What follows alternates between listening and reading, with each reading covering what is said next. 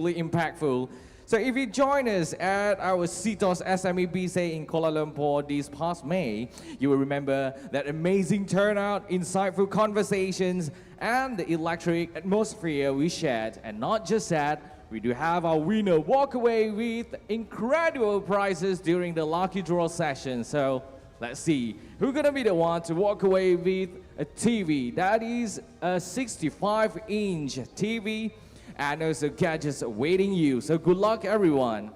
So if you still have not had your breakfast, come on, please make your way to the hall to enjoy your breakfast. And please make your way to this hall at 8:45 as we will begin at 9 p.m. sharp. It's 9 a.m. sharp this morning. So ladies and gentlemen, once again, welcome each and every one of you to CTOS SME Biz 2025 Penang.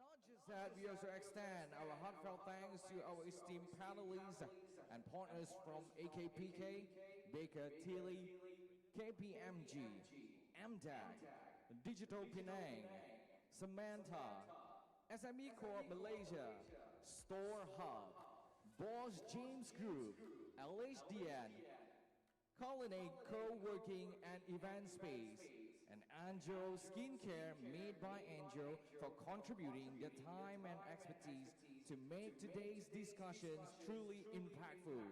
So ladies and gentlemen, and of course, the Lucky Draw segment has on the age of their sea. So with incredible prizes that send many hosts smiling. So well, today will be no different and maybe even better. So good luck, everyone. To all participants, we strongly encourage you to stay until the end.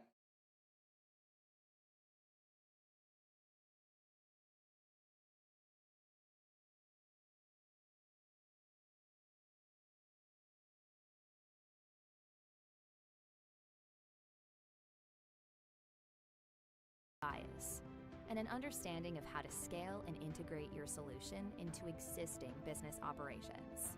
From a technology perspective, you'll need secure infrastructure to store, protect, and manage your data. Cost-effective, flexible solutions that can grow with your use cases and your business. And solutions that keep you compliant and able to adhere to regulations specific to your industry. AWS can help you on your generative AI journey. AI and machine learning have been a key focus for Amazon for more than 20 years. And now, we're on a mission to make enterprise-grade AI technology available and affordable for small and mid-sized businesses like yours. Together, we help you make the most of this technology with our comprehensive portfolio of AI solutions, highly secure infrastructure, and expert guidance and support from our worldwide network of certified partners and consultants. Get started on your generative AI journey today.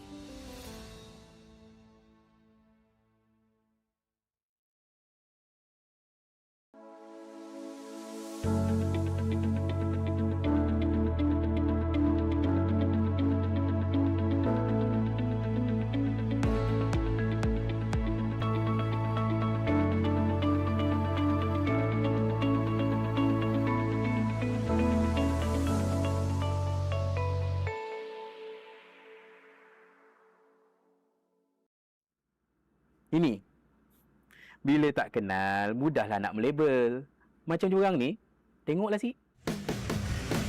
Cek. Ngam. Cash. Loan. Confidentnya nafsu.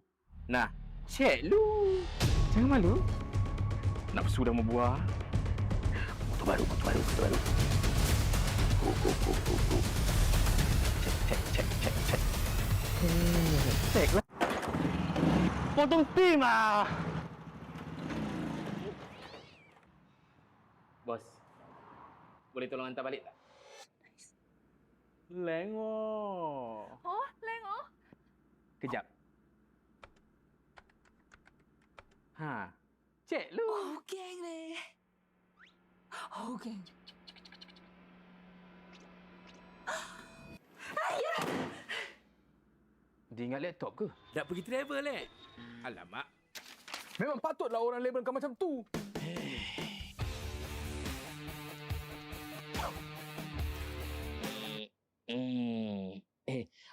Dah mula dah. Kalau betul nak label pun, biar yang ni. Kenapa green listed? Dengar betul-betul. CTOS ni platform untuk korang cek credit score.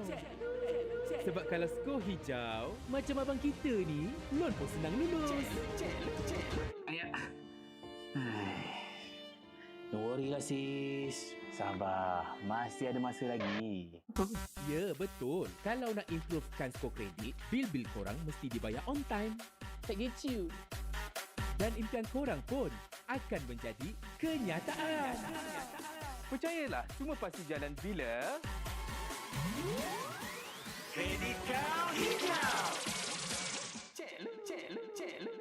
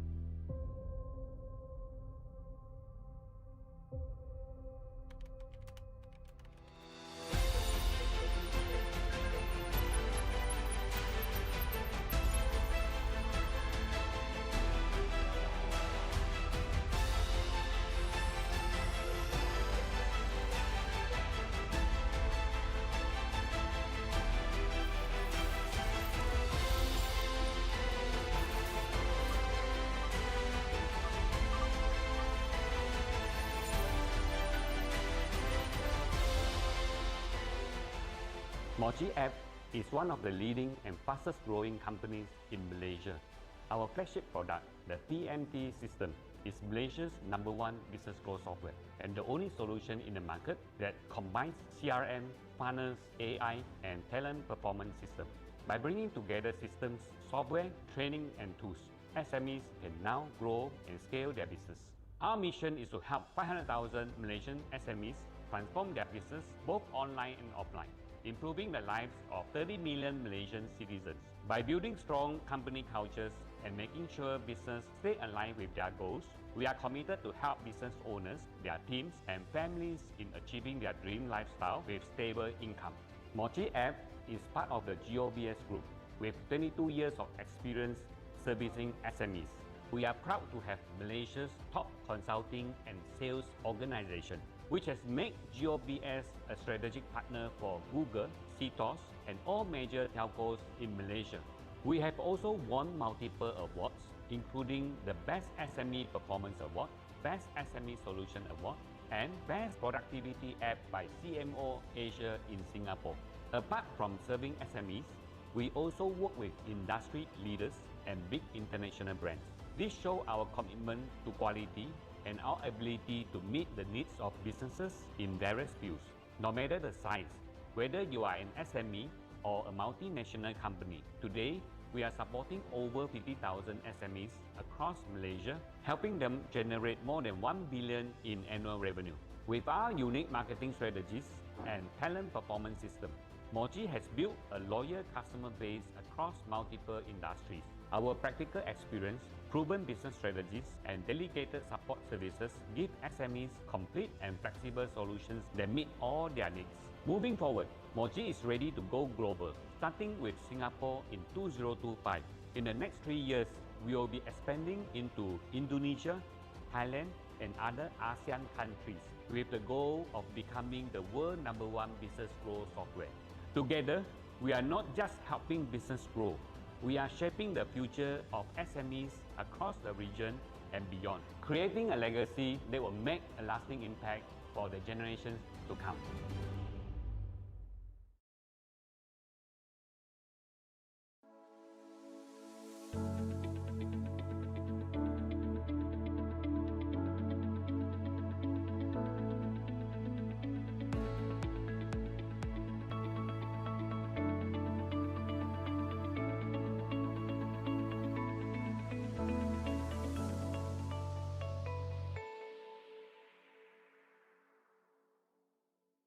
I am John, a businessman. I have a new customer who came to me and asked for credit terms. However, I do not have enough information about them to make sound business decisions. With all the credit risks, it is hard for me to accept or reject new business opportunities with confidence. Luckily, I found CTOS. I am now able to evaluate my customers based on the reports from CTOS. Give CTOS a try and get your free consultation now.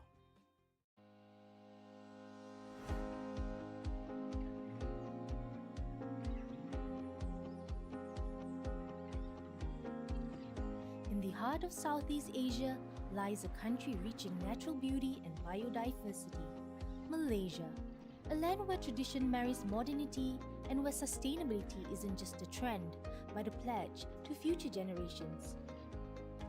At the heart of this promise is Pos Malaysia, an organization that has existed over the last 2 centuries, interwoven with the nation's fabric, now on a mission to redefine its legacy. Our operation touches over 11 million addresses, serving over 30 million Malaysians across the nation every day. And with this extensive reach comes the responsibility to operate in harmony with the environment. Aligned with national and global sustainability goals, Pos Malaysia is committed to achieving net zero emissions by the year 2050. In March 2023, we proudly launched our sustainability roadmap, demonstrating our full dedication to 30% reduction of our Scope 1 and 2 carbon emissions by 2025, with focus on 6 work streams: delivery methods, fleet optimization, green buildings, waste management, eco-consumerism, and responsible supply chain. With each parcel delivered and every letter sent, Pos Malaysia plays a vital role in connecting people and businesses throughout the country. We take pride in having Malaysia's largest electric fleet and remain dedicated to the goal of achieving 100% electrification of our last-mile vehicles by 2030. Our commitment to sustainability goes beyond our road fleet. We are also in the process of transforming our premises. This transformation includes generating clean energy and implementing good waste management practices for our employees. We are also incorporating circular economy principles into our material procurement processes, while we actively collaborate with partners to contribute to the nation's transition towards green mobility infrastructure. Pos Malaysia is not merely traversing the length and breadth of the nation. but also pioneering a journey towards a greener, cleaner, and a more prosperous tomorrow.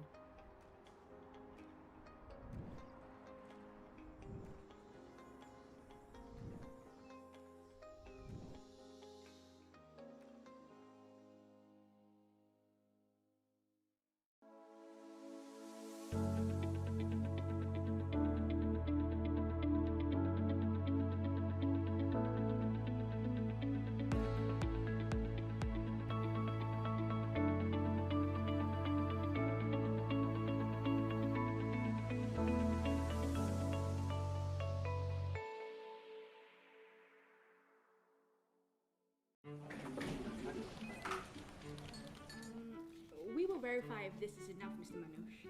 But you told me to submit exactly all this.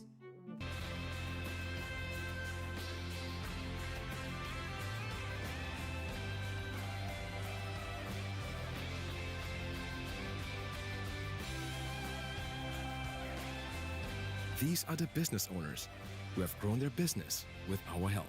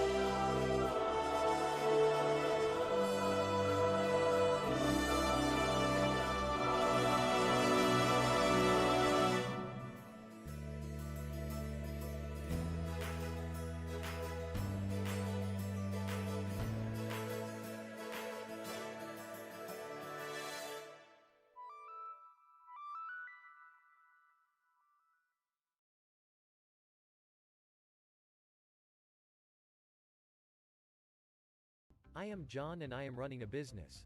I have customers come to me and ask for credit terms. Each day, my business gets more and more customers on credit terms. If my customers do not pay me back, my business will suffer from bad debts. To manage my bad debts, I use CTOS to submit trade references. CTOS Trade Reference is a platform for subscribers to list and share their debtor info within the CTOS network. This will push debtors to settle outstanding payments faster. Recover your bad debts with CTOS. Get your free consultation now.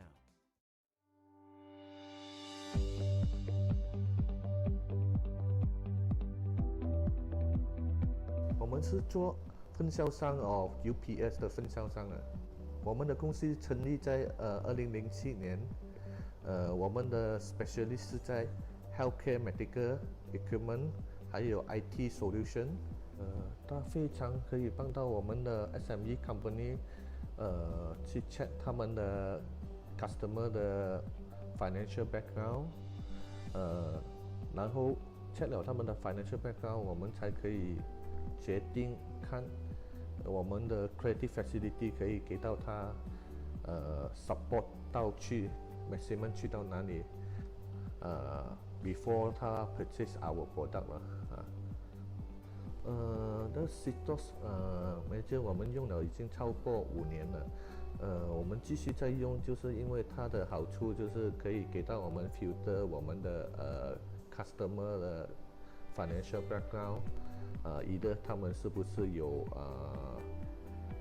债务，然后我们才可以support 他们 as far the credit facility。maybe 他跟我们买product的时候，我们不需要直接现钱交易才可以丢，我们可以给他 as far the credit facility 来90天，或者是60天的 credit term，方面的生意可以不受影响了cash flow。CTOS Goh? Alamak, sayang, apa tu? CTOS Goh? Tahu? Once again, good morning, ladies and gentlemen. A very warm welcome to each and every one of you to CTOS SME Biz Day 2025 Kuala Lumpur, where innovation meets opportunity and the future of business is reimagining right here today.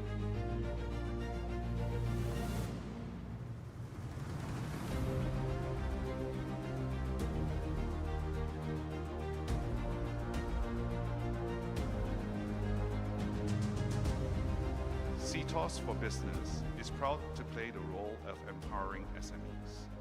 In line with Malaysia's national agenda to digitalize and strengthen the SME sector, we have created this platform to bring together key stakeholders, including government agencies, industry associations, successful entrepreneurs, and our technology partners to help you digitalize, transform, and innovate.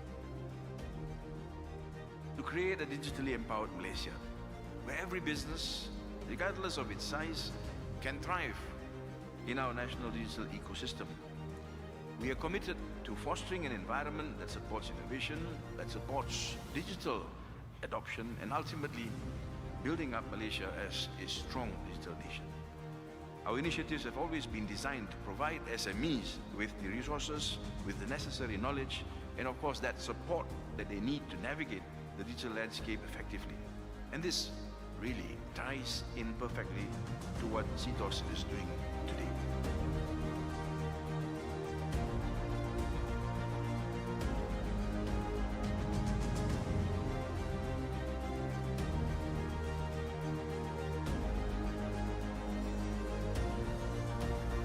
Welcome a familiar voice to many Malaysians, Encik Khairi Jamaluddin.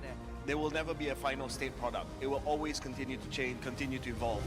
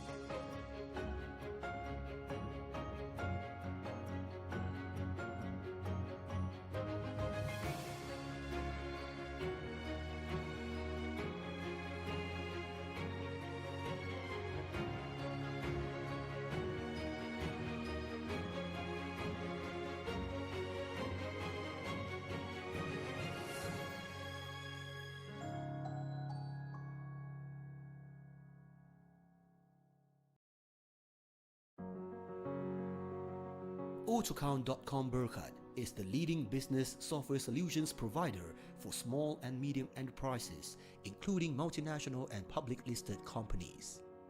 The company possesses deep and broad experience in software development and is certified by ISO 27001:2013 to ensure that our products, services, and processes meet the highest information security management standards. Our suite of business application solutions is available for both on-premise and cloud-based deployment, giving our clients unparalleled flexibility. Our main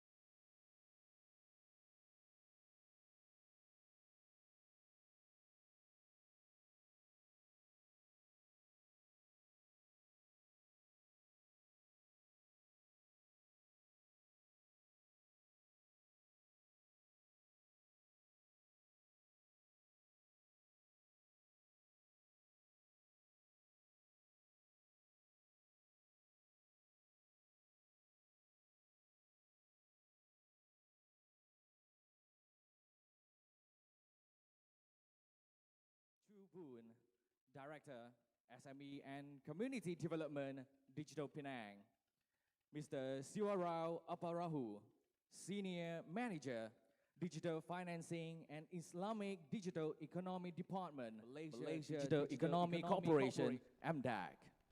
Puan Nur Hariza Abu Bakar, Branch Head, Agency Counseling dan Pengurusan Kredit, AKPK Penang. Representatives from state government and agencies, entrepreneurs, SMEs, and business owners, fellow members of the media. Ladies and gentlemen, a very good morning to all of you and welcome to CTOS SME Biz 2025 Penang. My name is Samuel and I'm truly honored to be your MC for today's event. And now, to kick off this remarkable event, it is my pleasure to welcome someone who has been instrumental in supporting the growth businesses across Malaysia through practical innovations and strategic foresight. Ladies and gentlemen, please put our hands together to welcome Mr. Wong Pao Min, Director of CTOS Business Systems, to deliver the welcoming remarks.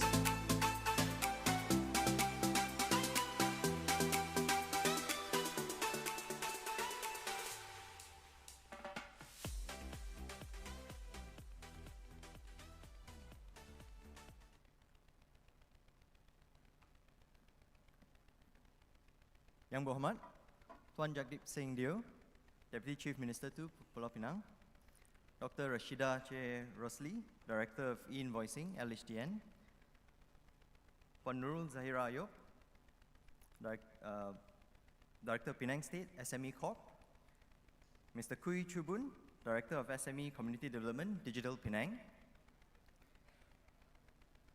Mr. Sivarao Aparahu, Senior Manager Digital Financing, Islamic Digital Economy of MDEC, Puan Nurhaliza Abu Bakar, Branch Head of AKPK Penang, and Mr. Yeo Seng Hui, Honorable Sec-Gen of Cementa. Strategic partners, SME business owners, entrepreneurs, members of the media, and last but not least, my team of fellow colleagues from CTOS Digital. Ladies and gentlemen, a very good morning, everyone. It is with great pleasure and pride that I welcome you to CTOS SME Business Day 2025 here in the vibrant city of Penang. Today actually marks the second stop in our nationwide series this year, following an incredible kickoff in Kuala Lumpur just last month. I'm proud to share that in KL, the CTOS SME Biz Day was a great success. We managed to bring together a total of 1,800 participants from diverse business backgrounds. With the tremendous support from the Ministry of Digital and even the media, the event became a powerful gathering of innovation, ambition, and collaboration. We were also very encouraged by the connections and networks that were formed and enabled many SMEs to expand their knowledge into uncharted territory and build meaningful relationships. Now, in its third year, SME Biz Day for CTOS has grown into more than just a conference. It's now a movement dedicated to nurturing a thriving, resilient, and empowered SME ecosystem for the country.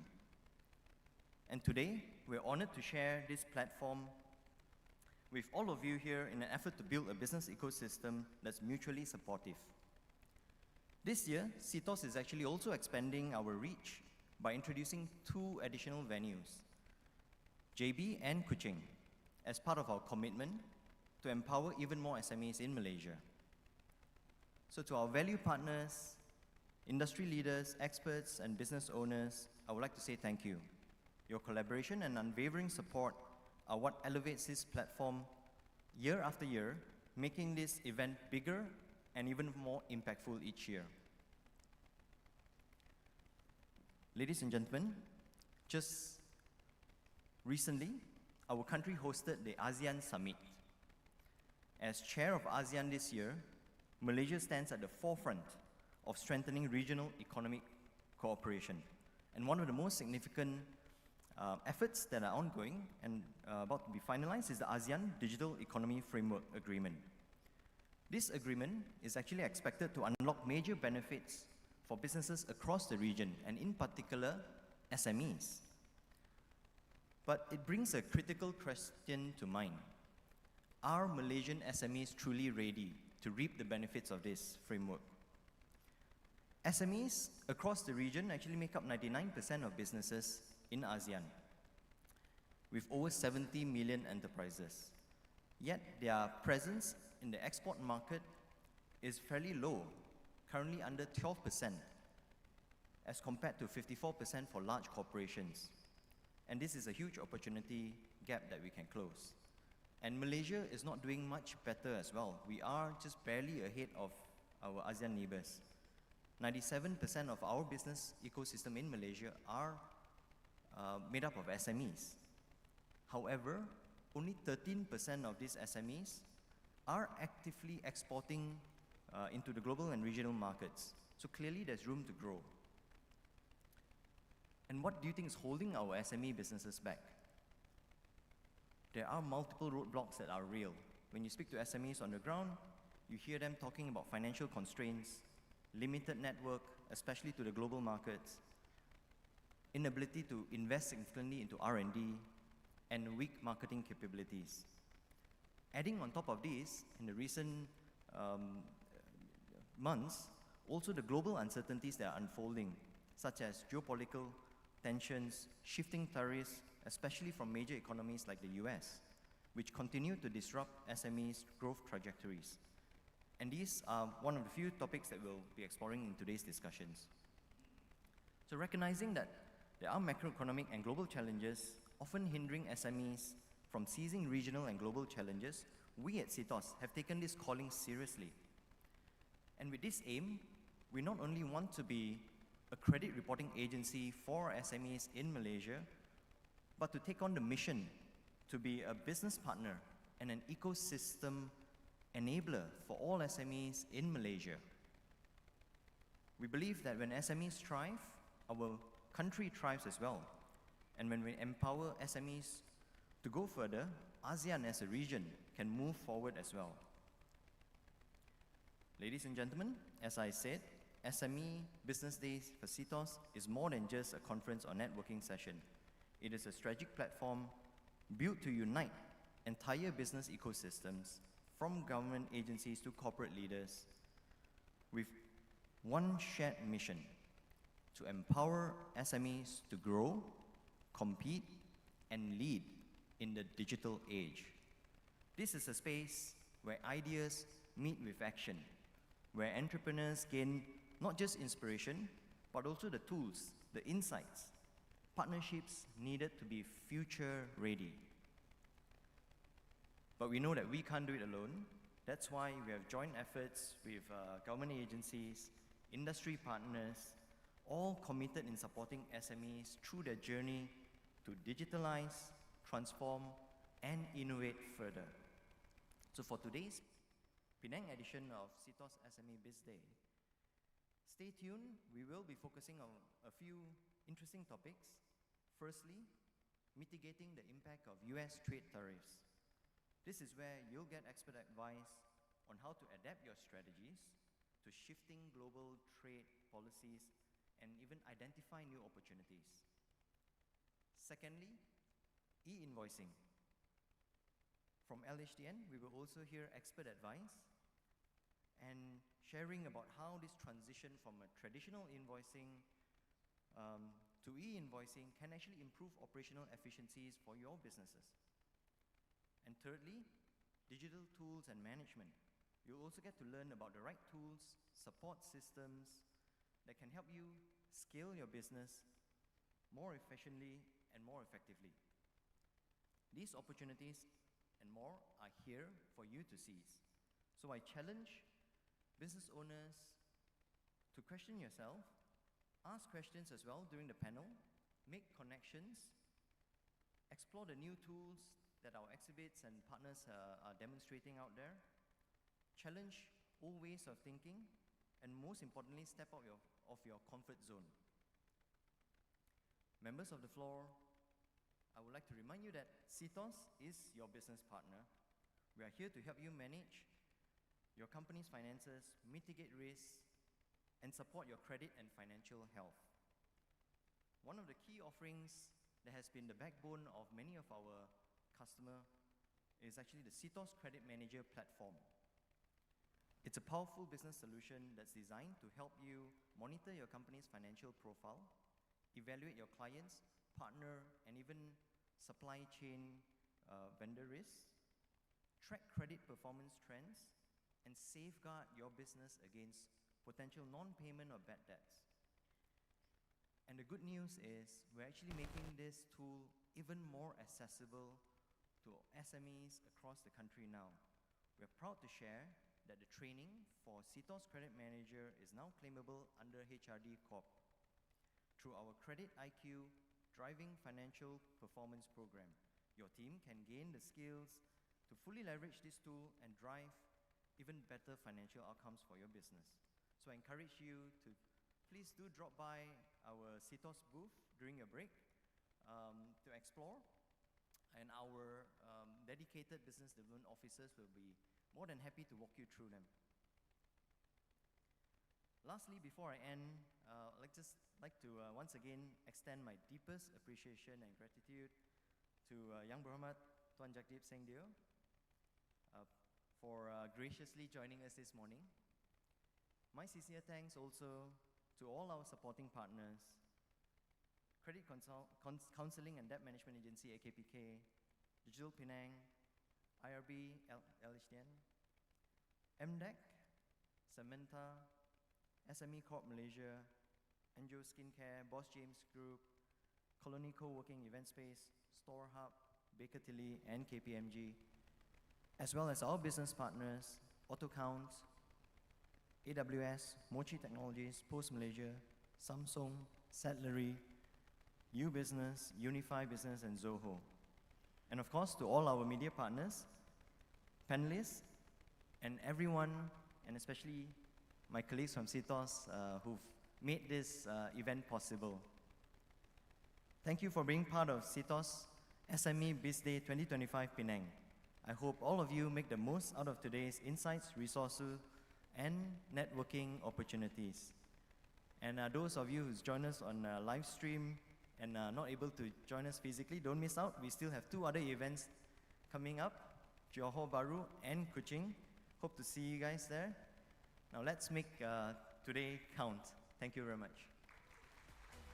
Thank you, Mr. Wong, for your speech. Kindly take your seat.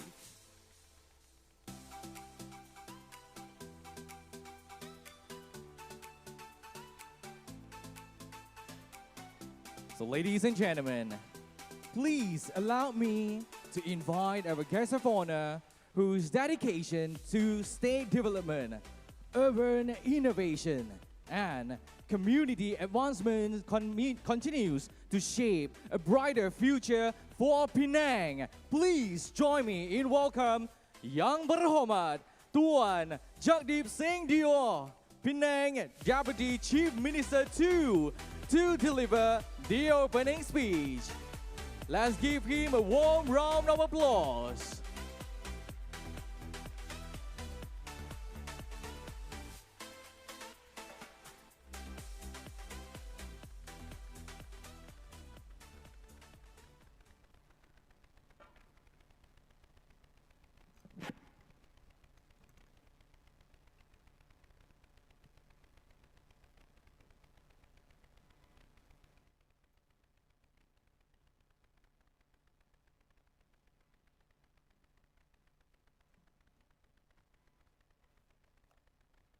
Selamat pagi dan salam sejahtera saya ucapkan pada semua yang hadir. Salam Pulau Pinang 2030. Salam Malaysia Madani kepada semua. Terima kasih kepada penganjur acara pada pagi ini, iaitu CTOS untuk acara SME Biz Day 2025. Dan terima kasih kepada semua para hadirin yang hadir, kepada Encik Wong, Pau Min yang hadir sebagai pengarah CTOS Business System, kepada Encik Puan Lee Shin Mei yang turut hadir sebagai COO CTOS. Kita ada daripada lembaga hasil dalam negeri, pengarah mereka juga daripada e-Invoicing section, Dr. Rashida, Cik Rosli. Terima kasih. Daripada SME Corp, of course, Puan Nurul. Thank you very much for being present. Kita ada Encik Kui, if you are present. Yes. And daripada MDEC Penang, not Penang actually, MDEC, Mr. Sivarao Aparahu as well present. I hope he's somewhere. And we have daripada AKPK juga yang turut hadir, Puan Noh Haliza. Dan kita juga ada daripada Samantha, wakil mereka, Mr. Yo. Thank you very much. Dan turut hadir banyak wakil daripada semua agensi kerajaan kita, walaupun dari peringkat negeri ataupun dari peringkat pusat. Dan of course yang terpenting hari ini untuk acara yang kita hadir untuk pada pagi ini, kepada semua rakan-rakan kita daripada semua sektor ekonomi SME kita di Pulau Pinang. Itu yang terpenting. So very good morning to all. A very good morning to Mr. Wong. Thank you so much for arranging this event. And of course to all the other leaders who are here, like I said, from LHDN, we have Dr. Rashida, and we have from SME Corp, Puan Nurul, we have Mr. Khoo as well, and then from MDEC, very important, Mr. Sivarao, and AKPK as well, Samantha. Ini adalah semua agensi kita yang sedang membantu kita dalam usaha kita untuk terus dengan usaha kita di Pulau Pinang untuk menjadi lembah silikon di seluruh, bukan di Pulau Pinang, bukan di Malaysia, bukan di rantau ini, tetapi sekarang di seluruh dunia. Let me start by saying that. Why are we here today? You must understand, we are here because Penang, we have situated in Penang where you are seated here now.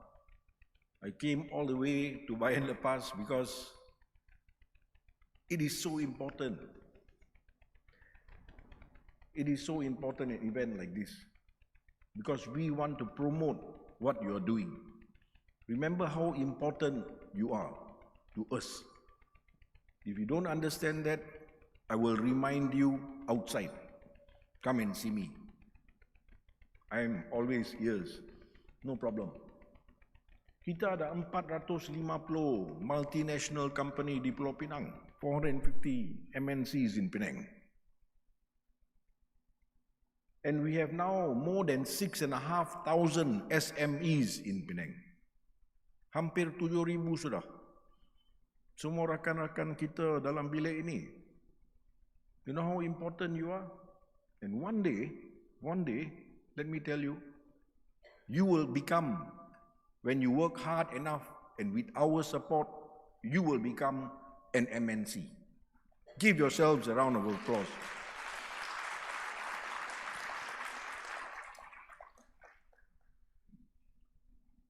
Saya ada skrip, tapi tak tahu baca lah. Kebiasaan macam tu. But for me, kita di Pulau Pinang sudah pun begitu lama hendak bantulah dalam sektor sains dan teknologi. You must understand that is our priority. And now, as a Deputy Chief Minister, after 18 years being in government, from housing to local government to planning, that was very important in my first term. And now, human talent development, science and technology, extremely important. And that is the reason why I'm here today, to speak to you, to explain to you what are we doing in Penang, so that you understand where you fit in. You must know your position, and then you will have that desire, and you will have that, you want to do something because of what we are doing. Because we have that ecosystem in Penang. Kita mempunyai satu ekosistem yang begitu menarik di Pulau Pinang, yang tak ada di lain negeri di Malaysia, cuma di Pulau Pinang. Tadi saya dengar Encik Wong ada nyatakan, baru-baru ini, bukan ini yang pertama, ini yang kedua. Expose begini rupa sudah pun diadakan di Kuala Lumpur baru-baru ini. Dan di situ 1,800 SME hadir. Hari ini saya dimaklumkan dan difahamkan kita ada 1,300. Now, saya nak bagi tahu satu angka pada semua. Just put everything in perspective. In KL, 1,800 SMEs. Today, For this expo, 1,300 SMEs. Now, do you know the difference of the population of KL compared to the population of Penang? Now, namun demikian kita hampir sama. So, kepada semua SME di seluruh negara, jangan main-main dengan Pulau Pinang.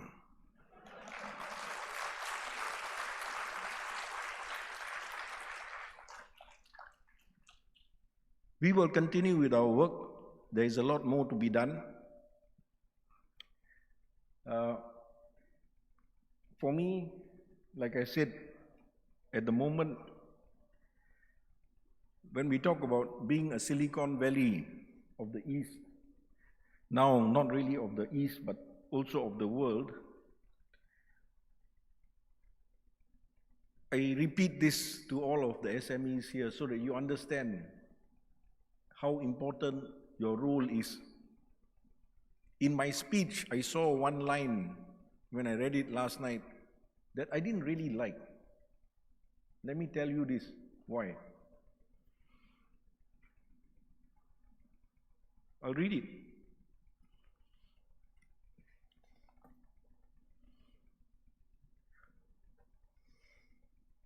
Let me be clear. SMEs are not small players. Never think that the role of your small business plays is insignificant. Now, when I read that, I was thinking to myself, I will not say that, but I just said it. Because what I want to correct is that your role is already very, very big here in Penang. So please understand that. And we only are here to make it even more bigger. Must try to understand that. I'm not going to say, listen, don't think your role is small, because your role is not small anymore. Because you're in Penang. Now, you know SMEs in Penang, how big they are?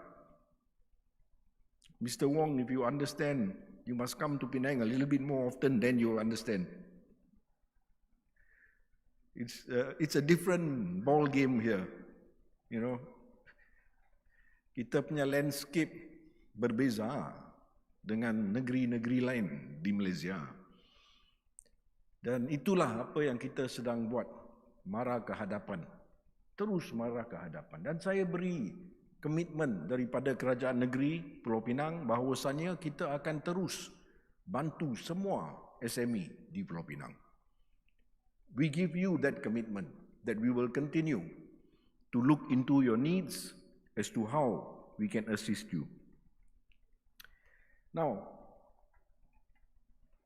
one important thing when we talk about us being and continuing to be the Silicon Valley, lembah Silicon rantau ini ataupun di dunia sekarang, satu perkara yang begitu penting adalah yang saya nyatakan pada Ketua Menteri saya adalah teknologi kita sekarang sudah berubah dan saya perlu bincang ini dengan semua yang hadir. I have to discuss to all present today. When we talk about AI, when we talk about digitalization, I mean, as usual, I read the speech and it's there. But what does all that mean to you? Let me put it in a nutshell. If you don't embrace it, you will be left behind. Very simple.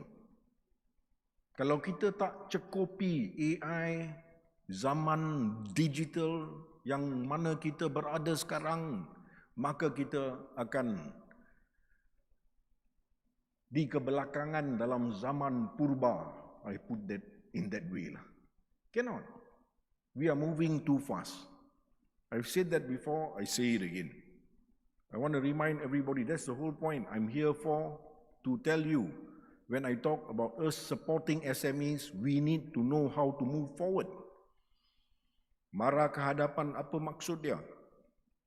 Maksud dia kita perlu ada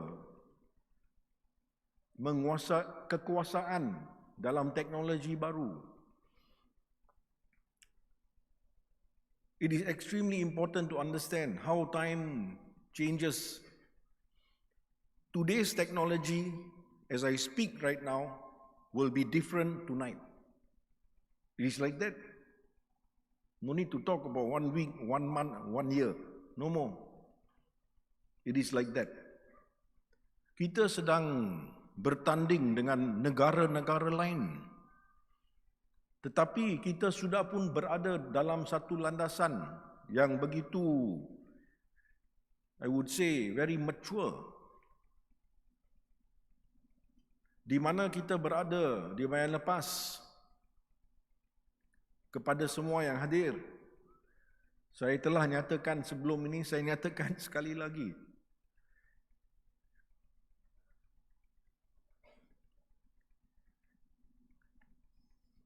Saya tanya satu soalan.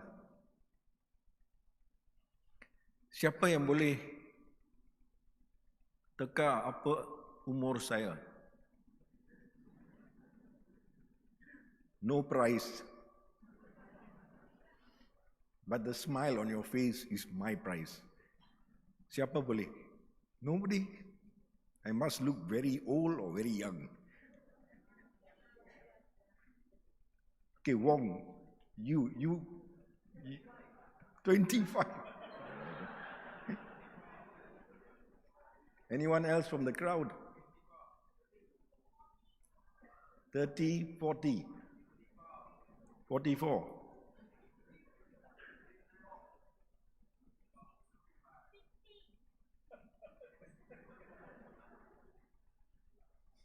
Who said 54?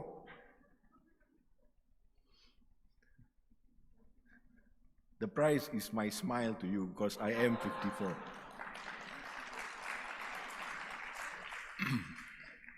Why am I saying this? Kerana kawasan kita berada pada hari ini di bayan lepas, the first free trade zone in Penang, berumur 54 tahun.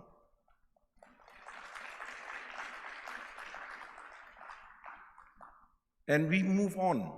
Di Pulau Pinang sekarang kita tahu ada kekangan dari segi tanah dan sebagainya. Kita sedang lihat bagaimana kita boleh mara ke hadapan dengan lebih kawasan untuk lebih industri kita boleh buka. Kerana ada banyak permintaan.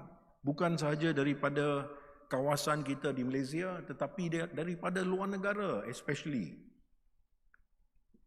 Saya baru-baru ini balik daripada India dan India begitu berminat dengan Pulau Pinang.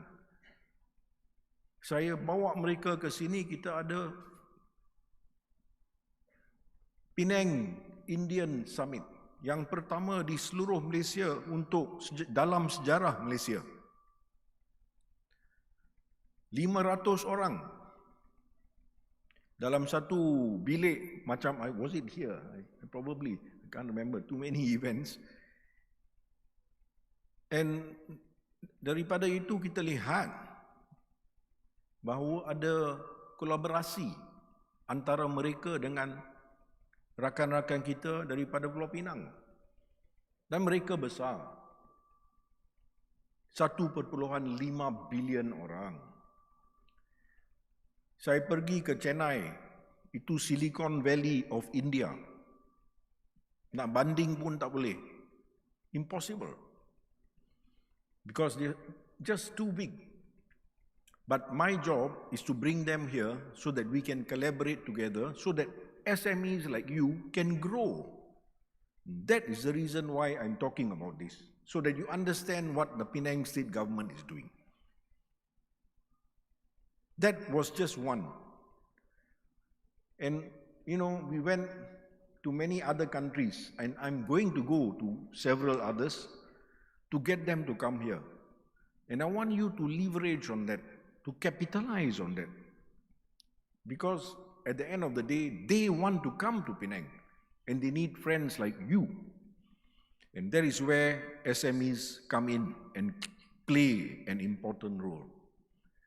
And that is the reason why I'm very happy to be here this morning when we talk about that.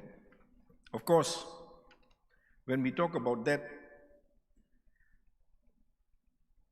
the usual request always, and I must say to everyone, is that you must remember in Penang, kita bergerak ke hadapan dalam satu agenda kita untuk bukan sahaja menjadi satu negeri yang dahulu kita kata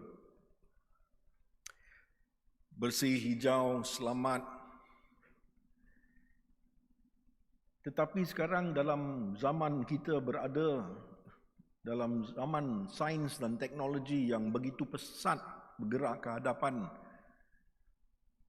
we have to also understand sains dan teknologi yang kita ada di Pulau Pinang sudah pun berubah. Please understand that. Dahulu apabila industri hendak buka, kalau MNC mari jumpa saya, oh mereka hendak tanah besar, nak bina factory begitu besar, 10 ekar, 20 ekar, ada lebih besar daripada itu pun. Sekarang no, tak perlu. Why? Kerana Pulau Pinang menjadi satu hub high-tech industry, iaitu teknologi yang mempunyai kemahiran dan bakat yang tertinggi, yang mana kita hendak promote kepada seluruh dunia dan sedang dibuat. So, generasi hadapan kita perlu dididik dalam bidang tersebut. Must understand that we cannot, you know, like I asked you that question, how old am I? 54, I'm very old.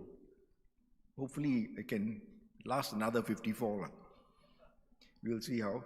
But the thing is, nowadays the younger generation, they talk a different language from us. You must understand that. All of you all have children, I'm sure. I'm sure they are more smart than you in using your smartphone, right or wrong. Put up your hands. Tell me who is smarter than your son or daughter. Well, all smarter. All bluffing. Saya tahu. Itulah apa yang mana kita berada sekarang. So what I'm trying to say is where our science and technology is concerned as well, we got to move forward aggressively and rapidly here in Penang. That is my agenda. And we will do it.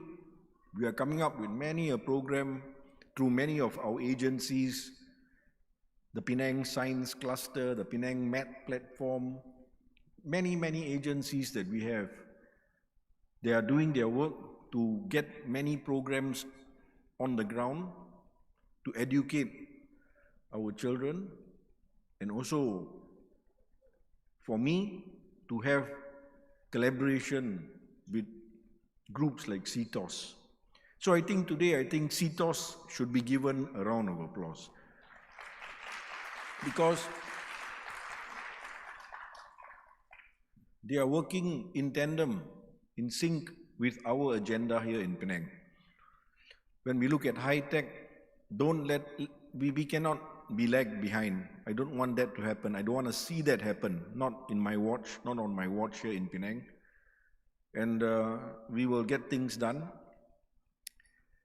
In fact, when you talk about high-tech, when I spoke about that, why? When you talk about high-tech, you need skilled workforce. Now, that is so important for all the SMEs. For SMEs, you must understand, for you to move forward, you need that skilled workforce. How do you get that skilled workforce is the question. Kita perlu tenaga yang berbakat, mahir tersebut. Bagaimana kita boleh dapatnya? Itu soalan dia. So, di Pulau Pinang kita ada beberapa rancangan untuk lihat bagaimana kita boleh bantu. And I'm talking not just to SMEs today, but I've been talking to MNCs as well, all the big players. You know, all the syarikat gergasi daripada seluruh dunia. Yes, they are syarikat gergasi, but to me, SME also is gergasi to me, because you guys are the future. And I'm here to make sure that future happens. Now, that future requires that talent, that future requires that skill. If not, you will just be stuck in a rut. You cannot afford that. You must have that ambition to move forward. And that is all SMEs, that is all I want the SMEs to think about. So, where talent is concerned, come back to that. Kita ada pelbagai perancangan untuk bantu.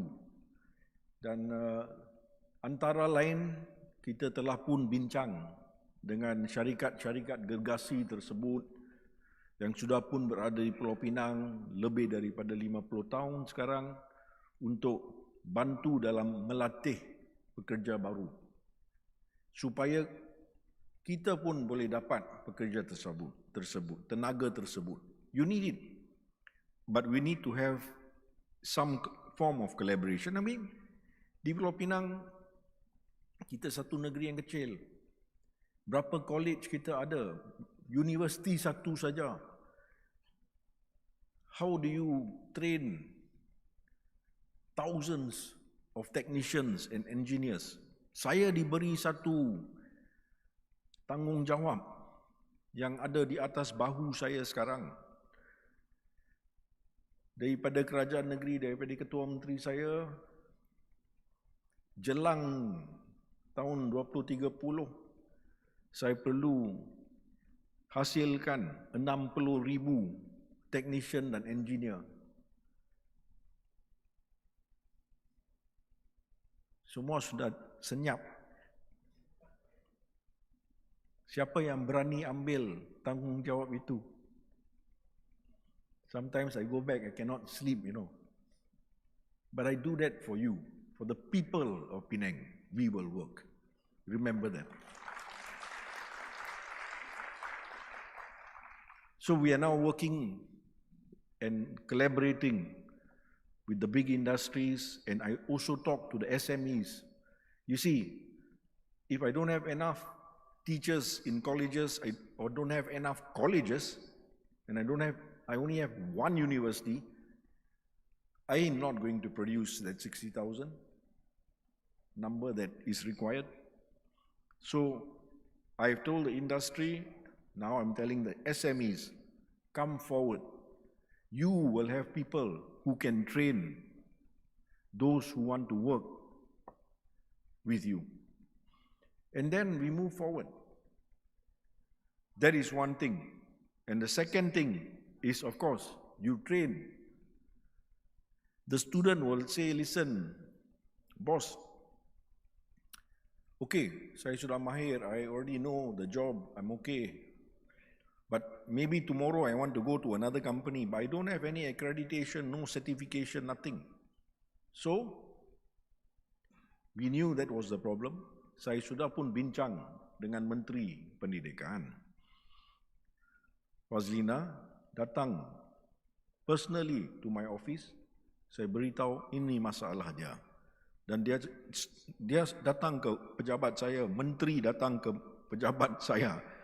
Dan dia cakap, okay, we understand and kita nak belajar dari Pulau Pinang, it's no issue. So, mereka kata mereka akan lihat kepada bagaimana boleh beri akreditasi kepada mereka yang dilatih dalam MNC, sekarang mungkin dalam SME juga. We will see how. That is important because at the end of the day, we must have that entire ecosystem from the beginning to the end. So, we are working on the entire process. And let me assure you, it will be done. She came with her entire team from Kementerian Pendidikan, and my entire team from Jabatan Pendidikan Negeri was here. They are talking now. hopefully in a very short time, all of that will be finalized.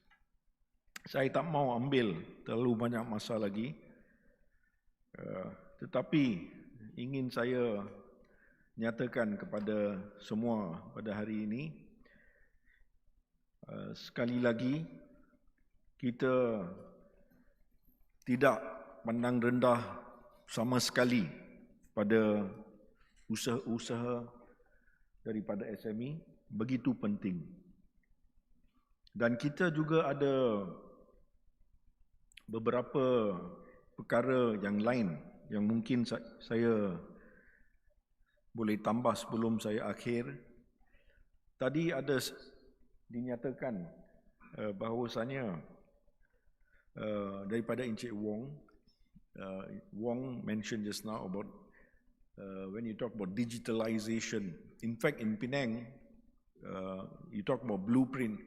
We have a blueprint for science and tech, which I created about a year and a half now. And in that blueprint, digitalization is one of them. So we have that in store for you, just for information. And of course, we are all worried about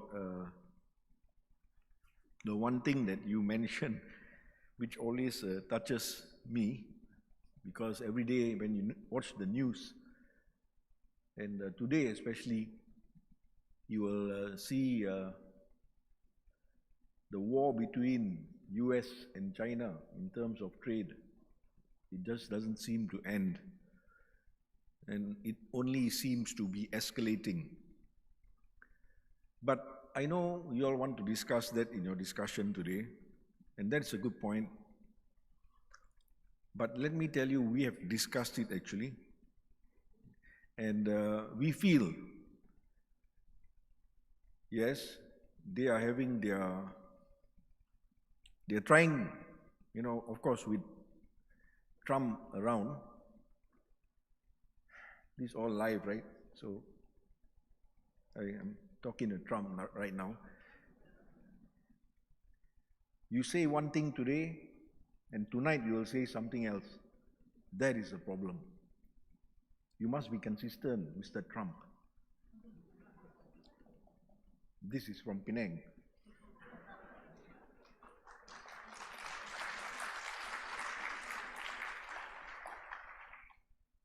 So,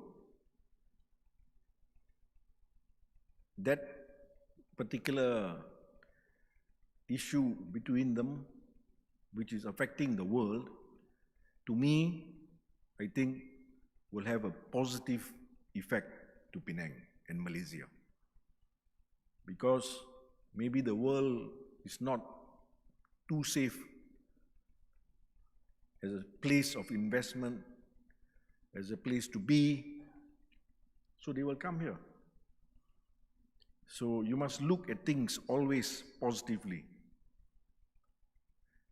That's what I always say to myself. In the morning you wake up, you go to work, however bad, whatever things might be around you, here or throughout the world, have something positive to say. For me, I can say that is going to be a positive discussion. For Penang, we know they are still coming here, and we are getting so many inquiries from the rest of the world now to come to Penang. Question is, where do we place them? That is my job. So I'll get it done. We are going to get it done. But of course, the other positive news this morning was because I came for CTOS SME Biz Day 25. Give yourselves a round of applause.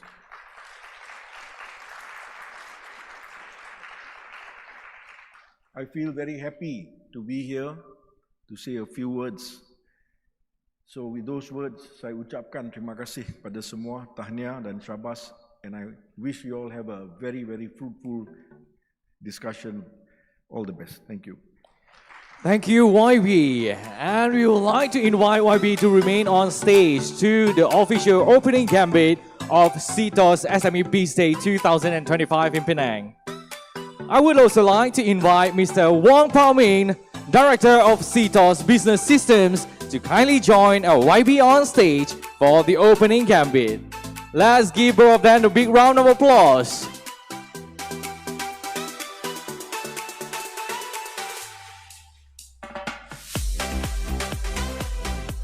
And now I would like to invite YB and Mr. Wong to proceed to the cue station for the opening gambit.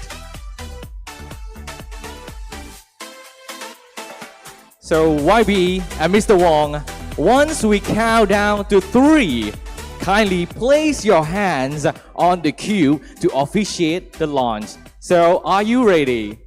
If you are ready, ladies and gentlemen, if all of us are ready, let's count down together in 3, 2, 1.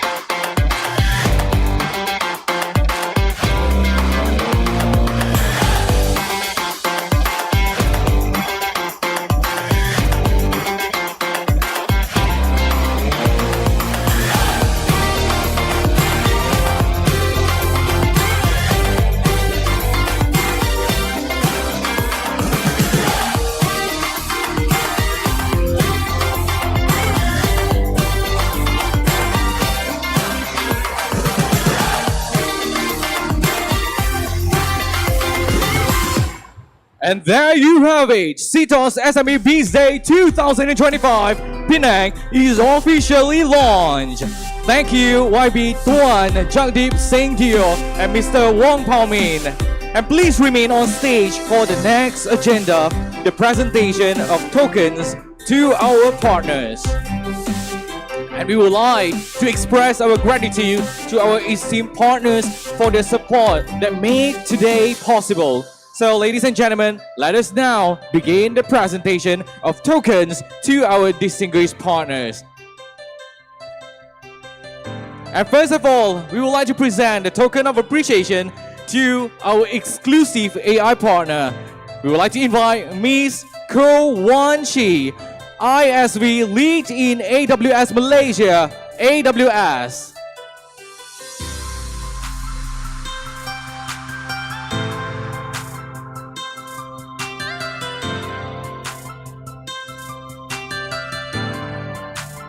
As we move to the center of the stage and look at the camera and smile.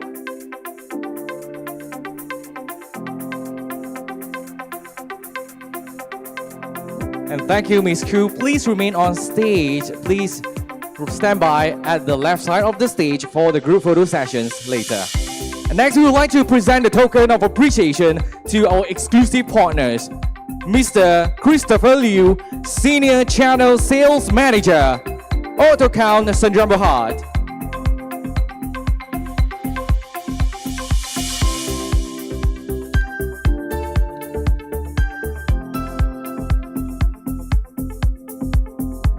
Thank you. Mr. Kevin Lee, CEO of Mochi Technologies, Surendran Berhad.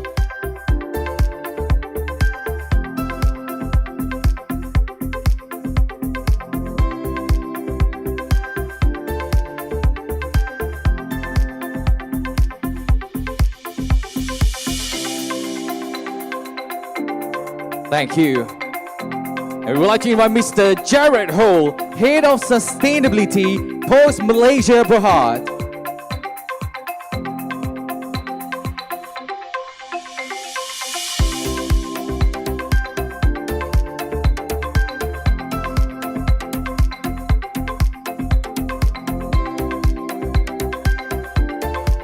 Thank you. Mr. Leslie Goh, Regional Director, Head of Enterprise Business of Samsung Southeast Asia and Oceania, Samsung.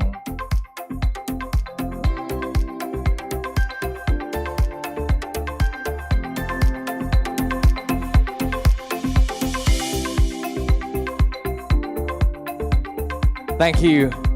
And we would like to invite Ms. Caressa Cheng, General Manager, Generation Solutions, Unified Business.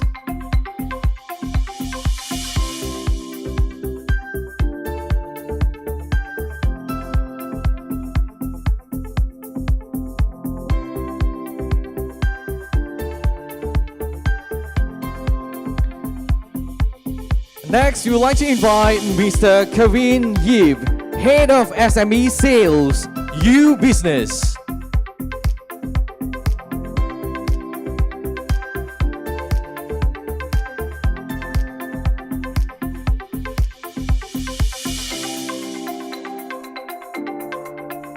And we would like to invite Mr. Charles Chu, CEO of Setlary.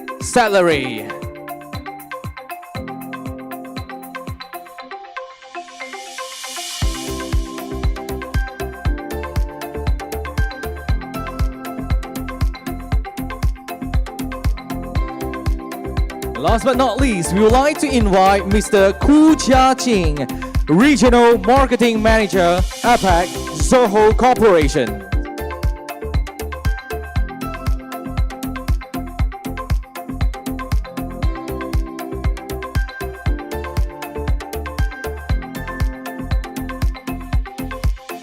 And now we would like to invite our exclusive AI partners and exclusive partners to come together to take a group photo with YB and Mr. Wong. So all of our partners.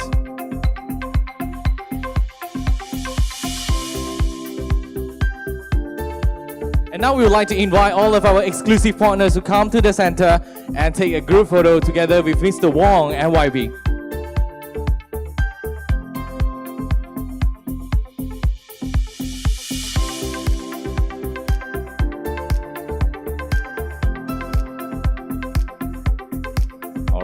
Let's look at the camera and show your token of appreciation, and let's smile.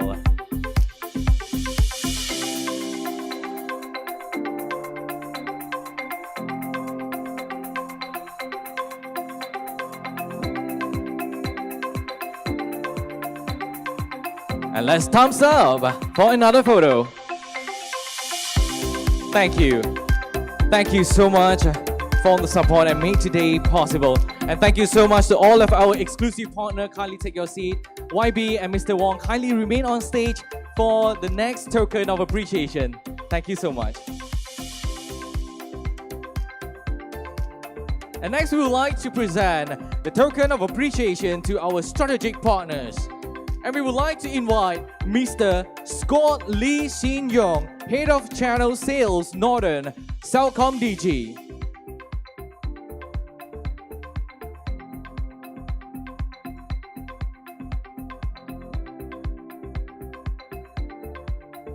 Let's look at the camera and smile. Thank you so much. Please remain on stage for the next photo sessions. And next we would like to invite Mr. Tan Yong Liang, Product Expert Northern Region, Second Carriage Bintang Berhad.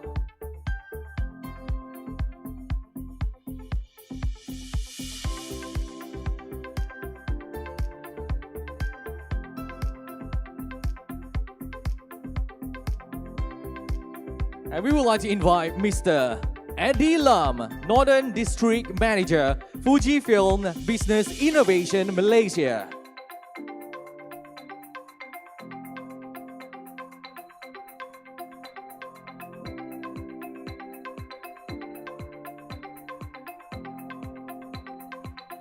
And we would like to invite Ms. Lena Lim, Sales Partner, Global Connect Resources, Surendran Berhad.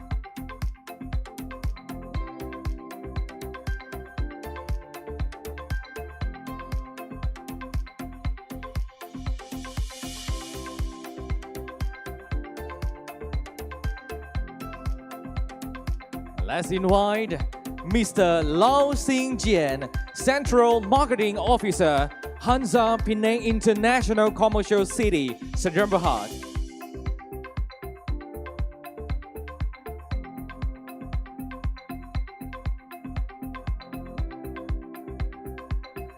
Encik Muhammad Azlan Muhammad Nawawi, Head of Enterprise Business, Northern Maxis Business.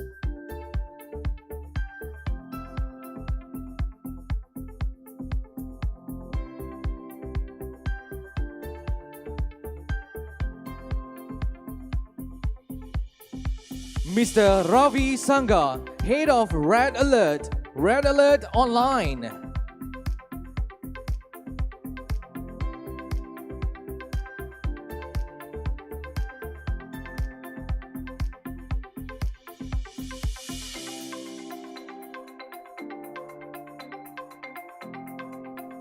Mr. Ashwell, Senior Sales Executive, Senang Pay, a Doku Company.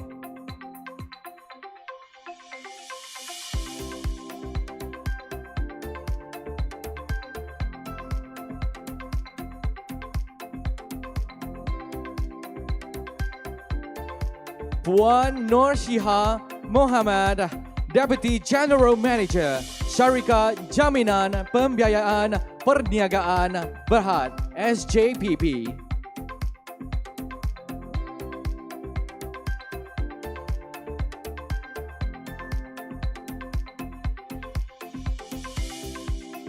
Mr. George Tan, CEO of Webby Group.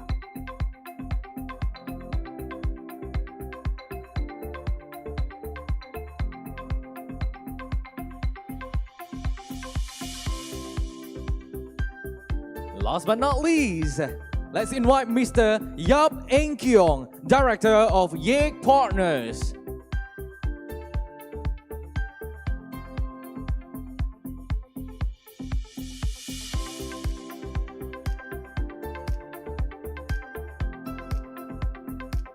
And now I would like to invite all of our strategic partners to come to the center to take a photo, have a group photo with YB and Mr. Wong.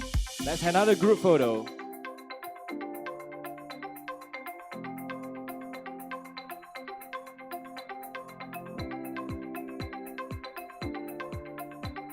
All right, look at the camera for the first photo. And the second photo, let thumbs up.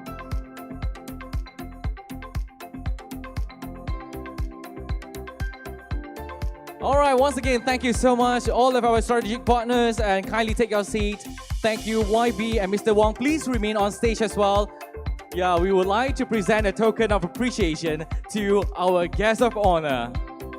Thank you so much.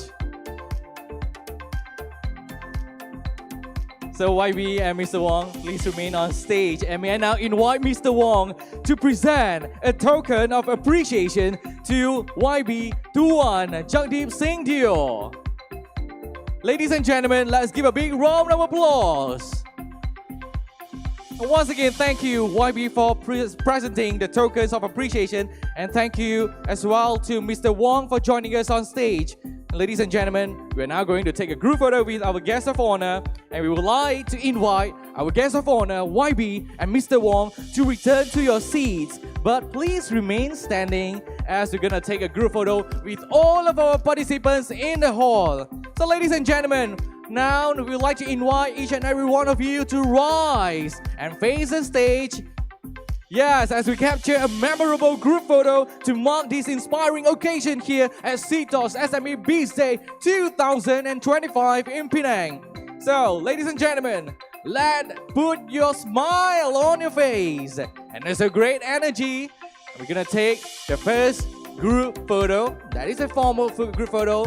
Again, let's look at the camera and smile.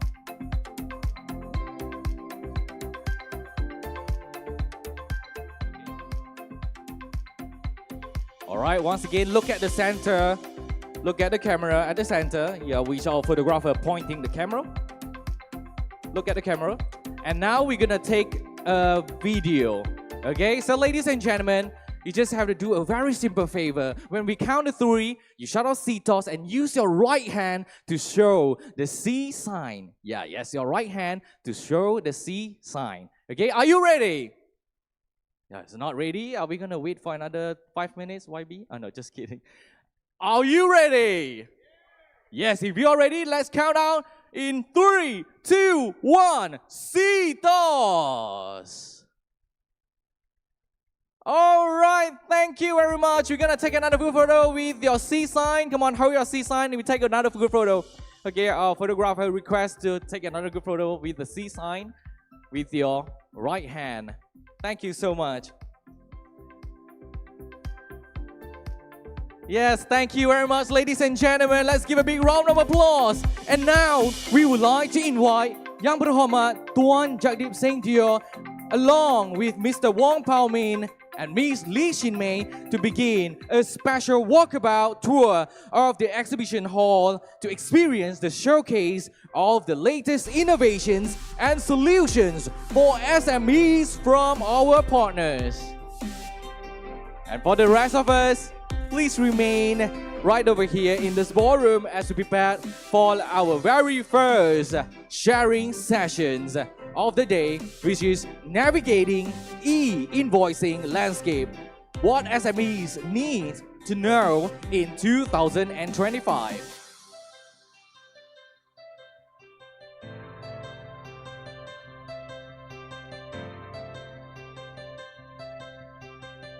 And once again, ladies and gentlemen, let's give a big round of applause to Yang Berhormat Tuan Jagdeep Singh, Penang Deputy Chief Minister for gracing us today. Let's give a big round of applause.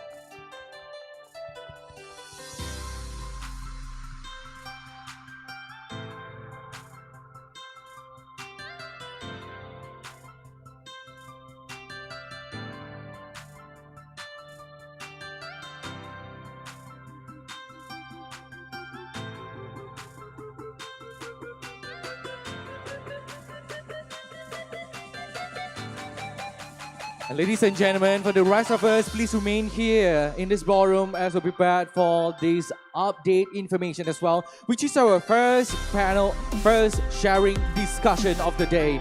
The navigating the e-invoicing landscape and what SMEs need to know in 2025. I believe that most of the business owners, SMEs, entrepreneurs, you're thinking about what to do with your e-invoice. And no worries, we will have these sharing sessions on the stage by Dr. Rashida Che Rosalie, the Director of E-Invoicing, Tax Operations Department LHDN, and also Mr. Christopher Liu, Senior Channel Sales Manager from AutoCount later. So let's stay tuned. We do have another 4 minutes.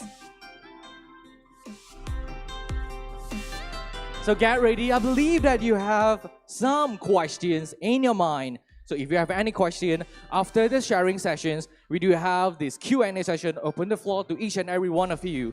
You may scan the QR code on the screen later and ask your question. And I believe that our speakers will address it.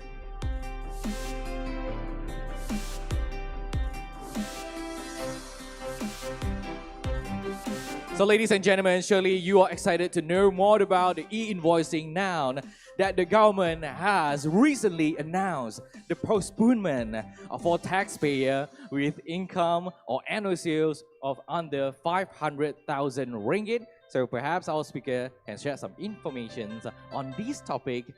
At the same time, if you have more questions, as what we mentioned just now, get ready your question, and we do have the QR code on the screen for you to scan it and key in your question. Thank you so much.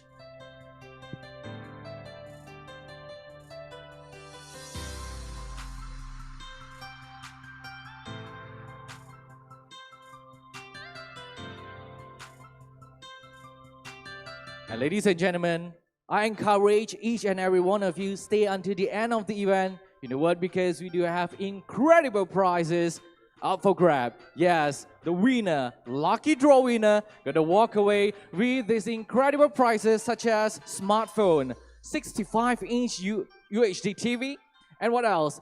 And other gadgets as well. So I believe that one of you gonna be the winner. Nobody knows, so let's cross those fingers. How to join the lucky draw sessions? Simple and easy. So during the sharing sessions, we do have our usher walking around at the aisle, okay, with the lucky draw box. So get ready your name card, get ready your business card, and drop it into the lucky draw box. If you're not able to do it or if you miss out this chance, no worries. During the lunch sessions, we will place our usher with the lucky draw box at the doorway. Feel free to drop your name card and stand a chance to walk away with this incredible prize. Lucky draw at 1 p.m. later after lunch.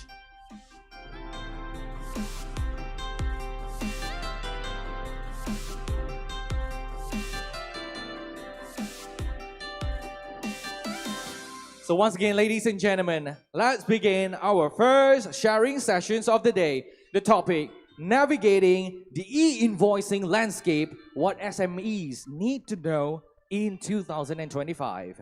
So this timely conversation will explore the coming e-invoicing requirements in Malaysia and how SMEs can effectively prepare to remain compliant, efficient, and competitive. So, without further ado, we would like to invite Dr. Rashida Che Rosalie, Director of e-Invoicing Tax Operations Department LSJN, to the stage to begin the first sharing sessions. Let's give a big round of applause.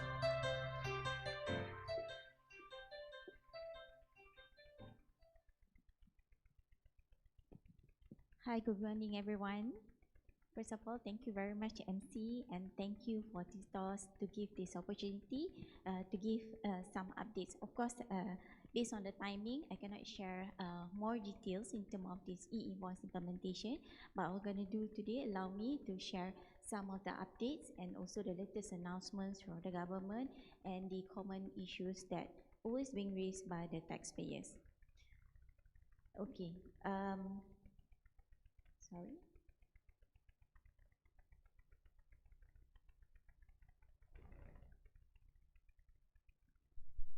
I'll start again. So if you can see from the slide, this is the journey of this e-invoice implementation in Malaysia. We started early since 2021 with the e-invoice development concept, and we also issued the first guidelines on 21st July 2023, which is the general guidelines, and together follow after that is the specific guidelines. And we go live since 1st August 2024, which is with the taxpayers or the taxpayers with annual turnover revenue more than 100 million. And then we start with the second phase taxpayers, which is they implement it by 1st January 2025. Now coming soon is actually the next phase for the phase 3 taxpayers, and also I will explain the details on the next phase of the implementations.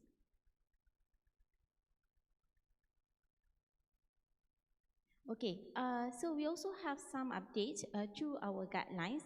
Whenever that we update, it is based on the discussion and also the engagement with the taxpayers. So we provide the summary and we update our guidelines accordingly. So since 2025, we have updated 4 times, and the latest one is actually related to the 3 importance area, which is I will explain throughout this presentation. The first one regarding the timeline, and then related to the assumptions and also the other activities need to be issued for each transactions. So you can see from the slide, this is the details of the timeline, which is I mentioned just now. First phase already implement by 1st August 2024, followed by the second phase, which is the taxpayer with annual turnover revenue 25 million up to 100 million, and next phase that will implement by 1st July 2025 with the taxpayer annual turnover revenue between 25 million, 5 million up to 25 million.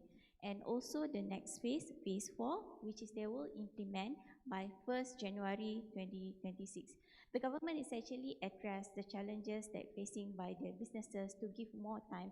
That's why they come out with this rescheduled timeline, which is those with the annual turnover revenue more than 1 million up to 5 million will be implemented by 1st January 2026, and the rest taxpayer with the annual turnover revenue up to 1 million will be implemented by 1st July 2026. And all phases essentially are given the same relaxation period, which is 6 months, so that they have sometimes to fine-tune their system enhancements or their business process. But we actually encourage them, is possible as then they can start early without using this interim relaxation period.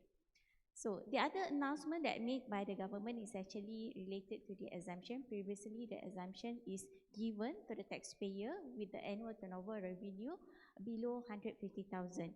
Based on the latest announcement, the government has increased the exemption. This is also to give more time for them to understand the concept of this e-invoice implementation, so that taxpayer with the annual turnover revenue up to 500, means that below 500,000 are given the exemptions at the moment. However, those taxpayers with the non-individual shareholders are the subsidiary of the holding company and also the related companies with the annual turnover revenue more than 500,000 are not subject to this exemption. It's actually given for the businesses, the small businesses, for this exemption. But we always encourage the businesses, even though there is an exemption, they can just feel free to implement as a voluntary basis. There's a lot of avenue. We also have a free portal that can be used for the businesses to test, to implement this e-invoice in the voluntary basis. So when the businesses reach more than 500,000, when they should start implement this e-invoice, we also provide time for the businesses. They should start second year, 1st January, second year, whenever they reach 500,000 in the relevant year. And the other updates is actually related to the activities that need to be issued for each transaction. Previously, based on the guideline, we already have 7 activities, including the automotive, aviation, construction, and so on. But the latest announcement is actually for those have a transactions value more than 10,000 need to be issued for each transaction. So what does it mean to issue for each transaction? For this transaction, they cannot issue as a consolidated invoice.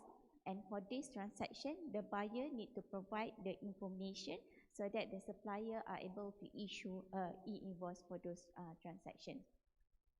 And other than that, it's actually related to the statutory body. Previously are exempted from issuing e-invoice, but based on the KKCP that has been announced by the government, the statutory body, the statutory authority and also the local authority also need to implement by 1st July 2025. However, if there are they have carried out their function based on the under any written law. So those activities, like for example the collection of payment, fees, charge, and so on, it is in carried out their function that is assigned to any written law.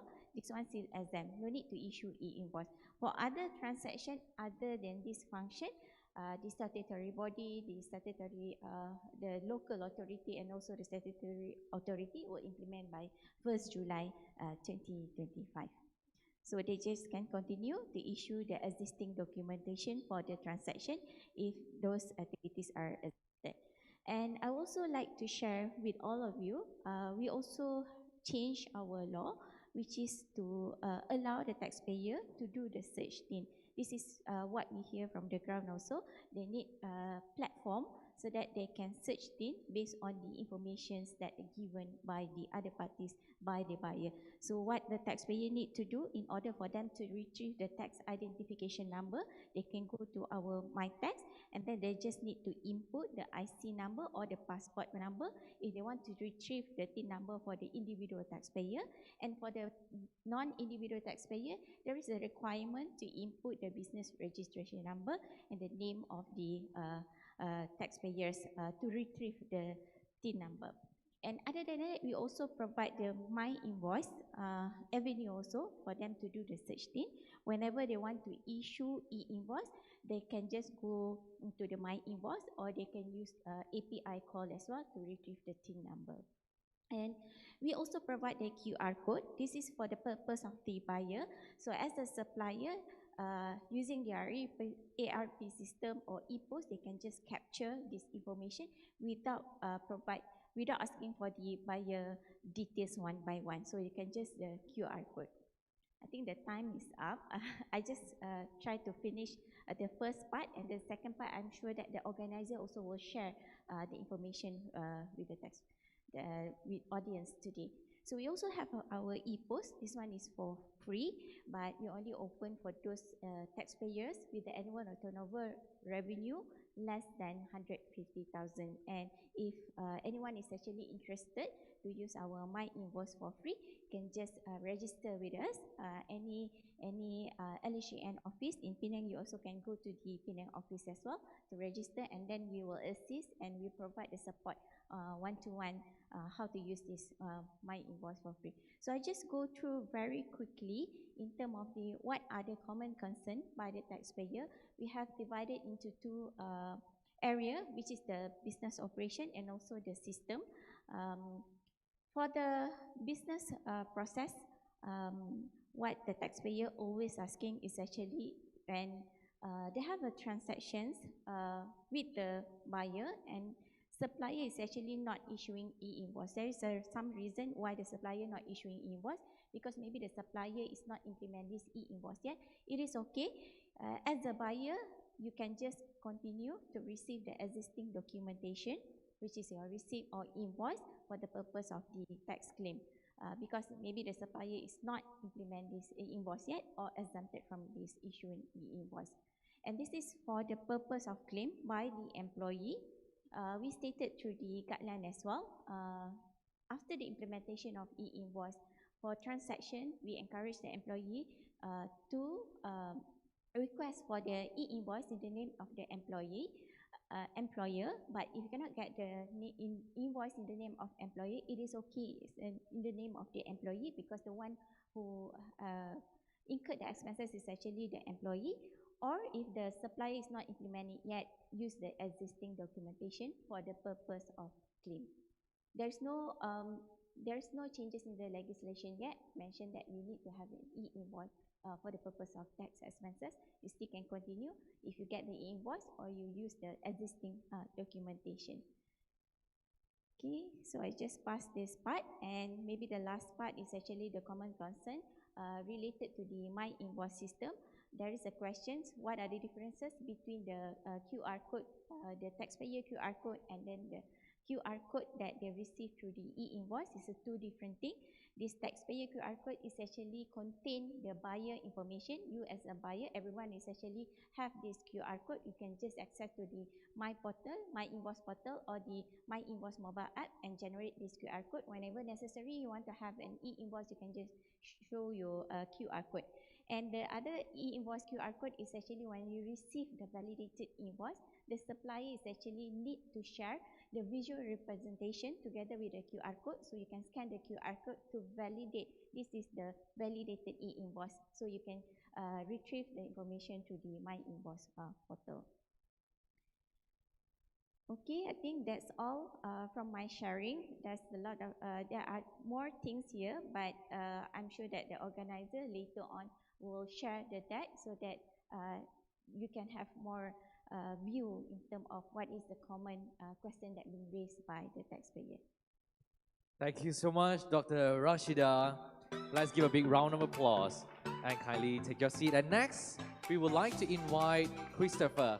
Yes, thank you so much, Dr. Rashida. And next, we would like to invite Christopher Liu, Senior Channel Sales Manager from AutoCount, to the stage to share with us about this topic. Good morning, everyone. Is my slide ready? Yes. Thank you everyone for here, and thank you CTOS for the invitation. Thank you very much to Dr. Rashida for your sharing.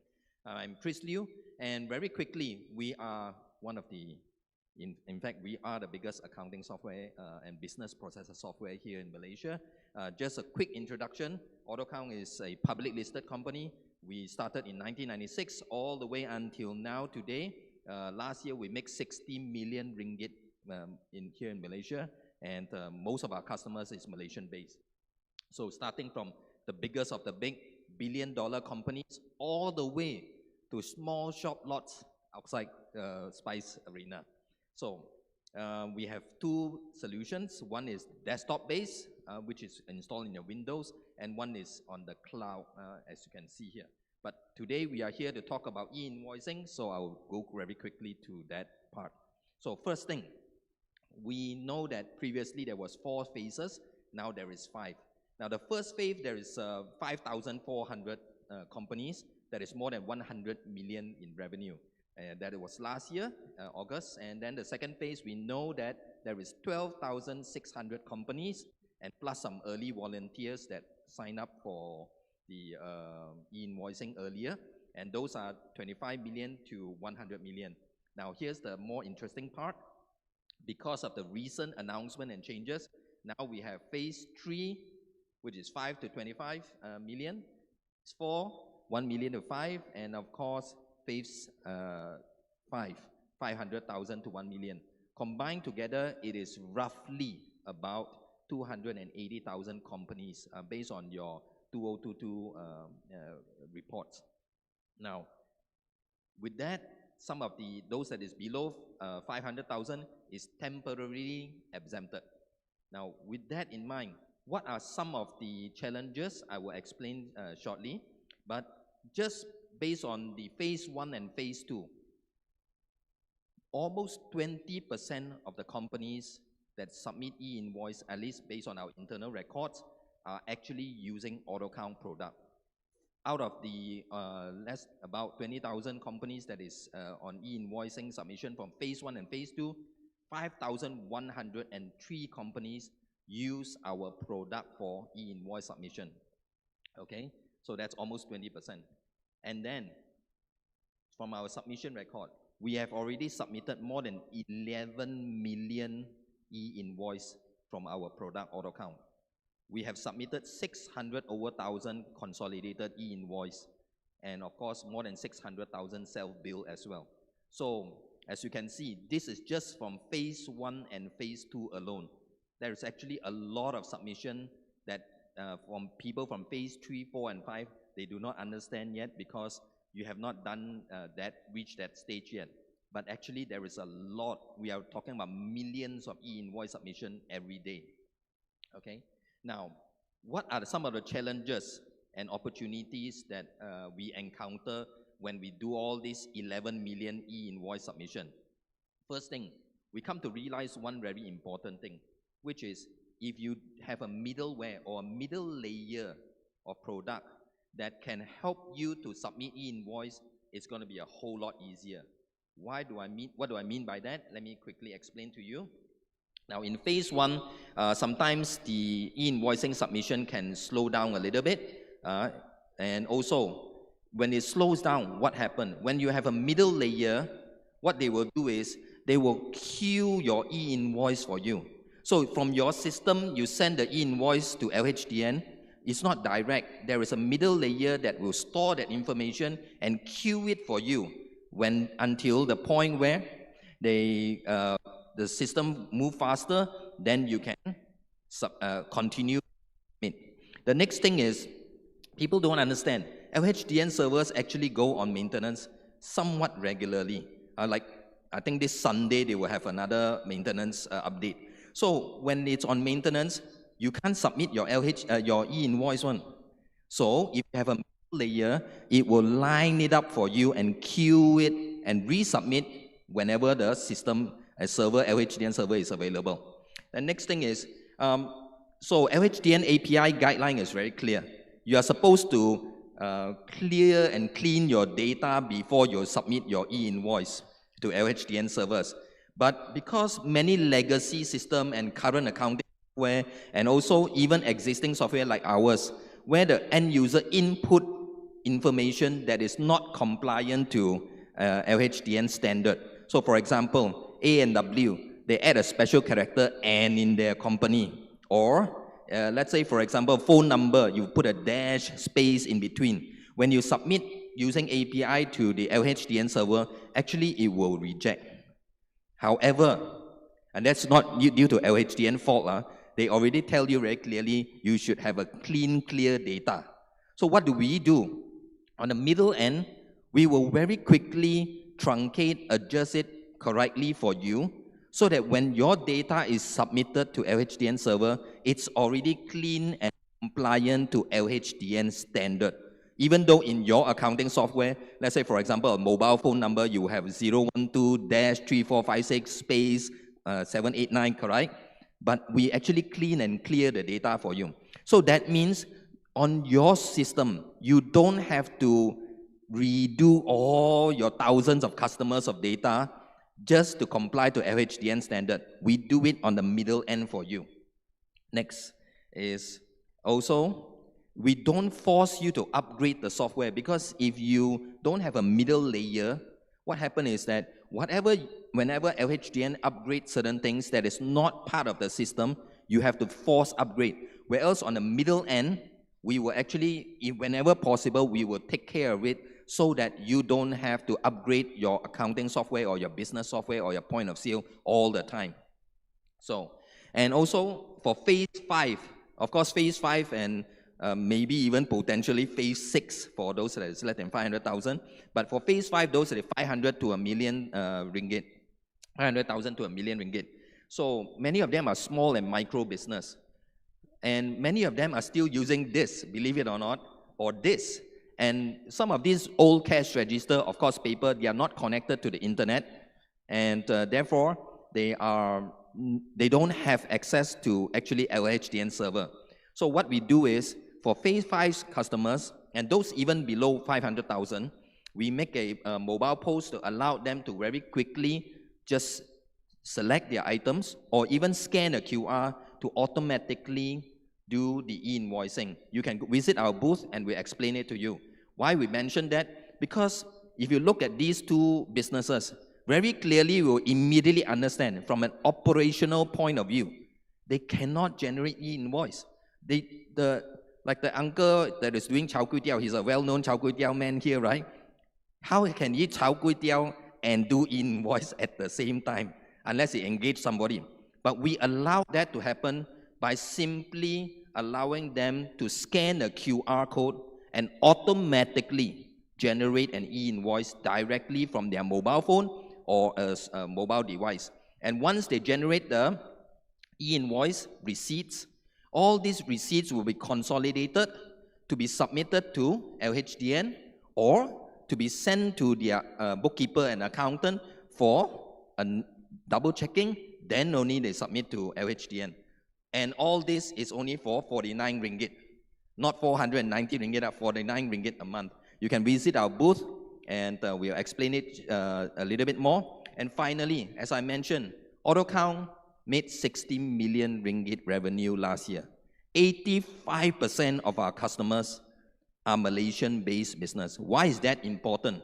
Because that means whenever LHDN make even the most simplest minor changes, we will ensure at the first time, very quickly, that the system will be updated, because you are literally our rice bowl. So we have to take care of you, correct? So the localization is actually very important. And that concludes my presentation. And I just want to have one last thing to tell you. July, we actually have an event in Butterworth Pika Center where we will actually have an e-invoicing talk. Already more than 600 over people have signed up. And we do these talks regularly. So we encourage you to visit our booth. We'll tell you where is that e-invoicing talk available. And then it's only for 50 ringgit. Okay, thank you. Thank you, Chris. Let's give a big round of applause. Chris, please remain on stage. Now we would like to invite again Dr. Rashida to the stage for our discussion session.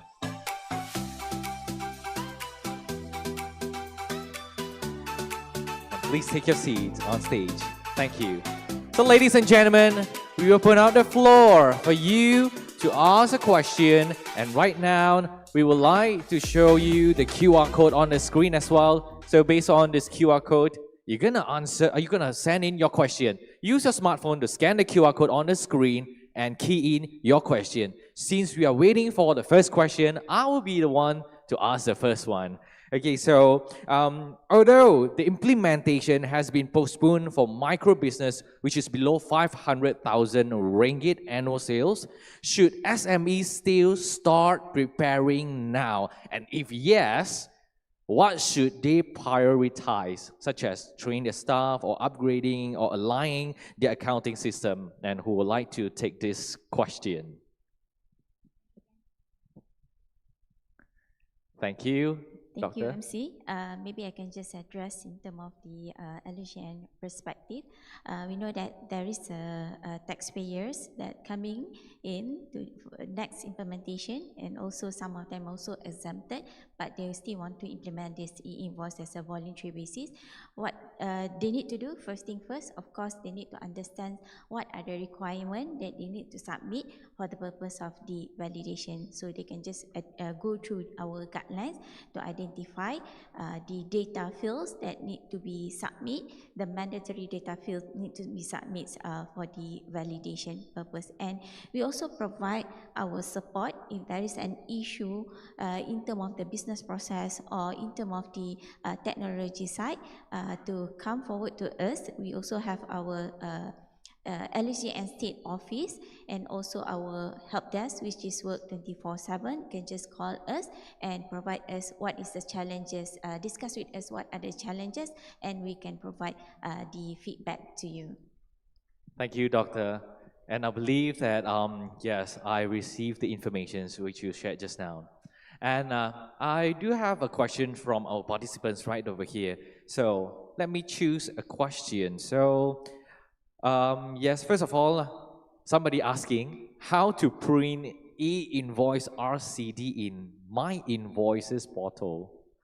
So how to print the e-invoice RCD in My Invoices portal. Yeah, you have the question right there? No. Okay, we don't have the screen. No worries. Come on. Or what else? What if we go for the next question? Okay, yeah. So for the exemption for businesses below 500,000, is it a temporary exemption or it is going to be permanently exempted?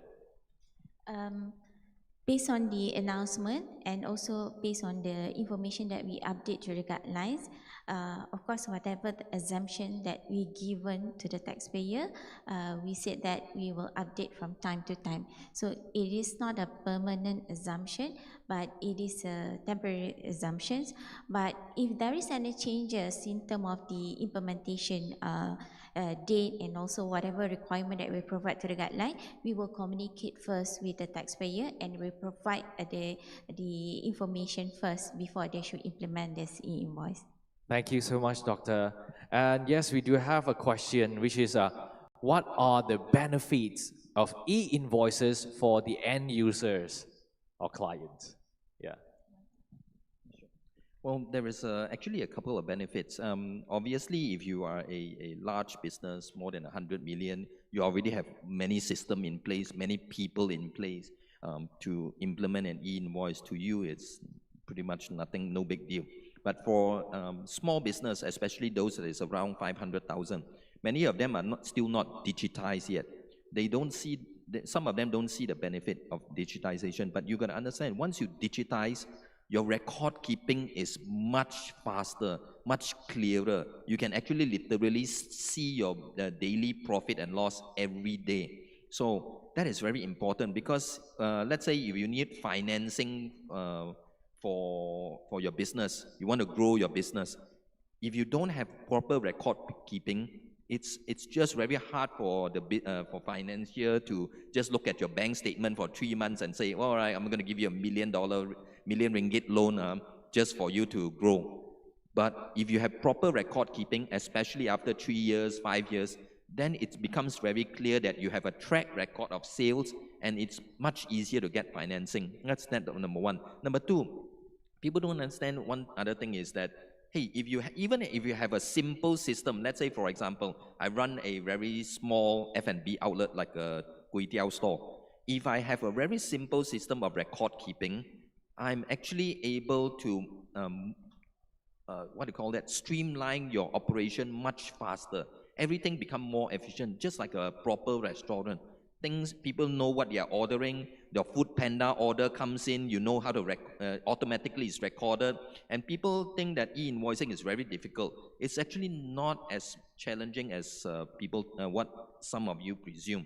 Now, if you imagine India and China, these are big countries, way bigger population than Malaysia, way more small business than Malaysia. If they can implement it, and they have implemented it for a few years already, why Malaysia cannot? It's the same logic. And just to add on to that, on the first question, regarding postponement, after the postponement, what should you do and things like that. Do you know what happened with our support center? On the May and June, it was exploding with phone calls. The moment it was announced postponement, we can now answer phone call already. We can actually receive your phone call. It wasn't explosion. And that's, to me, it's a little bit dangerous because, let's be honest, no matter how many postponement the government announced, if you keep delaying, you are not going to get on board on time. So the government already do a very good job in that sense that they give you a 6-month leeway where you can kind of figure out what is a self-bill, what is this, what is that. So I would encourage you to either volunteer to go on board in e-invoicing, or once it reaches your phase, quickly get on board, just 1 or 2 months, at the very least 1 or 2 months before that, so that you understand how the system works. It's actually not that complex. Maybe you just need to upgrade the system a little bit. Yes, that's true, but it's not a complex thing. Thank you. Maybe I just add the other benefit to the taxpayers in terms of this e-invoice implementation. So currently, like Christopher mentioned just now, some of businesses already have a manual receipt, manual documentation. So through this invoice, it's actually assist in terms of them to do their digital financial reporting. And we also have an intention, whenever information that received through this e-invoice, some of the information we will pre-fill to your return form moving forward, so easier for them. And all the documentation that have been sent and also received through this e-invoice implementation also can be retrieved to the My Invoice portal. So in a way, it's actually help in terms of reporting, in terms of filing the tax return, and also to manage the overall businesses. Thank you, Doctor, and thank you, Chris. And our next question, which is for business less than 500,000 revenue. The participant is asking, am I not necessary to issue e-invoice? And what if the customer requests for an e-invoices? Can I refuse to request or compliance? Okay, if you are the businesses who are currently exempted from implementing this e-invoice, so means that there is no requirement for you to issue e-invoice, but you still need to provide the existing documentation to the supplier so that the supplier can use that documentation, the existing invoice or normal bill or receipt for the purpose of the tax expenses. So there is no requirement for you to issue, but again, it is up to you if you want to adopt this digitalization. It is okay with you to implement it as a voluntary. There is no penalty for you. You can try to implement it. But if the other party is actually forcing you, you can just continue to issue the existing documentation. And the other party, the supplier also, if they don't get this e-invoice, there is no requirement for them to simply just issue the self-bill e-invoice. It is okay. Currently, there is no legislation mentioned that you need to have an e-invoice for the purpose of the tax claim or the tax deduction.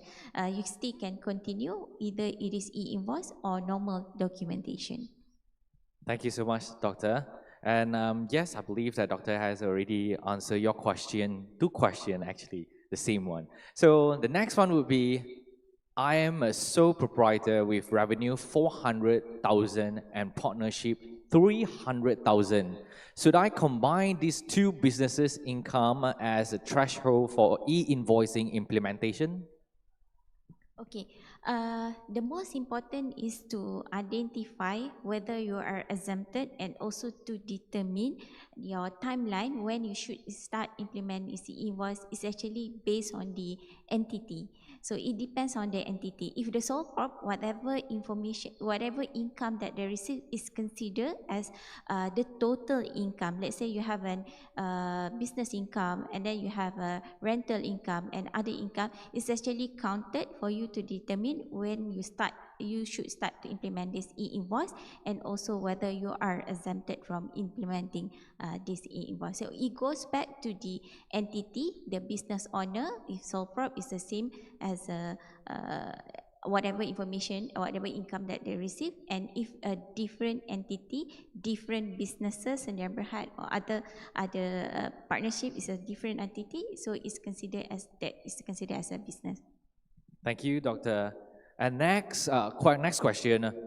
I believe that this question is to Chris. Okay, so what is the difference in between the self-bill invoice? Can you give some examples?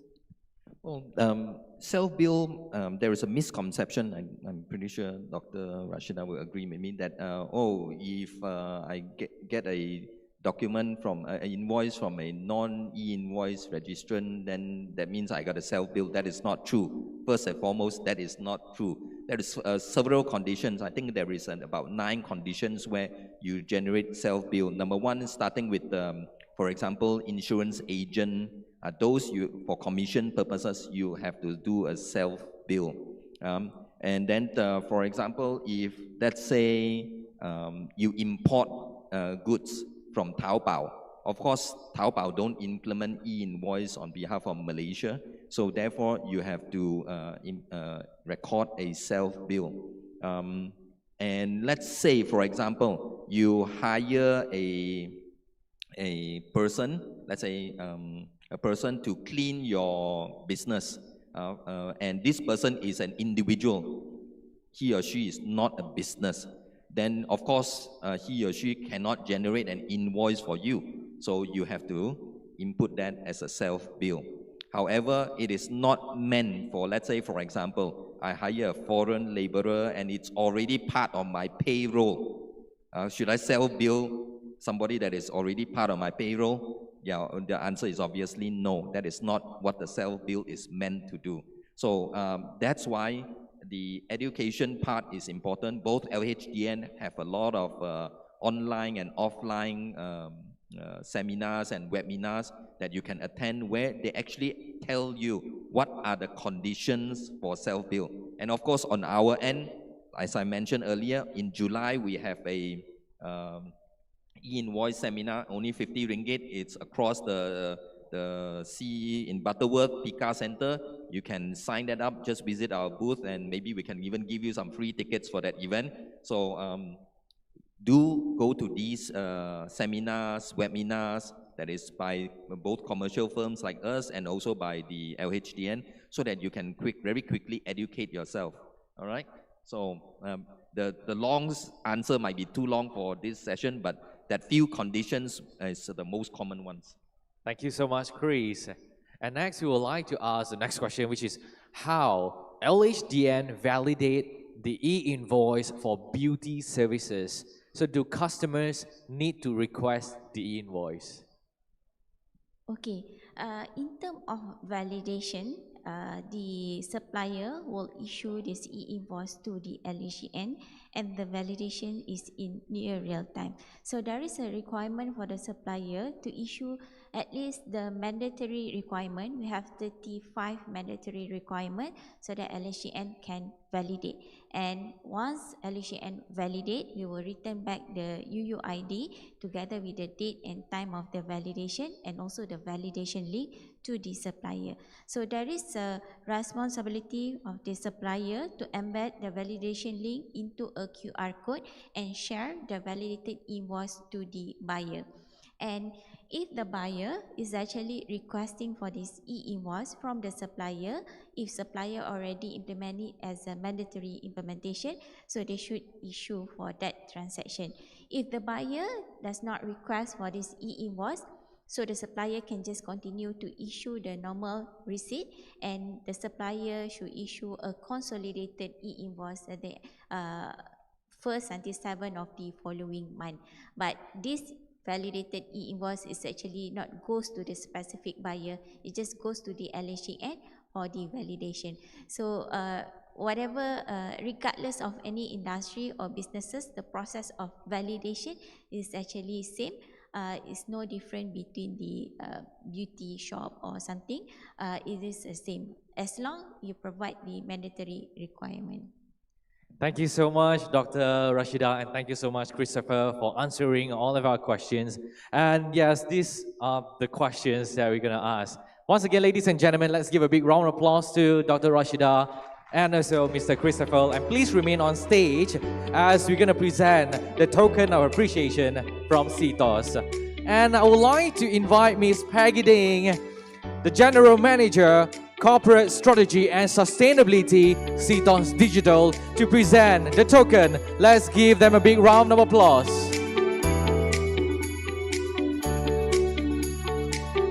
And first, Ms. Peggy Ding would like to present the token to Dr. Rashida Shea Rosalie. Let's take a photo, look at the camera at the front.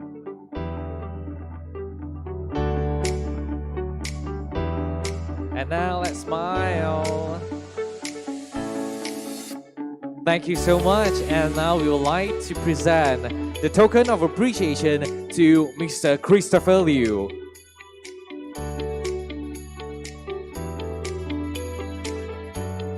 All right, now let's look at the camera and have another photo. 1, 2, 3, smile. And now we would like to invite Doctor together with Christopher and take a group photo with Peggy Ding. Thank you. 3, 2, 1. Thank you once again. Kindly take your seat. Thank you, Dr. Rashida Shea Rosalie, and thank you, Christopher Liu. Ladies and gentlemen, let's give them another big round of applause. Thank you.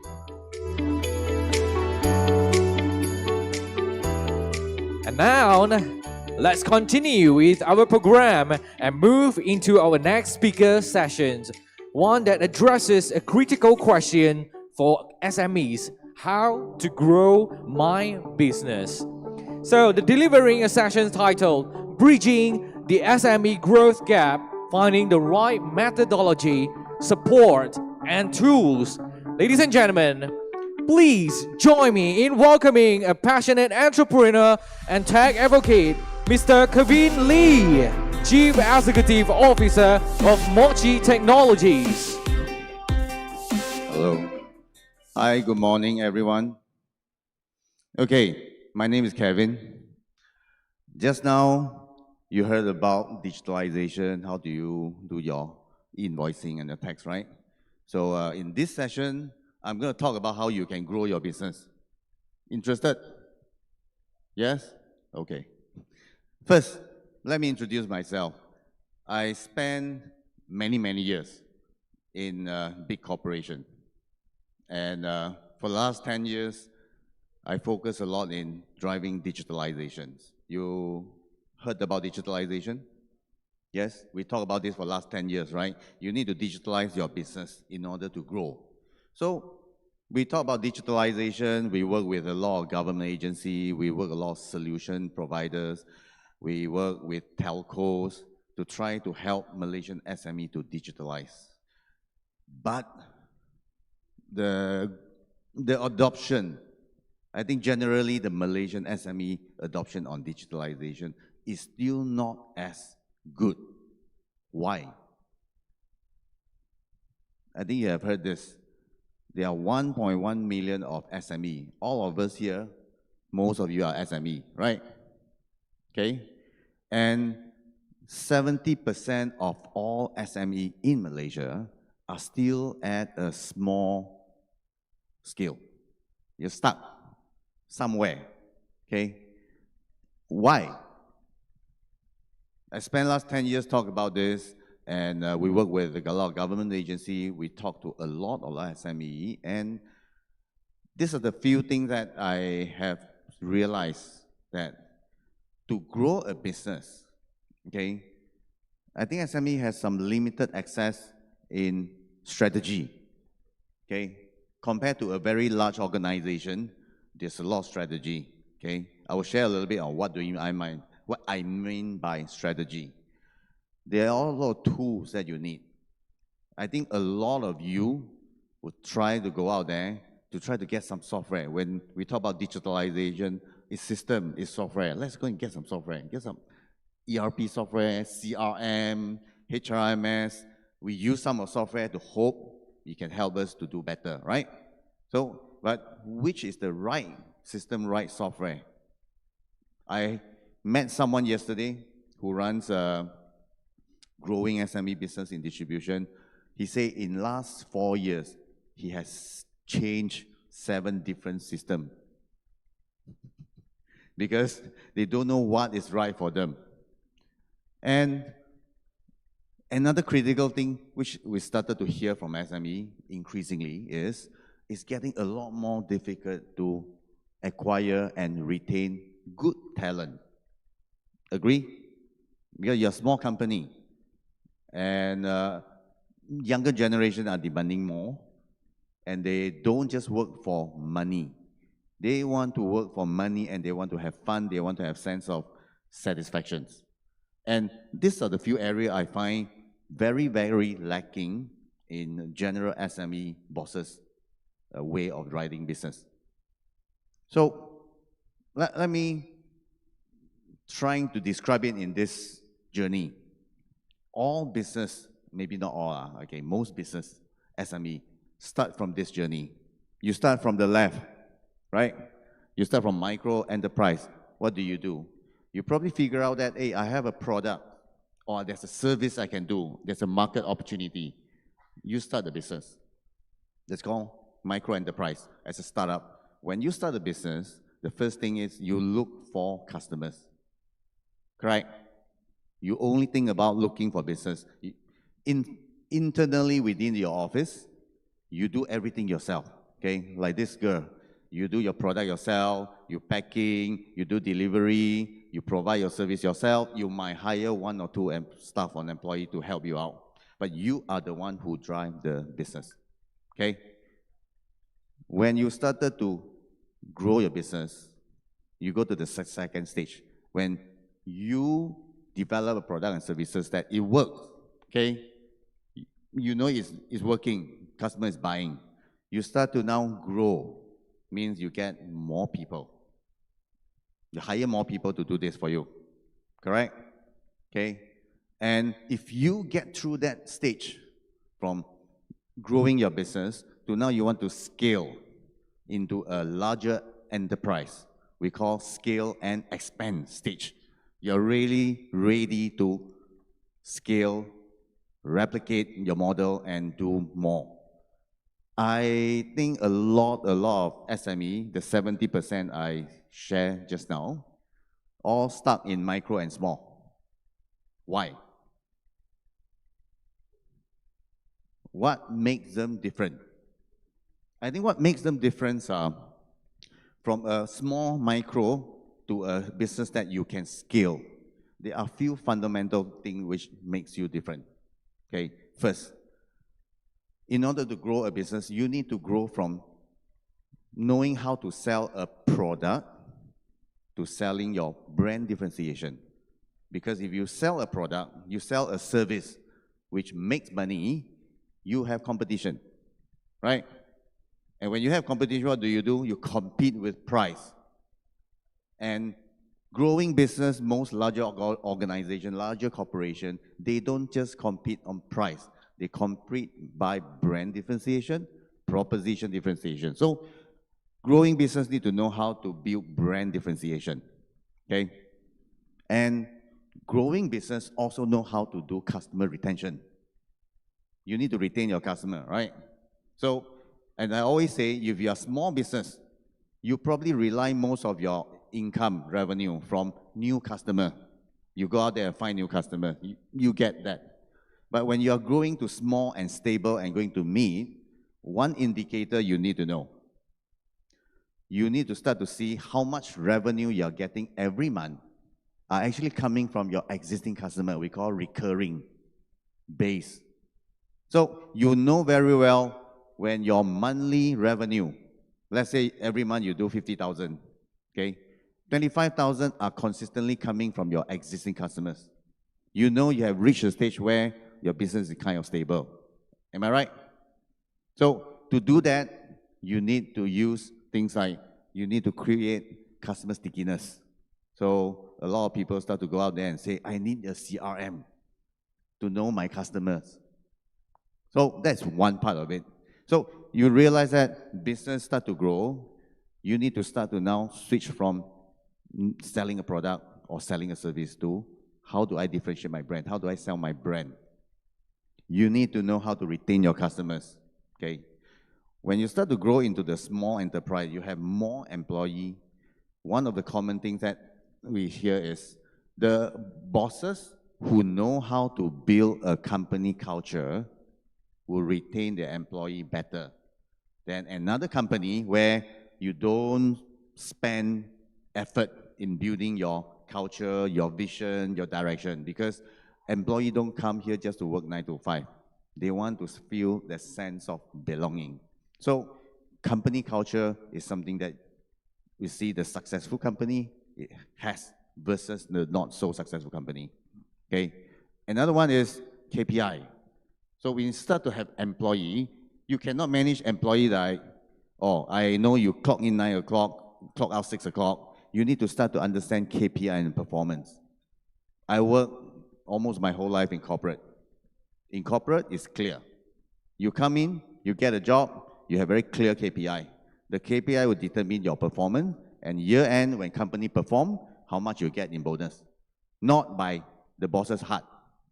Okay? So SME growing to mid and large will require KPI, culture, to set something which can retain performing employee, and also to keep and retain good employee. Okay? When you start to grow larger, then the next thing which is very common that we see SME is facing is your operating cost goes up when you grow. So you need to know how to make your operation efficient, process, flow, and you need to start to do delegation. You need to talk about leadership, because the company can no longer just operated by one person's brain, which is the boss. You need to develop the next layer of leader, right?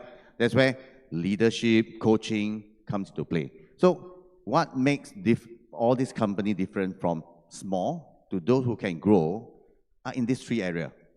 Your product, your services, how do you be a brand? Do you have a good company culture that retain good people, attract good people who work for you? Are you operating your business in a very efficient manner? Okay, these are not very difficult, but to do all these things also not very easy. Where do you find help? Traditionally, this is what I think most bosses will do, right? First, let's go and understand how do I do customer retention. Let's go and understand how do I build brand. So you go and find a lot of classes, right? A lot of guru out there, they will teach you how to build brand, how do you do marketing, how do you grow your people, nurture their talent. So there are a lot of guru out there, okay? But most of the time when you attend these classes, the 2-3 days you get very pumped up, right? Very excited. Yes, I want to do this. The third day when you go back to office, what happened? How to start? You don't know because you don't have a system. Most of these coaching classes out there, they teach, they educate, but there's no system follow-up. On the right side, there are a lot of companies out there you can go for to say, I need a CRM software, okay? I need a talent software. I need to get some membership application to help to build membership. I need to do operational efficiency. I need to find some workflow management software. But these are all individual. Unless you know why you want to do that, by using system itself, not necessarily making you successful. right? This is where this new startup company, Mochi, comes in. What we do is we provide coaching in marketing, in talent. We provide coaching to SME to understand how do you build brand differentiation. When you have a brand, how do you do marketing to pull traffic? How do you differentiate? When you have a brand differentiation, you can drive marketing. You can do different type of marketing. Then you attract people to come in. How do you convert from traffic, from your people who come in interested to find out who you are, to be your contact, to be your customer? And how do you capture your customer information, your transaction information, to turn them into your CRM, a loyal customer, to provide loyalty elements to your customer base? And from there, how do you drive more revenue for them to come back? And how do you get them to refer more customers? So these are the marketing module that we put together to coach SME. How do you drive a business? And it's a whole circle. Okay, when you have more customers there, you get a refer in, and you help you to improve your brand. Simple things like, do you do Google? Do you focus on your Google review on your business? That is one of the simple things that not everyone is doing. Okay, every business must do that, for example. In terms of talent, now you do well in marketing. In terms of talent, there are also things that you need to do. By just using a HRMS, it doesn't help you, because it's just translating from a paper to a paperless. It doesn't do anything more than that. You need to know how do you build a culture. You need to know how do you set a company target, ambition, vision. You need to do beyond just how much money I want to make this year. Because these days, employees who work for you, they don't work for just money. They want to work for an organization who has vision, who has good culture, who feel motivated because I go to office, I am excited because I know what I'm contributing to the company. Okay, from there, how do you measure performance?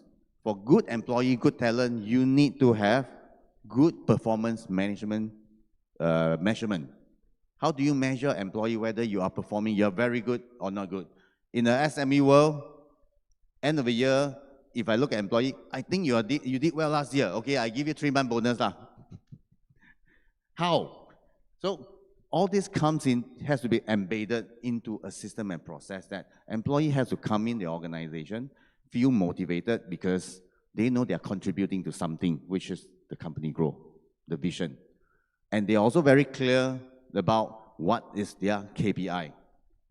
And they are very clear, if I achieve my KPI, end of the year, that is how much I'll be getting as my bonus. If we do these few things, you can do talent retention pretty well.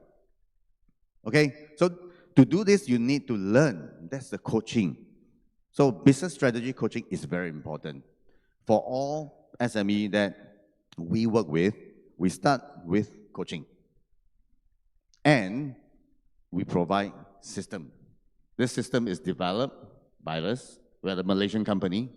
We are a Malaysian digital company, by the way. So over the last few years, we have developed a single platform with all this system module there. You attend to the strategy, you learn what you need to do, and we handhold you to implement what you do into a system. Okay, you can start from marketing or you can start from talent.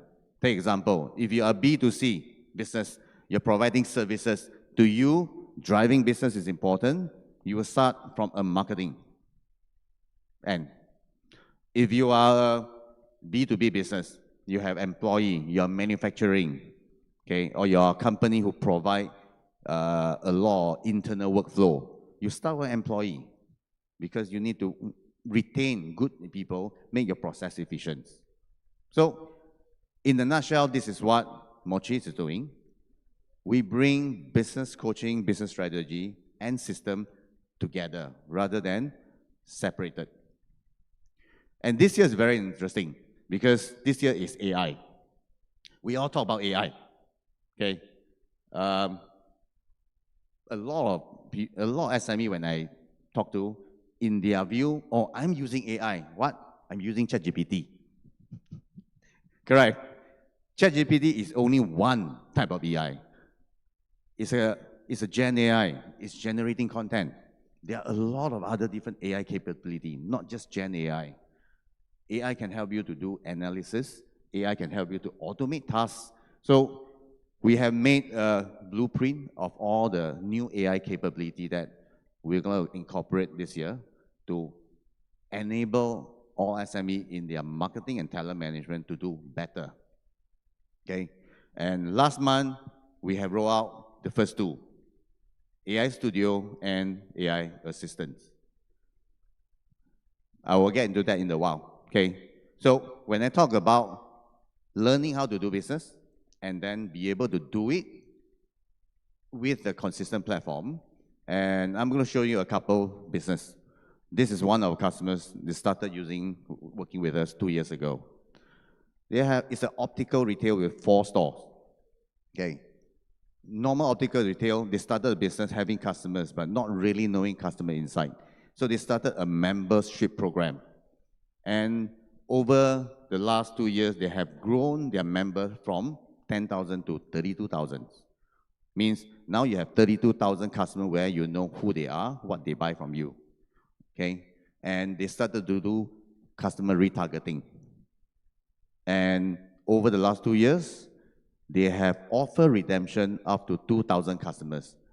So 2,000 customers come back and purchase more. And last year's result from H1 to H2, their revenue had gone up 40% in second half after they started implementing in first half. So this is the example of a company using a marketing module, CRM, understanding how do you drive your brand, your offer, do your customer retention, and drive referral. Second example is a company who benefit from talent and process management. So this is a bakery. They are a bakery. They have 20, 30 employees, and you know, bakery is like you have a lot of process in making bread and producing products. So they start to adopt talent process to start to put everything in place. So take an example, every single day to complete the whole productions, they have 1,000 over steps or tasks need to be executed. Your staff cannot miss any steps. They put it into the system through an app. So now every employee, no matter which production line that you're doing, you know exactly what's your task, you complete it, there's something for you to track. And this links to your performance. If you complete all the tasks, you do it well, this links to how you get your performance bonus at the end of the year. So it looks simple, it sounds simple, but to do this, you need to have a system. Okay? So let me get to what we have launched. I talked about 2AI. We know a lot of SME, you might not start having a full implementation. So we have started to now say, break it into small pieces. So one of the things is HRMS Plus, which we have launched last month. It's a small HRMS module plus some of the elements where you can use to start to build your KPI and culture. So this is available today. I talk about AI, right? A lot of you have seen this somewhere on social media. You use AI to generate video. You map your lip sync to make you speak 20 different languages. SME needs this because today a lot of SME are using owner brand identity to promote yourself. So we have introduced this AI Studio application. And this is important because when you use AI, Gen AI, at the same time, you are disclosing your data. Okay? AI tools are good, but the least most business are aware is, do you manage the risk? So the AI Studio solution that we provide, we host that data locally, not in China, not in the US, not somewhere else, in the local region. So that makes us different because we are a local company providing this versus what you have seen. You subscribe from US, subscribe from China, very different. The next AI tool that we have launched, which you can also subscribe, is AI Assistant. Most of you use WhatsApp to handle your sales, inquiry, your digital marketing inbound leads, and also servicing your customer, right? So now we have incorporated AI integration into WhatsApp. So now you have a WhatsApp where AI can help you to handle your customers' inquiry, pricing, service booking. And this is not the traditional chatbot. Okay? If you have tried the traditional chatbot, which was available last 5-10 years, it's so difficult, complex to implement. You have to write all the different logic. This is AI. So to setting up, get it run is easy, and it can be very personalized. So AI Studio and AI Assistant are the new AI tool that we have recently launched to help SME to adopt some of this AI application to scale your business. Okay, so that is the end of my presentation. Who can benefit from this? Whether you're growing SME, okay, or if you think you're a forward-thinking business owner, you want to adopt new application, new technology, you want to see how AI can help you, you want to see how marketing, talent, management can be enhanced. This is probably the right solution for you, okay? An owner who wants more. So if you're interested, you can find us outside at our booth. It's just right behind here. Okay, I hope I have managed to share some of the right thinking and good concept for you to know how do you build your business. Thank you. Thank you, Mr. Lee. Please remain on stage as we're going to present a token of appreciation. All right, thank you, ladies and gentlemen. And now I would like to invite Mr. Wong Pao Ming to the stage to present the token of appreciation to Mr. Kevin Lee on stage for the contribution. Thank you so much. And once again, thank you very much, Mr. Kevin Lee. I believe our audience has benefited from the insightful sessions by Mochi Technologies. Let's look at the camera and smile. And one more photo. Yes, 1, 2, 3. Smile. Thank you once again, Mr. Kevin Lee and Mr. Wong. Kindly take your seats. So ladies and gentlemen, we do have a special promotions for you today, and we do have amazing prizes for you. So please do not go anywhere else. Let's stay until the end of the event. So ladies and gentlemen, our next sessions bring us to the world of cutting-edge innovation and enterprise technology. Up next, we are honored to welcome a distinguished leader from a leading innovative tech giant, delivering the session titled How Display Mobile Knox Technologies Power the Next Wave of Innovation Across Verticals Amid Global Tech Realignment. So ladies and gentlemen, please join me in welcome Mr. Leslie Goh, the Regional Director and Head of Enterprise Business, Samsung Southeast Asia and Oceania. Let's give him a big round of applause. Hello, very good morning to everyone. I'm Leslie and I'm actually from Singapore, so I'm really very excited to be here this morning to be speaking to you all about the new technologies that are shaping the world. Now, I think this morning you have heard from a lot of speakers, and including YB, that talk about the geopolitics and the different kind of tensions in businesses, and that is somehow affecting business owners on how they want to adopt technologies, as well as at the same time how to deploy them. Now, in this challenging time, of course, but there is always opportunity for all of us. Now, in Samsung, we believe to navigate through these challenging times, there are 3 principles that we look at. How do we choose the right technology for our business to really scale up? Now, the first one we talk about is resilience. How resilience is the technology. Like what the earlier speaker has said, you don't change the system over 7 times within a short number of years. So that is critical for us. The next is autonomy. How does technology enable you guys and not restrain you? But most importantly, it is also the trust of that technology partner that you go forward with. And let me say that in a bit more details. So, what I mean by resilient, again, what we want to do is for the businesses to adopt a technology that is stable, scalable over time, and of good quality.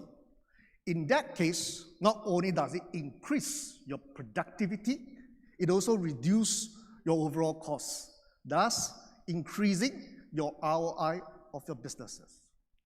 And what I said about autonomy is also that when we talk about a technology, it shouldn't be very constrained. You should be able to adopt and adapt to the kind of business and the kind of operation that you want to be able to enable yourself to scale up your businesses. And finally, I think, is trust. Today, there's a lot of companies that comes in and sell you a dream and tell you about the great technologies they have. But they could be gone in the next few days or the next few years.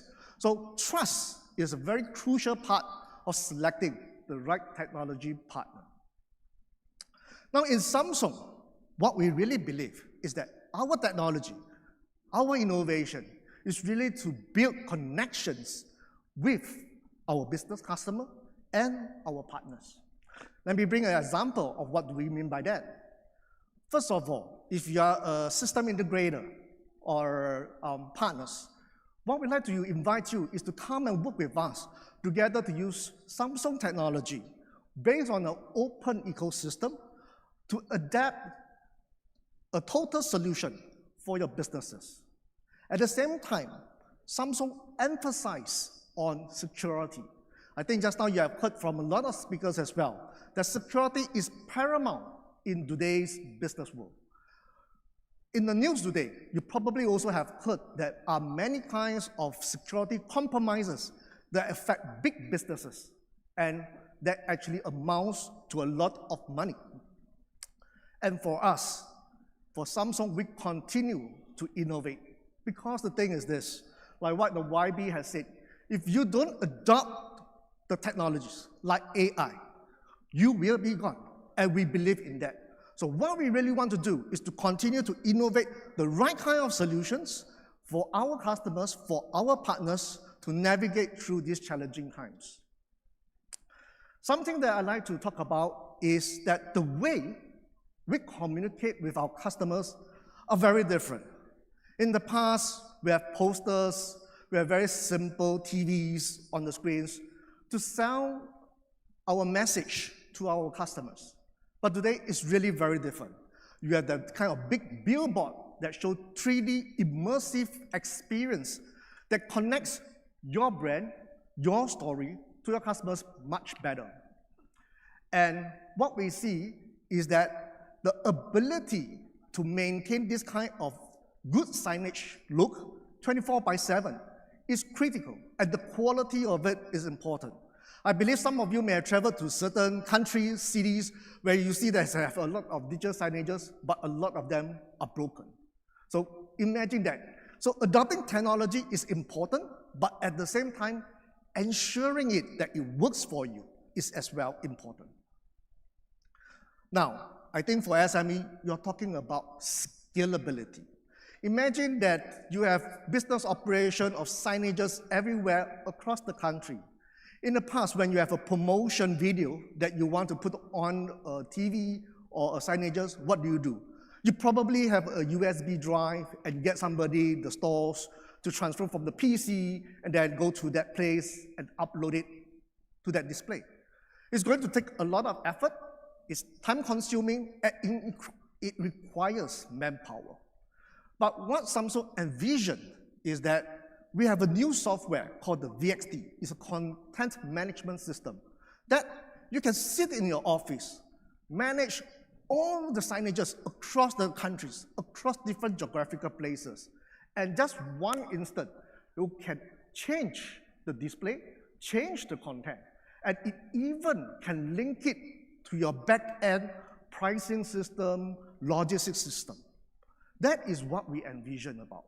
And the thing is this, for SME, because of your business, you are growing organically, and sometimes also at a very fast rate.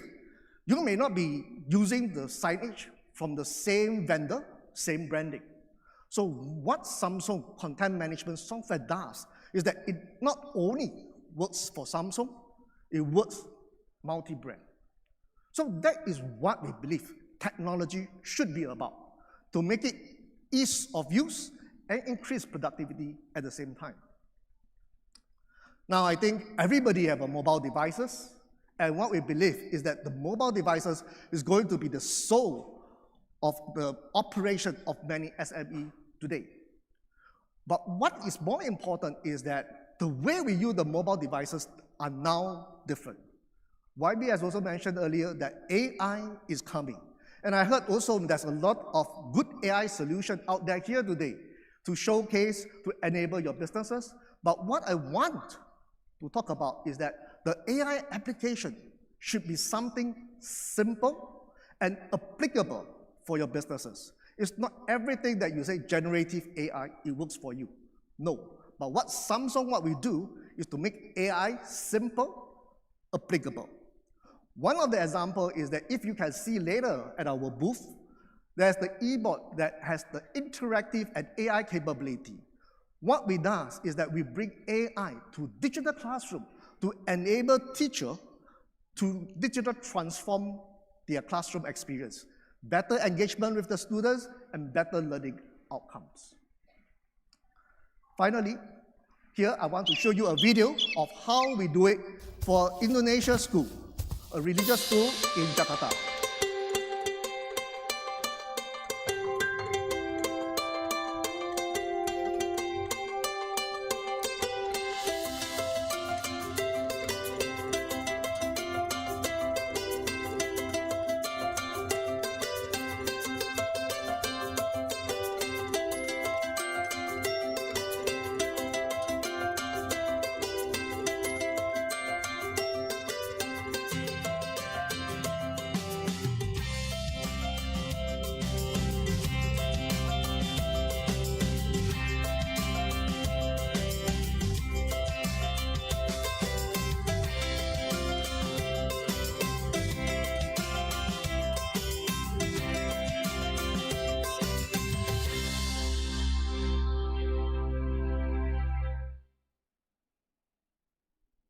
So I was talking earlier as well that, upskilling of the workforce is important, and also upskilling the next generation is as important as well. But one of the things that is also true to Samsung DNA is security. One of the things that we have is that in all our products, including display, we adopt the technology of NOTs. What does NOTs really do is that it not only encrypts data at a software or a server kind of a layer, but it goes into the chipset layer, that when we develop our products, security is ensured all the way from our hardware to the highest level of the software ecosystem. So that is why a lot of the ministries across governments, they have chosen Samsung as the preferred choice as their partners when deploying their system. Now, one of the things that I recently visited in a certain country, the Ministry of Education was so sensitive of how the e-board is, that if there is any internet access, it has to be removed. It cannot be internet access. The reason is because they're scared of when the children uses the tablet, there is security compromise. So that is how government today are looking at security, the importance of it. So the next thing I want to come across is the next big word called sustainability. I think every one of you would know that a lot of the countries have signed up on their climate plans to reach zero carbonization by certain years. And Samsung wants to help our customers to be part of that. And one of the latest technology that we talk about is actually called e-paper. Imagine the banners behind you is actually replaced with e-paper. The content can be transformed at any time, but most importantly, this product consumes 0 wattage unless there is a content change. So with a signage like that, it can actually last a year without ever to need to recharge.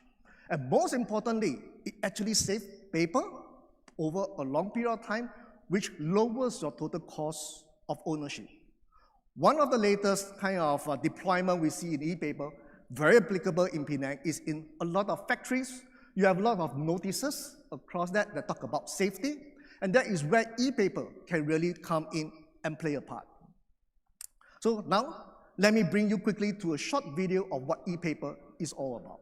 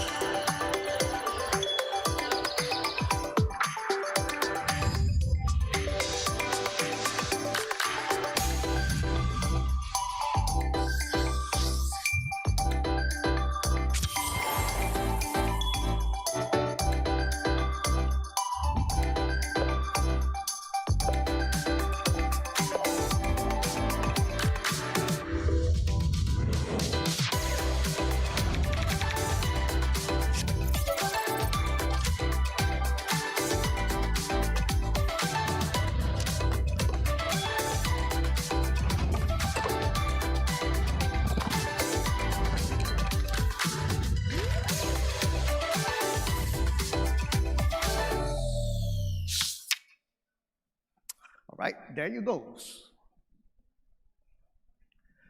So what really today the message is all about is that Samsung is here to bring innovation, make it easy, adoptable, and most importantly, to empower you guys in your business journey.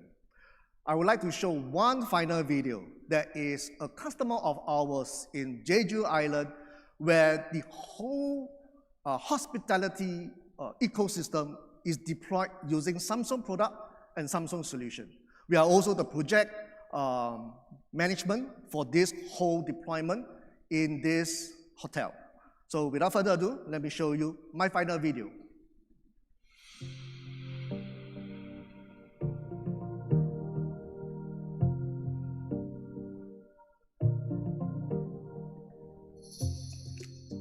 Jeju Dream Tower is a landmark building located at prime city center of Jeju.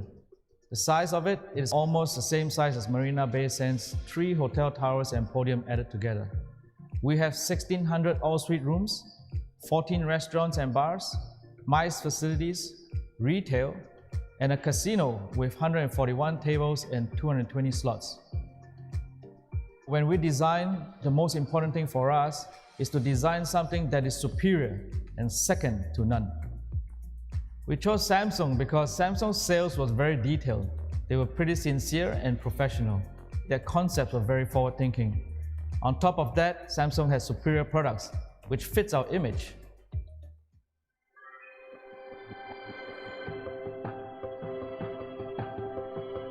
These days, the hotel industry is not just for renting rooms. While staying in a hotel, customers expect to escape the monotony of daily life. In order to deliver a unique relaxation experience to our guests, we designed all rooms as suites and installed a huge 75-inch TV there. We aim to provide a relaxation experience that is fully immersed in content on the big screen. Despite its large size, Samsung's hotel TV has a sleek design that blends well with the modern interior of the guest room without interference. Our content management solution is integrated with the H browser function to present Hyatt's unique brand image and deliver customized messages for each customer seamlessly.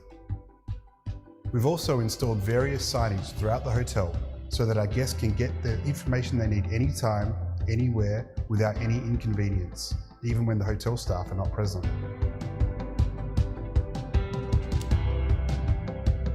As we all know, the shopping experience is moving to online fast. For offline shopping malls to survive this shift, they need to provide an array of additional customer experience and services, such as dining, entertainment, and other interactions that online cannot provide. And that is why the role of digital signage is so crucial.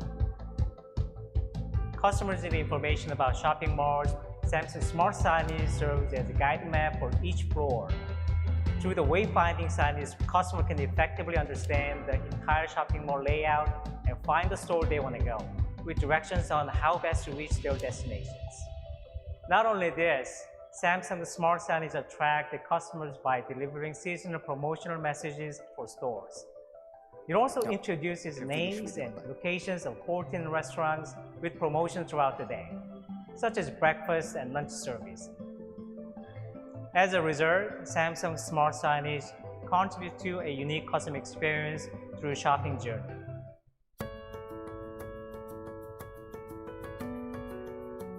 We built a pretty big casino with a wide open casino space. And what we did was we have a Samsung mega screen as the center of attraction. We use it for live streaming of our casino games, Baccarat, Roulette, Sigpo. It is synchronized with 70 individual gaming units. It is critical for marketing purposes. This is an element of New Age casinos.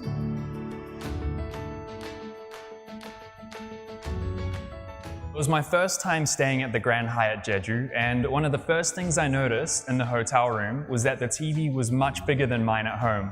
So the resort was massive, but luckily I could find my way around thanks to the guide maps on the screen. And I really loved the casino through the large screen. Playing with so many other people was really exciting.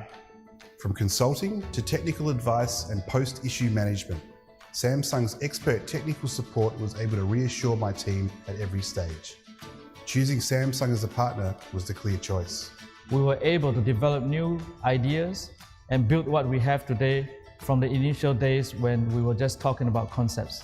Samsung really played a key role in us building Dream Tower together.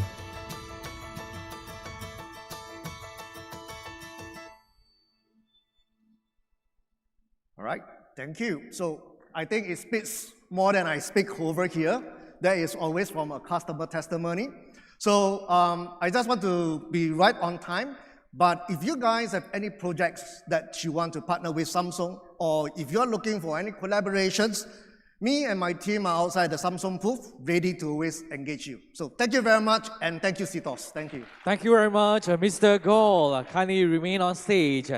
And now we would like to invite Mr. Wong Pao Min again to the stage to present a token of appreciation for being with us today. Let's give a big round of applause. Thank you. Thank you so much.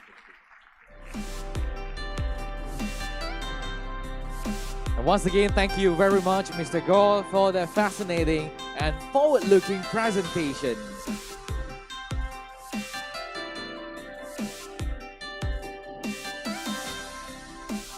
Thank you very much, and kindly take your seat. Thank you once again to Mr. Goh and Mr. Wong.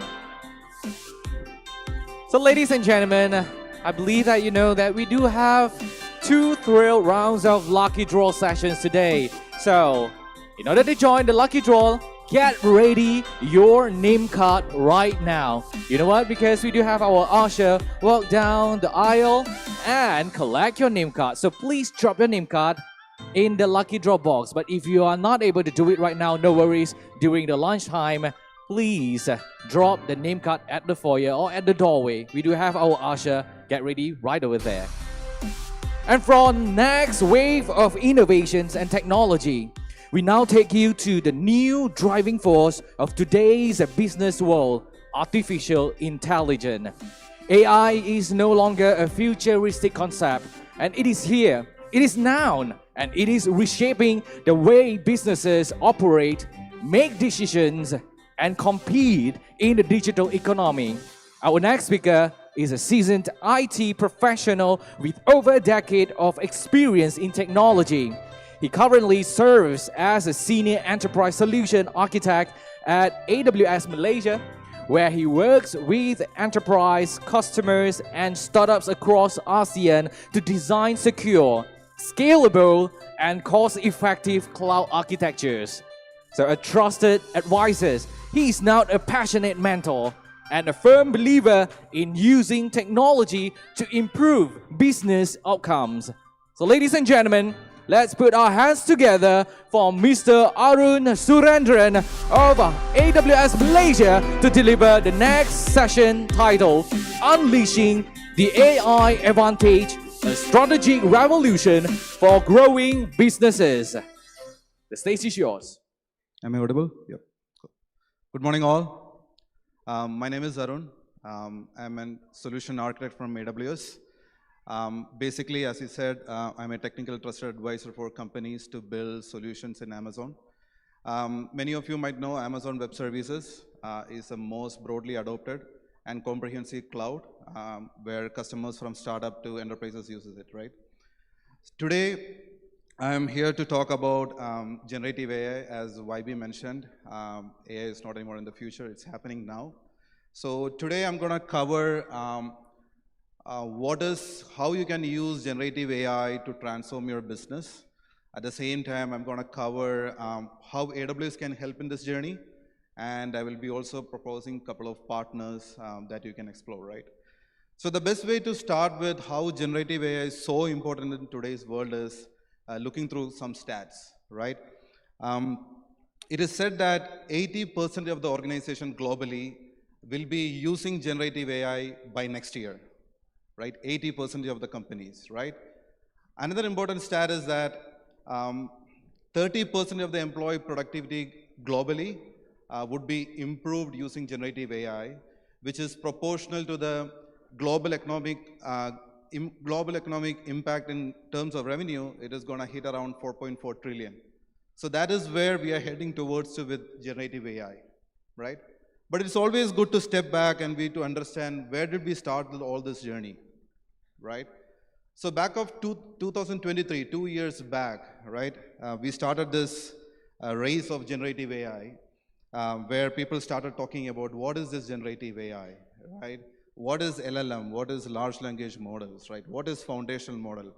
So 2023 was the year of POCs where people started playing around with generative AI solutions, right? And next year, 2024, was the year of production, where people started building generative AI solutions, and they are building it into production workload. And the questions have started changing, right? It's mostly about how can I bring more value out of my business, right? I can be talking more about how do I prioritize my projects in generative AI, right? So that was mostly last year. This year, it's the time to get the return of investment, right? The questions have completely changed now. It is more about like, what is agents? People are talking about agentic AI, AI agents, right? How can I transform my business altogether using generative AI? So that's where we are currently now, right? And why Amazon Web Services is here, right? Because for Amazon Web Services, AI was always part of our DNA, right? We were doing generative AI and AI ML space for past 25 years.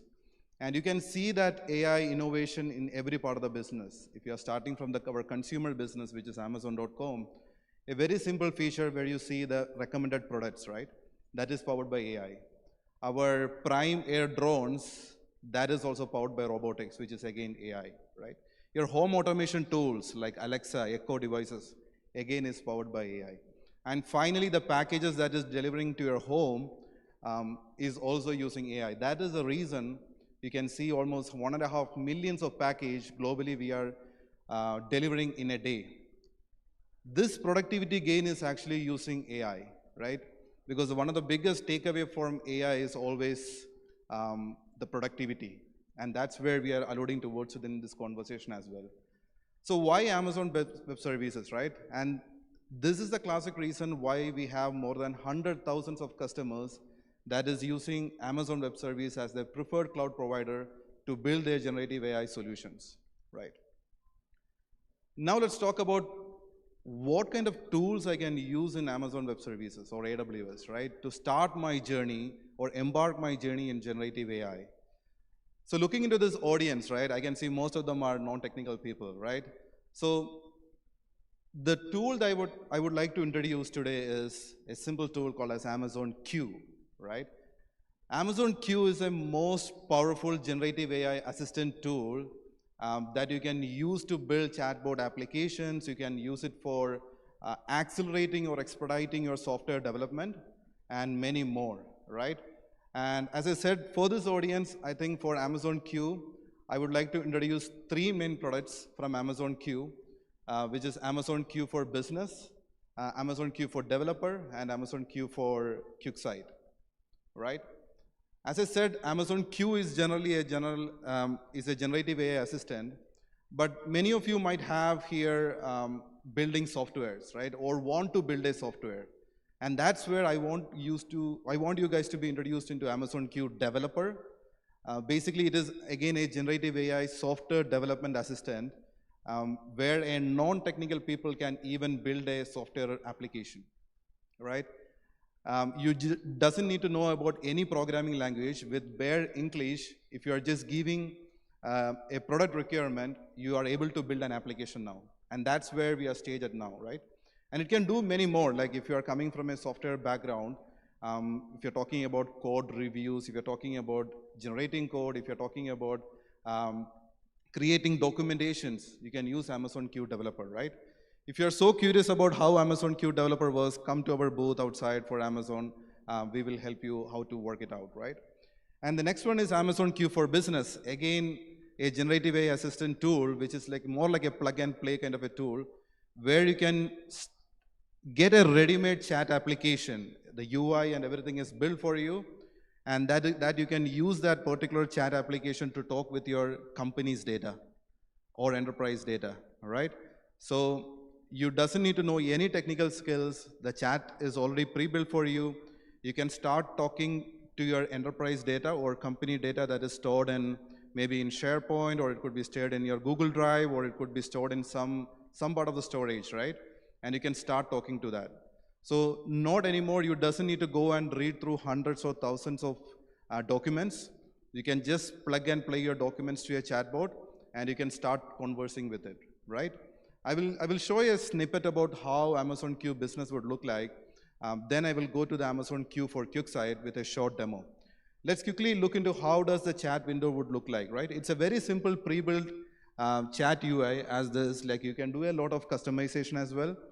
You can do your company branding, you can change the color, whatever it is, but the chat application is already there. You just need to connect this with your model behind the scene, or sorry, your documents, and you can just start talking to it. You doesn't need to worry about any architectural, technical things behind the scene. It is a chatbot that is built for you, and you can integrate this chatbot with your business and products right away. So that is the easiness that you have with generative AI, and this is going to improve your productivity a lot. You can save a lot of time, as I said, like going through the documents and stuff. You can just chat and get the details, right? The most interesting part that I want to go today is on the Amazon Q for QuickSight, which is our BI solution or business intelligence solution, which is commonly used in many companies for reporting purposes, right? This is a quick demo. I want to show you how easy it is now in these days to build a dashboard, especially for, let's say, if you have a use case of building your monthly sales percentage revenue, right? For example, if you want to do a monthly sales and profit, it's just typing it over and you are getting a graph right away. There is no more like x-axis, y-axis, what is the data I'm pulling? Nothing. You can just write it what you want. As far as you have the data behind the scene, it's there. For example, another example, right? If you want to do sales by product by city, just type it over. The generative AI capabilities can pull out the data behind the scenes, and it can build it for you. And many more, right? You want like whatever chart, like the bar gram or the pie chart or whatever customization you want to do, you can do on top of it. So it's a matter of seconds you're building dashboards for any part of your business, right? Even you can do calculated computing as well. For example, if you want to do complex queries like month-to-month percentage change in free trials, for example, here it's free trial to paid. The formula for that itself is generated for you. You doesn't even need to have a data engineer for that. Just plain English, type it. You will get that in the sidebar. Here you go, you get it right away. And whatever you're getting, you can do top of that, you can do customizations, right? You can change the color, you can do month by month, and you want to have a different bar diagram, just type it over, it's completely changed it for you. This is the productivity that I'm talking about, right? No point of having hours and days to spend building dashboards. And this is the next thing, is the coolest thing that I want to do. Many of the board members or the C-suites, right? They don't want to go through each and every graph that you have in a dashboard and get it understand. You can just tell here, build a story for whatever dashboard I have created. The generative AI can build the story of that dashboard completely for you. So in this case, the example that we are showing is talking about the free trials to paid accounts. It will go and understand the complete dashboards that you have built, and it will write a story for you. And this could be a sales proposal based on the data and dashboards that you have created. And obviously it is customizable as well. You can add more visuals, you can add diagrams, and you can again change, you can add more details, you can do it. But at the end of the day, making sense of the graphs and their data, it's getting much, much easier these days. It's a matter of Englishing, you're typing it, the whole proposal for your sales for next year or the following year is created for you.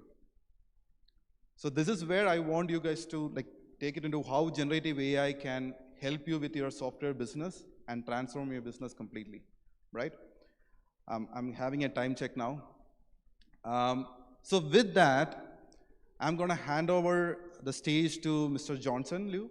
He is the founder of MindHive. He's here to showcase the AI-first ERP solution that is built on AWS. Thank you.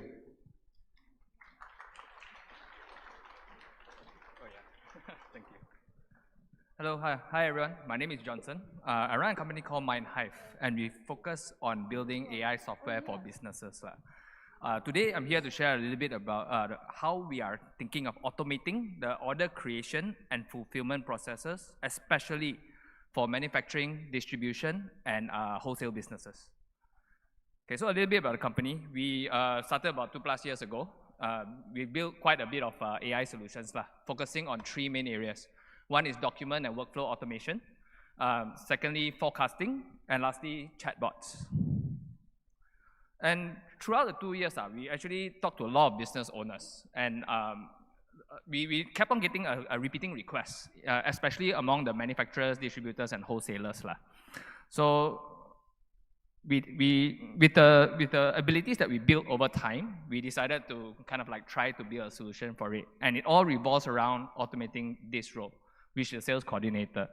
So the sales coordinator, his or her job is actually to take out the orders and ensure that it's fulfilled correctly.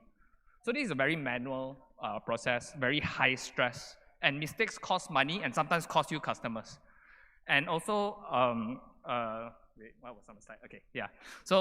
And they're also very hard to hire and retain for, so making it very hard to scale a business if you don't hire this role correctly. So using what we built, we first looked at the problem, and then we started by creating kind of like an order tracking tool in the middle, where we connect to the ERP, the WMS, and CRM for two-way sync of information. And then what we did was we created one chatbot per role. So the salesperson has his own chatbot, the delivery guy has his own chatbot, and then even the picker and packer has his own chatbot to then update the status of, to get statuses of their work and update the statuses of their work. So they don't need to ever touch the system. So let's zoom in a little bit into the salesperson's role. So as a B2B salesperson for one of these companies, you get orders from email or WhatsApp, usually. And they come in different forms, all right? They come sometimes in voice note, in a paper that your customer write, and then take photo and then send via WhatsApp, all this kind of, and sometimes you get a PO, a proper PO, and sometimes even just a message, right? So in the past, what they need to do is they need to take all these details from the order and then go to a system and then fill up the details, and after that, produce an invoice and a DO. Right? But now what we did was we automated this entire process by allowing the salespeople to just forward the order details to a company WhatsApp, and then the order gets created automatically. And then after that, basically after checking, it will actually produce an invoice, send back to the salesperson in PDF form that can just easily forward to their clients, forward to the customer for payment. And once they receive payment back, they forward it back to the number, and then it will process that the payment has been paid, to issue DO to the warehouse to start fulfilling the order. And we will track it along the way.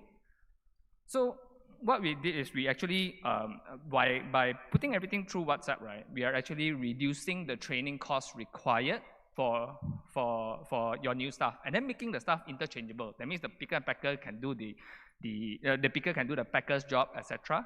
Because all they will get notifications via WhatsApp on what they need to do. All right, so then now for the boss. So for the boss, because everything is quite digital, you get access to a lot of data. All right, so this enables a few things.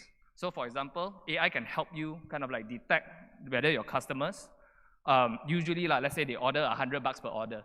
And then now suddenly one order it was $30. All this you get notified. Or even like they order once a month, then suddenly 3 months they never order. So yeah, you will notify you of all these things. And also, tracking payment history of customer and aging becomes automated. And we can also like customize the fulfillment flows, like your custom fulfillment flows. For example, having like an order reminder for certain customers, you know, payment reminders, stuff like that. Then plus, because now for this bunch of businesses, which is the wholesale and manufacturing businesses, we are getting a lot of pressure to actually move towards smaller and smaller MOQs. So we had to build a chatbot, a sales chatbot, so that our clients can actually, answer customer queries 24/7 and handle those small orders by sending payment links and all that once they confirm the order automatically. Okay, so this is a short demo of the product. Okay, you can see here that the salesperson forwarded this order that he received from a customer. And then he added it to the system, it automatically creates the order. And then here, when the customer submits the payment, okay. Yeah, so then it will forward a voice note order to add on to the order. Hang on, yeah. All right, so it automatically describes from the voice note and then adds it to the cart. And then after that, he can proceed to confirm the order and create the invoice.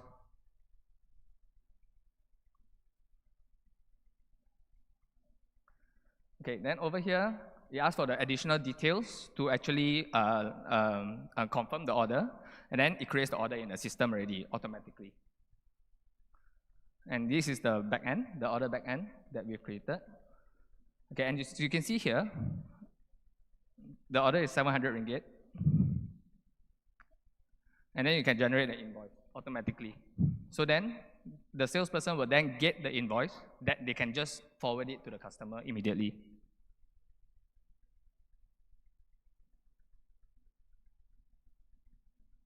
And the invoices can be customized to your look and feel of your company. Okay, then the customer makes payment, right? So all they need to do again is to forward it to the company number, and then it will automatically detect the amounts in the payment receipt. And the order was 700 bucks, but the payment was just like 100 plus ringgit. So it actually detects that there's a balance of 530. So for a partial order. Okay, and these are the backends that we created that actually, because we connect to the inventory system and all that kind of stuff to actually validate that the order is accurate. Okay, so our first client was a milk manufacturer, and this was actually her biggest challenge in scaling up her business. And now we're actually ready to open it up to like 10 more customers for what we call like kind of like a founder package that we're offering for the first 10 customers of the business for a lifetime support of 48,000 ringgit, and we will customize the entire business to you. But since Amazon and CTOS have been so nice to give us this opportunity, right? For today only, we'll offer 2 lucky businesses, half that, for a lifetime access to the system. So yeah, please come, for those that are interested, please come and find us at the AWS booth outside. Yeah, so thank you very much. Now I'm going to pass it back to Arun. Thank you.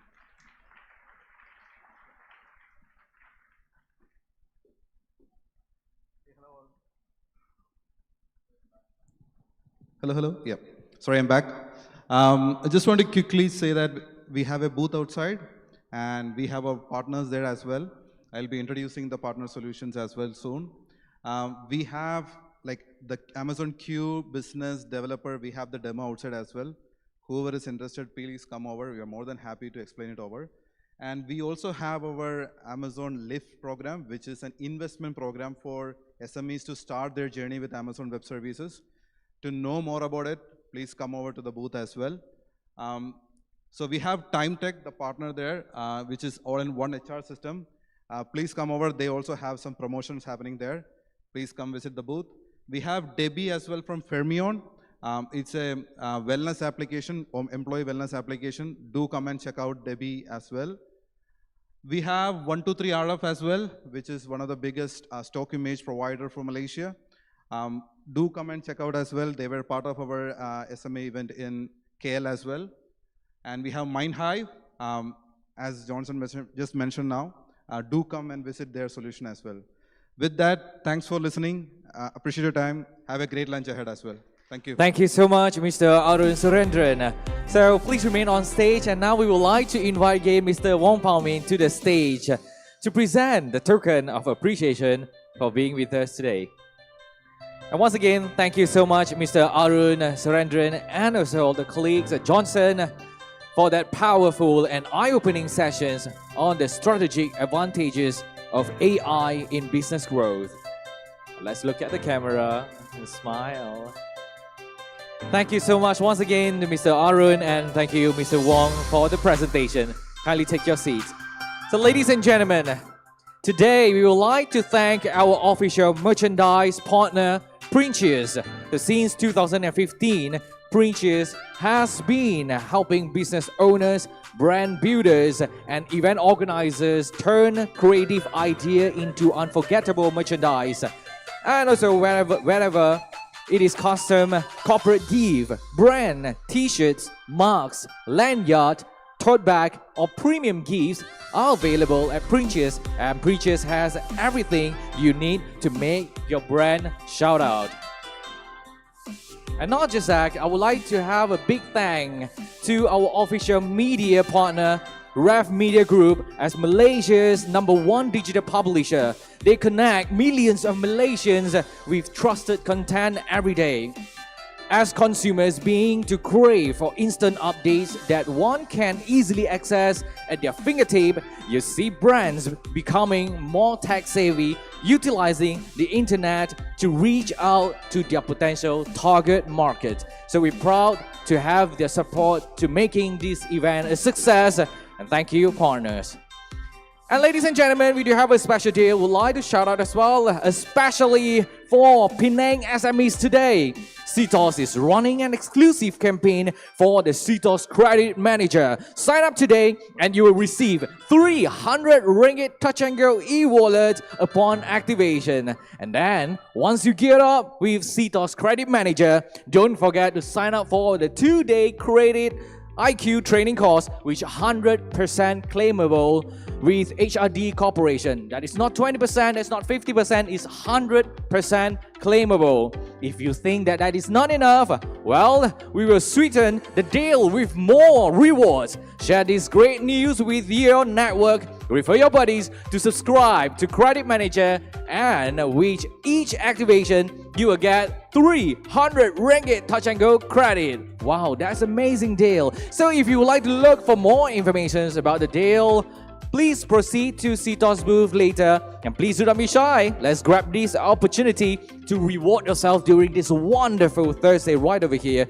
And definitely wonderful occasion, wonderful event. So, ladies and gentlemen, for those who are still yet to drop your name card into the lucky draw box, no worries, we do have our usher right at the doorway. So when you make your way to the lunch, please do not forget to drop your name card, because we're gonna begin the lucky draw sessions at 1 p.m. later. Yes, 1 p.m. sharp. So, and for those of you participating in our mission activities, remember to collect your sticker at each exhibition booth. Once you collected all 12 stickers, you'll stand a chance to join the Spin and Win at the registration counter and walk away with a mysterious gift. So once again, ladies and gentlemen, we do have up to 15,000 ringgit prizes up for grab. So please do not forget to drop your name card at the doorway. If you still haven't done yet, do it now. Thank you and enjoy your meal, and we're gonna see you later.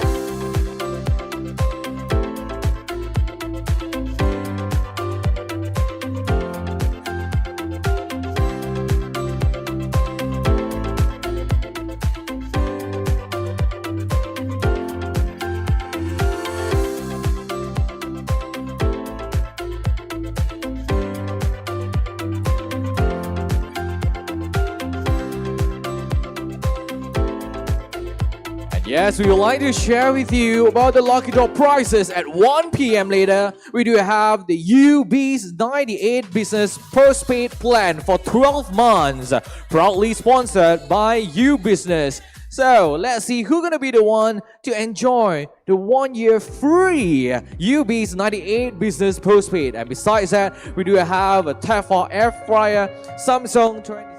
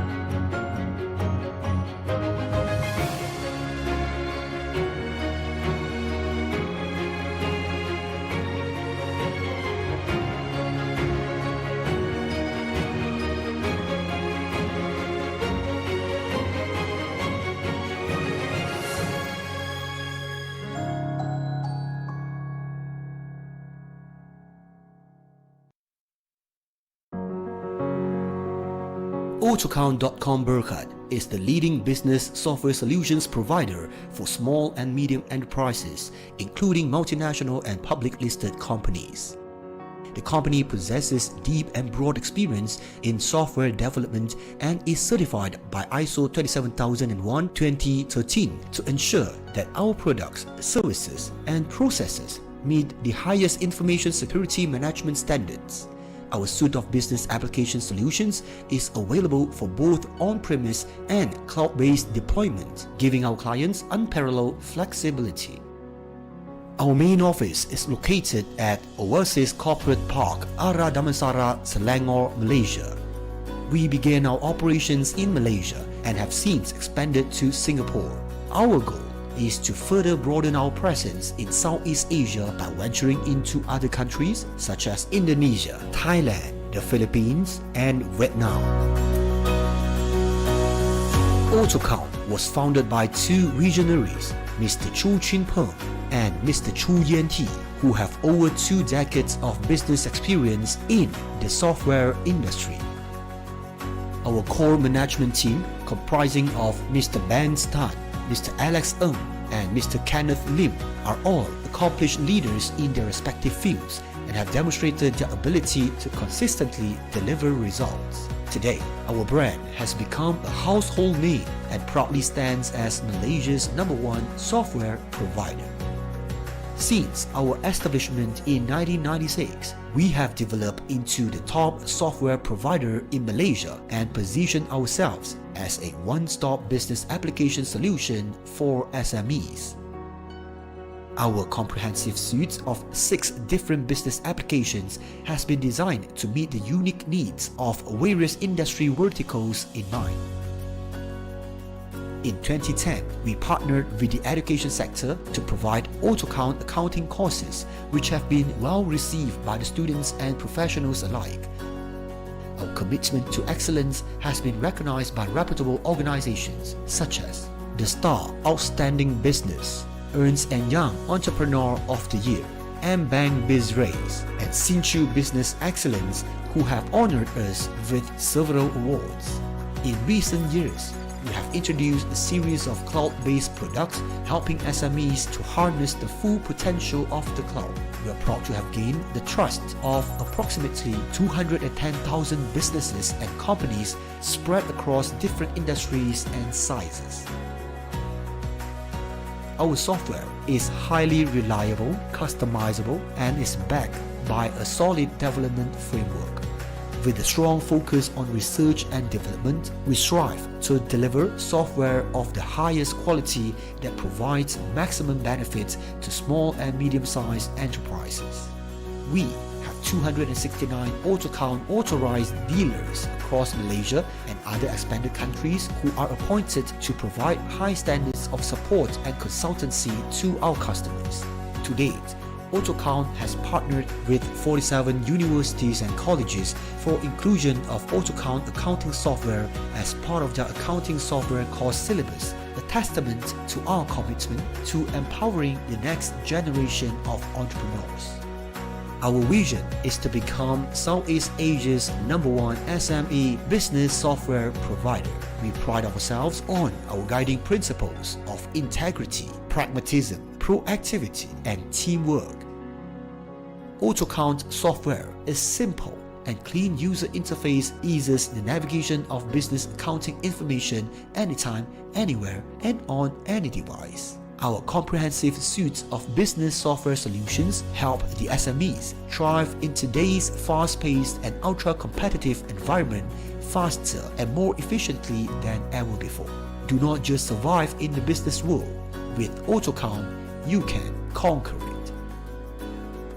We are thrilled that AutoCount successfully went public on 9th May 2023 and is now listed on Bursa Malaysia. This significant milestone reflects our continued growth and success in the industry.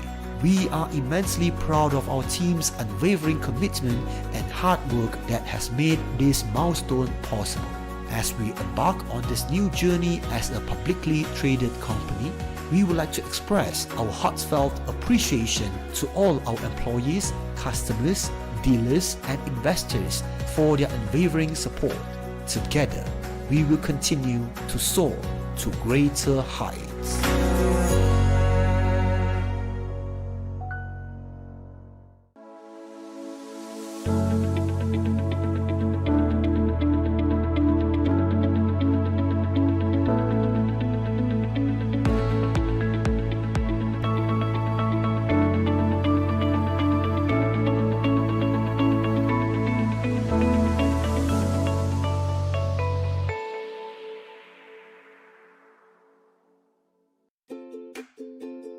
Let's talk, you and I, businessman to businessman.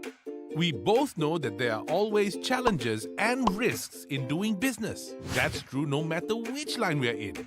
When I started my small business, I faced many issues with clients. Some were bankrupts and had wound up previous businesses. Some asked for credit terms. And little did I know, one of the companies was being sued for non-payment by other suppliers. I only found out when they failed to pay on time. I got burnt, not knowing who I was really doing business with. As a result, my business almost went under because of bad debts. Then, I discovered CTOS. It's Malaysia's leading registered credit reporting agency since 1990 and trusted by everyone.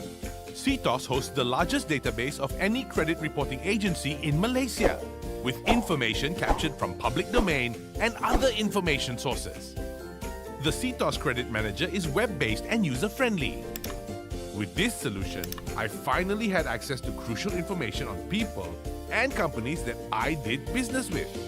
Credit Manager is based on CTOS's Evaluate, Monitor and Recover Principles, or EMR for short. It starts with Evaluate. Always check your customers and assess whether their credit risks are acceptable. Next, Monitor. Keep track of approved credit risks and changes in your customers' credit profiles. Lastly, Recover. Encourage prompt payments to reduce the likelihood of losses. With CTOS Credit Manager, I was able to make better decisions and reduce my credit risks. And that's my story. That's how I finally managed to grow my business while reducing credit risks. Give CTOS a try. Let me pass you their contact.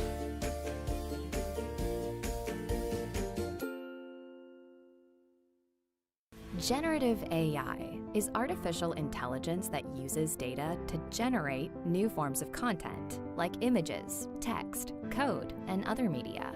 It's powered by large models, often referred to as foundation models, that are pre-trained on huge amounts of data. These models contain billions of parameters or variables, which all feed into the AI, allowing it to do things like write articles or code, solve math problems, answer questions, hold human-like chat conversations with customers, and so much more. Generative AI is enhancing human creativity. It's pushing the limits of innovation, and it's helping organizations of every size to do more with less. Generative AI promises to be one of the most disruptive technologies in our lifetime.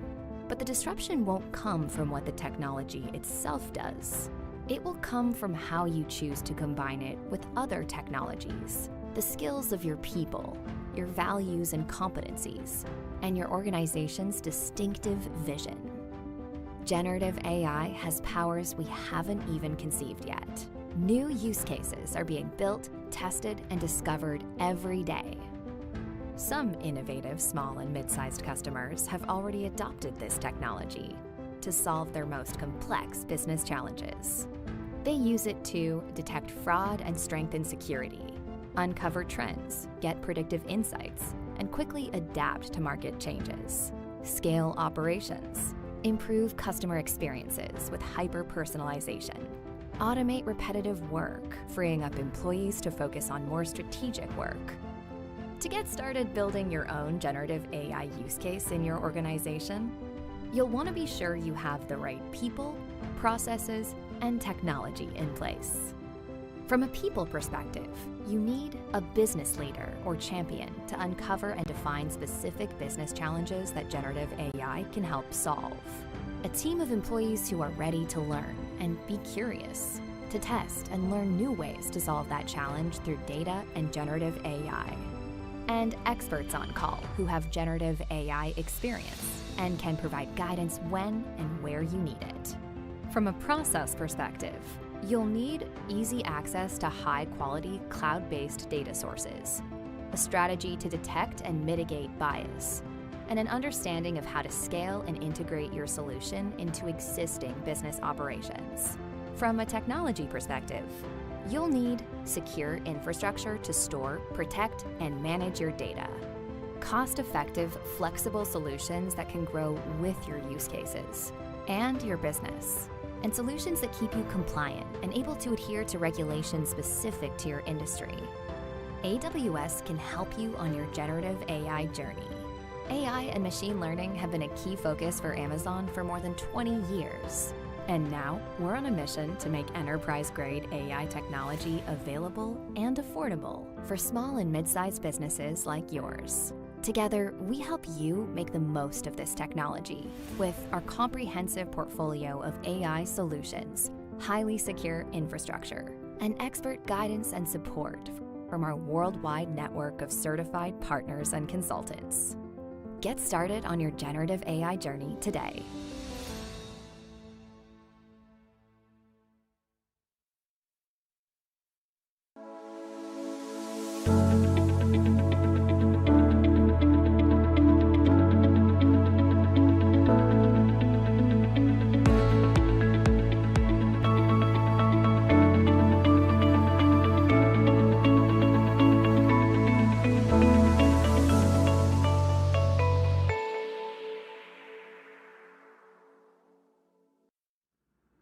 Ini, bila tak kenal, mudahlah nak melabel. Macam diorang ni, tengoklah si. Cek lu.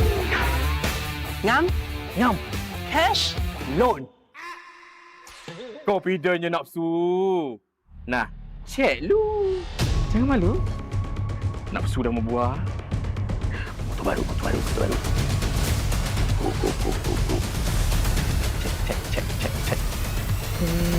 Cek lah. Potong pin lah. Bos, boleh tolong hantar balik tak? Lengoh. Oh, Lengoh. Kejap. Cek lu. Oh, geng ni. Oh, geng. Ayah! Dia ingat laptop ke? Dah pergi travel Alamak. Memang patutlah orang label kau macam tu.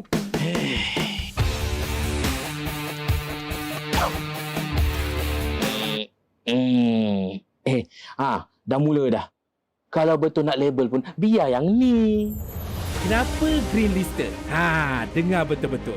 CTOS ni platform untuk korang cek kredit skor. Sebab kalau skor hijau, macam abang kita ni, loan pun senang lulus. Ayah. Don't worry lah sis. Sabar, masih ada masa lagi. Ya, betul. Kalau nak improvekan skor kredit, bil-bil korang mesti dibayar on time. Tak gitu. Dan impian korang pun akan menjadi kenyataan. Percayalah, cuma pasti jalan bila kredit kau hijau. Cek lu.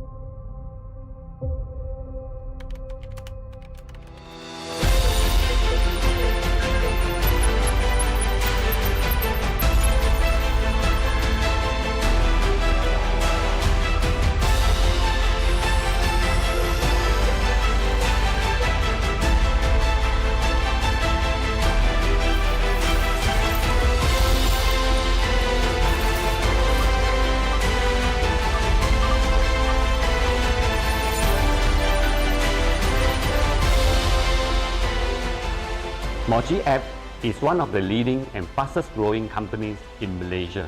Our flagship product, the PMT system, is Malaysia's #1 business growth software and the only solution in the market that combines CRM, funnels, AI, and talent performance system. By bringing together systems, software, training, and tools, SMEs can now grow and scale their business. Our mission is to help 500,000 Malaysian SMEs transform their business both online and offline, improving the lives of 30 million Malaysian citizens. By building strong company cultures and making sure business stay aligned with their goals, we are committed to help business owners, their teams, and families in achieving their dream lifestyle with stable income. Mochi app is part of the GOBS group with 22 years of experience servicing SMEs. We are proud to have Malaysia's top consulting and sales organization, which has made GOBS a strategic partner for Google, CTOS, and all major telcos in Malaysia. We have also won multiple awards, including the Best SME Performance Award, Best SME Solution Award, and Best Productivity App by CMO Asia in Singapore. Apart from serving SMEs, we also work with industry leaders and big international brands. This shows our commitment to quality and our ability to meet the needs of businesses in various fields. No matter the size, whether you are an SME or a multinational company, today we are supporting over 50,000 SMEs across Malaysia, helping them generate more than 1 billion in annual revenue. With our unique marketing strategies and talent performance system, Mochi has built a loyal customer base across multiple industries. Our practical experience, proven business strategies, and dedicated support services give SMEs complete and flexible solutions that meet all their needs. Moving forward, Mochi is ready to go global, starting with Singapore in 2025. In the next 3 years, we will be expanding into Indonesia, Thailand, and other ASEAN countries with the goal of becoming the world #1 business growth software.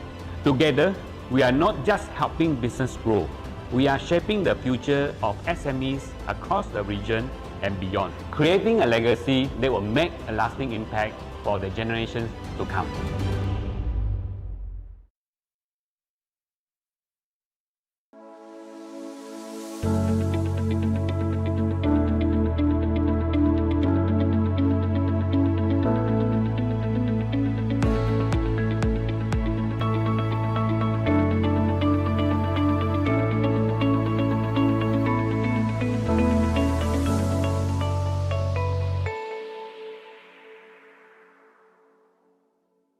I am John, a businessman. I have a new customer who came to me and asked for credit terms. However, I do not have enough information about them to make sound business decisions. With all the credit risks, it is hard for me to accept or reject new business opportunities with confidence. Luckily, I found CTOS. I am now able to evaluate my customers based on the reports from CTOS. Give CTOS a try and get your free consultation now.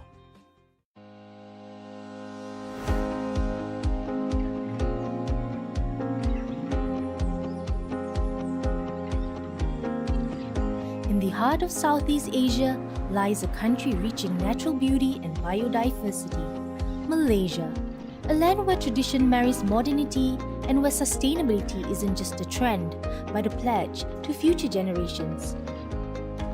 At the heart of this promise is Pos Malaysia, an organization that has existed over the last 2 centuries, interwoven with the nation's fabric, now on a mission to redefine its legacy. Our operation touches over 11 million addresses, serving over 30 million Malaysians across the nation every day. And with this extensive reach comes the responsibility to operate in harmony with the environment. Aligned with national and global sustainability goals, Pos Malaysia is committed to achieving net zero emissions by the year 2050. In March 2023, we proudly launched our sustainability roadmap, demonstrating our full dedication to 30% reduction of our Scope 1 and 2 carbon emissions by 2025, with focus on 6 work streams: delivery methods, fleet optimization, green buildings, waste management, eco-consumerism, and responsible supply chain. With each parcel delivered and every letter sent, Pos Malaysia plays a vital role in connecting people and businesses throughout the country. We take pride in having Malaysia's largest electric fleet and remain dedicated to the goal of achieving 100% electrification of our last-mile vehicles by 2030. Our commitment to sustainability goes beyond our road fleet. We are also in the process of transforming our premises. This transformation includes generating clean energy and implementing good waste management practices for our employees. We are also incorporating circular economy principles into our material procurement processes, while we actively collaborate with partners to contribute to the nation's transition towards green mobility infrastructure. Pos Malaysia is not merely traversing the length and breadth of the nation, but also pioneering a journey towards a greener, cleaner, and a more prosperous tomorrow.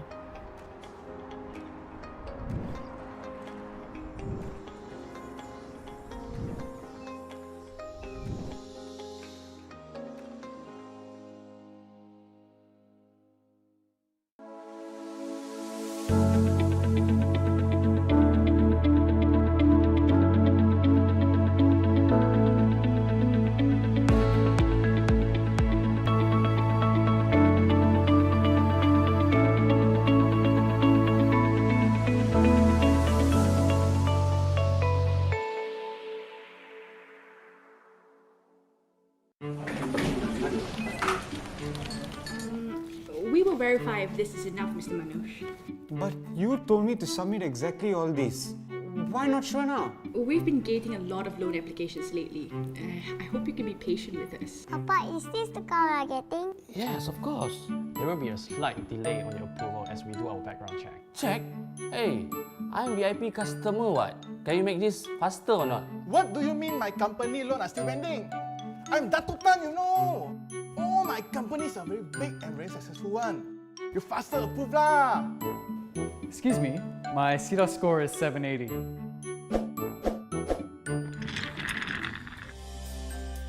Banks check your CTOS score before approving your loan. Log on to www.ctoscredit.com.my or download the CTOS app to check your score today. It's not in a name, it's all about your CTOS score.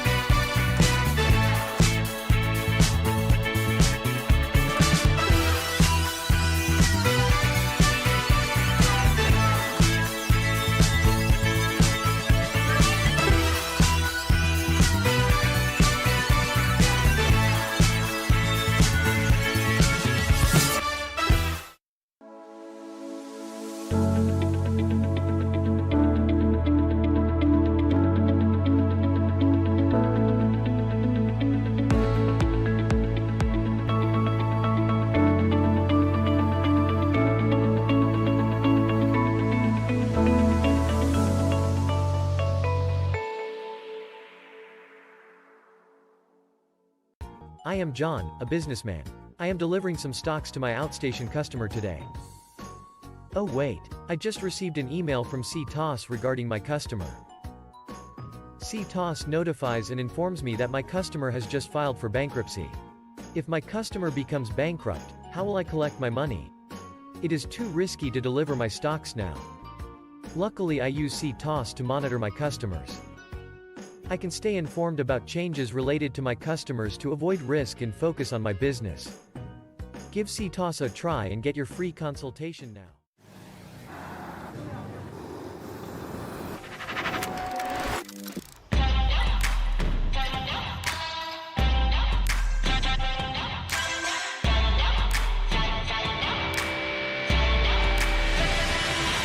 Feel the thunder, lightning and the thunder, thunder, thunder. Feel the thunder, lightning and the thunder, thunder, thunder.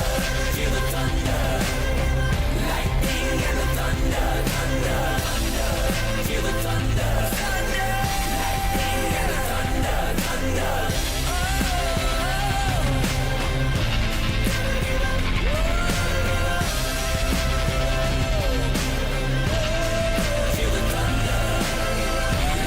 Mobile's unbeatable 5G network. Thunder, feel the thunder, lightning and the thunder.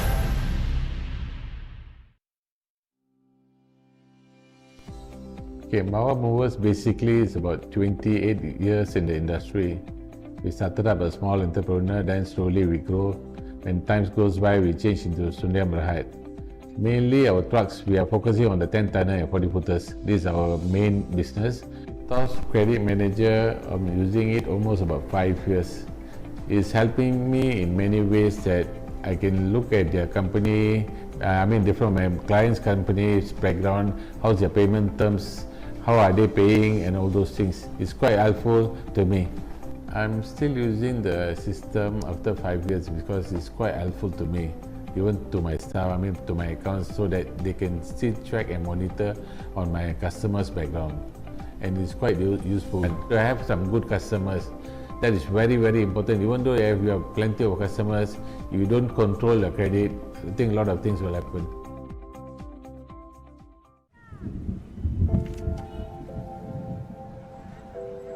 Being your own boss can feel like a big mistake. When you need to figure out everything yourself, even though you don't know what to do. But with the right partner, it can feel like the best decision you make.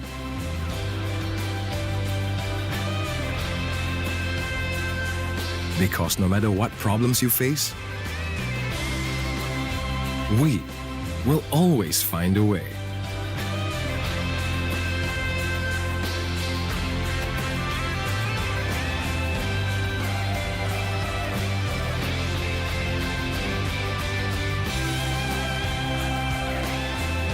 These are the business owners who have grown their business with our help.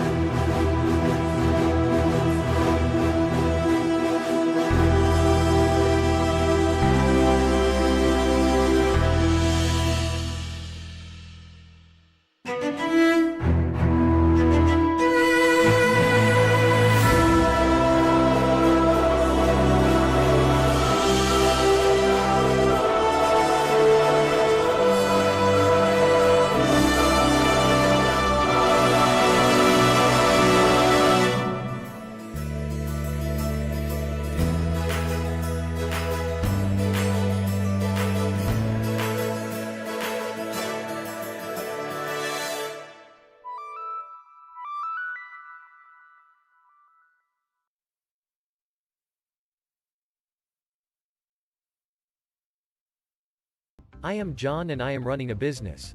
I have customers come to me and ask for credit terms. Each day, my business gets more and more customers on credit terms. If my customers do not pay me back, my business will suffer from bad debts. To manage my bad debts, I use CTOS to submit trade references. CTOS Trade Reference is a platform for subscribers to list and share their debtor info within the CTOS network. This will push debtors to settle outstanding payments faster. Recover your bad debts with CTOS. Get your free consultation now.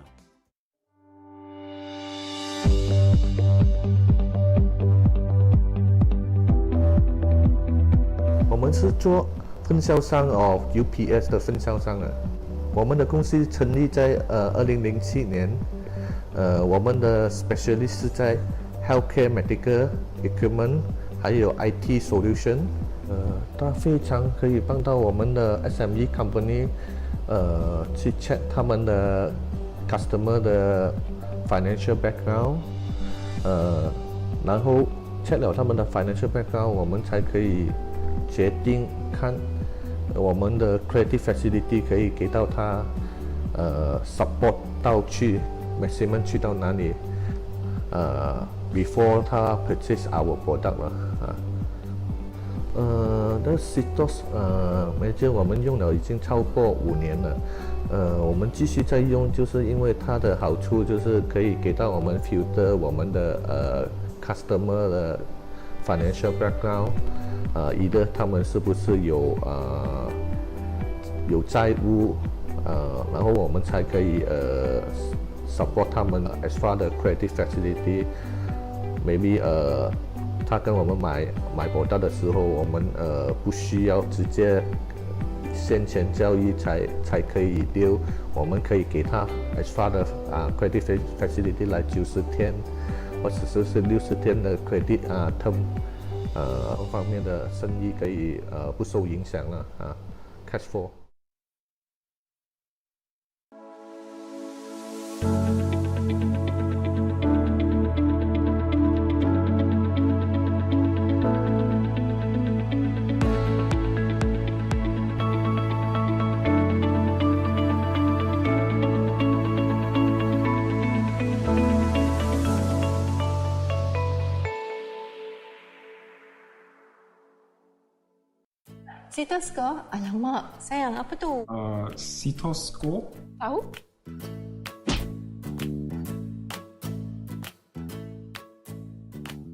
It follows you everywhere. It's whether buying a house or car. If you have it, the possibilities are endless. We're planning to start a family, so everything has to be in check. Family kami dah besar, so memang plan nak beli rumah sendiri yang selesa sikit. Confirm saya. Tiap-tiap perbelanjaan mesti rekod. I rasa I kot. Ya ke? Taklah I rasa I sebab kau nak tahu dia ni pelupa orangnya. I think my score will be higher than hers. You wish. Sayang, macam mana check CTOS Score? Counter kot. Online. Mesti ada. Last I checked. He hardly checks his CTOS Score. Well, me too. Rasanya tahun lepas kot. 3 bulan yang lepas. Boleh check dekat website, phone, tablet, semua boleh. Kalau skor saya tinggi, sayang kena belanja. Kalau skor I lagi tinggi macam mana? Sayang kena belanja juga. Can you promise me 2 kids if my score is higher than yours? I'll give you 3 if that happens. Nak kahwin dengan saya lagi tak kalau skor saya rendah? Maybe. Okay kot, CTOS Score saya ni. Kalau your score dah macam tu, confirm main lagi teruk. Ui, biar betul. Skor saya lagi tinggi. Okay, wow. Not bad. Really? Alamak, skor saya rendah lah. Skor you rendah, skor I okey sikit yang. Tapi tak adalah jauh sangat beza. Customers, and so much more. Generative AI is To be honest, sebelum ni saya tak pernah tahu apa-apa pun pasal CTOS Score. Tadi dah buat test tu, I think it really helps. Yep, I akan pastikan kita bayar bil dan pinjaman tepat pada masa lepas ni. This is the last thing we talk about in our relationship. Yes. Now that we know about it, we need to monitor our credit health closely. So, lepas ni, kita cek lebih kerat lagi lah ya. Setiap 3-4 bulan. Saya akan cek tiap-tiap bulan. Jadi, bagus juga kita cek CTOS Score ni sebelum nak beli rumah baru. Betul tu. Lepas ni, I pun nak recommend kat kawan-kawan I, diorang pun patut cek CTOS Score diorang. Your score is higher. So, our wedding kena lagi besar tau.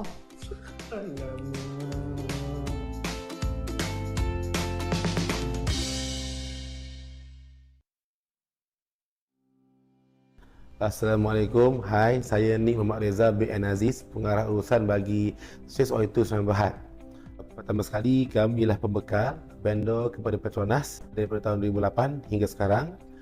Kami ada membuat membekal valve, pipe, fitting dan juga special item macam strainer, dan antara lain yang kami buat ialah servicing. Itu kami ada buat tank cleaning, kami ada buat valve maintenance dan juga valve servicing.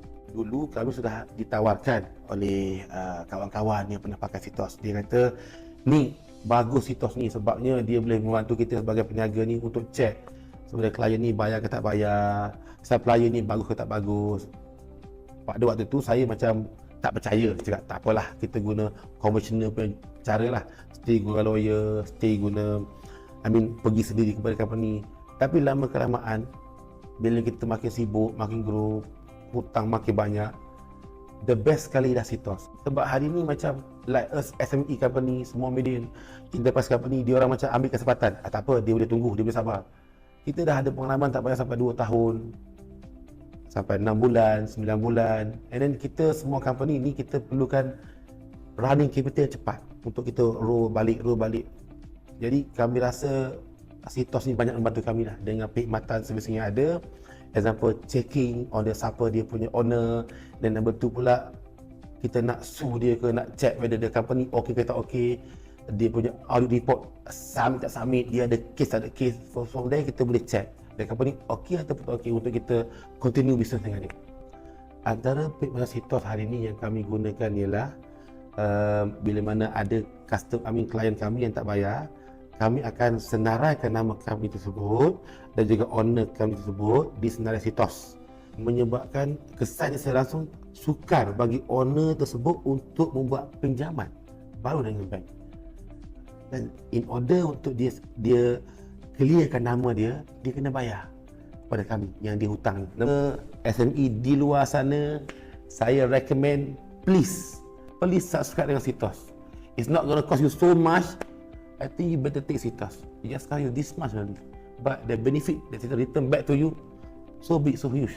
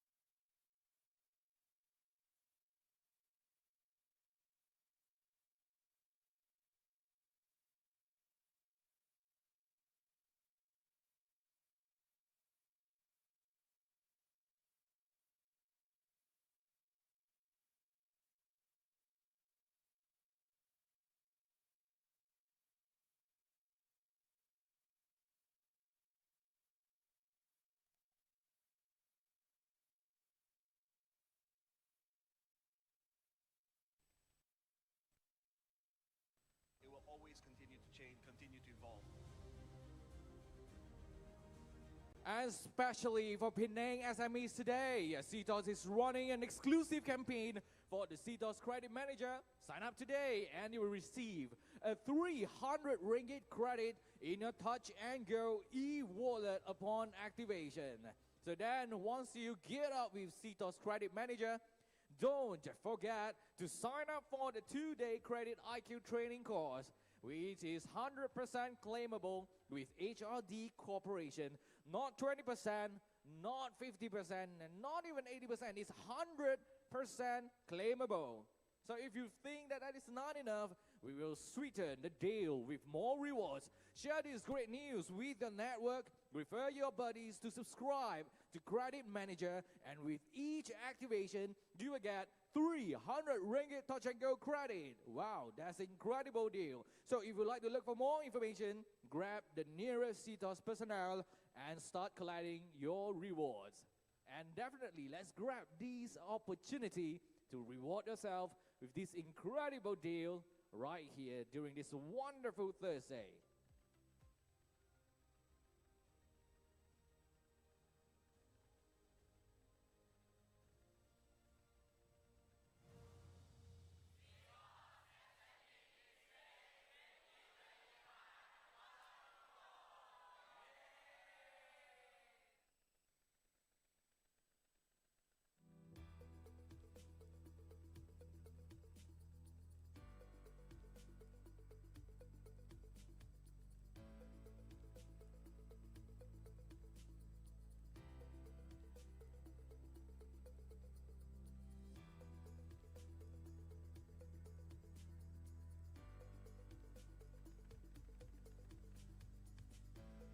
welcome back, ladies and gentlemen. We hope you had a great lunch and took the opportunity to network, explore our exhibition booth, and complete your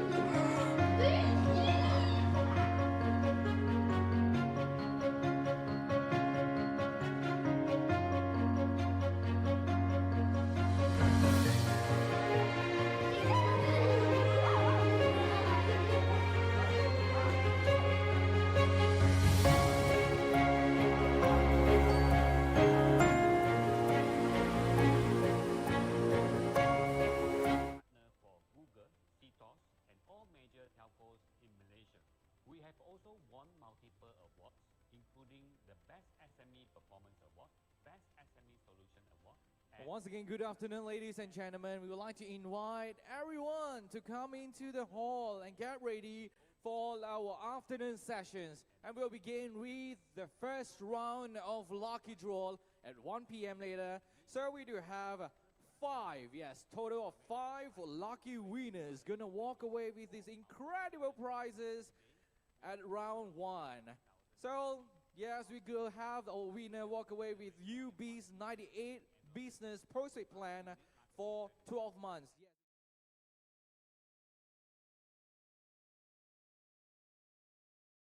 Much. And besides that, we do have our winner walk away with air fryer, and also we have microwave oven, and also home cinema soundbar. So we're gonna begin in 10 more minutes. So if you are still haven't finished your lunch, come on, hurry up, and we're gonna see you at the conference hall. And other ASEAN countries with the goal of becoming the world #1 business growth software. Together, we are not just helping business grow. We are shaping the future of SMEs across the region and beyond, creating a legacy that will make a lasting impact for the generations to come.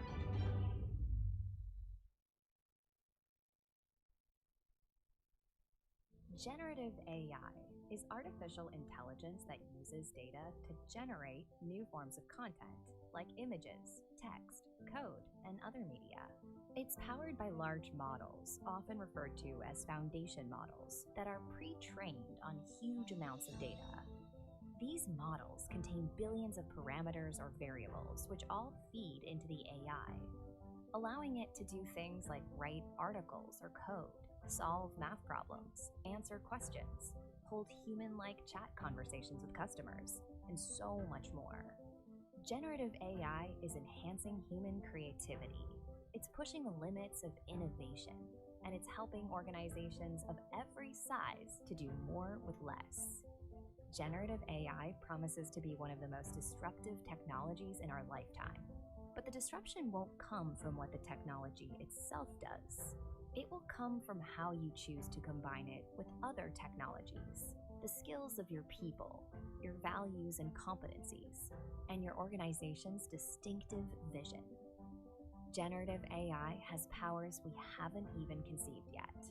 New use cases are being built, tested, and discovered every day. Some innovative small and mid-sized customers have already adopted this technology to solve their most complex business challenges. They use it to detect fraud and strengthen security, uncover trends, get predictive insights, and quickly adapt to market changes, scale operations, improve customer experiences with hyper-personalization, Automate repetitive work, freeing up employees to focus on more strategic work. To get started building your own generative AI use case in your organization, you'll want to be sure you have the right people, processes, and technology in place. From a people perspective, you need a business leader or champion to uncover and define specific business challenges that generative AI can help solve. A team of employees who are ready to learn and be curious, to test and learn new ways to solve that challenge through data and generative AI. And experts on call who have generative AI experience and can provide guidance when and where you need it. From a process perspective, you'll need easy access to high-quality cloud-based data sources, a strategy to detect and mitigate bias, and an understanding of how to scale and integrate your solution into existing business operations. From a technology perspective, you'll need secure infrastructure to store, protect, and manage your data, cost-effective, flexible solutions that can grow with your use cases and your business, and solutions that keep you compliant and able to adhere to regulations specific to your industry. AWS can help you on your generative AI journey. AI and machine learning have been a key focus for Amazon for more than 20 years. All right, once again, good afternoon, ladies and gentlemen. Welcome to CTOS SME Biz Day 2025 in Penang. I would like to invite each and every one of you kindly make your way into the hall as we're going to begin at 1 p.m. later, another 5 minutes. So, come on, join us now. You might be the winner to walk away with this incredible prize. Who knows, right? So, come on, let's join us now and back to the conference hall and get ready for the afternoon sessions.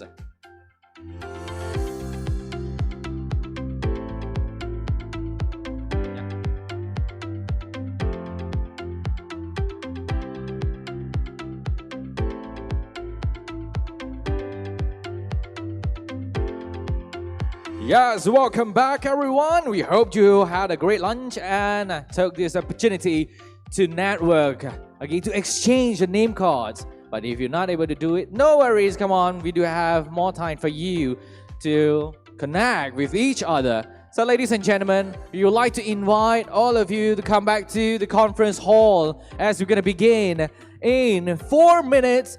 And yes, for the afternoon sessions, we'll begin with this incredible lucky draw session, which is our first round of lucky draw. So get ready, and you might be the winner. Nobody knows. So good luck, everyone. Let's cross those fingers, and let's see who's gonna be the one to walk away with this incredible prize.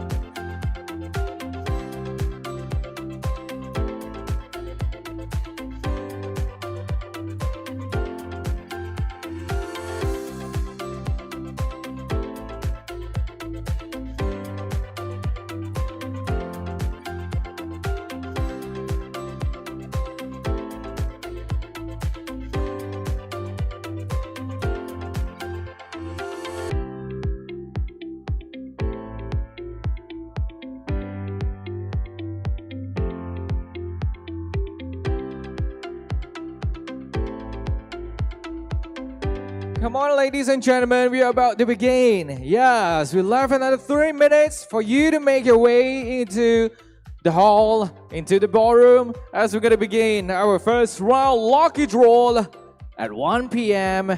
Later, another 3 minutes.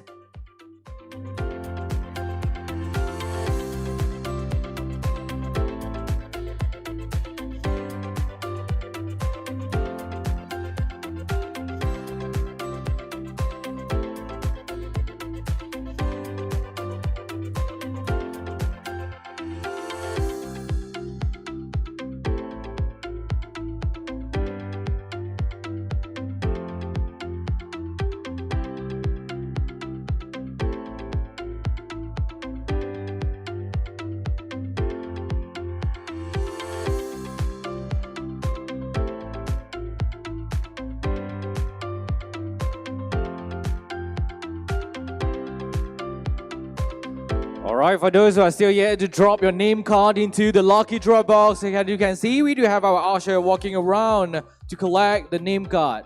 So, this is for the lucky draw session, so if you are still yet to drop your name card, do it right now and look for our usher.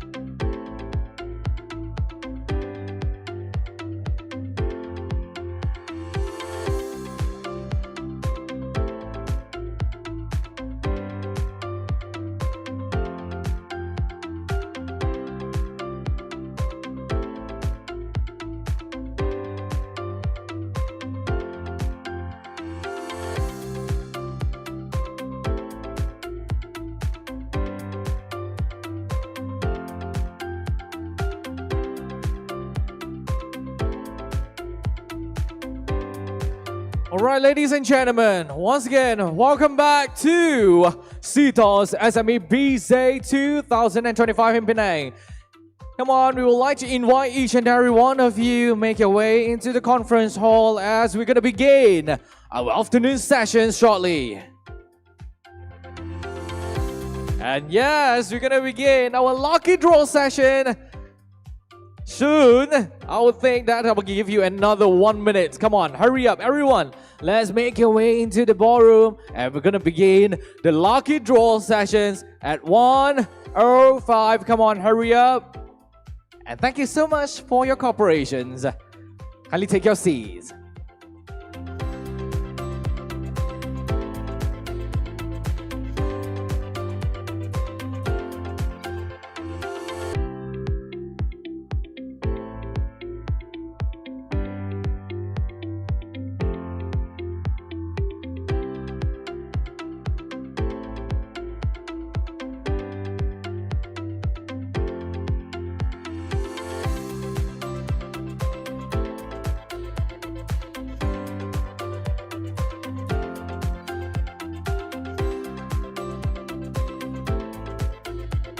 Alright, ladies and gentlemen, have you dropped your name card into the lucky draw box? If you still have not dropped it in, I'll give you another 30 seconds to pass your name card to me, okay, for you to stand a chance to walk away with the incredible prize during the first lucky draw session.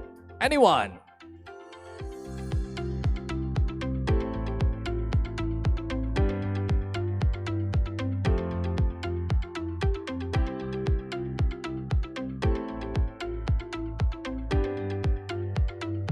Alright, hi, good afternoon, ladies and gentlemen. Once again, welcome back to CTOS SME Biz Day 2025 in Penang. I hope you enjoy your lunch and took the opportunity to network during your lunchtime. So you know what's going to happen next. Okay, during this afternoon sessions, we're going to begin with our first round of lucky draw. So we do have 5 prizes for 5 lucky winners. I believe that you have already dropped your name card into the lucky draw box. So good luck. Okay, so we're going to present 5 prizes, including the UB's 98 business postpaid plan for 12 months. You can enjoy it for free, proudly sponsored by U Business. Thank you very much. And besides that, we do have Tefal air fryer 6 liter, and also we do have Samsung 26 liter microwave oven and a Sony home cinema soundbar. And let's see who's gonna be the winner. Are you ready? Not really, or we're gonna wait for another 20 minutes. Is that okay? No. Are you ready? That's great, that's what I'm looking for. So without further ado, I would like to grab the lucky draw box onto the stage. Come on, let's drop your box right over here and get ready for the lucky draw session. Yes, just put the box right here. Okay, thank you so much. And now, we would like to take this opportunity to invite Datin Esther Chang, Head of Large Account U Business, to the stage to help us to draw the first lucky winner. Let's give a big round of applause. Yes, all right. So, Datin Esther Chang. So, you're going to draw a lucky winner, going to walk away with a UB's 98 business postpaid plan for 12 months. Free. Yes. Let's see who's going to be the lucky winner. So, if you're ready, let's proceed for the first draw. Okay? Okay, you mix it a little bit, it's fine. Okay, just mix it a little bit. And, okay. Seems like you already have this card. So the winner goes to David Lee, a multimedia specialist from Wawasan Open University. If you are not around, we're gonna give it to the next winner. Oh, just kidding. Okay, before that, we would like to verify. Do you mind to read your phone number? Congratulations to David! Yes, you're gonna walk away with this free UB's 98 business postpaid plan for 12 months. Right here. Ladies and gentlemen, let's give a big round of applause to David. Let's look at the camera. Congratulations. Wow, so we're gonna bring the energy up during the afternoon sessions. Okay, that's why we begin with lucky draw. All right, thank you so much. Once again, congratulations to David, and thank you, Datin. Thank you so much.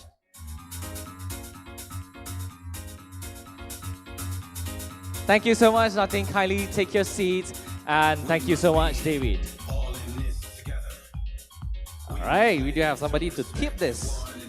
Okay, coming up next, we do have 4 prizes for 4 lucky winners. So without further ado, I would like to invite Miss Lee Shin-mei to the stage to draw the next lucky winner. Let's give a big round of applause. All right, Shin-mei. So I believe that you're ready, right? Okay. You want all 4 together? Up to you. You would be the one to choose. Okay, so the first winner gonna walk away with the Tefal air fryer. Yes, gonna switch the screen. Tefal air fryer.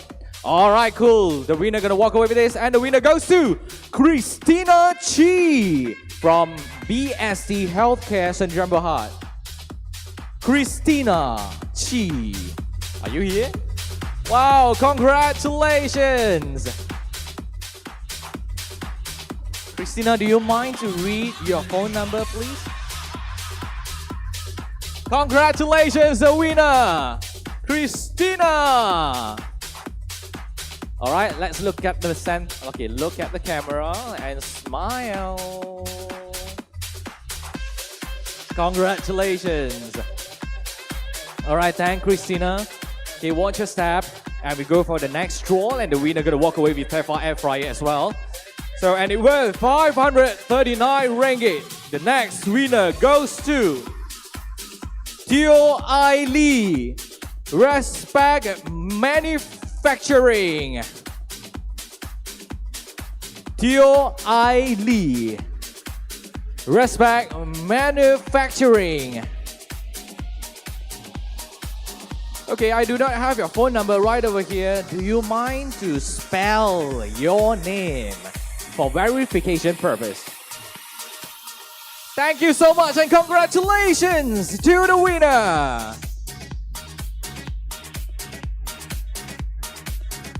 Look at the camera and smile. Congratulations. And yes, please take your seat and watch your step. And we do have last two prizes. Yeah, the next one will be Samsung 28-liter microwave oven. And it was 815 ringgit. That's gonna be the next winner. Okay, so next winner gonna walk away with this incredible prize. So the winner goes to Richard Cheng, product advocate from SKY Skymakers. Richard, congratulations! All the way from Hong Kong. Yes, and we had a lunch together just now. Okay, so for the verification purpose, Richard, do you mind to read your phone number, please? You have a phone number? Okay, you spell your name for me. C-H-E-N-G. Congratulations, Richard! Alright, you can put it on the table and then we're gonna take a photo. Yeah, we just have a conversation during our lunchtime with Richard from Hong Kong and staying in Malaysia for 5 years. Wow, that's great. You're gonna walk away with this. Congratulations once again to our winner. Okay, we do have somebody to help you to carry it. No worries. Okay. Once again, congratulations to the winner. And this is gonna be the last prize we're gonna draw. Okay, the final draw for these sessions. And yes, that's gonna be. And then the winner gonna walk away with Sony Home Cinema Soundbar, and it worth 799 ringgit. The winner goes to the surname is Teo. Okay, congratulations to you. And the name is Teo Chin Luan from MYT Consultancy. Oh, congratulations. Okay, Mr. Teo, do you mind to read your phone number? Thank you so much. Congratulations to Mr. Teo.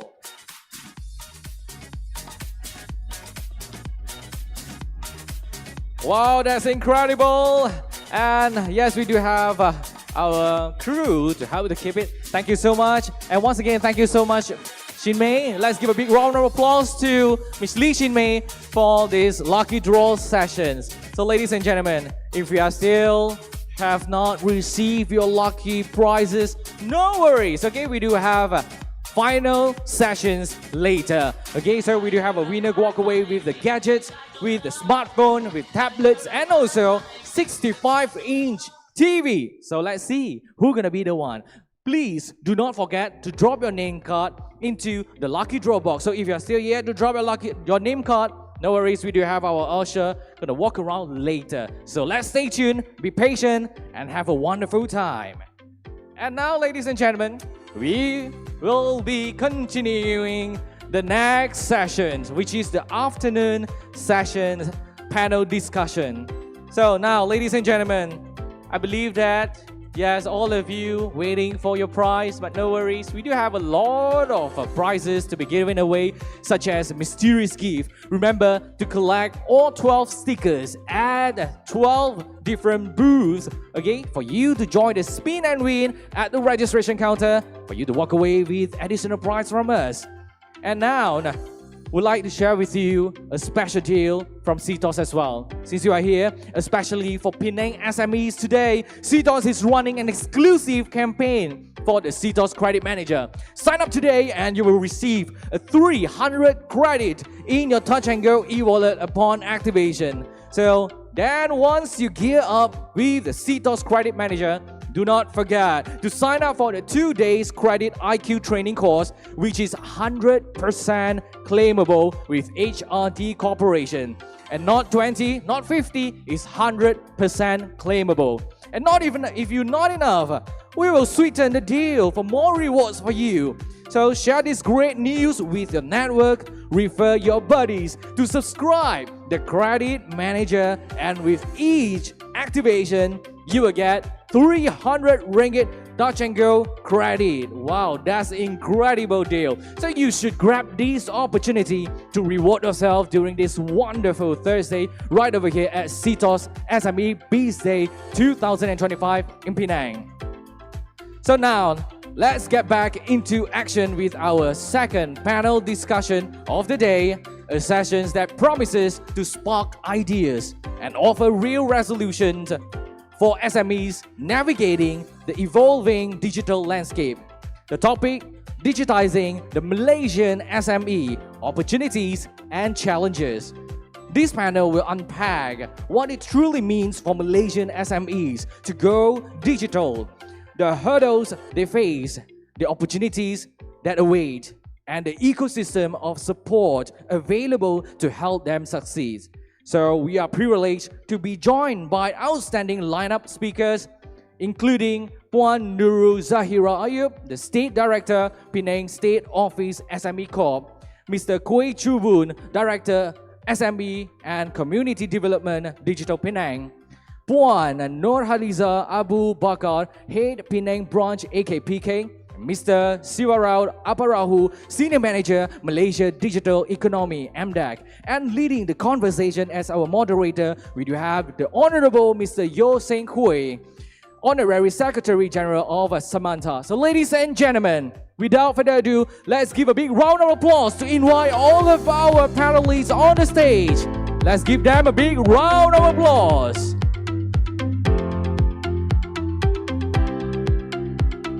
And after the panel discussion, yes, we'll open the floor for each and every one of you to ask questions. So if you have any other question in your mind, please do not forget to get ready your smartphone and scan the QR code on the screen. And yes, we will try our best to address you. And now we would like to pass the stage to our panelist and our moderator. Thank you, Mr. MC. Sorry I didn't get your name here. Good afternoon to all of you. I'm glad to see that majority have still stayed behind after the sumptuous lunch. You know, it's always kind of difficult to take on a session just after lunch, because just telling Tribune that the blood is going to the tummy rather than to the head. So I mean, okay, let's start the discussion.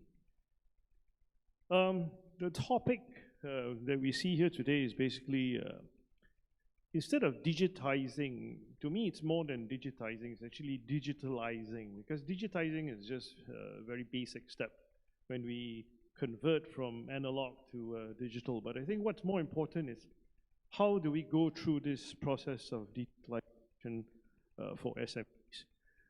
As you all were aware and you heard the keynote address by YB Jagdeep this morning, I think any challenges faced by SMEs today, of course, we know about the tariff, and sorry to say, we were just talking about also the increasing cost of business due to a lot of fiscal changes in fiscal policies that have impacted SMEs. So what can we do, as SMEs when we talk about digitalization? How can we actually make use of advanced digital tools, transform our business models, tap the plethora, the range of grants, incentives available from agencies like SME Corp, MDAC, So Digital Penang, which also plays a very strong supporting role to get the SMEs to upgrade themselves, right? Yeah. So let me just start off by asking each panelist some questions so that they can share some ideas or best practices where possible, which can actually shed some light and give you all some pointers. Because I was just saying just now to another person that things that are factual, you can actually get it from the website today. So what we want to hear from the panelists are more of like cases of such stories. I think the mic is a bit intermittent. Sorry. Can I change to another mic if possible? Thanks.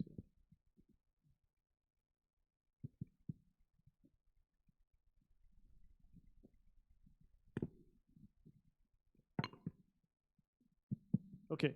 Yep. So let me begin with asking the lady on my left, since SME Corp is supposed to be the umbrella organization that is tasked to help or support the growth of SMEs. So, you know, like for Puan Nurul Zahira, so my question is that based on SME's assessment of digital adoption, because you've been dealing with a lot of SMEs, right? And some may have actually embraced digitalization in a bigger way, but many SMEs may just be at the so-called infancy stage of embracing or adopting digital tools. So what is your general assessment in terms of digitalization for SMEs, and how can SME Corp assist or support the SMEs in the process of digitalization? Okay, thank you, Mr. Yo. Good afternoon, ladies and gentlemen. SME Corp Malaysia, per se, we do not have a specific assessment in terms of digitalization. What we have is a diagnostic tool that we call score rating, whereby part and parcel of the assessment is a digital adoption. So the pointers within that digital adoption may give some pointers to the company rating. So that's how we know how good is the company perform in terms of digitalization or certification and such. So we assess the company as a whole. So that's why the latest news that we collaborate with our partners and DEC in terms of providing the specifically digital assessment to our SMEs to actually collect information and data in terms of the how adept and how far has our SMEs adopted to digitalization. And personally, because I'm based in Penang, Mr. Yo, so even the hawkers in Penang are doing cashless transaction. We are basically in Penang, we go cashless almost everywhere using e-wallet, do it now, etc., touch and go, for example. So basically, our SMEs, micro, small, and medium enterprises, they actually know how important it is to be to adopt digitalization. However, it's a matter of time and cost for them. So the concern maybe to me, it's not about the awareness, it's about where do they start and where do they go. And we would definitely hope that our SMEs will get on board with the digitalization, because we don't want our SMEs to fell behind. But in terms of hand-holding our SMEs, we do provide assistance in terms of courses and in terms of seminars, and perhaps SME Corps are well known for their grants. Not yet available, don't worry, we will do so. But if it's available, we do provide assistance in terms of digitalization and digital adoption. Either it's in a system in terms of production, or is in administration, or promotion and marketing and such. So based on the company's need and perhaps demand, we will try to cater on what the suitable matching for service provider that they may need. So different sizes of SMEs might need different kind of assistance. Okay. So we'll try to do that. Yep. Thank you, Puan Nurul. I think the important note here for all of us SME entrepreneurs or people who are here is that sometimes we tend to have the impression that the support incentives or the grants are lacking. But sorry to say, based on my experience with SMEs, it's at times due to our own, to use a stronger word, it's due to our own ignorance, because we are not aware, you know. And there's actually no excuse today, because when you have your AI, you know, a lot of information is available by just using your Google search. So the thing is, sometimes, you know, go and talk to people like, you know, Puan Nurul, because you're lucky that SME Corp also has an office here in Penang. If not, you can always go to SME Corp in KL, but without even making any physical move, just let your fingers do the walking, you know? I mean, like, you can actually surf the net and you can actually get a lot of this information. So make full use of what's available out there, you know? And of course, Samantha, we've always been doing our part to try to lobby the government to provide more assistance and support for SMEs. Okay, let me just pose the next question to Chu Boon. I keep seeing Chu Boon here every year. So we are like part of the furniture now. Yeah. So Chu Boon, I mean, like I promised the crowd just now, I want to hear more practical type of you know, sharing from you. It's like, you know, based on your dealings with SMEs, because Digital Penang is so-called the like the state equivalent of MDEC in at the state level, you know. So what are some of the pointers, like, you know, the do's and don'ts that you can share with SMEs when they embark on the digitalization journey, you know? Yeah. Okay, thank you, Mr. Yeo. Okay, good afternoon, everyone. My name is Chu Boon from Digital Penang. Very happy to back to the stage this year and to share.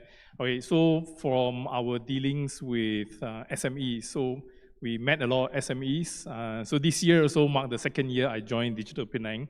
All right, and happy to say that for the last 2 years, I've met roughly around 3,000 of you. All right, so so please forgive if I don't remember you, but please mention to me where you met me before. All right, so there's a lot of SME that we have met. We also hear them out. We also want to understand what are the challenges faced, all right, in terms of digitalization. All right, so in the beginning, we have this thinking that, you know, as a government, state government agency, all right, there is a urge or impulse for us to do something for the SMEs. Otherwise, you guys cannot survive. But I think that is a wrong kind of thinking. The mere fact that, you know, you are here in the hall today means that, you know, you are a survivor. You know how to survive through the different type of turbulence, different business landscape and so on. All right, so and we also believe that digitalization is basically a process, all right, and using digital solution is basically a tool. Okay, the same tool you use to make phone call, the same tool you use to write a note using a pen and a notepad. All right, so based on that, what we are trying to say is that digitalization basically is good. Digitalization is about creating efficiency in your business. All right, and definitely in today's business landscape, business are very competitive everywhere. So being efficient, being productive will be an advantage to you, whether you are a 5-person company or a 500-person company. All right, is there to create efficiency. But again, the question that we want to ask is, everybody suitable to do digitalization? Okay, the answer is depends on what you do. Maybe digitalization is suitable for you, and maybe digitalization may not be able to help you much. All right, let me explain further. Okay, so for if you are a company dealing with external, example, majority of your customers are not in Penang, and then definitely digitalization is something that you must look at. All right, and if your business is in Penang, localized, then perhaps digitalization may not be useful fully to you.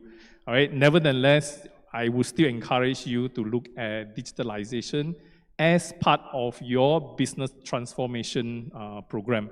All right, you don't have to do the whole 9 yards in one go. Okay, you can do bit by bit.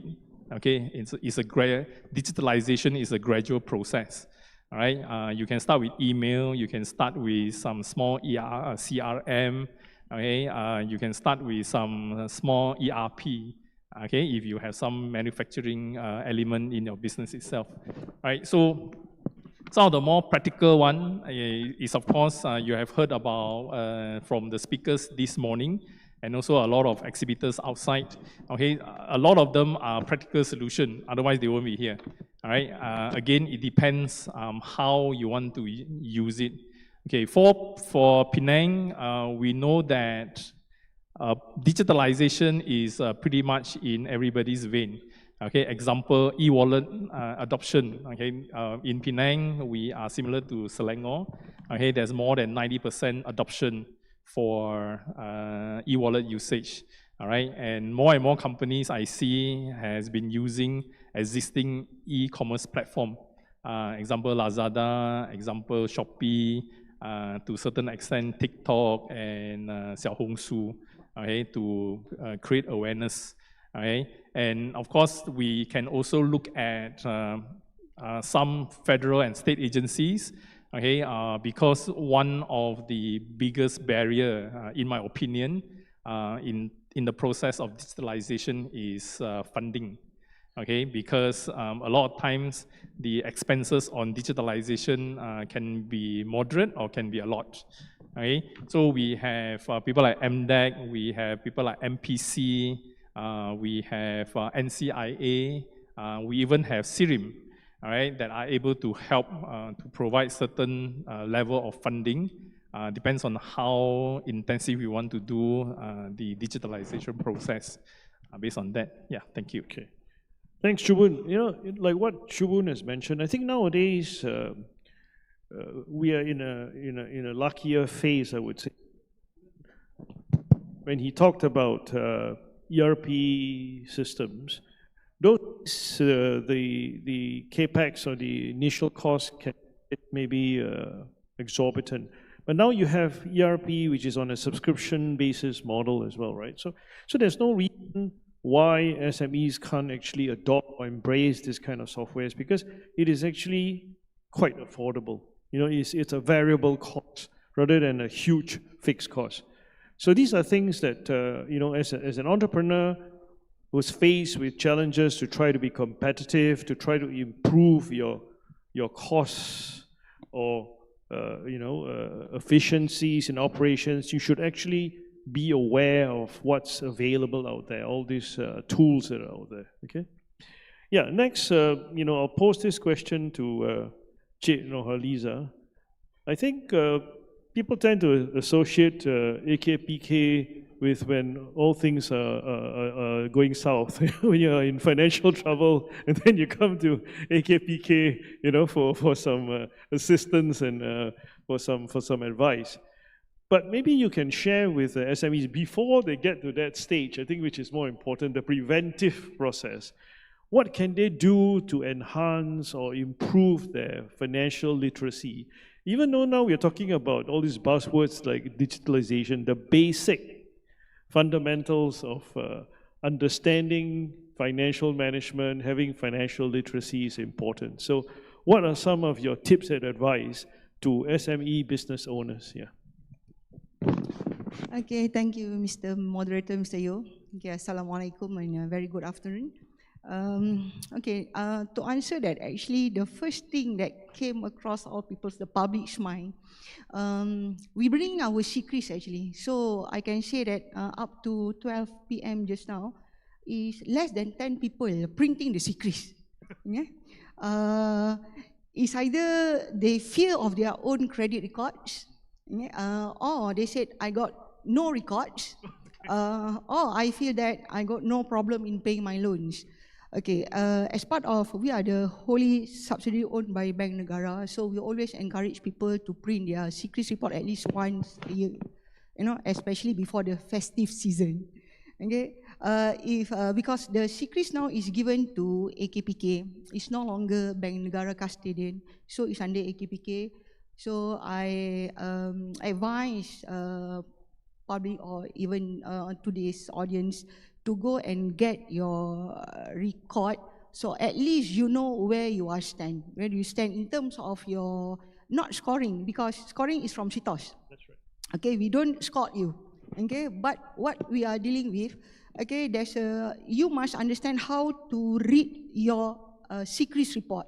So normally during our public talk, we do advise people that's especially under special attention account. You know, you have what we call it, the chances to get new loans is very slim. And then you also advise like this business owner. For your information, actually SME, we are concentrating on MSMEs, okay, micro, small and medium.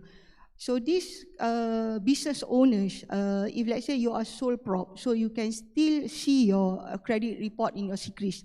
But if let's say you have this Niam Berhad, there's another report you need to request. You need to fill out the form and then you can get your credit report. But for this sole prop, okay, if you don't understand where you stand, so definitely you do not know how to rate yourself in terms of to get financing, you know. At the same time, you do not know that am I eligible, because we always say this, eligibility and affordability is two different things. You may think that you afford to pay the loan, but at the same time, the bank may say that, oh, you are not eligible, or vice versa. The bank may say that you are eligible to take the loan, but actually you can't afford to pay the loan. So there's two different things here. So that's the importance of having your secrets report, know where you stand, especially when, you know, that these micros, they always have difficulties in accessing financing. That's why the mandate given to us is started in year 2020 September. So after COVID, Bank Negara given the mandate for us to take care of the SMEs. Before this, we only do the restructuring for individuals, for what we call it, for personal. Yeah. But then when SME came in 2020, we have these three kind of services that we are offering to SMEs. We have this, what we call it, help desk. So these business owners can come to us, you know, seek advice. Yeah. Am I okay? Can I get the loan? We also can guide them, yeah. You know, like where to get this financing. Mm-hmm. If not from the bank, maybe from other sources. Okay. At the same time, if let's say you are in the situation of your company is having difficulties of paying the loans, or still in operation, but it's difficult to get what we call supports from FI. So this is where AKPK helping in giving you is either to come to us for small and debt resolution scheme. Yeah. So previously, we are only helping individuals, what we call it in DMP. So to answer you, Mr. Moderator, there's a stigma there. People afraid, because they said those people who come to AKPK, if those who have poor financial planning, actually before you get this kind of legal action, you know, you need to come to us and start to seek advice. You know, we can guide you. Yeah. You don't wait until, you know, the legal chasing you. Yeah. You got this legal letter, you know. Yep. So that is where what we call it. Yeah, totally agree with you know, Cik Nurhaliza. In fact, I always tell you know, SMEs and some of them who are my clients is that we go for our annual personal medical check, but do you do a corporate health check? Yes. Or a business health check?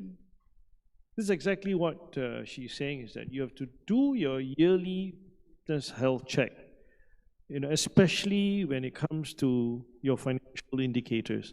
I know a lot of you pay attention to the operation side, because many entrepreneurs tend to come from an operational type of background. But don't just leave the importance of assessing your company's health. And this is where the financial part comes into the picture, okay? So next, let me go quickly to our Encik Sivarao from MDAC. In terms of, well, for like I said, I want to skip all these grants and things like that, because that can be easily accessed by going to the MDAC website or or even Digital Penang's website, or even, SME Corp and the rest. But I mean, as an umbrella body now with the digital master plan, My Digital, things like that, how can MDEC, as that umbrella body at the federal level, how can they support the acceleration in terms of the adoption and embracing this digitalization process? I mean, maybe if you can give some examples of some of the success stories that you have seen, it will be quite enlightening to our audience here. Thank you. Thank you, Mr. Moderator. First of all, I would like to thank the organizer, CTOS, for inviting MDEC and to share the platform here today with the other panelists. Very much happy to do that. And I think it's really wonderful to see there's a lot of MSMEs from Penang here today that we able to connect with. In fact, MDEC, we have a booth outside, right, with our partner here, right? So we are here with the agenda of driving the business digitalization initiative that was recently launched. Okay, so coming back to moderator's question, Mr. Yo. Okay, so digitization is not new for MDEC. However, driving digital transformation for MSMEs, that is something a new agenda, I would say a new agenda, right? Okay. Most of the ministries and agencies are already doing MSME developmental programs and activities, but I believe there is lack of digitalization approach here. Okay, so taking into that consideration, MDEC, we have done quite a bit on developing a blueprint. Not really a blueprint, it's something like a study that we have commissioned at a very high level. It was presented and it was approved. And the outcome of that, today we have this business digitalization initiative that we have launched on 25th March by our YB minister, okay? And we are not doing this alone. So like what was pointed earlier by Puan Nurul from SME Corp, they are together with us, okay? So when it comes to SMEs, right, it requires a nationwide approach. We are talking about 1.1 million business establishment here that constitute of 96.9% of businesses in Malaysia, and these are MSMEs, okay? So if you ask me, there's no one size that fits all, okay? We have to do with our partners, right? And of course, we are opening up doors to work together with lots of digital solution providers. The good part for MDEC is we already have that ecosystem, right? I believe many of you are aware that over the last 5 years, the government has been continuously supporting the business digitalization program in the form of matching grant. I'm pretty sure, if you go to Maxis booth out there, you can see there's a matching grant support given by under the grant digital PMKS Madani. Okay, so this is where how we work together with all the solution providers, because we know we have to work together with them. Actually, the solutions are already being developed by our local tech companies and all that. And we pretty much verified this. We verified this, okay. So on top of this, what currently we are doing, we have introduced the digital maturity assessment tool. So basically it's a diagnostic tool to understand your level of digital readiness, okay. From there, you should able to have some recommendation about what would be the right solution that you should be adopting. Like I mentioned earlier, there's no one solution that fits for the MSMEs, right? So each MSMEs have different requirement here. So that is what we are trying to do here. And this, if you notice, this is very much sector-specific, targeted approach, because over the years, we realized we have to do more of targeted approach in addressing the digital readiness level of the small businesses. Okay. So this is very interesting. We have a lot of plans, I know, and RMK 13 is coming up very soon. And again, I have to say it's not MDEC alone. We are working together with, almost all the ministries and agencies. SME Corp is our key partner. At state level, we have Digital Penang. Sure. When it comes to Selangor, we are working with CDEC. So this is how we build our network, and we leverage on each other actually, because there's a lot of work need to be done to get the MSMEs to adopt the digital solution and accelerate the growth. Yeah, thank you. Something just came to mind, especially after this Aliza mentioned. It's like, see, again, it's a double-edged sword of digitalization. Now, all this information, financial data, is easily accessible, whether it's CCRIS, CTOS. So you can harness it if you are vigilant and you actually look after your financial health. Then you can get access to your loans, your incentives, and your grants better. But however, if it's the other way around, then it can easily be spotted as well, because of the advances of digitalization. So it's up to you. The ball is in your court. If you are able to, like I said, to harness it, you can actually get the results, which are favorable.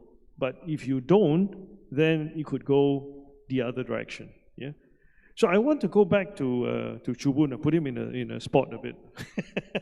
So because, like I said, I would like to hear more of those kind of success. Just maybe one example of a success story, like a Penang SME that has actually gone through this digitalization journey. Whether is it in the form of maybe looking into ERP systems or digitalizing their business processes in some other ways, CRM.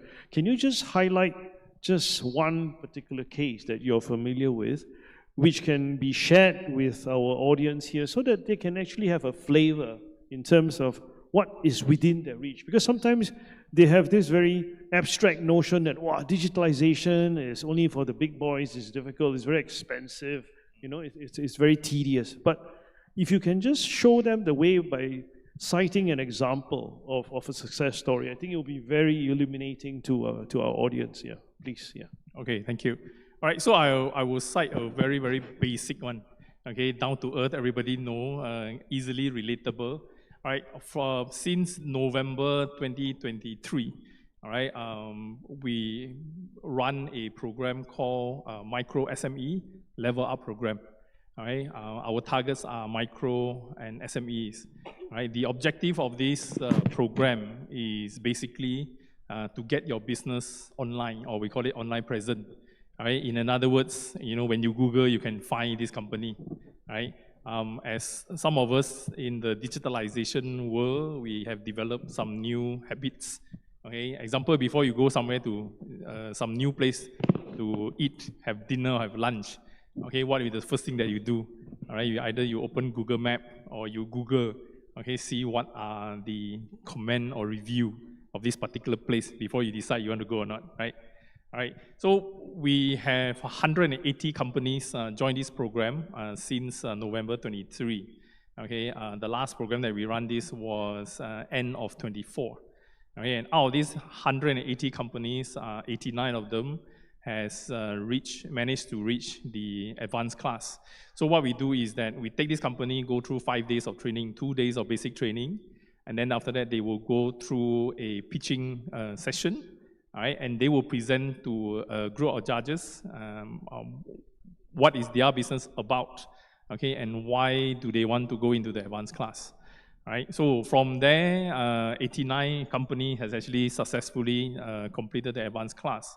All right, so I want to cite this. I find this example quite interesting because it is not everybody talk about. All right, and they are so hidden, right, that nobody knows. right? But it's a good example, so I want to share with you.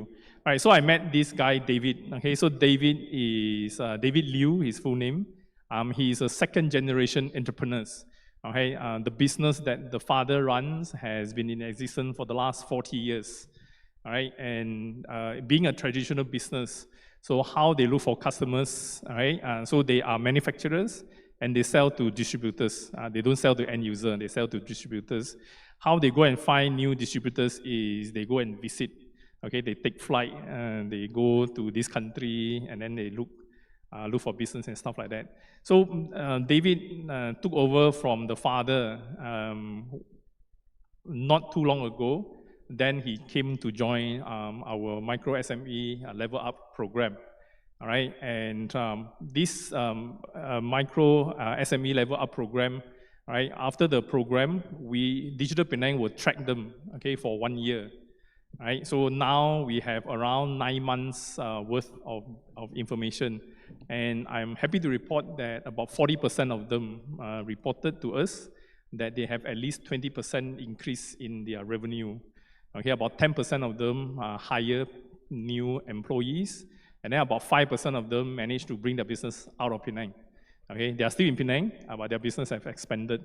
All right, so for this, so I interviewed David for the purpose of this discussion. All right. So for the last 6 months, all right, their revenue has increased by 1 million. All right. And then their last year revenue, right? So father and son combined together is about 4.6 million.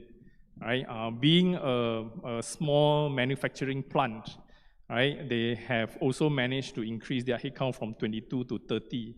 Okay, so to me, that is a success story you want to share. All right, and does anybody know what business they are in?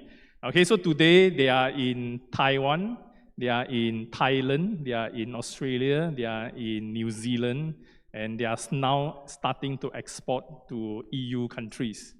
All right, and I think that is a great achievement, right? And we did sit down and explain, try to explore how to rebrand the company. Okay. All right.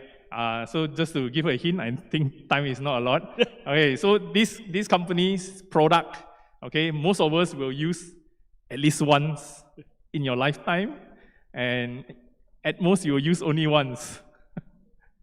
Anybody want to guess what business is this? All right, so the company name is called Hocklee, okay, Hocklee. All right, some of you from KL is not the sundry shop in Bukit Damansara. Yeah, so initially we wanted to name this company called Hocklee Final Vessel, okay, but a lot of time it doesn't ring a bell. All right, so at the end we revert back to the original name. Okay, so it's called Hocklee Coffin Surendran Berhad. Okay, I was going to say that, but yeah. Okay, thank you. Okay.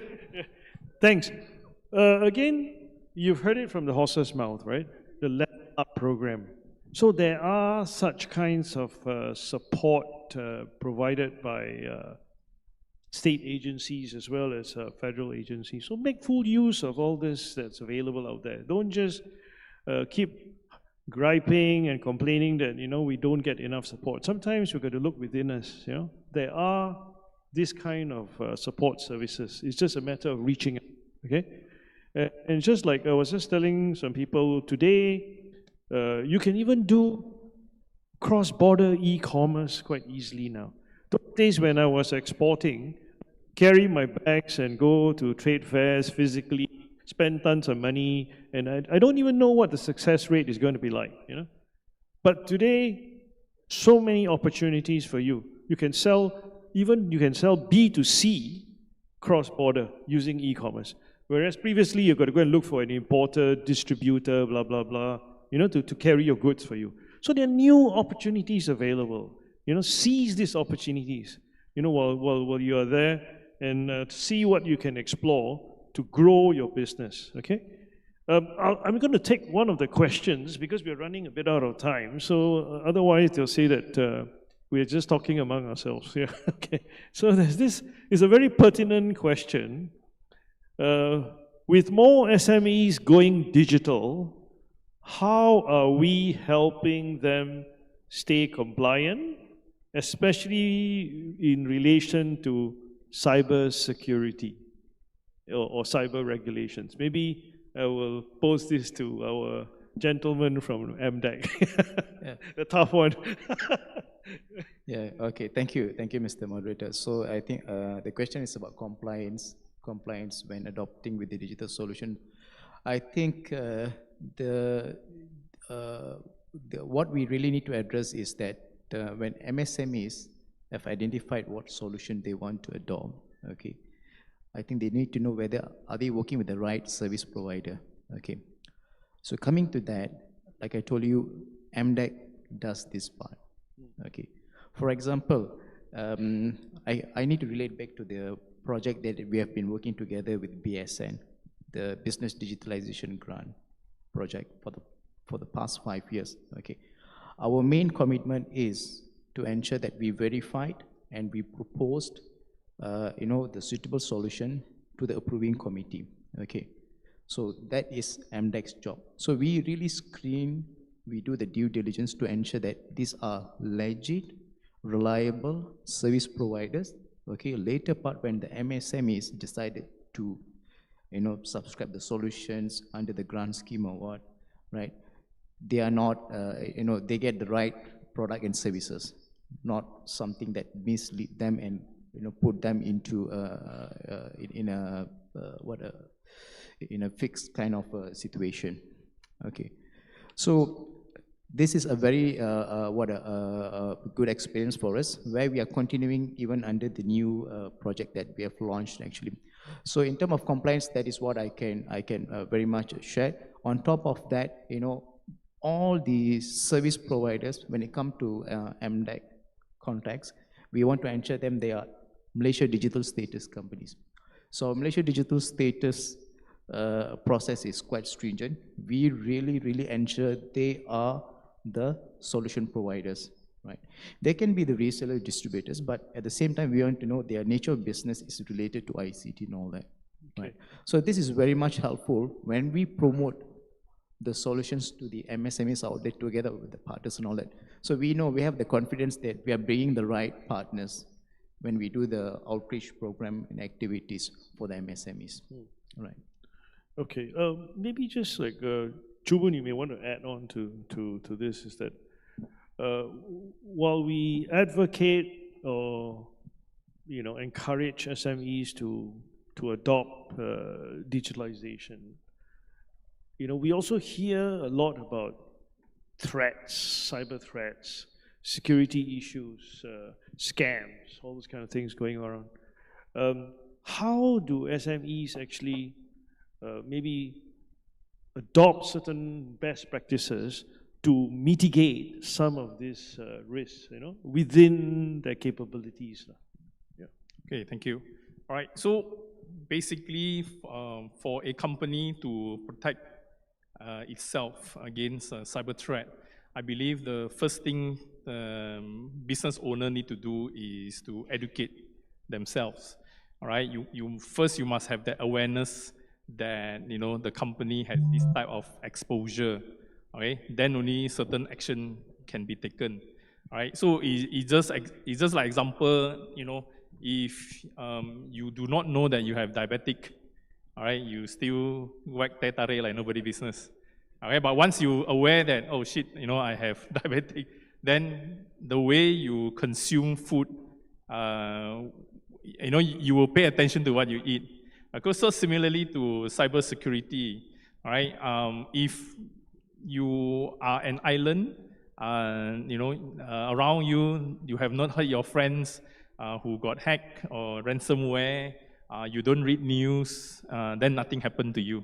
All right, you don't even know even you got hacked, basically. So I think first thing first is you must educate yourself. So spend 15 minutes a day, read some articles, look at some YouTube and things like this. All right, and of course the second step is you take steps to mitigate. All right, start small. You don't have to do the whole 9 yards as mentioned. Okay, you start small with some antivirus to protect yourself, and also some best practices, example, and don't simply click anything that's sent to you to begin with, right? And of course, from the state as well as a federal level, right? Last year we did this PGPKS program by Cybersecurity Malaysia. About 50 companies came to participate, right? Where this PGPKS program, basically the company who sign up will receive around 60,000 ringgit worth of services. Okay, then Cybersecurity Malaysia will help you to monitor and then advise you how to protect yourself, right? For companies below 200 people. Okay, so initiative like this, please take advantage of it. Yeah, because it is provided, so it is up to you to decide whether to take it or not. Yeah, thank you. Thank you.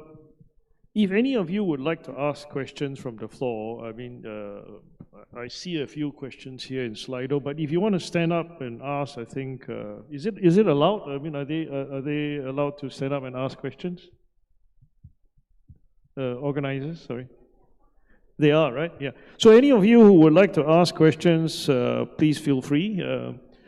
You can do it now when it's still pro bono, because otherwise you may have to pay for the services. No, I'm just joking. Yeah. So any questions from the floor? Yeah. Yes, if you have any question, kindly raise your hand, or you may scan the QR code on the screen. Yeah. Yeah, to key in your question in the Slido. Yes. Okay, well, while waiting for somebody to put up their hand, if I don't spot you, there's one question there. Okay, yeah, please, the gentleman on my right, yeah.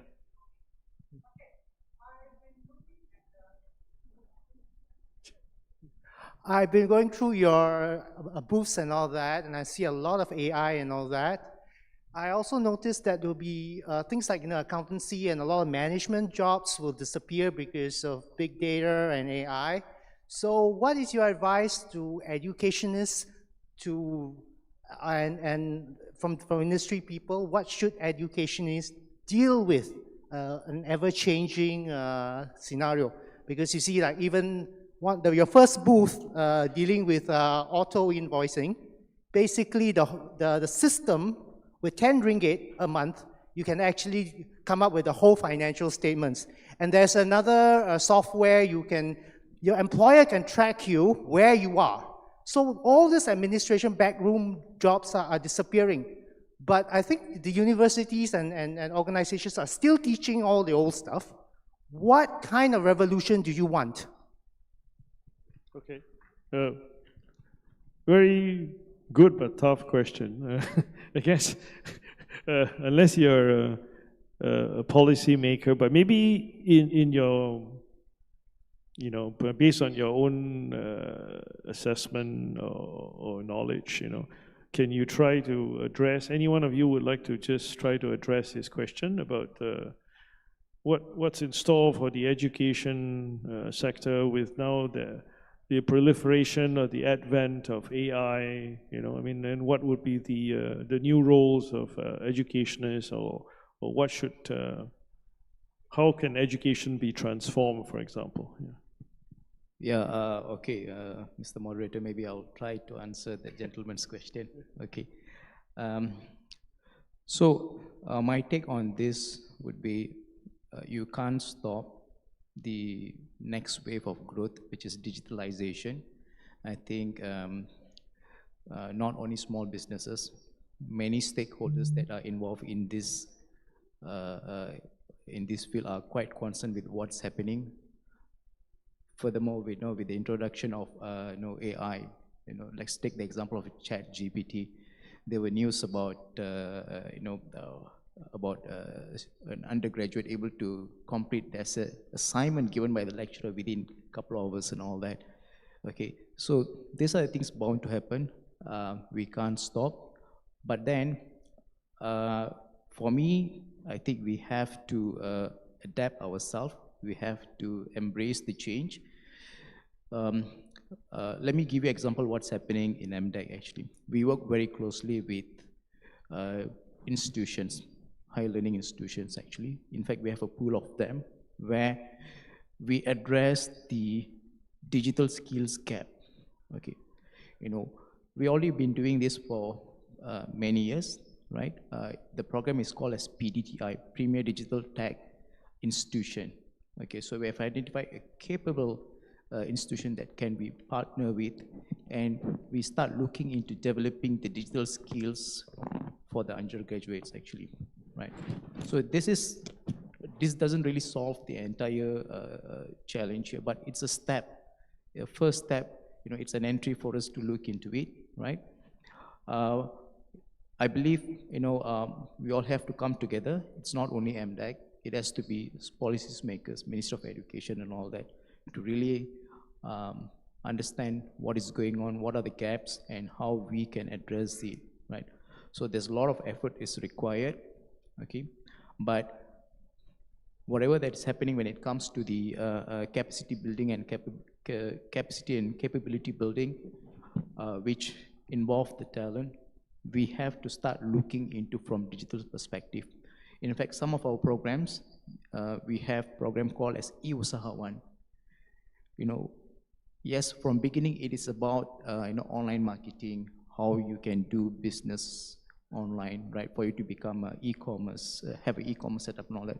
But with what is going on right now, with the right tools, you know, like you know, AI tools like ChatGPT, chatbot, and all that, these are being introduced in the syllabus. Okay, so we work together with these stakeholders to develop, to review the syllabus, whether they are still relevant or not. Actually, okay. Yeah. Okay. So, Mr. Moderator, this would be my opinion. Okay. Anybody else wants to jump in? Yeah, sure. Go ahead. Okay. So we know that the only constant is change. All right. And also investment into yourself is the best investment. Okay. Get yourself educated. All right. In this AI world, everything is fast.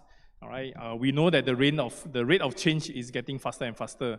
Okay, many years ago, you want to listen to music, you have to, you know, you get the vinyl, all right? And then after many years, it turned into cassette, okay? And then as few years pass, you get MP3, all right? CD first, sorry, CD, and then you got MP3.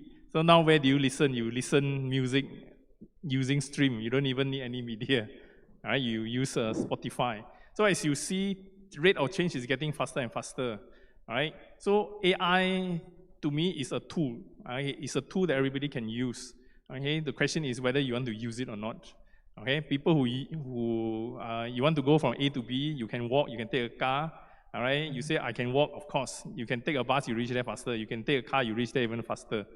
That is how AI is. All right, so it's not a matter of whether you wait for government to do something. Of course, government will definitely do something.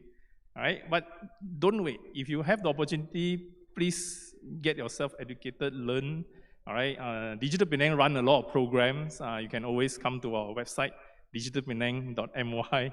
All right, there's a lot of programs that we run. We run together by ourselves or we run with partners. All right, yeah, so that's what I wanted to add on. Thank you. Sure, go ahead, please. Yeah. Okay, I'm going to talk in the point of view of business entrepreneurs. AI, to me, is supposed to make your life easier. It's not supposed to replace you. As an educator, use AI to make educating easier for you. We cannot stop the students from using AI for making their assignments and such, but we can make their life easier using AI, Gemini, ChatGPT, or what else. But from business point of view, there should always be doubts, meaning that they should not be trusting AI 100%. They still need teachers or educators to tell them that you should not rely on AI 100%. It should make your life easier, but you still need educators to tell them you should do like double check, you know, you need to verify things. And for you to verify things, you need educators. You cannot just read and learn on it from your own. You need educators. So still, it will not replace educators, but it should be able to help educationers do it better. That's all from my take. Thank you. Yeah, I just want to share a little bit. it may not be answering the question from the gentleman directly, but say, for example, if you are managing people, I think this was talked about this morning. When you're talking about talent management and human resource management, no matter what AI tools we use, there's still the element of understanding people, the emotional aspects of things, which doesn't come from AI itself. It's still a human-to-human type of relationship, you know. So, like what the panelists have mentioned, sure, I mean, AI are tools that we can adopt, but at the end of the day, there's still the human factor. Another example is, let's say if you're doing a merger and acquisition, I was just sharing with somebody 2 days ago, is that you have the strategic fit. Of course, that you can use your diagnostic tool to identify which companies or targets are your part of your strategic fit. But when it comes to managing culture, how does AI solely help, right? You still need to have, again, the understanding of human nature. You still to have to call upon, you know, what you have understood when it comes to psychosomatic kind of aspects. You still be looking at human emotions, organizational behavior, the whole works, all this kind of thing. So it's actually, it complements the human creative inputs, if you ask me, you know. But anyway, so that's just something to share on the side. Let's go to another question. We can't run away from grants. That's always available. So I've got to throw this back to the two of you. There's this question about what kind of grants do SME Corp and MDEC offer? Because I think it's always the million-dollar question. Is, you know, it's grants. So over to you, Rol. Yeah. Sure. SME Corp is well known for its grants, but over the years, we also offers other financial assistance such as soft loans, and perhaps we're also promoting alternative financing this year. So we also promote P2P and EQF if you're interested in that as well. So at the moment, we offer soft loans to our SMEs at a very low interest, 3%. So you can come to our booth. It's at the very back there. So it's at the end of the booth. So you can come over and ask about our financial assistance. However, if you are keen on reading, we have SME Info Portal where you can actually look into our list of offerings from various ministries and agencies from SME Info Portal. We have lists of the assistance from other agencies and ministries related to micro, small, medium enterprises. So it's not just SME Corp that offers that. We do have other agencies as well. If you're into digitalization or you're asking for access to financing, we have Green Fund from Bank Negara also. So if you're into ESG, we can go there. So basically from SME Corp Malaysia, the first thing you should do is register with us so that you can be certified as MSME. We can give you certification and certify you what size are you. Are you micro, small, or medium? Because under SME Corp Malaysia, our program is tailored to your size. What micro enterprises need might not be something that small and medium size need. So our programs are tailored to your size and your need. So we have to make sure that the right person receive the right help from us. So please do come over to our booth and get registered and at least learn on how to register, because we will certify you, and hopefully with that certification, it will help you and go to other agencies as well and say, hey, I'm a certified SME. Is there any perks for SMEs that you can offer me? So that's a starting point for ours. So basically, everybody got money, it's just that how you assess that financing, that's all. Okay, thank you. MDEC, would you like to share something? Yeah, so about the grant, right, Mr. Yeah, they're all excited about grants. So grant, I think whenever there is a seminar, webinar, or any sessions like this, financing and grant is always the hot topic, right? Okay. I think we are quite fortunate because the government always supports the MSME development. They will try to find ways how to make grant available for MSMEs, right? Okay, so in every 5 years Malaysia plan, that is something that the government try to allocate and offer. So when it comes to grant, first, the MSMEs need to understand the concept of grant actually. First, whether you really need it or not. Why I'm saying this? Because grant works on reimbursement basis, right? It's a matching grant, always it has been a matching grant.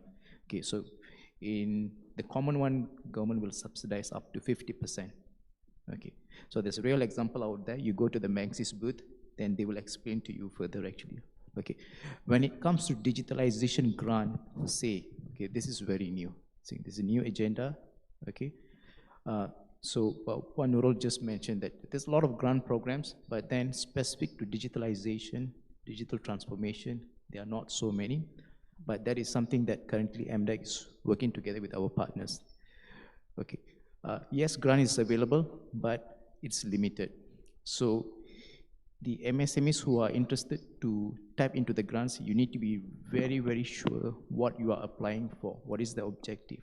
Do you have all the, do you meet the requirement? That is another important factor here. The requirement, grant application requirement in MDEC and SME Corp could be different. Okay, so you need to understand on that. Okay, yeah. Thank you. Yeah, I'm being shown my 2-minute time clock already. It's like the NBA player has got to shoot the ball because otherwise he'll be running out of time. So I'm just going to do a wrap up. As usual, we'll go around. We'll start with MDEC, Mr. Sivero, because so maybe just a parting message or take-home values, just 1-2 sentences for our audience here. What are the things or the gems that they can take away with for them to be more effective in their digitalization journey? Okay, I think the MSMEs need to be aware of what is happening actually. Like what I've mentioned earlier, there's a lot of things being offered by many ministries and agencies, right? Okay, so you need to really understand what is suitable for you so that you can have a very targeted outcome. Your success rate could be higher and all that, okay? But actually, Mr. Moderator, I have another thing that I just thought of asking the audience here today.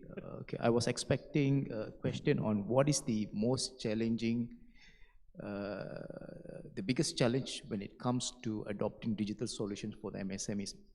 I'm not sure the question was raised or not, but let me tell you the answer for that. Actually, it's nothing to do with this grants, funding, support and all that. It's all about the mindset. From my experience, you have to have the mindset that you want to go digital, then only you start exploring the other supporting mechanism that is available. Okay, this I learned from hard way. So I myself am not a digital person. Okay, I was forced to learn about all these digital tools and all that after joining MDEC. Okay. So can you just imagine that? Okay. Thanks for that final golden tip, which is the mindset. So over to you. Okay, I think this is the final parting message here. Yeah. My message is no matter you may get easy access to finance, but it doesn't mean that when you have a big finance, you know how to manage your working capital. So we work a lot with vendors, with SMEs. The major problem is managing their working capital, managing their cash flow, budgeting, financial statement. So you must get it right. So like what Mr. Sivaro said, is your mindset. So you may have a good business, you might have a big, you may expand, you may invest in technology, you may be digitalized, but in terms of managing your business, you are not there. So please come and seek advice from us So we are helping these SMEs, once you have your finance, but you need to manage as well.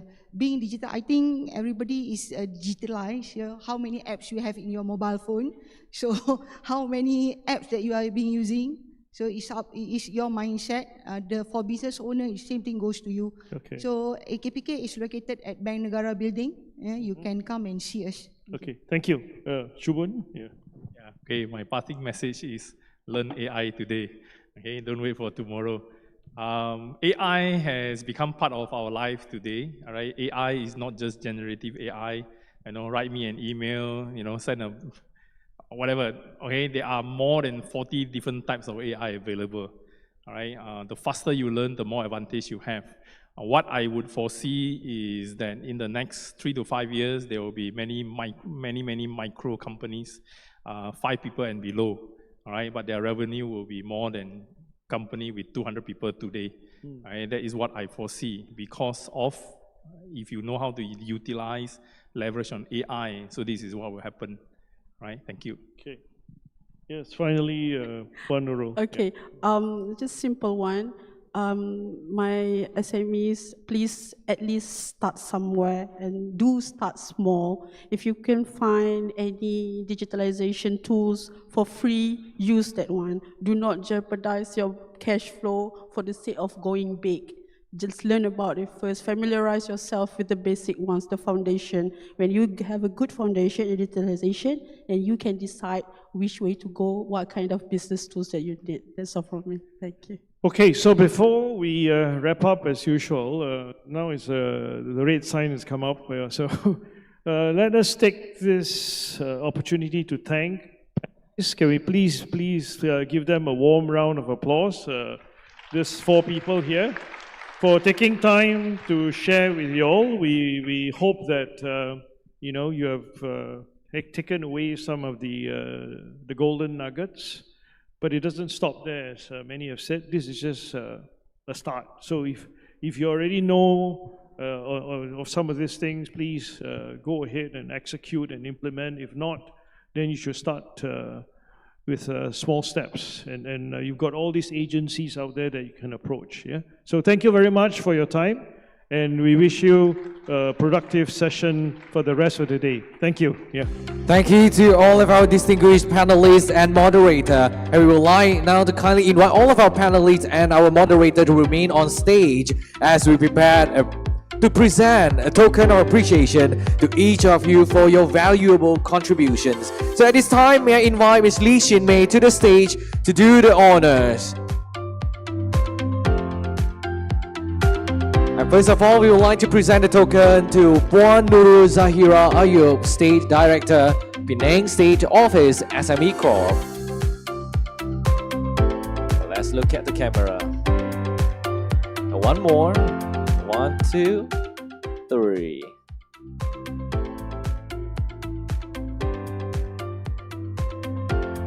Thank you. And next, we would like to present the token to Mr. Kui Chu Boon, Director, SME and Community Development, Digital Penang.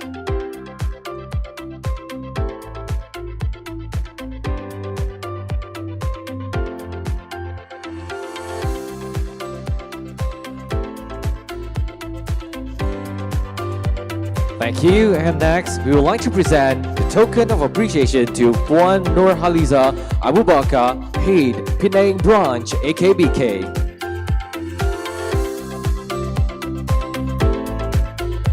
And next, we would like to present the token to Mr. Siwarao Aparahu, Senior Manager, Malaysia Digital Economy, MDAG.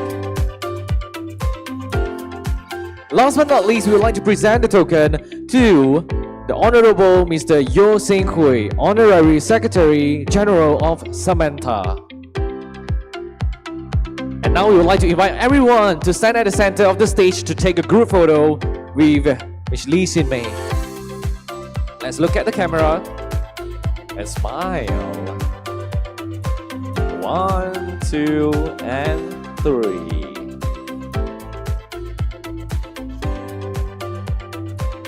Thank you very much. Once again, thank you to all of our distinguished panelists and moderator. And definitely thank you so much, Ms. Lee Shin Mei, for the presentation. kindly take your seat. Thank you so much for that insightful discussion on digitizing the Malaysian SME sectors. I believe that all of our participants today right over here receive a lot of information. If you have any other question, please do not forget to join us at the foyer at the exhibition hall and look for more information from our exhibitors. So I believe that you have received your mission card, ladies and gentlemen. Please do not forget to collect 12 different stickers for you to join the spin and win and walk away with mysterious gift today right over here.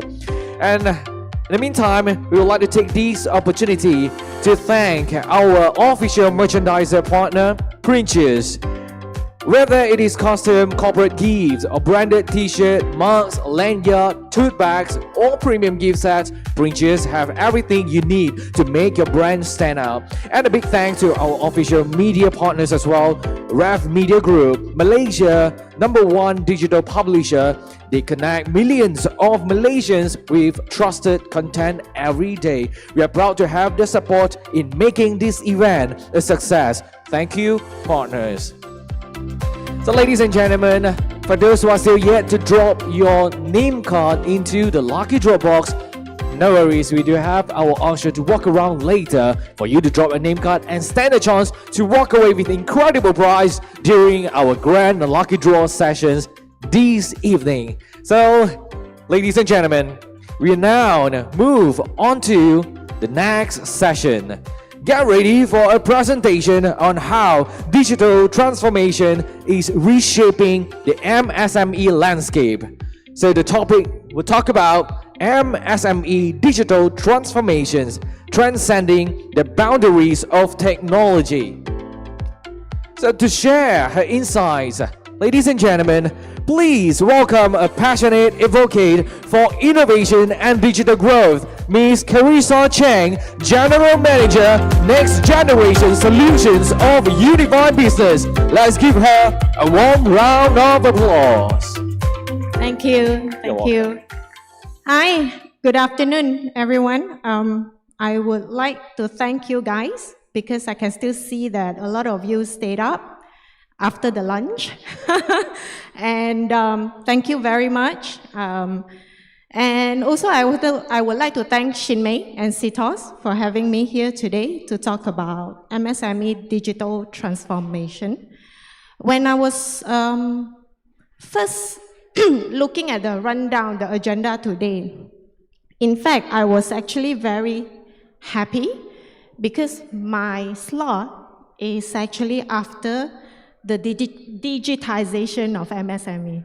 I think that is exactly the flow that would benefit all of you here today, and I hope that my session will be beneficial for you to bring back and ponder a bit about where exactly your business is when it comes to digitalization. Before I start, allow me to introduce myself. I am Caressa Cheng. I am the General Manager of Next Generation Solution from Unified Business, Telecom Malaysia. And what do I do in life? I actually help to innovate, ideate, conceptualize, and execute digital solutions that fit all of you here. So that's what I do, and I believe that's the reason why I'm here as well. Just want to add a little bit of candid moment before I go into the boring slides. Just want to let everyone know, Unified Business is also a partner of MDAC, and we are also distributing GDPM grants. Our booth is just right outside. Please feel free to drop by. We have a lot of different digital solutions that we are also offering for matching grants. All right. First and foremost, I think, let me just go to this. For a business to actually move into digitalization, there are actually different phases. All right. First and foremost is about manual. I think there are some speakers who talk about Yeah, I think it's Mr. Christopher from AutoCount. He spoke about businesses today who are doing char kway teow, right? You probably don't have any bills and things like that. You do everything manually. You even accept fund manually. So that is the manual stage. Next stage is really about digitizing your transaction or your data. That is where you actually move or convert any data that you captured from manual, from your buku 35, or even your buku latihan, you know, the brown color cover buku latihan, to any form of digital format.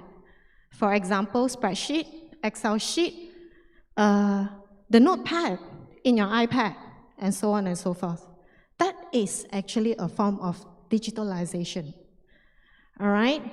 When it comes to processing data to give you more insights, that is also digitalization. So it's really for you to ponder, where am I now? All right? Next, it's about digital transformation. When it comes to digital transformation, you actually marry the data that you capture together with advanced technology, such as AI tool. That is where you look into automation, you look into how you are able to improve your business processes and also business operations. Ultimately, it is also to enhance your customer experience. Like it or not, I think as per our studies, 70% of the customers of yours are actually bound to come back to do repeat orders if they are happy with you and if they are happy with the customer experience that they are receiving. All right? With that, there are a lot of ways when it comes to marrying data and AI. And I think AI is not just about creative designing, producing visual, and so on and so forth. Perhaps I would like to also inspire everyone to bring some information that you actually captured online, upload it to Gemini, ChatGPT, or even your Copilot, and ask some questions. You probably get some very insightful insights or inspiration on how you could actually use AI further. All right? All these things in mind, it is really to expedite innovation. And the innovation starts from you. Okay? Now, when it comes to digitalization journey or digital transformation journey, there are really three key aspects. Of course, everything, it comes from internal aspect or internal factors versus the external factors. Internal factors is really something that you would be able to control within your businesses or your organization, namely technological aspects, organizational aspects, and the external factors, which is very much onto the environmental side of things. Okay, let me just drill down more when it comes to technological aspects. According to SME Corp, 92% of all of us here, we acknowledge the importance, the vitality of having digitalization. But shockingly, there are only 44% of us who actually adopted some sort of advanced technology beyond your Facebook, Instagram, or even TikTok. That is very shocking, right? I think, but that is probably, like 50% of all of us here. Every day we whip out the phone, we think of social media. We think of how am I supposed to leverage on social media in order for me to get exposure of my businesses. But also, like it or not, you could do more than social media in order to expose your business. It's about mindset. I totally agree with the panelists just now. It's really starting from the mindset and how you would really want to leverage on AI, internet, to get more out of it, to educate yourself. All right, back to technological aspects. They are actually being separated into two layers here. The upper layer is technological aspects that you are leveraging when it comes to key enablers to interact and communicate with your users or your customers. All right. You could leverage onto devices, the smart devices that everyone is using now. Through connectivity, without internet, you can't do anything. I think this is undeniably true. Digital applications, that is really about what are the kind of applications that you are using, you are leveraging in order to achieve what outcome you want on a daily basis for your businesses. Okay? In terms of the back-end enablers are really the software, the hardware, and also the connectivity that the business is leveraging on. All these are actually being accelerated through the ease of use of whatever key enablers that is available in the industry. Ease of use is really much talking about compatibility of the technology to the size of your business, and also the complexity of the technology that you would be able to understand and use. Start small, start something simple, and then only you scale it up. All right? The next accelerator to help you to decide whether I should really look into digitalizing my business is really about relative advantage, the cost versus the benefit that you are getting. As simple as investing on a very cheap Excel sheet, it actually could do wonders. It helps you not just capturing data, but it helps you to create graph, to understand your business better, to also help you to sort out your customer data, and so on and so forth. That is cost effective. You don't need to actually invest into a lot of money onto sophisticated infrastructure or even hardware or software in order to start digitalizing.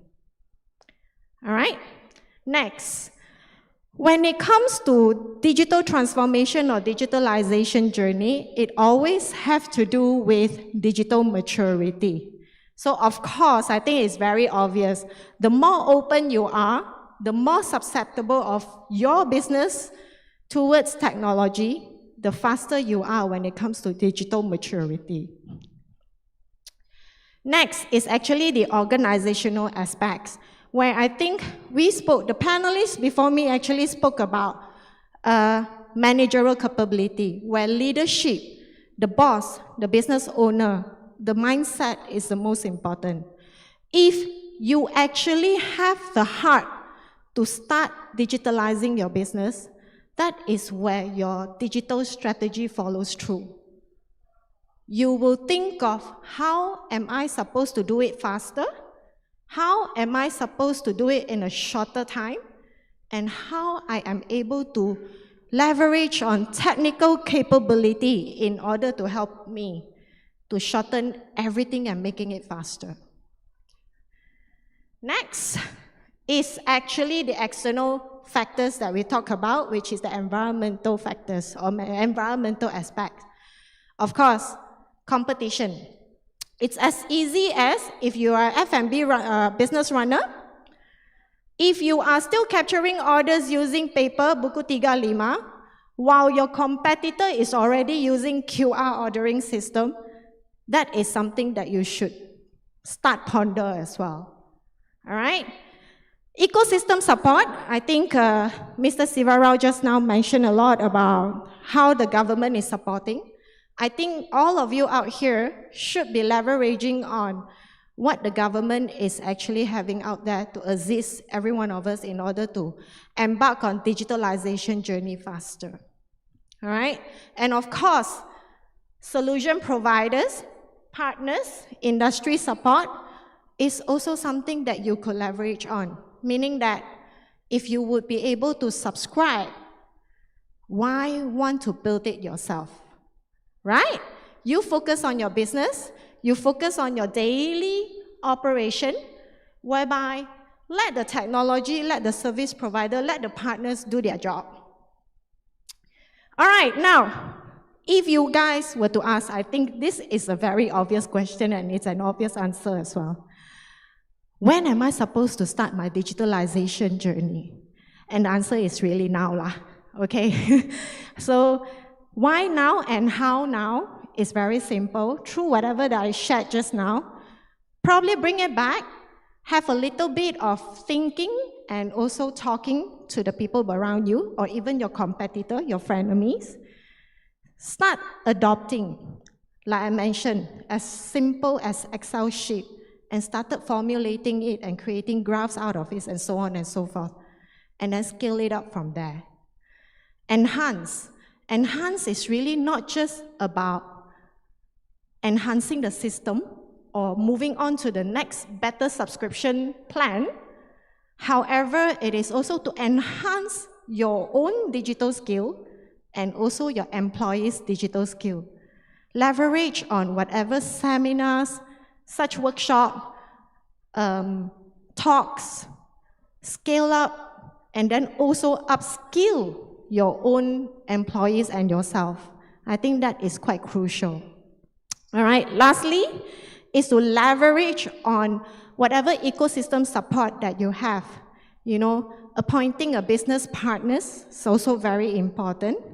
And of course, appointing business partner, it comes to unify business as well. Okay, other than connectivity, which we offer ultra-fast internet powered by 5G, we actually have comprehensive solution, comprehensive suite of digital solution. And to be very honest, I personally think that Unified Business has the most comprehensive digital solution to support SMEs. If you guys would be able to go to our website, you would be able to see that actually we have done quite a lot for the SMEs when it comes to digitalization. And we are continuing that as well. Other than that, we actually offer our expert and local support other than Unified Stores or previously known as TM Points that is nationwide available. We actually have SME consultant that is actually helping you guys to answer all your SME inquiries. Okay, and we have premium lane and also a lot of on-ground activities, events, seminars that is happening on a monthly basis that is supporting all of you as well to help you to level up your game, to improve your knowledge, so on and so forth. Lastly, I think the next support that we have is also our online knowledge sharing portal. It's a community-based portal where as long as you are our Unified Business SME customers, you would be automatically signed up as our member and you will have free access to all sorts of seminars, webinars, events, and also sweet deals that we have launched together with our partners inside. And of course, these are the list of the partners that we are currently having. All right, allow me to also drill in a little bit into digital solution.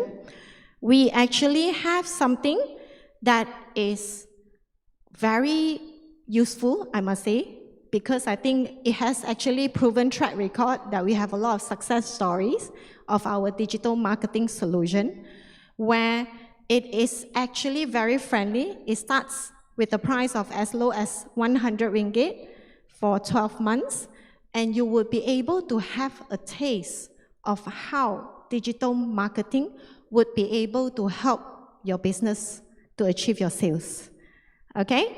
Next is cybersecurity. I think cybersecurity is one of the topics just now. Our cybersecurity starts with as low as 30 ringgit per month. Protect your devices, protect your users within your companies, and protect all your computers with our cybersecurity. We have single user plan, we have multi-user plan as well. Next is actually our cloud storage, where if you would like to have decentralized storage of data that your team and yourself would be able to access through cloud. This is where it starts with as low as 11 ringgit per month. Okay, and lastly, like I mentioned, we have never stopped investing in your success.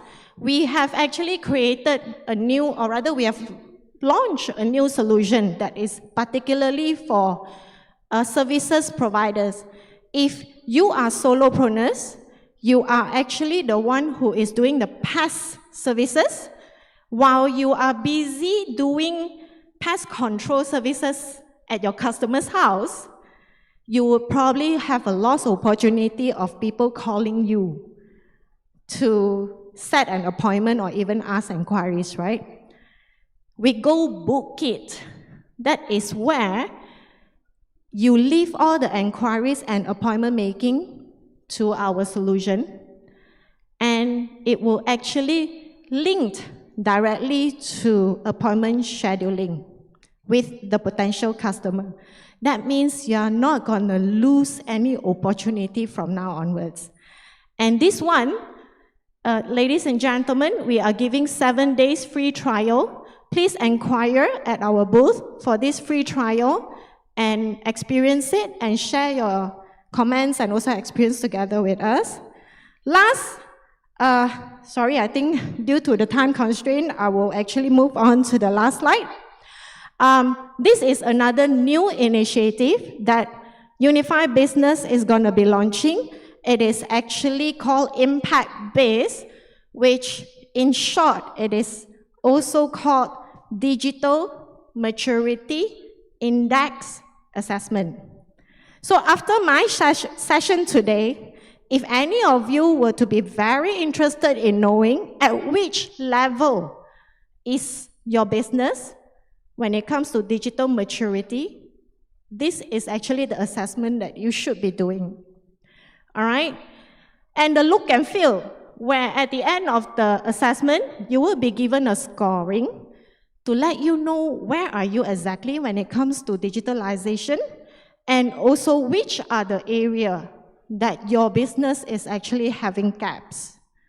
From there, we would actually have experts in coming to tell you in which area your business could consider to embark first to kickstart your digital journey.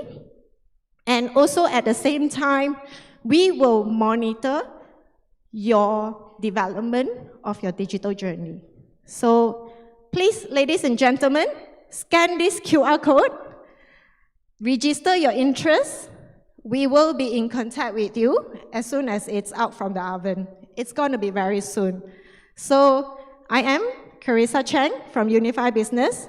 Feel free to contact me or even approach me if you have any questions. Thank you very much for your time. Thank you so much. Thank you, Ms. Caressa Cheng. Please remain on stage. Yes, as we present a token of appreciation in recognition of your valuable contribution. And now we would like to invite Ms. Lee Shin Mei to come on stage to do the honor. Ladies and gentlemen, let's give Ms. Caressa Cheng another warm round of applause.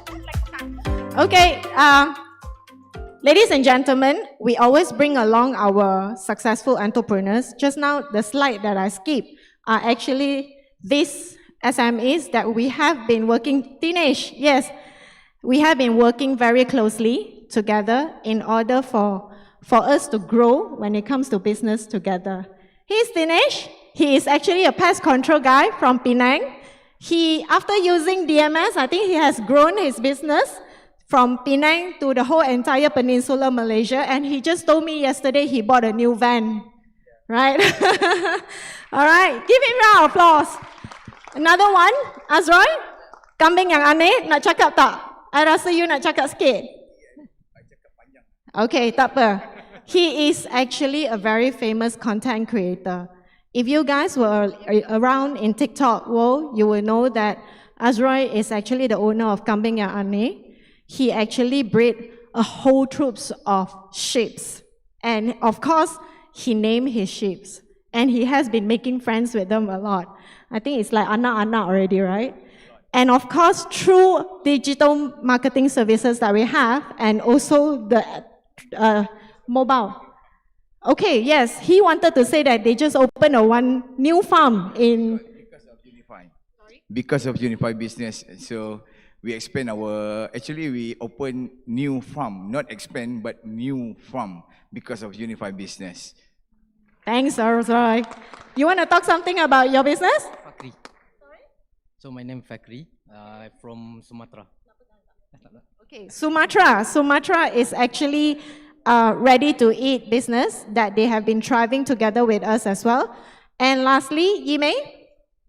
I'm Mei from Vimei Vegetarian. Actually, I know that the Unified Business, after I using the digital marketing solution last year, then my business increased 70%, yeah, after I using the digital marketing solution Unified. Thank you, Unified. Thank you so much. Actually, we always bring around our successful SMEs together with us, and we hope that the community will continue to grow. We hope that all of you will continue to join us with the support of yours as well. Thank you so much. Thank you, Shimei, for the opportunity. Thank you very much once Thanks, again everyone. to Ms. Caressa, Cheng. And now we would like to invite Ms. Li Shimei to present a token of appreciation to Ms. Caressa Cheng. We're gonna take photo together. Okay, move to the left a little bit.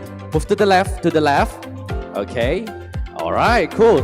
So now look at the camera. And once again, thank you, Ms. Caressa Cheng, for that insightful session on how MSMEs can embrace digital transformation and push beyond traditional boundaries. Thank you once again. Kindly take your seat. Ladies and gentlemen, let's put our hands together once again.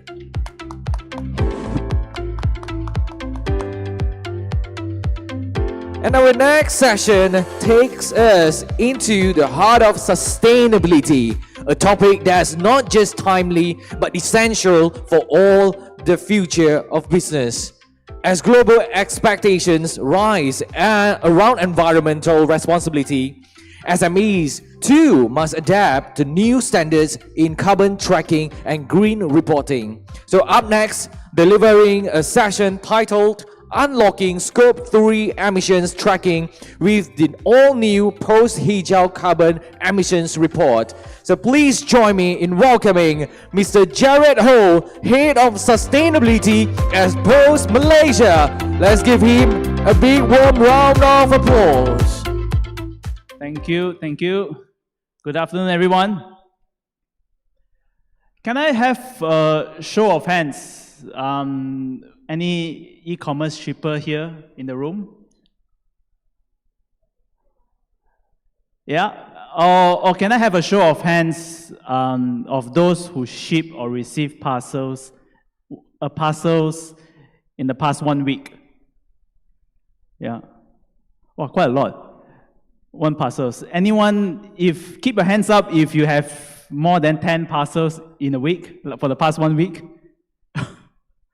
Quite a lot also. So for those, right, do you know what's the environmental cost for those parcels that you ship or that you receive? Anyone know the environmental cost of it?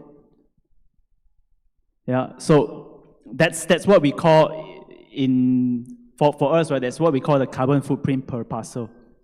Yeah, because every parcels that you receive or every parcels that you ship out, right, because you all are business owners here, right? Every parcel that you ship out will have what we call a carbon footprint. And each of these, right, it's either you incur it if you have your own vehicles, or a shipping company like us, Pos Malaysia, will incur it for you. So today, right, we'll be talking about three things here. Three things that you'll be taking back. One is, why is there a carbon footprint for your parcels? And then secondly is, who is actually looking at it? Who are the customers are actually looking for this? And the third one is how Pos Malaysia can actually help you. So my name is Jarod Ho. I'm the Head of Sustainability for Pos Malaysia. Every day for what I do in Pos Malaysia is I help Pos Malaysia to green their fleet, making sure that the business is greener, making sure that the business is conducted even more sustainable. So before we actually answer the first question, why each of the carbon, why each parcels that you receive for a ship, right, would have a carbon footprint, right, is that we need to actually know that the climate change is actually very real. Yeah, climate change is very real. You would see natural disasters like flood, air pollutions happening around the cities. Why? Because our business activities revolves around fossil fuel. It's important we actually acknowledge that what we do, even our vehicles, even our factories, all revolves around fossil fuel. And that's why each of these things would have environmental cost to it. And for us, transportation is the second largest emission source in Malaysia, about 22%.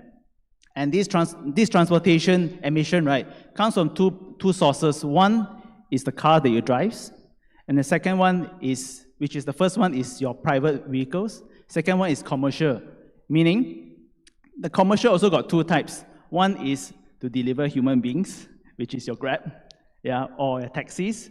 Another one is to deliver goods, which is like us, Pos Malaysia, that deliver these parcels or delivering big bulky items to one point to another point.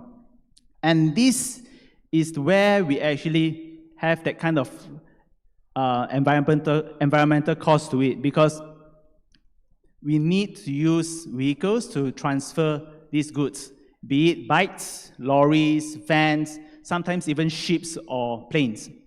Yeah, and for you to ask just now where you have a show of hands, right, of those shipping more than 10 parcels per day or receiving more than 10 parcels per week, yeah. This is the statistics that we actually have gotten. Last year itself, we have, in Malaysia itself, a total about 1.2 billion parcels are being shipped out. So that's actually average about 35 parcels per person in 1 year. So if you, that actually means 3 parcels per month lah.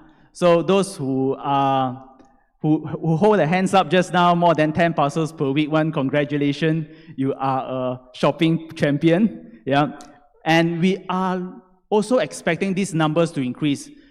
Before 2030, the numbers will be double, more than 5 billion. Yeah, we either achieve that before or even much earlier. Because looking at these numbers, one person, 1 month, 3 parcels, right, average number, we definitely will achieve that in no time. And that's why if your parcel number increases, of course, your emission would also increase. And this will cause even more harm to the environment. And that's why each of the parcel would have a carbon footprint to it, knowingly to you or unknowingly to you. And that's why for Pos Malaysia 2 years ago, right, we knew the fact that, hey, this is something that we need to achieve, we need to address. That's why we started off with 6 key pillars, which is, number 1 is to actually change our vehicles from the old petrol and diesel vehicles to electric vehicles. You can actually see our bikes, electric bikes out there. And to include technology inside our vehicles, meaning we'll be able to tell our postman how to deliver these parcels in the fastest way, in the least energy being used way, to ensure that the carbon emission is reduced to the lowest. And of course, if you are a customer that store your goods with us or visit our post offices, we have already started to ensure that our post offices and our warehouses are powered with green energy. And if you ship with us, we are providing you eco-packaging to you, and up to the point where we also engage with our suppliers to ensure that they are also giving us sustainable green services. Because ultimately, it's all about the entire ecosystem. It's not just about us. And to share a bit more of what we are doing, to date, right, we started off in 2023, and to date, we have across Malaysia more than 1,500 vehicles, electric vehicles, running around Malaysia. And about 10% of our parcels has already been delivered by EVs. And we're very proud to say that we are the largest EV fleet operator in Malaysia, and we are very incredibly well positioned to support your businesses because we are able to systematically track, we systematically measure and manage the carbon emission of the parcels that we deliver. And the next question is to pose is, who is actually looking at these data? Because I'm sure in this room, sustainability or carbon footprint is very new to you. And you might not be able to, it's something that it's, we wouldn't be able to justify it in a short period of time. But who are the customers that are looking for it? I would say mainly listed companies in Malaysia. They are looking at it because companies that are listed in Bursa Malaysia, or even MNC companies, because in Penang itself, there are so many MNC companies, right? And these companies, they are required to report their Scope 1 and Scope 2, and also Scope 3 emission. Basically, what is Scope 1, Scope 2, Scope 3, right? It's essentially the electricity that they use, their vehicles that they own, and also the services they procure from the suppliers or they provide to the customers. All these are being calculated, are being put as a number in terms of carbon emission, ton CO2e. And for this, right, Scope 3 emissions, which is generated mostly out of their business compound. Meaning, if you, what's Scope 3 in this manner, right? Meaning is, like for example, if you hire us to be your shipping company, we are actually your Scope 3. So, if you are a supplier to a company, you are their Scope 3. They would want to know what's your carbon emission to them. So they will be requiring your data for you to making sure that you submit the data to them. So this is the companies that are looking for these data. Yeah. And you might be, this might be surprising to you, but actually your Scope 1, Scope 2, yeah, which is meaning, like for example, for SMEs, right, you might not hold a lot of stocks. Yeah. And these environmental costs essentially are being carried out from the Scope 3, which is your supplier. Because why? Because for you, you don't pay for the supplier's electricity consumption because they are storing your goods. You are not paying for their petrol and diesel if they are shipping your goods as well to your customers. So these are all your Scope 3 emissions. And why these customers are asking this information from you, right, is because they are also under a lot of pressure. These data are constantly being audited by their auditors, and they need to answer to their own investors as well. And these investors are the one that is asking for these data, making sure that these data are being audited, being scrutinized on a very regular basis.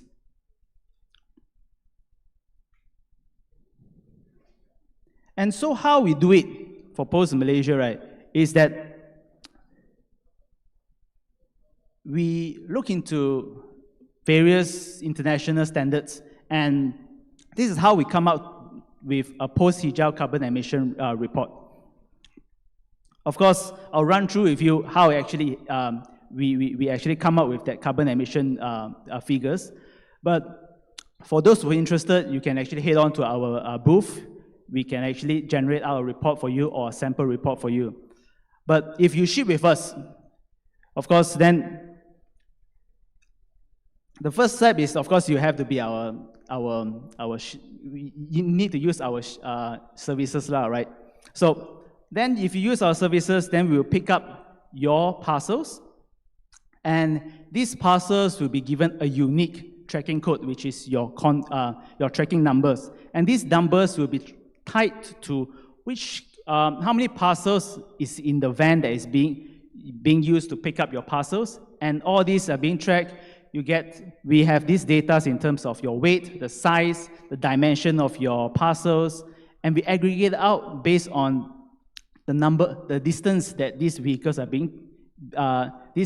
use. Like for example, if it travels from Georgetown, all the way to Seberang Perai, which is maybe 16 kilometers, then we're able to identify the amount of distance that are being used and also the fuel being used. Then we can able to give you a carbon footprint data. And these informations are being generated into this report using a Global Logistics Emission Council framework, which is also ISO compliant.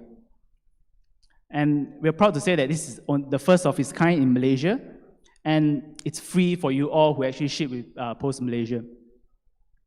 And how it looks like is that you have a light version on your left, and also right, which is the premium version.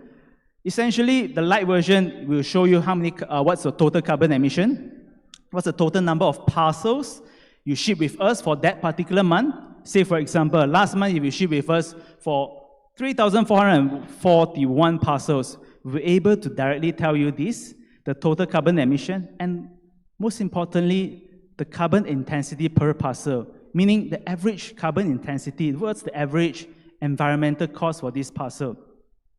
And as we progress, you have the premium version, right? Which is where the magic comes into it. We were able, on top of this total carbon emission, total number of parcels, and also carbon intensity per parcel, we're able to tell you how many parcels are actually being delivered by EVs. What's the percentage of parcels being delivered by EVs? And what's the total carbon emission being avoided because you use the service of Pos Malaysia? And all this, if your customers want to question your numbers, right? We have provided, these are all ISO compliance. We're able to actually give you very transparent on how this information are being calculated. So if the auditors come, don't worry about it, because all these are being backed by very intensive methodology and frameworks.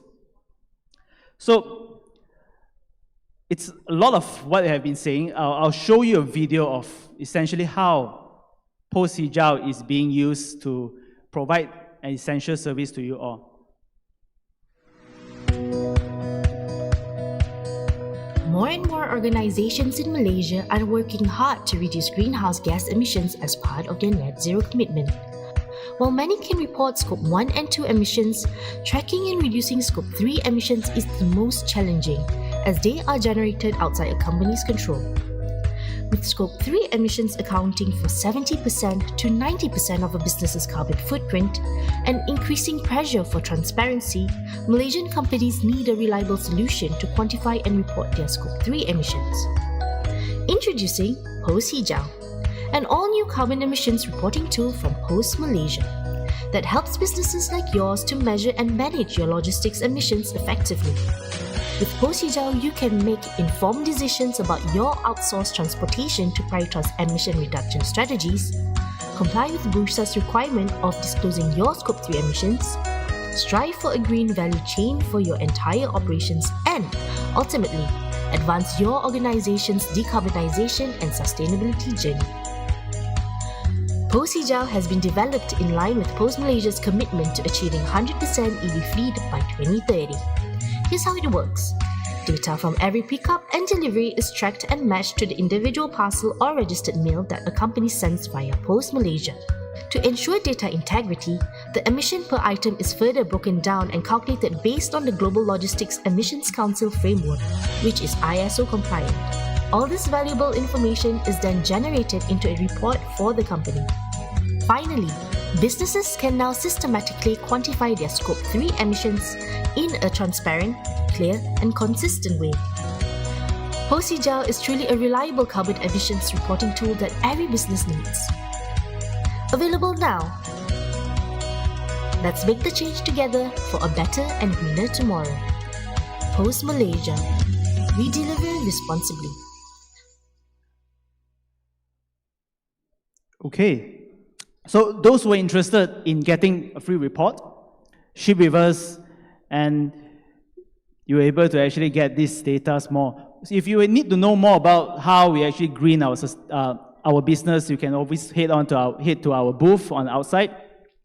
If you want to look at our EV bike, it's also there. And if you want to know more about how this actually can help you to level up your business as well, feel free to scan this code. You can you can connect with me. We're able to actually share more data or even or different solutions with you as well. And that's all for me. I'm Jarod Ho. I'm head of from Pos Malaysia. And thank you. Thank you, Mr. Jarod Ho, for the eye-opening sessions. We would like to kindly invite you to remain on stage as we present a token of appreciation for your meaningful contribution today. And may I now invite Ms. Lee Shin Mei again to come forward to do the honor. Ladies and gentlemen, let's show our appreciation with another big round of applause from Mr. Jarod Ho. Look at the camera and let's smile. That's amazing.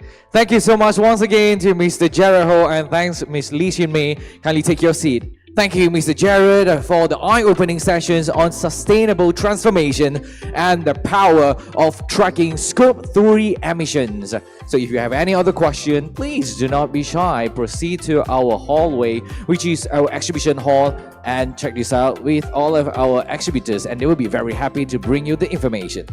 So ladies and gentlemen, as you know, we do have a grand lucky draw in this evening. So for those who are still yet to drop your lucky draw, still haven't dropped your name card or your business card, do it right now, or maybe later on our usher will walk down at the aisle and collect your name card. So drop your name card into the lucky draw box to stand a chance to walk away with incredible prize, including a tablet, a smartphone, or a TV. So let's see who's gonna be the lucky winners for the grand lucky draw sessions.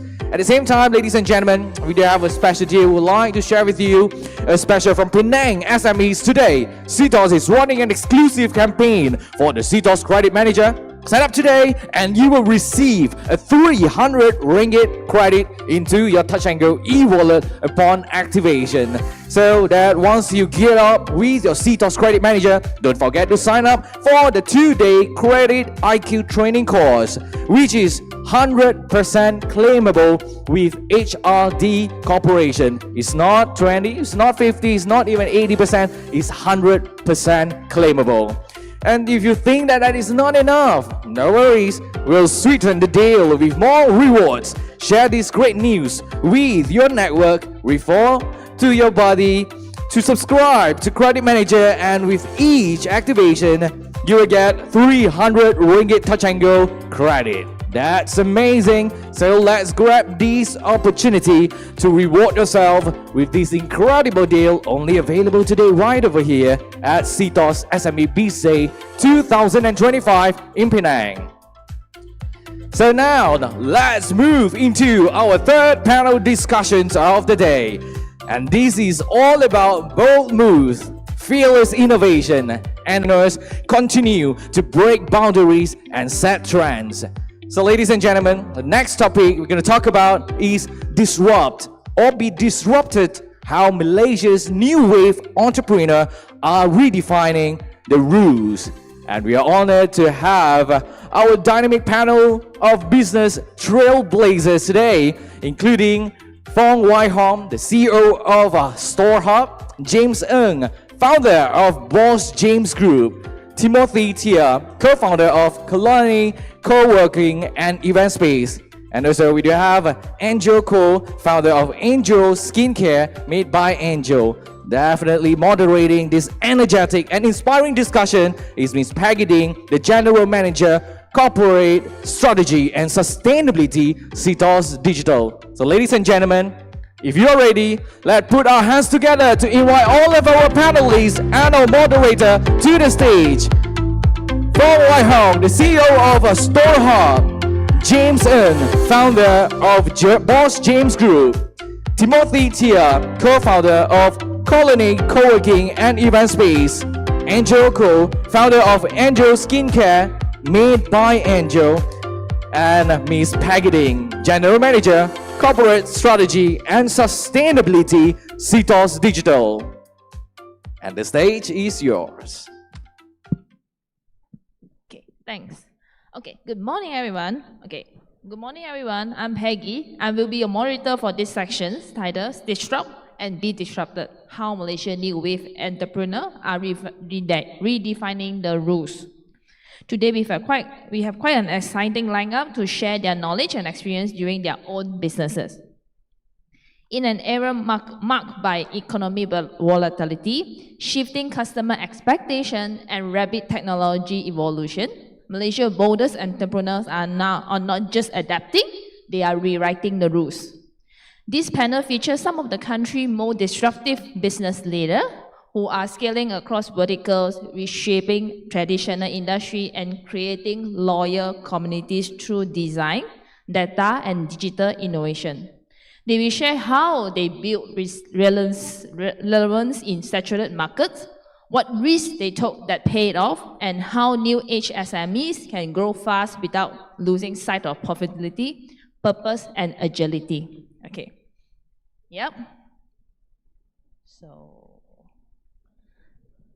let me first introduce our first panel speaker. Mr. Fong Wai Hong is the co-founder and chieftain of StoreHub, a platform empowering over 18,000 retail and F&B business across Southeast Asia. A former e-commerce entrepreneur in Australia, he returned to Malaysia to help SME drive this digitalization.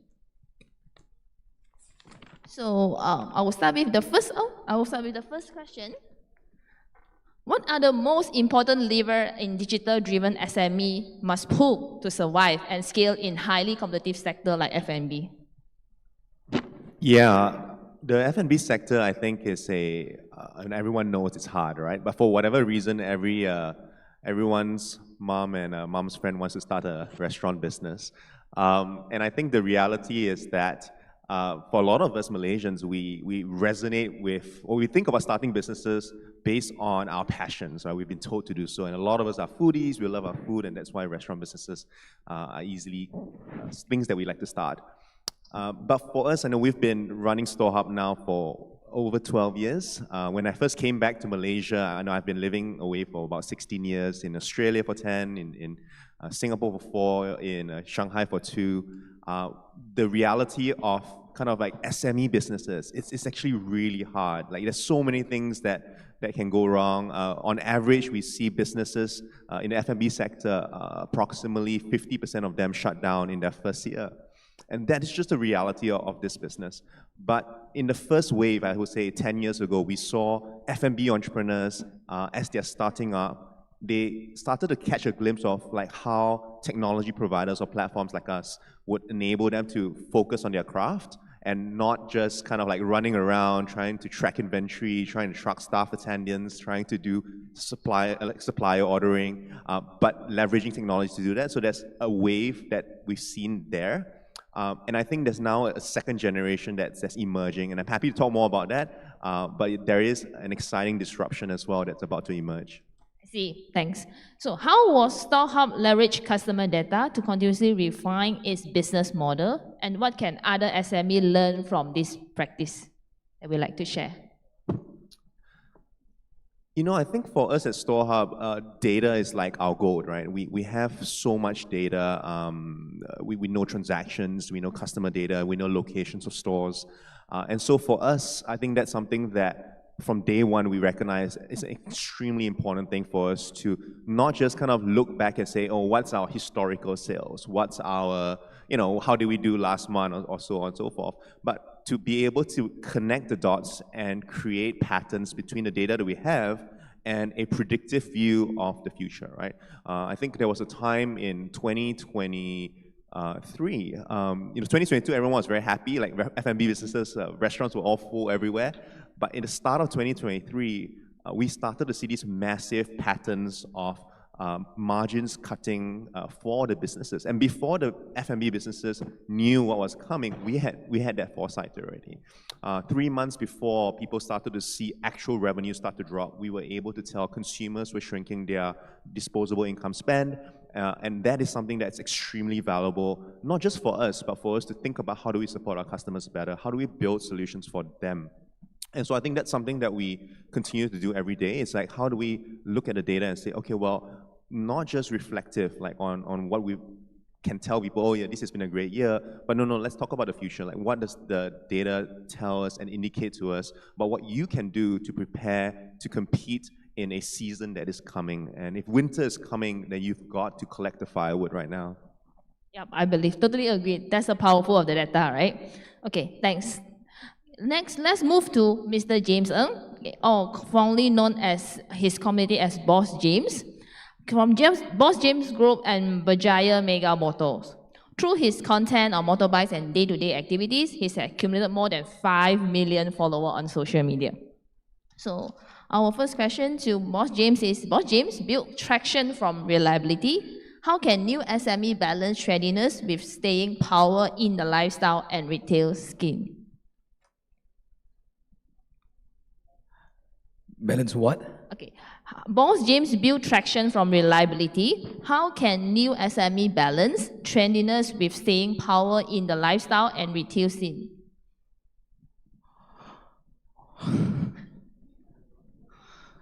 I don't see a balance in my life.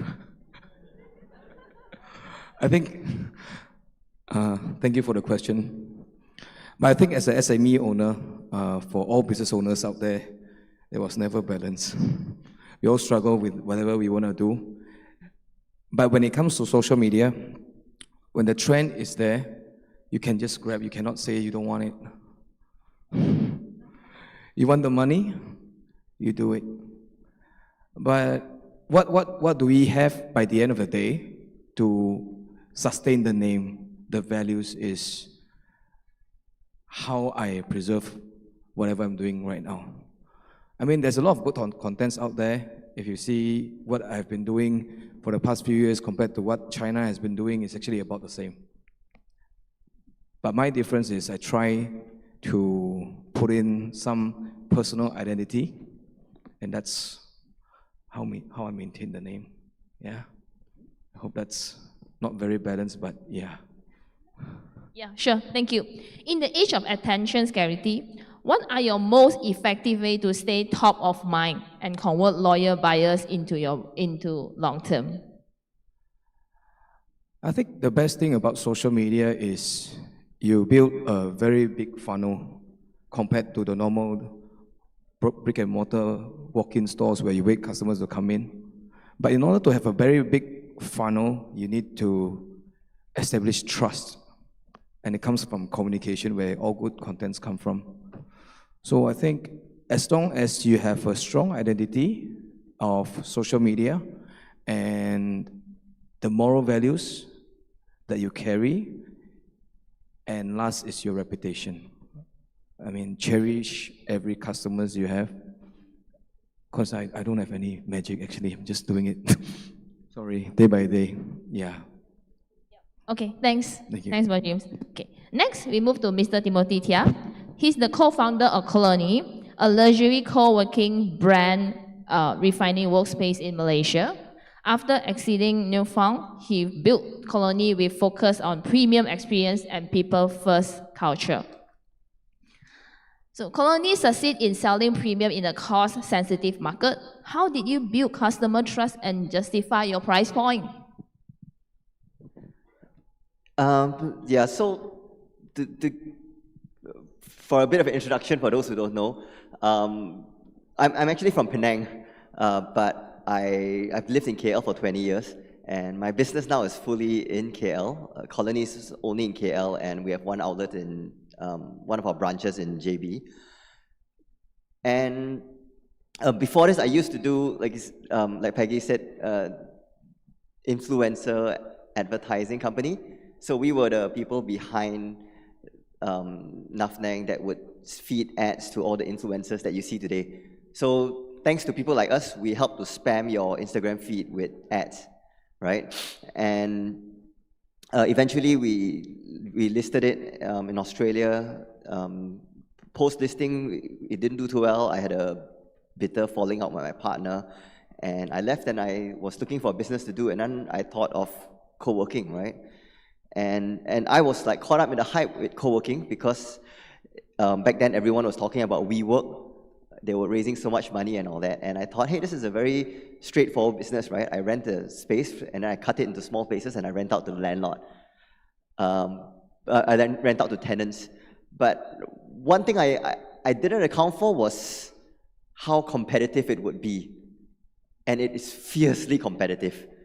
And it's so competitive that I see the same thing happening with pickleball in the past year. I don't know how many of you guys play pickleball, but last year you couldn't get a court anywhere, and everyone plus their grandmother was starting a pickleball court. And I was just thinking, 1 year from now, this is going to be just like co-working. You know, there's going to be too many courts for too few players. And co-working is just like that. The only difference with co-working is that it just costs even more money to set up one. And the competitors in co-working are very, very savvy. They are very, they're very good executioners. They're not lousy fly-by-night kind of people, right? And so by some chance, most of co-working followed into the WeWork model, which is like cool offices that, you know, for startups and all that. Whereas I just by some chance happened to go into like a more higher end one called Colony. And we eventually, I didn't know anything about how to build a luxury brand. I didn't know, right? And I learned from reading a lot of books. You know, I didn't know how to train a team for hospitality. So I read all sorts of books from about Four Seasons and Ritz-Carlton and all that. And then I just took all those principles and I just applied it. And actually, fast forward, it's quite interesting because today we do have some sort of a brand when it comes to luxury hospitality and co-working, and also event spaces. And it's something that I know that a lot of SMEs struggle with. We always struggle with having a brand. Everyone says you must have a brand, we have a brand, but it's always so difficult to build a brand, especially when we don't have the big marketing budgets of the big brands. And we can't, right? Some people say, hey, why don't you just spend 50, 100,000 on this branding event? We can't do that. It's a luxury to do that. If we spend 50, 100,000, we need to make sure there's an ROI in terms of a lead coming in from that, right? We can't do that. So with us, we never spent that kind of money. We just focused on how it made people feel in our centers. And I think it's helped us. Today, we are 30 to 50% more expensive than our competitors, and we still sell out. I was just having a tour for our landlord in one of our spaces yesterday in KL, and he was asking me, he said, hey, why do people have weddings in your event spaces? Why not a hotel? Because you guys are even more expensive than the hotels. And I said, yeah, you know, I think that we are more expensive and in some ways even inferior to a hotel's experience because we don't have a banquet team, we don't have rooms, but one thing we do have is a very unique experience in our spaces, and that's what our brand was built upon. Thank you. This leads me to another question whereby, how do you approach expansion decision when customer preference shift from post-pandemic and real estate become more dynamic? Yeah, I think that, you know, just like everyone, when we start a new outlet, we always do some market study in the area, look at our competitors in the area, look at the estimate market demand. But, you know, I don't even know whether that works because so many times I think that a place is going to be good, right? And then I open there and then I burn money there and it fails. And then sometimes the outlets that perform the best are the ones that I'm the most cautious about. Like, our latest outlet is in near Mont Kiara. It's called the Colony at the Met, right? And that was a high-risk outlet for me because there's no public transport there. There's no, it's a new building. There's still a construction site around it, so I wasn't sure if it would work, and I was so cautious about it that I was so afraid to put money in. And it just turned out to be our most successful outlet. We ROI in like a year, which is a record for us. On the flip side, I had an outlet 3-4 years ago that I closed. It was in KL Central, and I thought it was the KL Central, you can't go wrong one. You know, apparently you can go wrong lah, you know, if you were me. And we actually lost $3.5 million in there. So I really don't have an answer to this. If I did, I think I would be like a Misha or something, opening outlets everywhere. But I just don't have the answer. I just know that we just have a very structured approach. If after a certain amount of time, at the end of the lease, if we don't make money, we just shut the outlet. We have no emotional attachment to it. Right? Okay, so just go with the flow, right? Yeah, I think more important is having the discipline to shut the outlets rather than opening the outlets. I think the decision to shut it is as important as opening. Yeah, that's a very challenge. That's a very tough decision. Yeah. Okay, thanks. Okay, last but not least, of course, we have the Rose Mountain, Miss Ang Gee Guan, a familiar name in the entertainment industry, now paving her way in the business of beauty and wellness through her product Angel Skincare made by Angel. Okay, first question: as both a founder and pharmacist, how did you bridge clinical credibility with market-friendly branding to disturb Malaysia beauty space? Thank you for the questions. When I first started Made by Angel, I'm a pharmacist myself. I work in a community pharmacy, and I work in hospital pharmacy as well. I spend most of my time working in the community pharmacy and then serving customer. A lot of customers walk into the pharmacy. A lot of people think that they will buy painkiller, they will buy fever products, cough medicine. No, 80% of them, they walk in with the skin problems. And then apart from calamine lotion, steroid cream, what else I can give them? So I started to think about, if I want to help a patient deep down, I need to give them a real solutions rather than just the medicines that will cover the symptoms. Because they will come back next month and say, hey, I stopped the steroid, but the problem come back. My eczema is still there, my skin is still itchy and all these things. And I realized that there's a big gaps in the skincare markets that the real skin needs wasn't being met. If you go down and ask any of the people with using skin, you ask them what's their skin type, they will come back to you, I have a sensitive skin. But when you look at them, their skin is flawless, or they probably just have like okay skin, but when they touch some product, they started to get rashes. So then I realized that there's a gap in terms of skincare knowledge. So that's where I started Made by Angel. Made by Angel is a skincare product that focus on deliver real result skincare. If I'm coming to you and I tell you, buy this cream, your eczema will gone in 2 weeks. There's no steroids, there's no medication, would you buy or not? Most likely you will buy. So we just need to listen to the customer needs and then create a products that fit the gap. That's where Made by Angel started. And then that's the question that you ask, how can we communicate the clinical knowledge in terms of way that the consumer can understand? If I'm telling you, you're using these 7 types of hyaluronic acid or sodium hyaluronate, you'll be like, oh, forget about it. What are you talking about? So there's a challenge for our brand. We try to convert those complex formulation, clinical, scientific terms into things that you can understand. That's where I start my YouTube channel. I have my own YouTube channels that grow beyond 6 figures of the followers, and also in my IG and Xiaohongshu. So I started this channel just to tell people the information they lack. Start from skin, start from their bowel or things like that. So people follow me just to understand and learn something new. When they learn something, where they will trust your products. Because nowadays people don't just buy product, they buy value, they buy stories. Yeah, that's how I convey all those complex clinical information into bite-sized informations that people can relate. Thank you. Okay, second question is, many beauty brands rely on trends, but how do you stay innovative without losing sight of product integrity and long-term brand trust? This is a very good question. When you scroll TikTok, IG Reels, you will see a lot of skincare.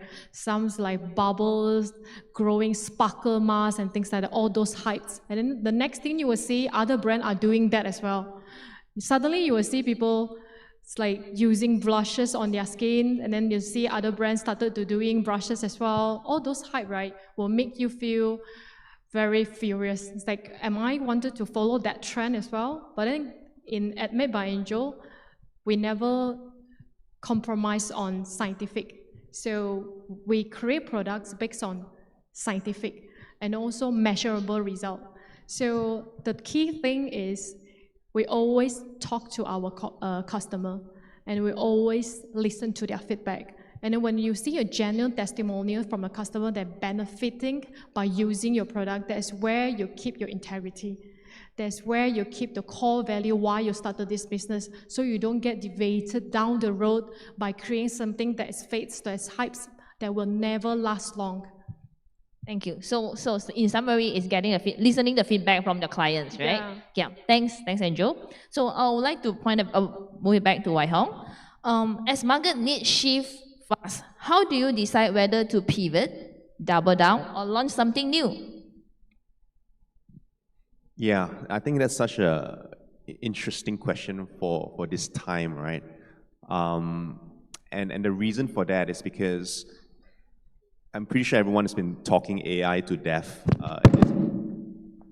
Wow, that was a way to talk about AI to death. At this conference, and I think at every conference or every group of circle of conversations I've been in, this is a topic. But a lot of us have this idea that that's something that is maybe a 3-year horizon, a 5-year horizon. It's kind of like, yeah, ChatGPT, that's really good and nice for me to rewrite my emails, reply my boss in a fancy way. But the truth is, I think we're now living in a time, the topic of disrupt or be disrupted, where disruption is gonna happen for us in a way that has never, in a speed that has never been seen ever in human civilization. I think I talk to so many different people and I ask them, what do you think, how big is AI to us today? And some people say, oh yeah, it's like when we invented a computer. Or some people would say, it's like, oh yeah, when we invented agriculture. In my mind, I actually think that this disruption that's about to come is as big as when humans discovered fire. And why I say that is because it's not like when we had computers in the past, that some geeks or some tech people will be able to just use the computers and everyone else, they just go about living their lives, and that there was a slow change where everyone eventually got there. No, AI is going to replace work. It's going to create value that no one's going to see coming at this speed.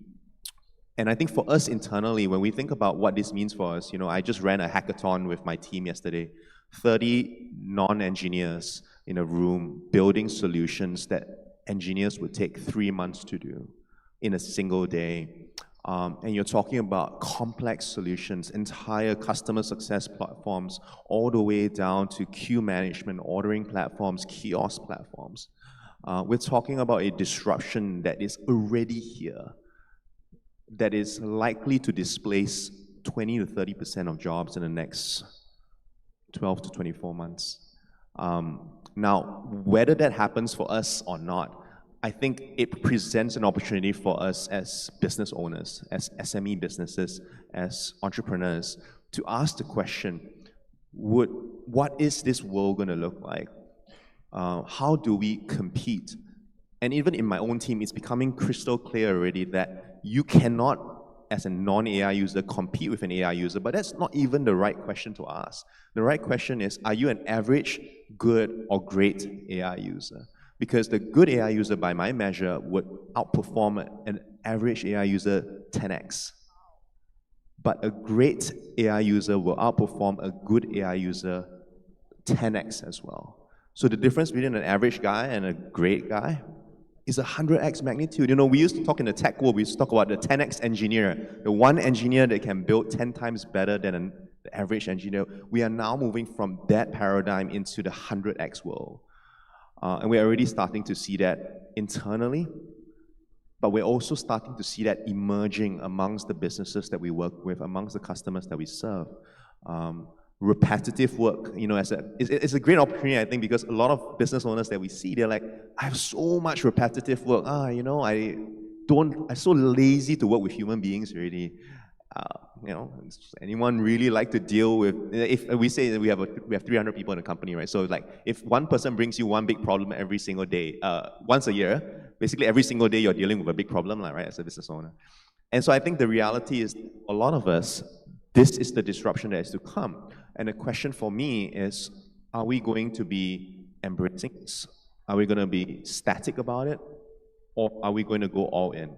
Because that might determine where we are on the average, good, or great scale. Thank you. I think this exactly echo back what YB this morning mentioning, right? No longer an option, it's a compulsory thing that all of us, all SME need to embark the journey. Okay, thanks. Okay, next move to Boss James. So what was a bold or an unconscionable business decision you made that paid off, and how did you know it worth the risk? Being Boss James was a risk. It was a big risk. I started making videos in 2019, where I think I want to save costs on marketing. It was initially to cut costs, because I spent so much on Google ads and Facebook ads. Spent until I cannot manage to recover the cost. So I was like, if I can make short videos, maybe I can save some money. But along the way, actually, I spent like 90% of my time. Because I know if I do not have the views, I do not have the business anymore. Because the reach is crazy. Initially, when I first started, the first 3 years, things wasn't good. But I keep on spending time, keep on trying to find good contents, keep on making this video is because I know I had to try. I have nothing left. My bank account was so less. I have to try. But 3 years later, on the 4th year, when things starts to show up, until today, I think I'm very grateful. I think it was worth a bet. Yeah. Sometimes I cry about it. Yeah. Yes, I'm a man. Yeah. But I think in business, you have to follow your instinct, what you feel about. Because I don't know whether it's the right decision. I just think that, yeah, maybe I need to just go until you see some results coming in and just make it happen. Consistent is the key. Yeah, and hoping for the best. Always pray hard. Yep, positive attitude is also another key. Thank you. Okay, so we move to Mr. Timothy Tia. What do you believe most SMEs still get wrong about brand building, especially in service-based sectors? Okay, so I think I'm lucky. I'm lucky because I married a wife who's an influencer. So I think if Anju's husband was, I think he'll be lucky too. So I think that gave us our start, I guess, in a bit of a brand. But I think then it's also, but once you get people in space, and we put a lot of effort into the smell, the sight, you know, even the music and everything that you hear. And I think that's what we identify it. And I also learned that luxury isn't loud, luxury is quite subtle. So, and I've seen some places where they try so hard to look luxurious that it looks tacky. And that's a very hard balance to strike, you know? And it's very easy to see. If you go to like a club, like in 404, this popular club in KL, and you'll see these guys who will be wearing like Balenciaga t-shirts or Gucci t-shirts and everything, and top to toe in branded stuff. You know, it looks tacky. They don't look classy, but they look tacky. So, you know, it's very difficult trying to find class because you can't do too much, but you have to do just the right amount, and the right amount is really, really very hard to do. I'm not good with that. Fortunately, my wife has a lot of class, so she knows how to balance that quite well. Yeah. Yep. So you find the right balance. She find the right balance. You know, I married well, definitely. Yeah, true. Okay, thank you. Okay, Mr. Angel. So the question to you is, social media has played a huge role in your growth. What are your strategies for turning engagement into success business model? That's a very good question. Social media is no longer just an entertainment platform. For us, it's a community builder. We use social media to deliver our values. We use social media to tell the audience about the behind the scenes of our company, and also to deliver the results that we promise by sharing the clinical data and all those bite-sized informations. So when they view our page, not only the beautiful poster of the product, but they also get something out of it. They must learn something from our posting. For example, vitamin C is very common things that you find in skincare. How do you find sustainable vitamin C? Is vitamin C suitable to your skin? So all these informations, by just random people that scroll through your platform, they probably will get engaged into it because they learn something out of it. So when they gain something from your posting, they will start to build trust. So when the trust is started to building, maybe one day they will buy your product. So by just expecting money out of their pocket, ask yourself, what can you deliver to them? So this is what we do differently apart from other skincare company where they're just posting beautiful products of their images. What is the value that I get from your platform? That's very important. And secondly, we also not shame to share the uglier sides of the business, because you know in Malaysia 97% of the business is SME, so it's a small business. So we do have struggles, we do have a late nights, and I don't mind to share this in front of the camera. So when people they see your brand, they feel touched by it, they enjoy your story, they probably will buy as well. So I fully utilize all these social media platform to convert my sales into a lasting momentum. So at Made by Angel, it's not about creating viral video, it's to create something that lasts. Thank you. I think that's the main purpose why we having CTOS having this business day, right? So that all the SME can social among themselves and learn from each other. Thank you so much. So so that's all for my question. So now we open up to the floor to see is there any other question from the floor.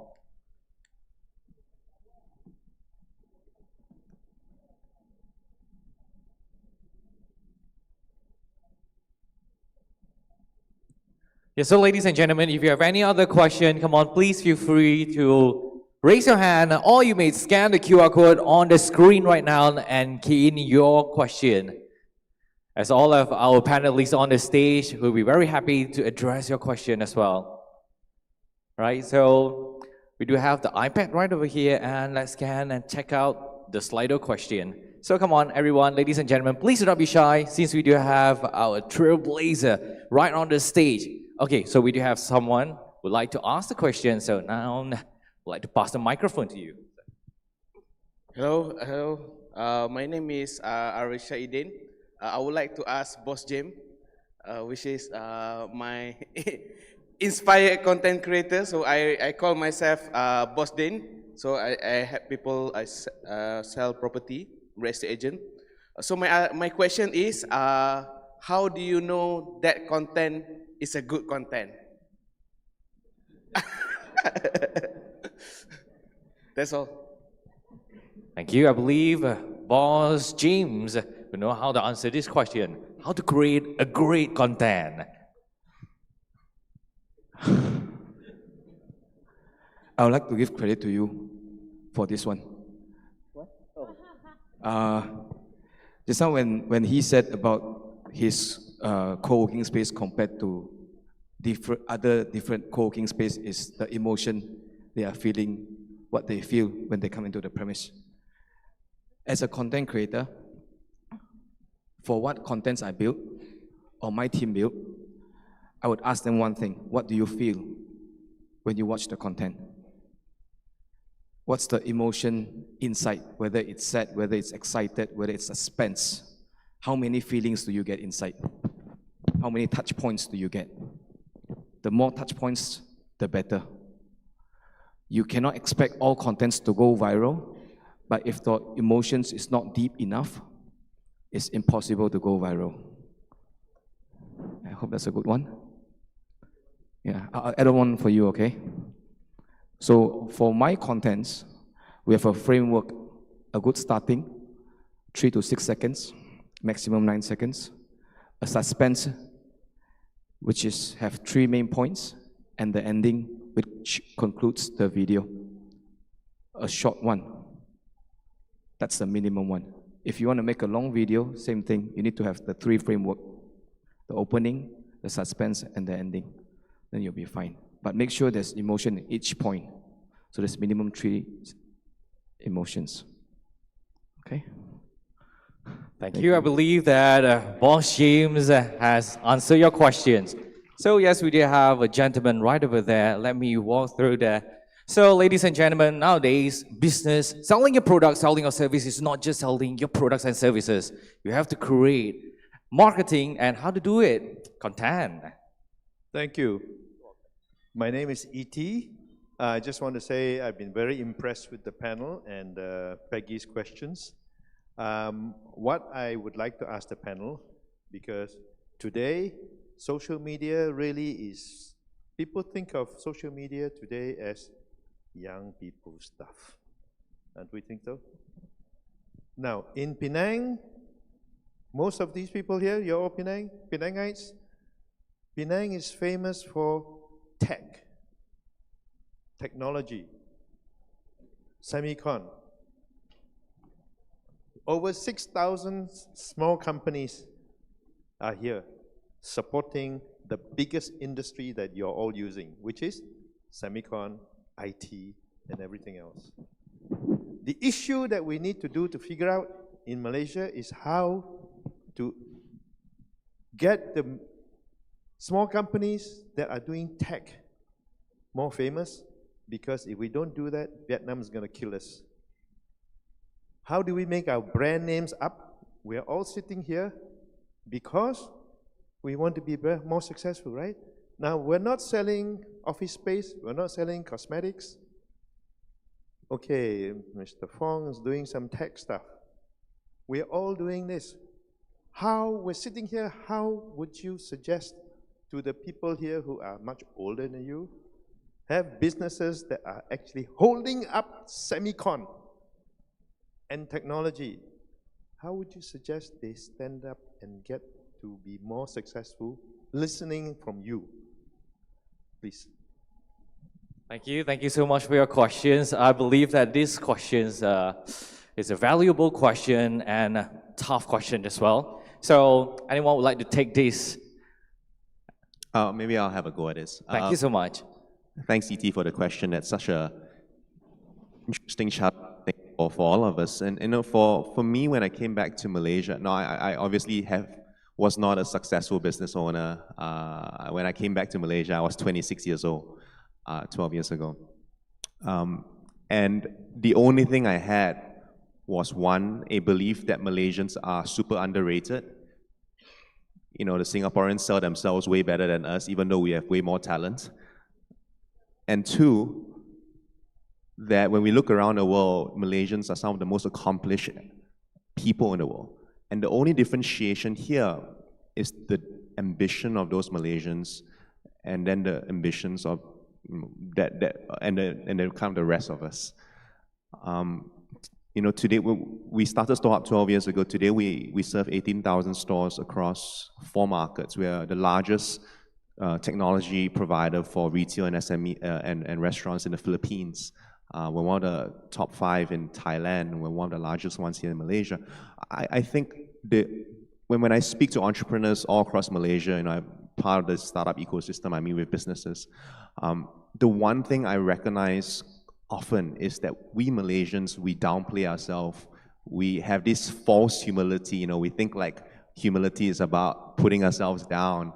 And that is our biggest enemy.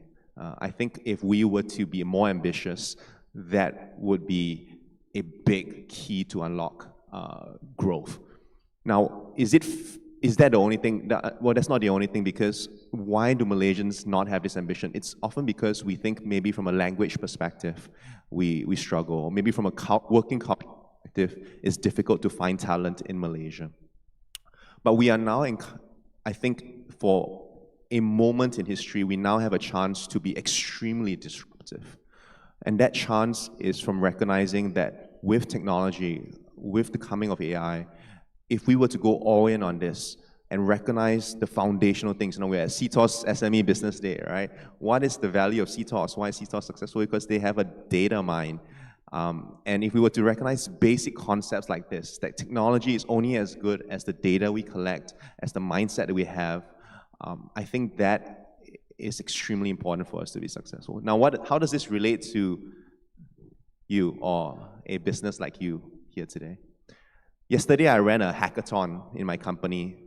30 people turned up who are non-engineers, and they built solutions in a single day that would have traditionally taken months. The oldest person at my hackathon was 56 years old, and he built a solution that would have taken an engineer 2 months to create traditionally, with AI, with guidance, with hunger, without thinking that he's too old for this kind of stuff. And I think that's exactly what we need. I think for Malaysians, for Penang Nights, yes, we were always banking on semiconductors. Semicon has always been a foundational, it's a bedrock of Penang. But we need to start dreaming bigger, and we need to start believing that the innovation that brought us here, the ability to transition here, will be the same kind of innovative spirit that will take us to a global stage. And I believe that is the case. We need to stop thinking like Malaysian businesses, stop thinking like regional businesses, and start thinking like global businesses. But the question of global businesses is, do we know what it takes to build a global business? Do we have the hunger to do it? Because to build a world-class company demands world-class work. It demands us to be hardworking, it demands us to be innovative, it demands a sacrifice that, to be frank, I'm not sure if entrepreneurs want to take. And if you're asking the question, if I'm just comfortable right now and I've got a business there, and I want to be ambitious, will we be willing to close that gap? I don't know if I have a lot of answers, then I have questions, but my take is simply these things. Thank you very much. And we do have a lot of questions from Slido, so from here I would like to pick the question. So next question is for Timothy. So since you are Penangite and operating a luxury co-working space, do you think Penang is ready for a luxury service-based business or luxury co-working?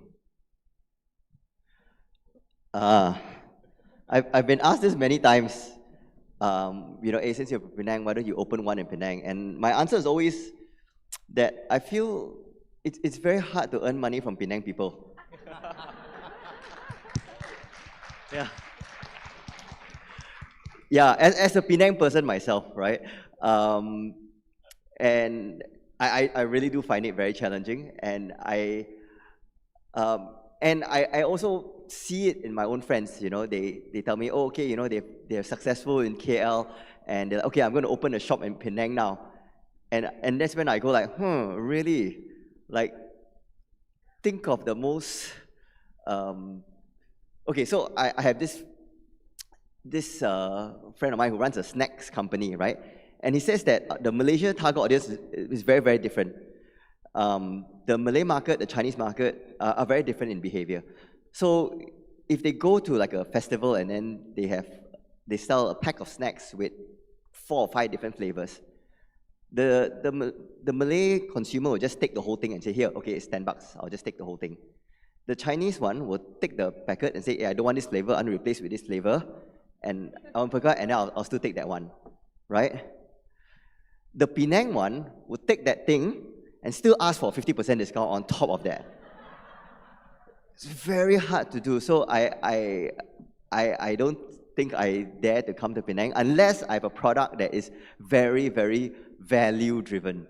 And I don't have that right now. Yeah, unless we have another brand called Jerry. Yeah. Yeah, they still ask for 30% discount instead. Yeah, definitely. Yeah. Thank you so much. Thank you so much, Timothy. All right, so yes, I believe that Timothy has already answered your question as well. So next question for Andrew or James. Okay, for Andrew or James. So do you think, as a beauty salon owner, making video for social media like Facebook or Instagram or TikTok is important to boost the sale? I think it's very, very important because apart from deliver good service and having a good product, you need to let the neighborhood or the market to know that you're existing. So how do you let the people that never buy from you know you're existing? It's social media. So my way of doing it is come up from the salons and then shoots everything in front of camera and then bring the values to the crowd. So you can just ask yourself 5 simple questions that why you started this business, and then brings whatever that is the gems of your business to the camera. I think it's easier as that. A lot of people, they're hiring content creators doing that. They're hiring digital marketers doing that. You know how much money that you would need to burn out of your pocket 1 month to just do that? If you have a tiny beauty salons, in order to become a change, if that's your dream, you need to start saving costs first. And I think marketing nowadays is very important. If you want me to juggle having a same pot of money to go into product developments or marketing, I would say both are equally important. Maybe 10 years back then, I would say focus on product development, marketing just 10%. But now you need to spend at least 40%, a good 40% into marketing. But my way of doing that, especially for SME, you can cut costs by just doing your iPhone and then pay close attention to your competitor, what they are doing that. Just mimic them. There's an easier way out. Like if they choose very trendy BGM or a trendy soundtrack, just start with that first, because at IG and TikTok, they will boost the video if they are using a trendy audio. So actually the social media platform, they're giving you all these informations already. So you just need to pay attention and know your assignment right. And then if you know your assignment right, you can't go wrong from there. Thank you so much, Andrew, for the question, for the answer. And let's give a big round of applause. So, Miss Peggy, so we do have a question from the Slido on the screen there. You may have to choose some questions that you think that's suitable for our panelists on the stage to answer the question, and you begin from there. Sure, thanks, Sam. So, okay, so to the question, this is not related to the topics, maybe just to Boss James, since we have most slide. Boss James, bila mau kahwin? And belum jumpa lagi ke?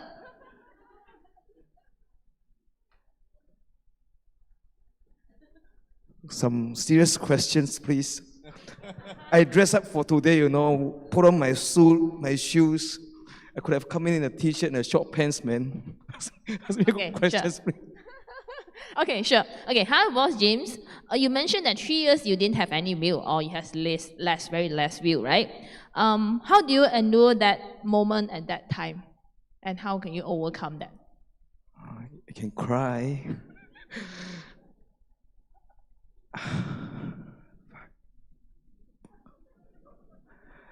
For 3 years, I had to wake up 7:30, 8 o'clock, as in start working 7:30, 8 o'clock until 12 midnight to continuously find the right mix of contents, the right mix of points inside the videos.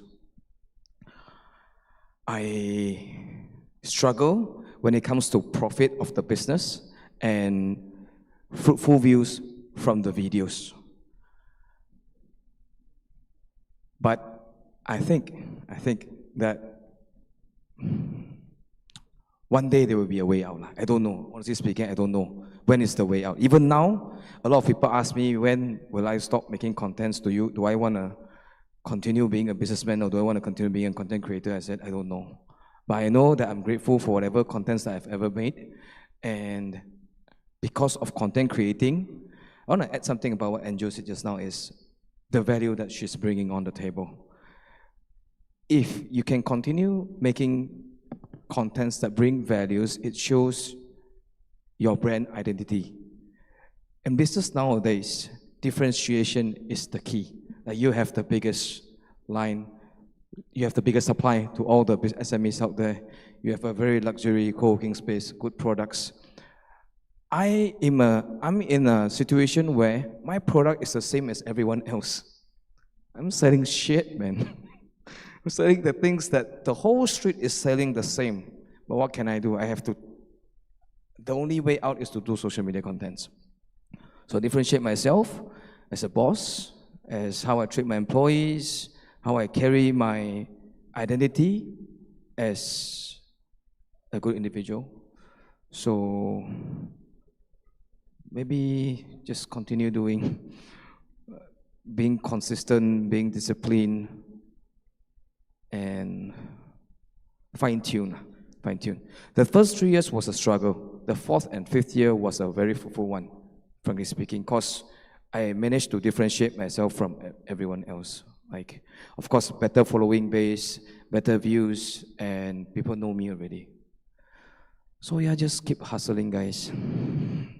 Thank you. Okay, thanks. So next question is to Wai Hong. So how do you sell your B2B product most effectively, and what's your lesson learned? B2B product. Yeah, so when we first launched, I used to run an e-commerce business in Australia, right? And it was, we had 12 different websites, everything from like kitchenware to telescopes to bubble wrap, Swiss Army knives, motorcycle jackets, and the way I grew that business was, I was grey hat SEOing, ranking #1 on Google, all that stuff. And it was just at the cusp of, I'm pretty like old, 2007 to 2012 I was doing these super early days of e-commerce. So when I came back to Malaysia, everyone told me, B2B business, there's only one way. You must hire a lot of people, you must use resellers, and you go on the street and door to door, you kind of like knock, right? And you just try to sell. But in my mind, I was like, I'm going to be pretty bad at that, right? So I was like, I'm not going to do that very well. I have no experience. I'm just an e-commerce guy. And so we came back, and I started running my Google ads and whatnot, and it was okay. Then I ran Facebook ads, and I remember that was in 2013. Ran our Facebook ads, and bam! Within 2 hours, we had 200 leads. This was 2013. And me and my one sales guy, we couldn't call enough leads, so we just turned off the ads, and then we was like, okay, we'll figure this out. And over the years, what I've realized is that why a lot of businesses, and still today is true, don't think social or channels are as effective as they can be. It's because they get these leads from these channels, and then they hand it over to their salespeople. But it takes the salesperson 1 day, 3 days, 7 days, sometimes 2 weeks to contact the lead. And then the salespeople will tell the marketing team, the leads suck. Anyone in sales or marketing here? Always fight one, right? Like the salespeople say leads suck, marketing people say you suck. So who is the problem here? Actually. But for me, it was very clear that if your sales process or your sales, is not a human-only dependent system, but actually a true system, it can work. Whatever leads you get, whether it's from referrals, from door-to-door knocking or online channels, it can work. And so we worked really, really hard to build an extremely strong process. If you were to sign up for a demo at StoreHub, our KPI for our sales team is to call you within 2 minutes of that coming through during business hours. And it's this intense process of tracking whole sales system to actually make that work. And I think that's something that's different for B2B from B2C, right? B2C, you could guide people through a process, e-commerce, self-serve. B2B, you need this trust factor from the first time they engage with you. And I think that's important. For us, it's channels. It's important, but more important than channels, it's your sales system itself. How effective are you at making sure that you deliver a good first impression? How effective are you at making sure that you do a good job? I've had an investor once told me, we chose to invest in you because we did competitor research and we got demos from your competitors. And your competitors came, they show us a plastic file with, A4 papers of the slides, and your guy came, opened his MacBook, these beautiful slides came up, and it was responsive. So yeah, the experience of the sales process is super important for B2B. I think even more important than your ability to run good Facebook, Insta, or TikTok ads. You can tell I'm old. I talk about Facebook. These guys are at the right place. They talk about TikTok. So yeah. Sorry. Agree. Agree that I'm old, is it? Yeah. Joking. Okay, thanks, Wai Hong. So the next question is, any advice, maybe this question to Timothy, any advice for the entrepreneur who just start out? Oh, so I'll just talking about this just now in a VIP room. Before you start a business, I think it's important to understand why. Because if it's to make money, right, I don't think business is a good way to make money. Really, because I have friends whose net worth goes up every year because they work in corporate. So every year they earn more, they put together savings and everything, right? My net worth doesn't go up every year. Sometimes it just goes down, you know? And if I'm lucky, then 1 year, boom, suddenly it goes up and I get something, right? But when you start business, right, I feel starting business is one of the most difficult ways to accumulate wealth. Forget what all the other TikTok videos all say, like, oh, you got to own your business, you got to do this and all that, you know. I find it really the most difficult way. And I've always said the worst thing that can happen to you when you start a business is not that you fail, but it's that if you don't do bad enough to fail, but you also don't do good enough to make a decent living, right? And I have friends like that.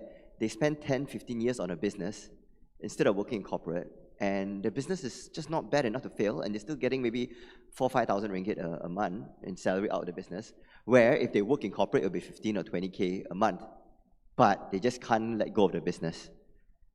You know, so I think like, business is just so hard, and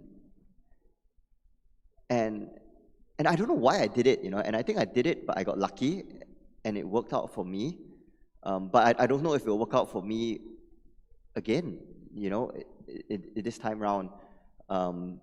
Just because you see us on stage, don't look like that we got it made, right? Because one thing I've learned in business is sometimes the people who look very rich actually aren't very rich at all, right? The Penang people are very rich. They have real money, you know, like, and they know how to spend money. Talking about Penang people again, a story about my dad, okay? 2 weeks ago, I brought him to the Apple store in TRX in KL when he was visiting. And I said, you come and buy an Apple Watch here, right? And then he wanted to buy an Apple Watch Ultra. I said, buy from there because you can try all the different straps. And so he bought an Apple Watch Ultra. I think he spent, how much is it? 3,800 ringgit or something. And then he wanted to buy a different kind of strap. And then he asked, how much is a strap? Do you guys know how much is a strap for an Apple Watch from the Apple store? It's like 200-300 ringgit. So he asked the lady, like, how much? She said 200-300 ringgit. And he was like, siao. Right? He said, I buy on Lazada, 6 ringgit. True enough, I just saw him for lunch before I came here. He showed me, hey, see my strap?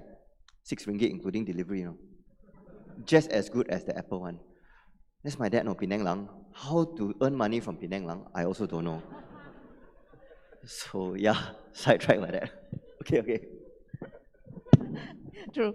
Okay, so we have another 17 minutes, so maybe we can take a couple more questions. Just open to the floor. Is there any question from the floor? Else I will take it from the Slido. Yeah, if no one, okay, yes, we do have this gentleman right over here. Come on, let me pass you the microphone. And before you ask the question, please introduce yourself. Thank you. Thank you. I'm Kent. Thank you for all the panelists they're sharing the session and the info today.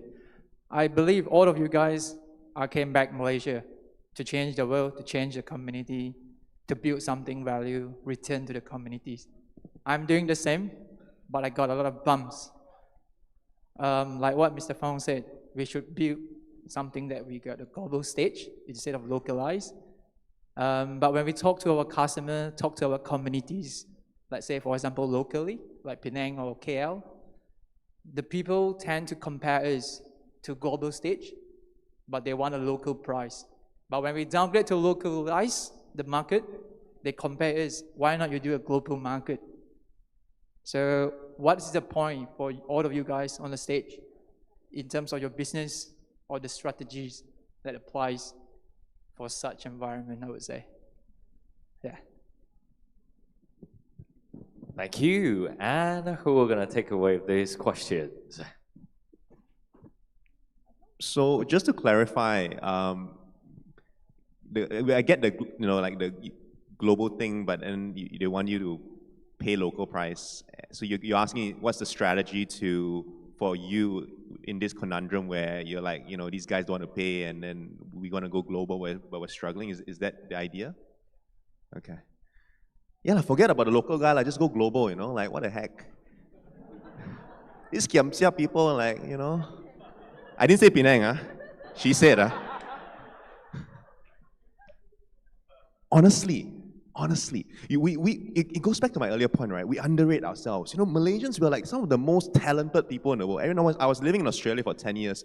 Every single season of MasterChef, a Malaysian is a finalist, a winner, or top 10 guy. Right? And that's just MasterChef Australia, we're clapping already.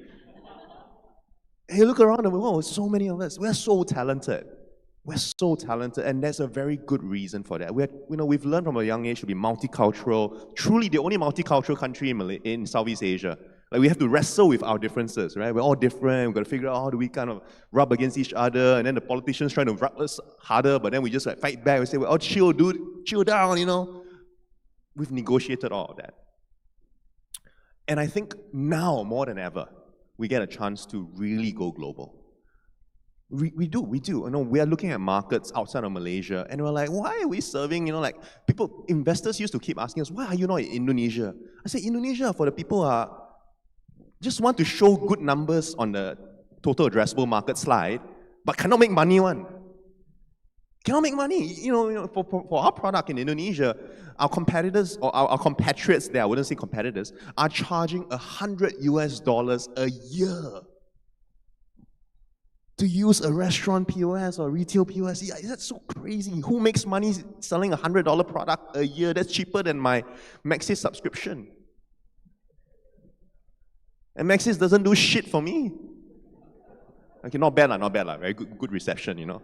Sometimes don't do anything for me is better than do something for me, you know.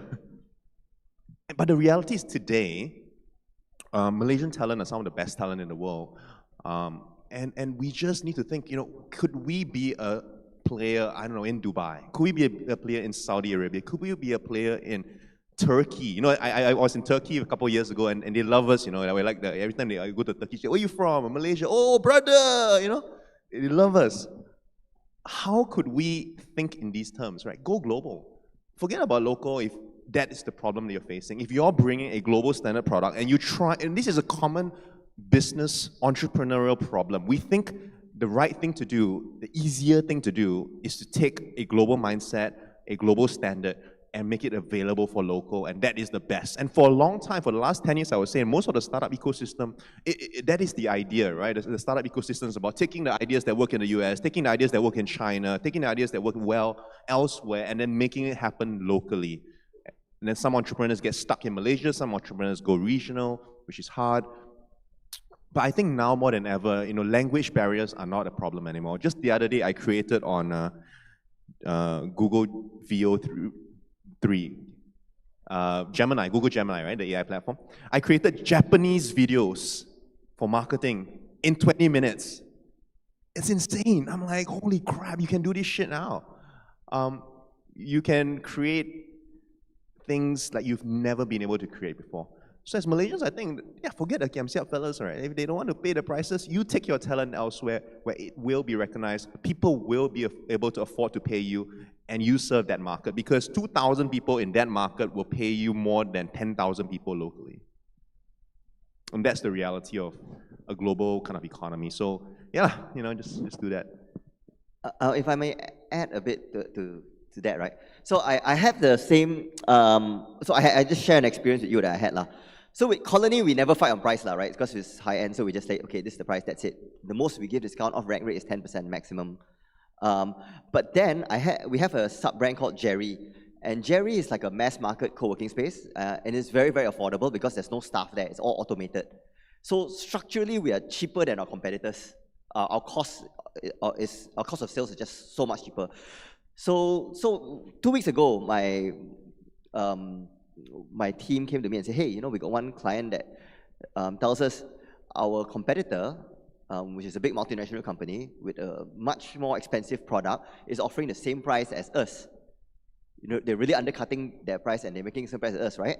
And my first reaction was like, okay lah, no problem lah, we just go undercut lah, can cut 50% because our cost is cheaper, we can do it for much longer than they could, right? Because of our structurally cheaper. But then, out of interest, right, So I just went to ChatGPT and asked, okay, so this is what happened, and this is what I just said. I'm cheaper, so fight lah, no problem. And ChatGPT actually scolded me. And ChatGPT actually said, yeah, I know you're cheaper, you're structurally cheaper, but why are you just completely giving up on this without a fight? You know, and instead ChatGPT said, okay, tell me, so okay, the way to use AI prompts, right, is that you have to be very descriptive in what you tell ChatGPT. This is my business, this is what my and in fact, you can ask ChatGPT to help you. So you can just ask like, ChatGPT, hey, this is my problem, ask me 10 questions that will help give you more information for you to come up with a better answer, right? And then it will give you very, very tailor-made specific ways you can counter that argument relevant to your product and to your industry. So for us, it was telling us, yes, it somehow managed to dig up that this competitor actually has a lot of hidden costs that they whack you on later on, right? On its own, and it said, yes, but this is just cheaper, but when you think of all this, it add up with hidden costs and everything, it's actually still much more expensive than us. You know, and we didn't know this, but ChatGPT somehow, through its deep research, pulled all the forums out in the world and isolated that. So really, then I went back to my team and then I said, hey, actually, no, don't fight. Do this, and my team was like blown away. So I mean, we're quite lucky lah. You know, I mean, ChatGPT does all the thinking for us. You know, it even helps me with my relationship with my wife. Sometimes if we argue now and in text, I just type whatever I want to say in ChatGPT, all the anger inside there, and I'll say just put it in a nice way, and it'll come out very nice. You know, and then my wife will be very forgiving after that. Yeah. So yeah, this is one of the ways you can use AI, I feel. Thank you. Any more questions from the ground? All right, we do have a gentleman right over there. Okay, so now I would like to pass the microphone. Hello, I'm Taj from Nasi Kandar Sri Penang. I just want to ask, when is the right time for you to create a system where you are no longer in the business and the business run? So what is the right moment for you to see that the business should run without you, kind of deal? Yeah, so I believe that this is more related on like autopilot business. Okay, so any of our panelists on the stage would like to take this question? I mean, I can answer it, but I want to give maybe the opportunity for my answer. Maybe you want, boss? Or you want to play 1-2 juice?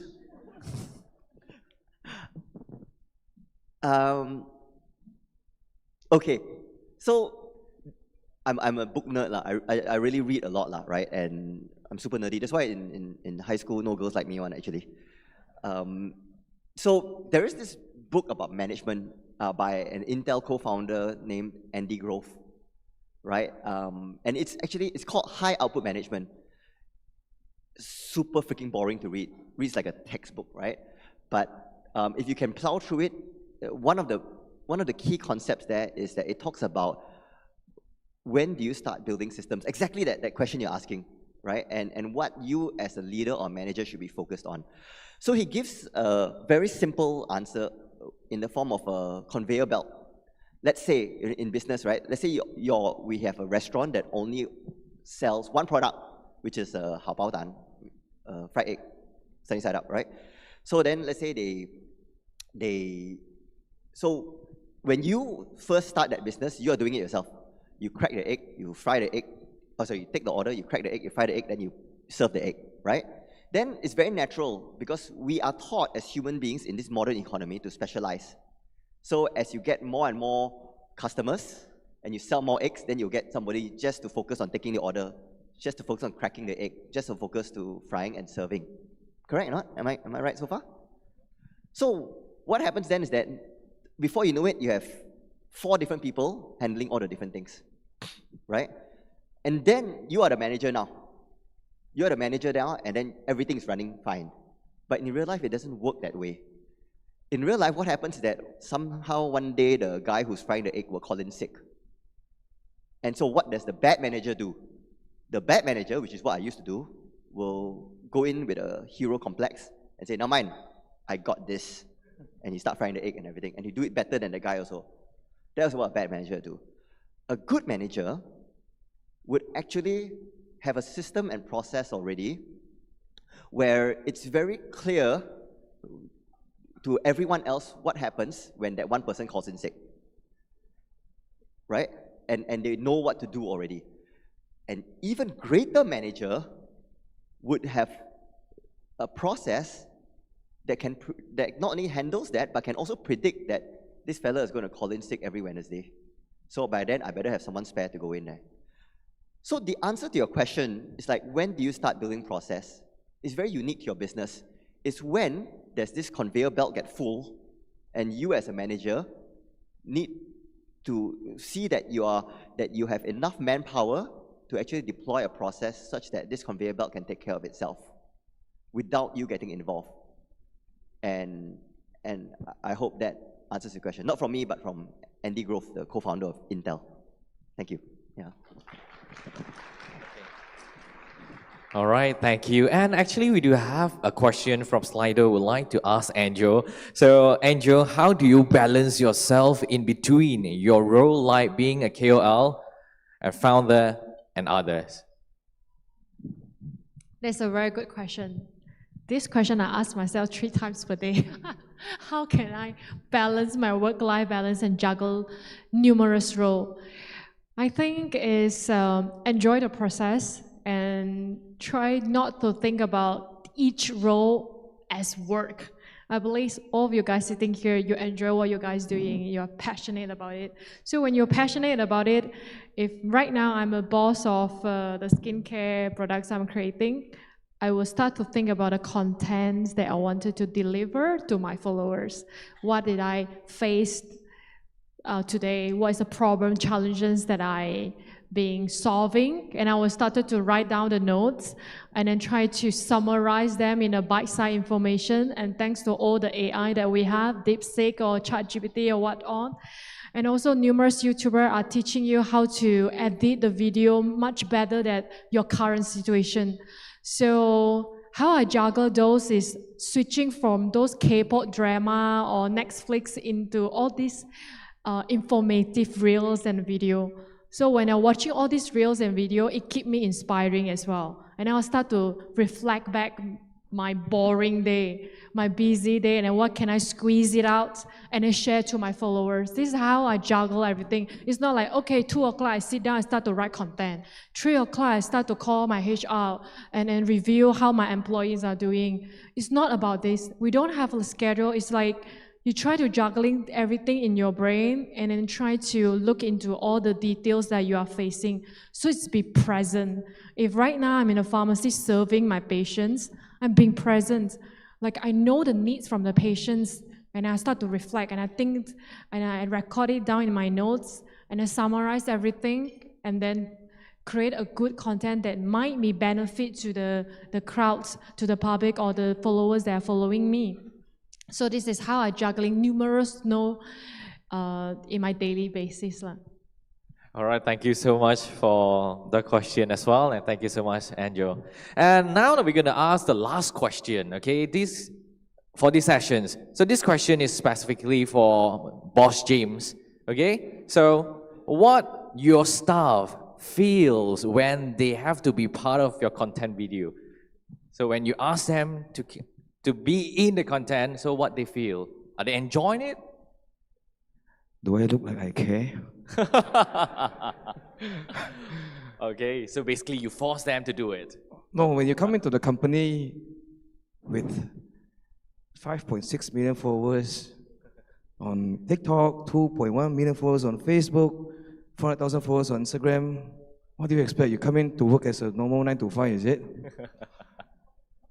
I told them this, I said, you want to come into work, we are a very traditional company, basically. Very old school, very old man, very chinapek. But I'm very lucky for whatever I have right now, and it's because the hard work of all the people who have came into our lives. In order to sustain this, we need the help of everyone. And frankly speaking, How many business owners out there has millions of followers? You can choose to be a normal team player, or you can choose to be the committed team player. But because of you being committed, the benefits are on you. If I put yourself on my videos, in our videos, people know you, people come to you, and your sales actually double up. Actually, it's not about, it's triple up. Then probably the employee will know when they come into the office, they are supposed to be ready. But normally, usually, before they come interview, we will ask them, are you ready to make contents? All right, thank you so much, Boss James. So it means that if you want to interview Boss James Group, make sure you're going to be a star soon. I guess there's a star wannabe. All right, once again, ladies and gentlemen, let's give a big round of applause to our panelists. Thank you for our incredible panelists and moderator for that bold, inspiring, and forward-thinking discussion. And please remain on stage, as now we would like to present the token of appreciation for each and every one of you for your valuable contributions today. And this time, once again, I would like to invite Miss Lee Shin Mei to the stage to do the honor. Ladies and gentlemen, let's give our speakers another warm round of applause. And first of all, we would like to present the token of appreciation to Fong Wai Hong, the CEO of Store Hub. Thank you so much for all the valuable information. And next, we would like to present a token of appreciation to James Ng, founder of Boss James Group.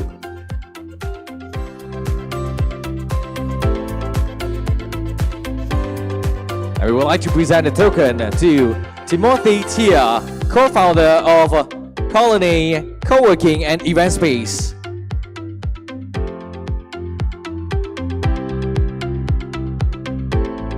Next, we would like to present the token to Angel Khoo, founder of Angel Skincare, made by Angel.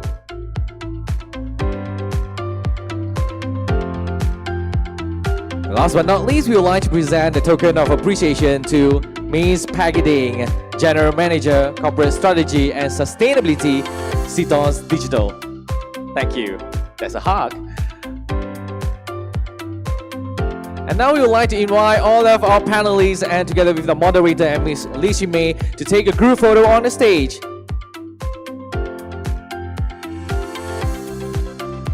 Once again, ladies and gentlemen, clap for our panelists. Thank you for our incredible panelists and moderator for the bold, inspiring, forward-thinking, and I would say amazing and incredible panel discussion. Thank you so much. Thank you. Kindly take your seat.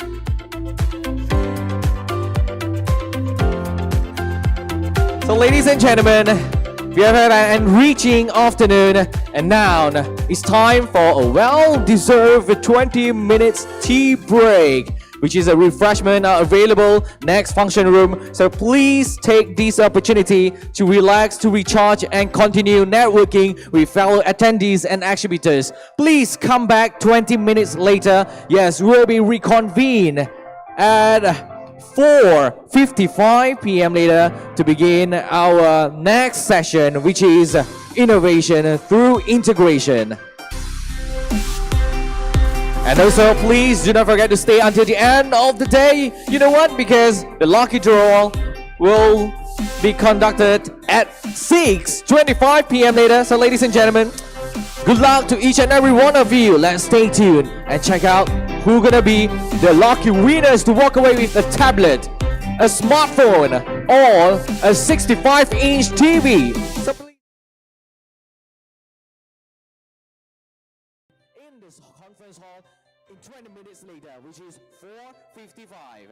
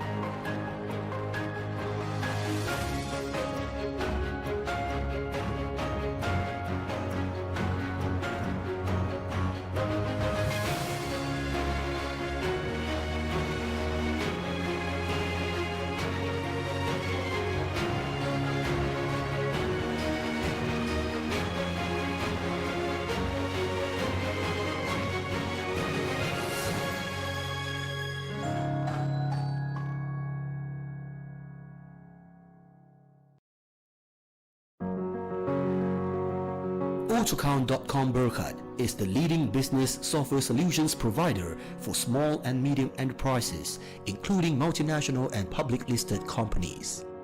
The company possesses deep and broad experience in software development and is certified by ISO 27001:2013 to ensure that our products, services, and processes meet the highest information security management standards. Our suite of business application solutions is available for both on-premise and cloud-based deployment, giving our clients unparalleled flexibility. Our main office is located at Oasis Corporate Park, Ara Damansara, Selangor, Malaysia. We began our operations in Malaysia and have since expanded to Singapore. Our goal is to further broaden our presence in Southeast Asia by venturing into other countries such as Indonesia, Thailand, the Philippines, and Vietnam. Autocount was founded by two visionaries, Mr. Chu Chin Peng and Mr. Chu Yan Ti, who have over 2 decades of business experience in the software industry. Our core management team, comprising of Mr. Ben Stan, Mr. Alex Ng, and Mr. Kenneth Lim, are all accomplished leaders in their respective fields and have demonstrated their ability to consistently deliver results. Today, our brand has become a household name and proudly stands as Malaysia's #1 software provider. Since our establishment in 1996, we have developed into the top software provider in Malaysia and positioned ourselves as a one-stop business application solution for SMEs. Our comprehensive suite of 6 different business applications has been designed to meet the unique needs of various industry verticals in mind. In 2010, we partnered with the education sector to provide Autocount accounting courses, which have been well received by the students and professionals alike. Our commitment to excellence has been recognized by reputable organizations such as the Star Outstanding Business, Ernst & Young Entrepreneur of the Year, M-Bank Biz Race, and Sinchu Business Excellence, who have honored us with several awards. In recent years, we have introduced a series of cloud-based products helping SMEs to harness the full potential of the cloud. We are proud to have gained the trust of approximately 210,000 businesses and companies spread across different industries and sizes. Our software is highly reliable, customizable, and is backed by a solid development framework. With a strong focus on research and development, we strive to deliver software of the highest quality that provides maximum benefits to small and medium-sized enterprises. We have 269 Autocount authorized dealers across Malaysia and other expanded countries who are appointed to provide high standards of support and consultancy to our customers. To date, Autocount has partnered with 47 universities and colleges for inclusion of Autocount accounting software as part of their accounting software course syllabus, a testament to our commitment to empowering the next generation of entrepreneurs. Our vision is to become Southeast Asia's #1 SME business software provider. We pride ourselves on our guiding principles of integrity, pragmatism, proactivity, and teamwork. Autocount software is simple and clean user interface eases the navigation of business accounting information anytime, anywhere, and on any device. Our comprehensive suite of business software solutions help the SMEs thrive in today's fast-paced and ultra-competitive environment faster and more efficiently than ever before. Do not just survive in the business world. With Autocount, you can conquer it. We are thrilled that Autocount successfully went public on 9th May 2023 and is now listed on Bursa Malaysia. This significant milestone reflects our continued growth and success in the industry. We are immensely proud of our team's unwavering commitment and hard work that has made this milestone possible. As we embark on this new journey as a publicly traded company, we would like to express our heartfelt appreciation to all our employees, customers, dealers and investors for their unwavering support. Together, we will continue to soar to greater heights.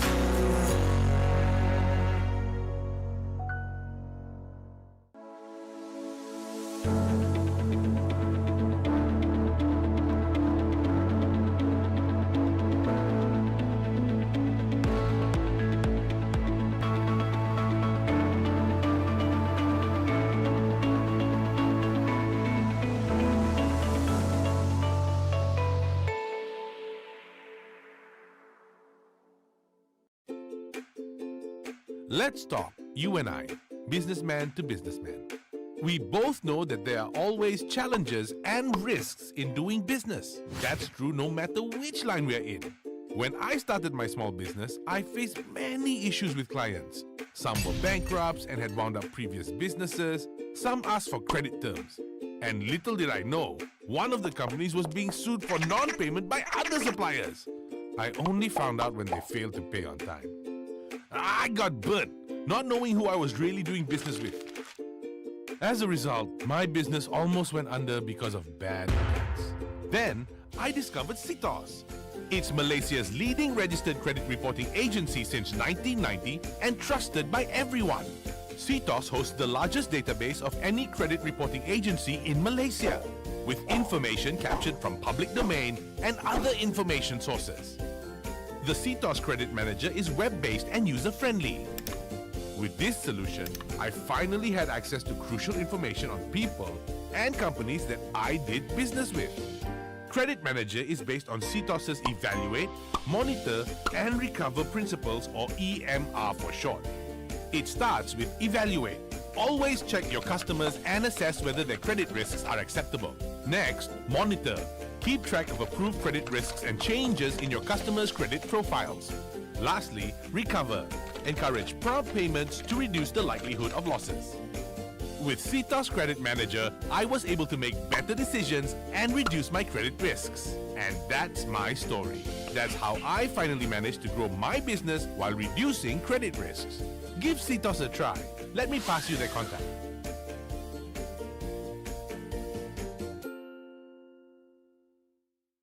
Generative AI is artificial intelligence that uses data to generate new forms of content, like images, text, code, and other media. It's powered by large models, often referred to as foundation models, that are pre-trained on huge amounts of data. These models contain billions of parameters or variables, which all feed into the AI, allowing it to do things like write articles or code, solve math problems, answer questions, hold human-like chat conversations with customers, and so much more. Generative AI is enhancing human creativity. It's pushing the limits of innovation, and it's helping organizations of every size to do more with less. Generative AI promises to be one of the most disruptive technologies in our lifetime. But the disruption won't come from what the technology itself does. It will come from how you choose to combine it with other technologies, the skills of your people, your values and competencies, and your organization's distinctive vision. Generative AI has powers we haven't even conceived yet. New use cases are being built, tested, and discovered every day. Some innovative small and mid-sized customers have already adopted this technology to solve their most complex business challenges. They use it to detect fraud and strengthen security, uncover trends, get predictive insights, and quickly adapt to market changes, scale operations, improve customer experiences with hyper-personalization, automate repetitive work, freeing up employees to focus on more strategic work.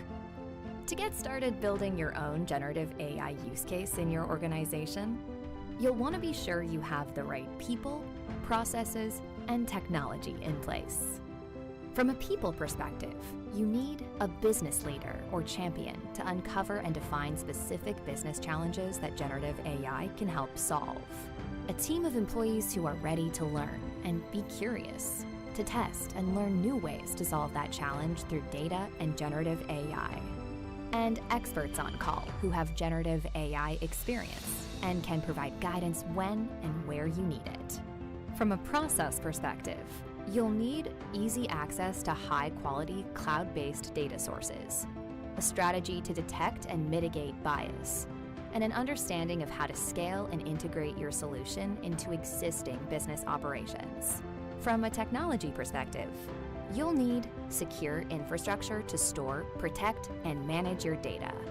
Cost-effective, flexible solutions that can grow with your use cases and your business.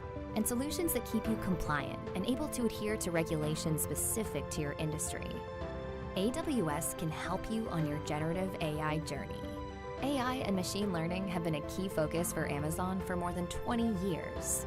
And now, we're on a mission to make enterprise-grade AI technology available and affordable for small and mid-sized businesses like yours. Together, we help you make the most of this technology with our comprehensive portfolio of AI solutions, highly secure infrastructure, and expert guidance and support from our worldwide network of certified partners and consultants. Get started on your generative AI journey today.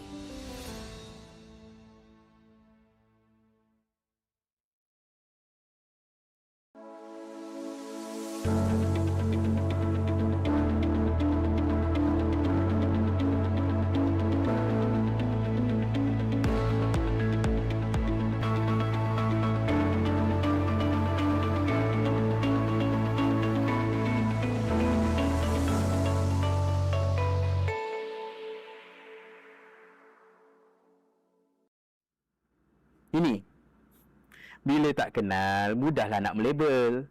Macam diorang ni, tengoklah si. Ngam? Ngam. Cash? Loan. Confidentnya nafsu. Nah, cek lu. Jangan malu. Nafsu dah membuah. Motor baru. Go. Cek.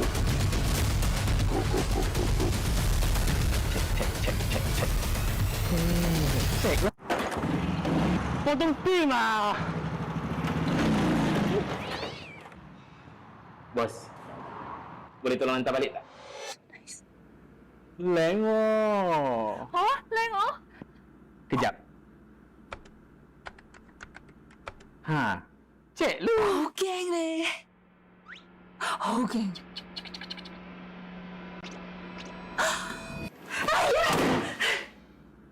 Dia ingat laptop ke? Nak pergi travel Alamak. Memang patutlah orang label kau macam tu.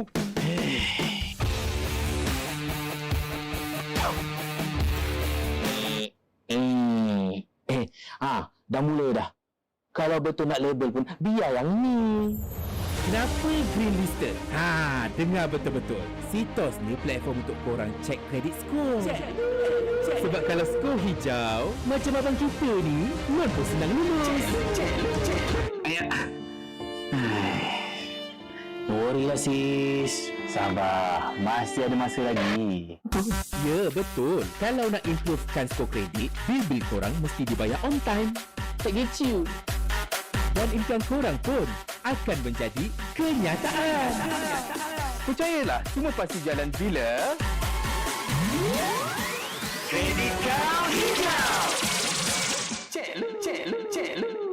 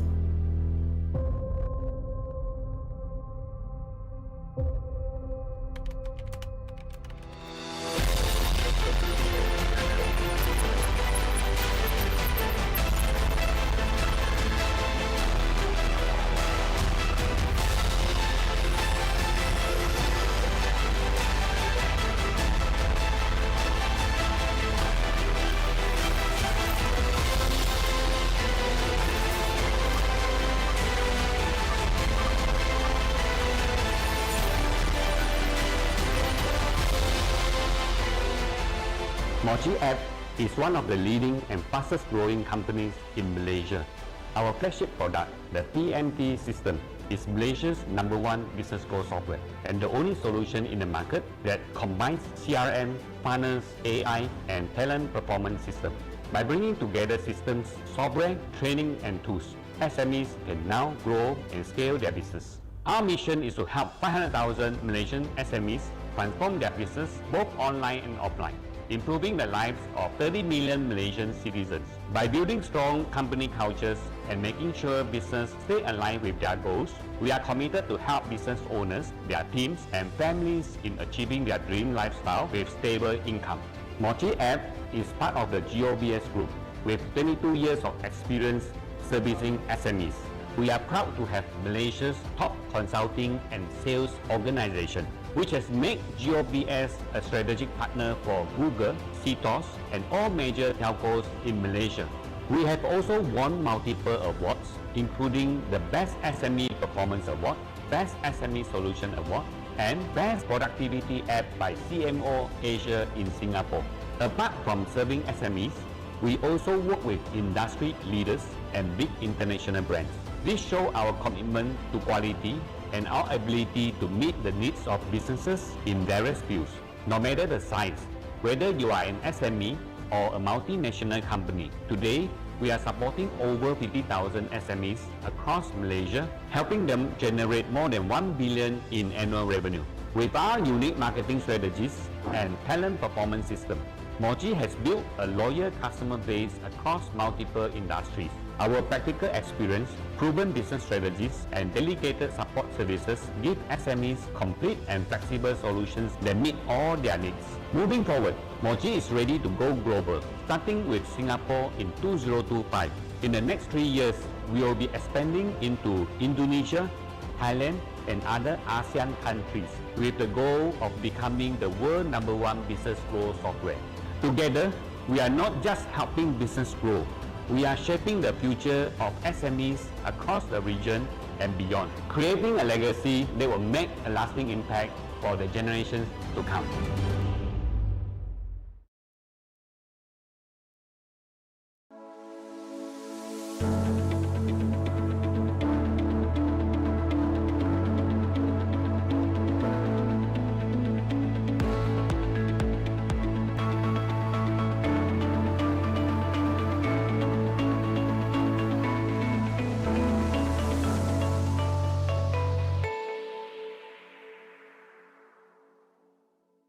I am John, a businessman.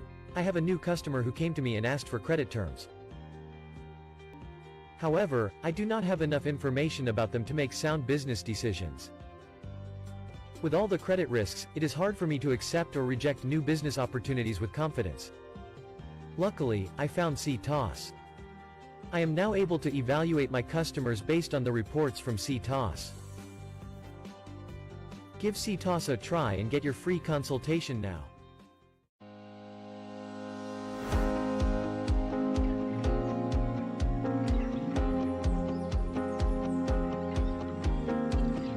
In the heart of Southeast Asia lies a country rich in natural beauty and biodiversity, Malaysia, a land where tradition marries modernity and where sustainability isn't just a trend, but a pledge to future generations.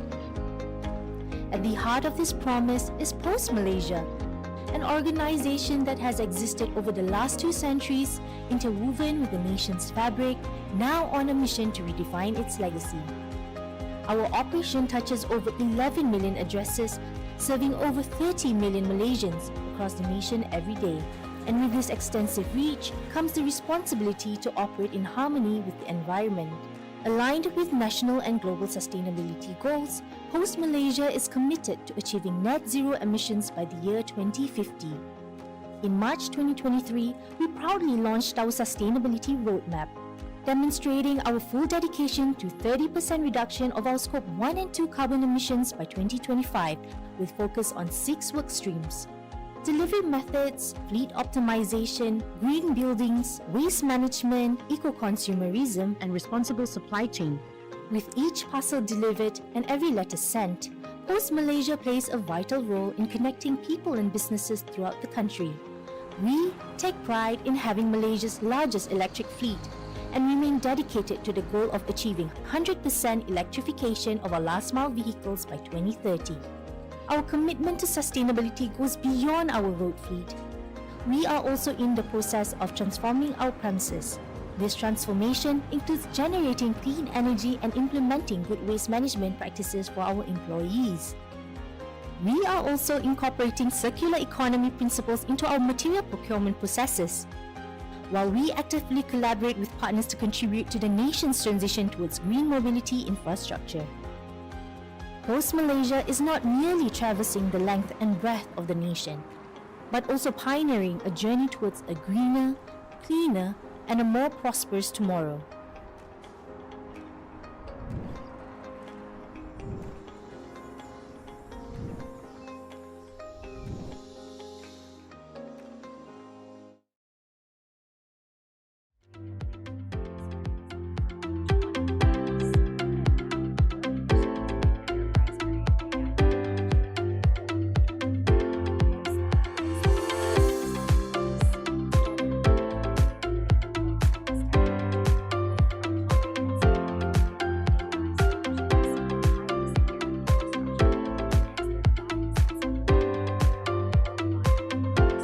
Come on, ladies and gentlemen, a gentle reminder to please make your way into the ballroom as we will be starting shortly.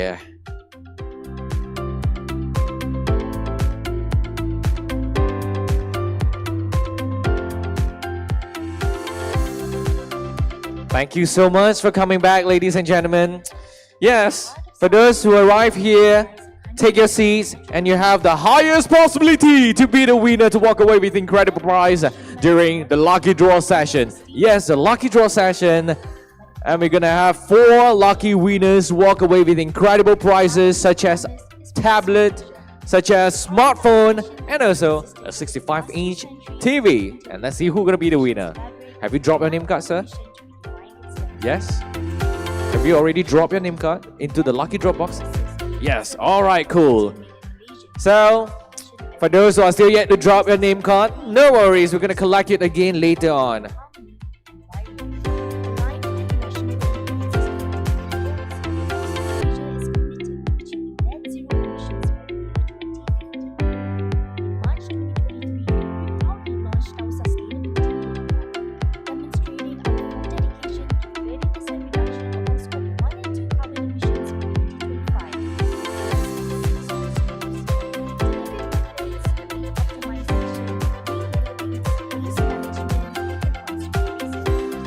Once again, ladies and gentlemen, hurry up, come on. And I would like to invite each and every one of you to all of our participants today, right over here at CTOS SME Biz 2025 Penang. Come on, make your way into the ballroom as we will be starting shortly. We are waiting for you. The partition is open right now. Yes, we do have additional entrance for you to join us. Come on. Once you're finished your tea break, come on, ladies and gentlemen, let's make our way into the ballroom as we'll begin shortly. In 2 minutes.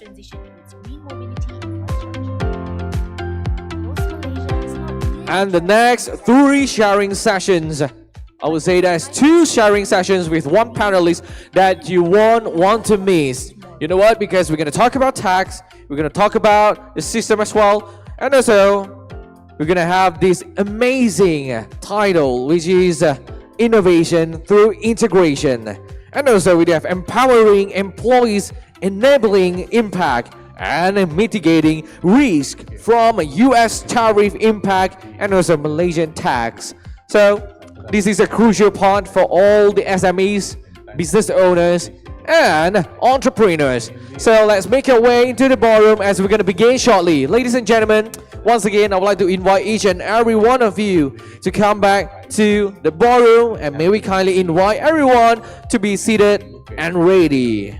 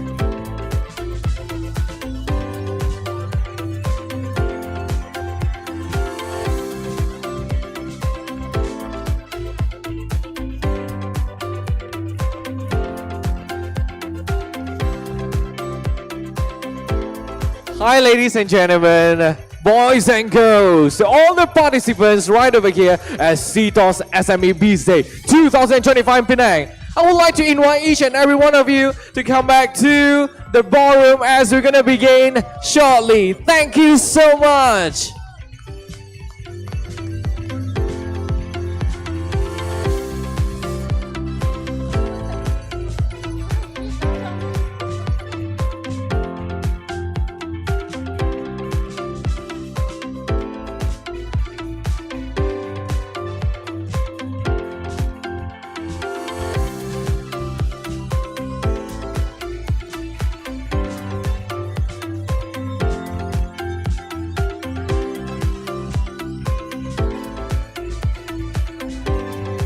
Yes, so ladies and gentlemen, you don't have to walk to the foyer. You can just walk through here, direct to the ballroom as we'll begin our next sharing session shortly. Come on, I would like to invite each and every one of you, ladies and gentlemen. Thank you so much for joining back, and I hope you enjoy your tea break sessions.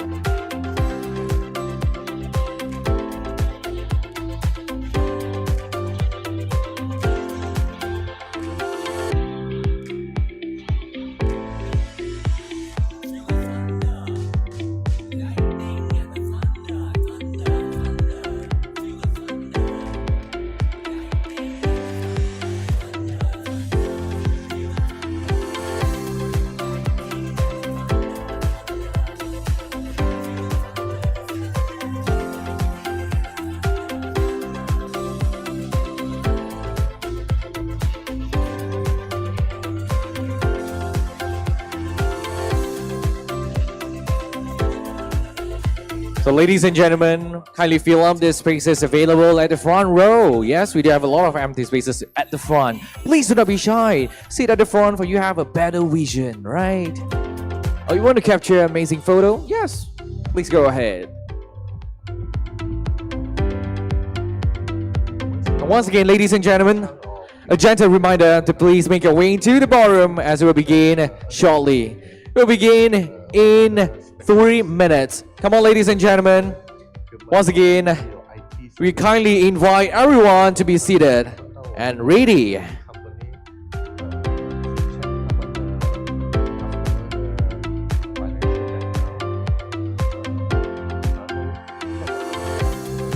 to all the bosses, entrepreneurs, business owners, and also SMEs, I would like to invite each and every one of you to come back to the hall immediately. You know what? Because I believe that that's gonna be the incredible sessions that you won't want to miss.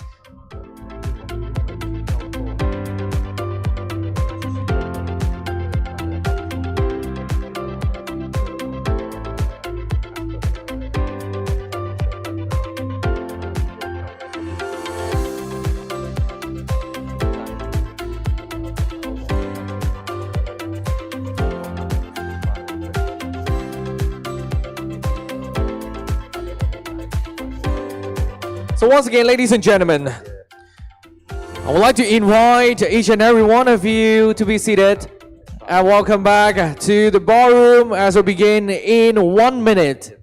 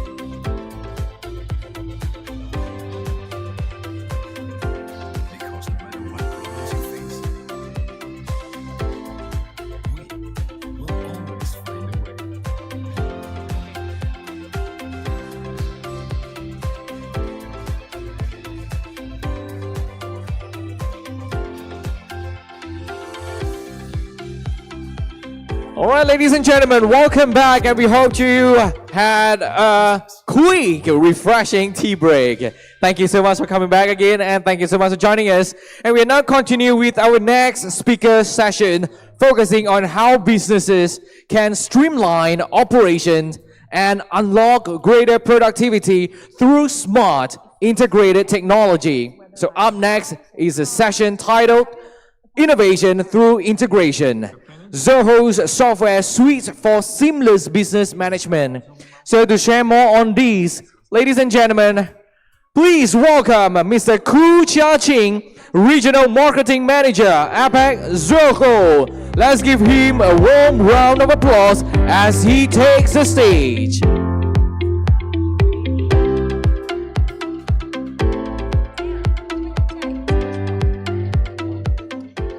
Good afternoon, Penang. Great. Thank you.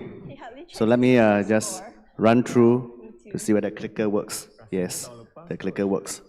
So thank you for being here today with me again for the CTOS people who have heard the presentation before. Hope you're going to have another round of reminders, maybe. So this is my agenda of today. I will be sharing about ZOHO and our innovation through integration. We also showcase a customer success story and giving you some tips of how can you scale your business with ZOHO. So let me share a little bit about a company that I represent. So I've been in ZOHO for the past 7+ years. When I first joined the company, we had 30 million global users. Right now, we have 4 times that. ZOHO runs on ZOHO. So we serve customers in more than 150 countries across the world. And we have been around the business for more than 27+ years. So this is our roadmap and our growth journey. Back in the early days when we took onto the cloud in 2005, we started out with a CRM and a writer solution. Profits were being redistributed or reinvested into the company to create more applications. Being a fully privately funded company, we have no aims to IPO. So my founders have always wanted to be private so that we can invest in the long term. And indeed, it has worked well for the company. So Penang is not new to us. We have did many rounds of engagement in Penang. And we even came back to support some of our best users here, Digital Penang. It's great to see Chubun and the group. We are very happy to also see some of our best customers here. Penang people have the money, and I don't think that they are kiam siap. They are just very, focused on spending the money when they need to spend the money. So they are not kiam siap, but they have the money. So that's why we are here. So ZOHO offers customers a very broad suite of applications. But these applications are not disconnected applications, so they work together as a whole. So imagine us, trying to equip our house with some tools. Naturally, you want these tools to work together with each other. So this is our broad suite of applications that serve the sales and marketing, customer service, email and collaboration, business intelligence, etc. So we had the panel session before me, and we know that it's not easy to be an entrepreneur and be a successful entrepreneur. Is not easy. Boss James, people ask him, what happens if your staff, how do they feel when they go onto their social media, stuff like that. When you start to hire specialists to take over generalists, it is not easy to get specialists to work with one another. You need to have systems, and we are behind the tools that enable the specialists to work with one another. So these are some of the apps that allow you to do a better marketing, right? So that, just not the case, is the sales and marketing people always quarrel, right? And sometimes you give them the leads, good leads, but they cannot close. What will they tell you? They tell you that you give them weak leads. Stuff like that do happen in a daily basis. Yeah. So these are also some of our apps. CRM, desk, digital sign. So if you think of any function that you are doing it manually now, and you want to, take your first step to digitalization, we have the app. and 99% it is free. So the theme of our presentation today is to talk about innovation through integration. If I show you something like that, it's quite abstract, but let me show you this. So on the left, you see, a bunch of tools, right, from different brands, maybe different times of legacy. You may pick up some from, your father's generation, and it's still somehow in your toolbox. And on the right, you see an organized set of tools. So naturally, you want to procure the tools that work together, store together, and it's easy to use, so that you do not need to depend on, old tools to run, some of the home repairs and DIY. The same thing goes for us in business, especially for a company like us, software as a service. Imagine you can rent the tools, organized tools on the right. So this is our ecosystem of apps that work together. When I say work together, it really works because ZOHO runs on ZOHO, and I can attest to it. I've been using it for the past 7+ years, and we grew our business. So I'm very proud to be here to share our success story. When you use a multi-vendor setup, this is normally what happens. You start to, use different apps. You want to build a single sign-on, and then you need to provision or to equip the staff with these apps. And then probably you need to handle the billing of different applications, because the more apps you use, the different times you need to pay. Some apps, you need to pay on a yearly basis, some on a monthly basis. Some will have lockdown contracts with 3 to 5 years. And then subsequently, when you add more and more services, you will want to know, you want to find information. You may need to add in things like a search. And nowadays, everybody is trying to sell you AI tools. So all of this stuff, analytics, will come at an additional cost. So navigating the multi-vendor solution is not easy, because in a jigsaw puzzle, you know what is the end result. But in the real business world, you do not know where you're going to end, because new tools start to come out until you take an account of all the tools that you're going to use and how much you can save if you chuck all of them away. So this is an example of the tools a typical business will use. So how many of you have a website? Have a website. Okay, good. Have a website. If you have a new business, likely you need to build a new website, right? And with a website, it's still not enough. You may need to have a live chat. And what happens after the live chat? You will need to have, email. You need to have campaigns. You need to have a social media management. There's so many tools that you may need to add to your ecosystem to complete your business flow in 2025. And what happens if you add more apps, right? The cost will go up, right? So every app, you give you more apps. So this is the cost, right? It's quite expensive based on 5 staff. But if you choose ZOHO as a brand, what happens? Every app you see comes from ZOHO, and it works together. So imagine you have this sites. You can choose to take a photo, because thanks to the extended break that we have, I'm given less time. So I enjoy the food. The food is good, just that we don't have enough time to eat. So maybe this is a photo to take so that you can remember the tools, have the conversation with us at the booth. Yeah. Okay, all good? Yeah. So this is what you will save if you use ZOHO One. So this is our suite of applications, having 40+ applications inside, but I've just shown you an example. So this is how it looks like. Where does all the cost cutting go? The cost cutting go to the boss new BMW, right? No, not like that. The cost saving goes to reinvestment into the business, for you to do better marketing, to use the excess funds for motivating of staff. So, and these are the brands that trust us, and these are the APAC brands that trust us. So I'm proud to share that we have a hotel line that use us called Minor Hotels, which I want to showcase as our customer. So what they do, and I'm also thankful for CTOS for bringing Samsung here. I met up with Leslie and we can collaborate on this. I can bring his technology into minor hotel, and we also have partner solutions called ZOHO Managed Engine Mobile Device Manager that works with Knox. So we are actually very good partners, and this event brought us together. Despite both of us are in Singapore, but we are traveling the world. So this is how we address the challenges with ZOHO One that is used in a minor hotel situation. Imagine 550 hotel chains. They cannot be choosing even 3 or 4 vendors. It will be very confusing. So whatever feature, whatever function they need to do, they look to ZOHO to provide the solution.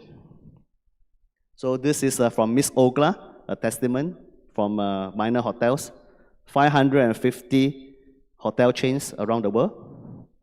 So scaling our business with ZOHO, because it comes with a very broad set. So normally how people come, if you are a startup, you can straight away go to ZOHO One.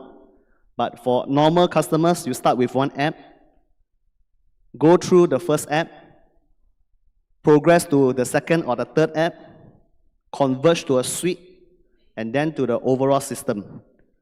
And with more people you add on, when you scale in your business, the more savings you actually save.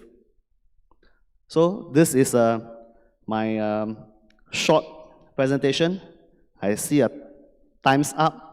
I'm very helpful that grateful to the guests and the fellow speakers. I try to condense my presentation. I hope that we can have further conversation at the booth. Thank you. Thank you very much, Mr. Khoo. Please remain on stage.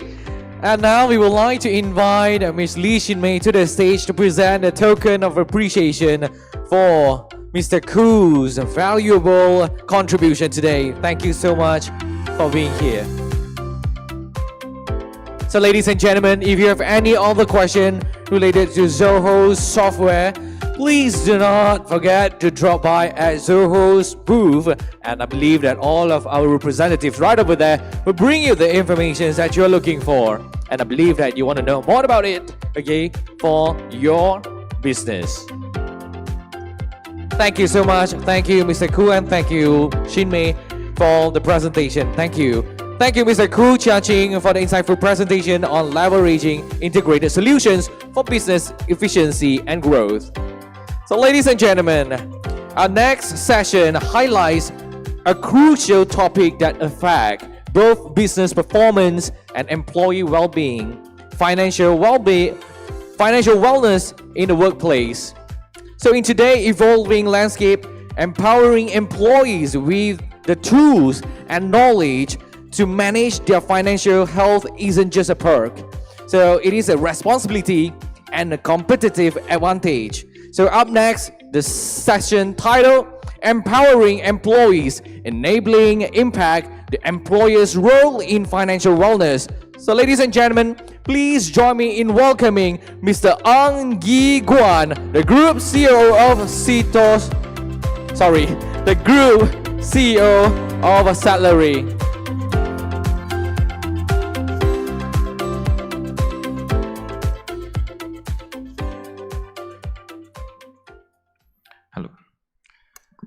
Okay, good afternoon, everyone. I'm Ang, co-founder of the Setlary. So first of all, thank you for still being here. And I would like to talk something about that affects everyone in your organizations. And is based on a topic today, is a financial wellness. And more importantly, how as an employer, you can enabling it. So let's start with a simple truth. I think most of the people, right, salary is everything. I mean your monthly wages. Unless you are an entrepreneur or investor, your monthly salary pays for everything.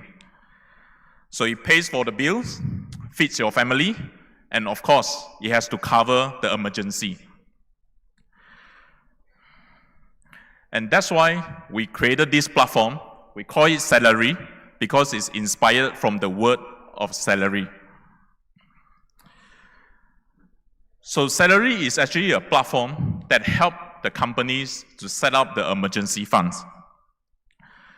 So you have to think it like a safety net, a way for your staff, right, to access part of their salary earlier, before the payday.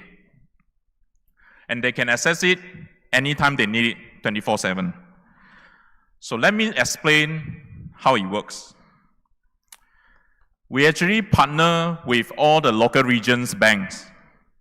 So we work closely with them. So for Malaysia, we actually work closely with OCBC Bank. So what we do is we help the companies to set up a ready-to-use fund. And these funds allow your employee to withdraw a portion of their salary. And the key part is all the fund is coming out from the bank and from us. So it means we disperse the money upfront, then we will collect back from the company later on. So why is this emergency fund so important? I would like to share a simple fact.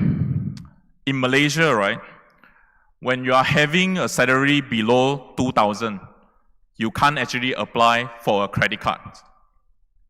That would mean that a large group of employees, right, who are having the minimum wages, 1,007, they can't actually have any other way for their emergency purpose. Most of us in this room, we probably have a credit card. So anytime we face any issues, we take it as our convenience.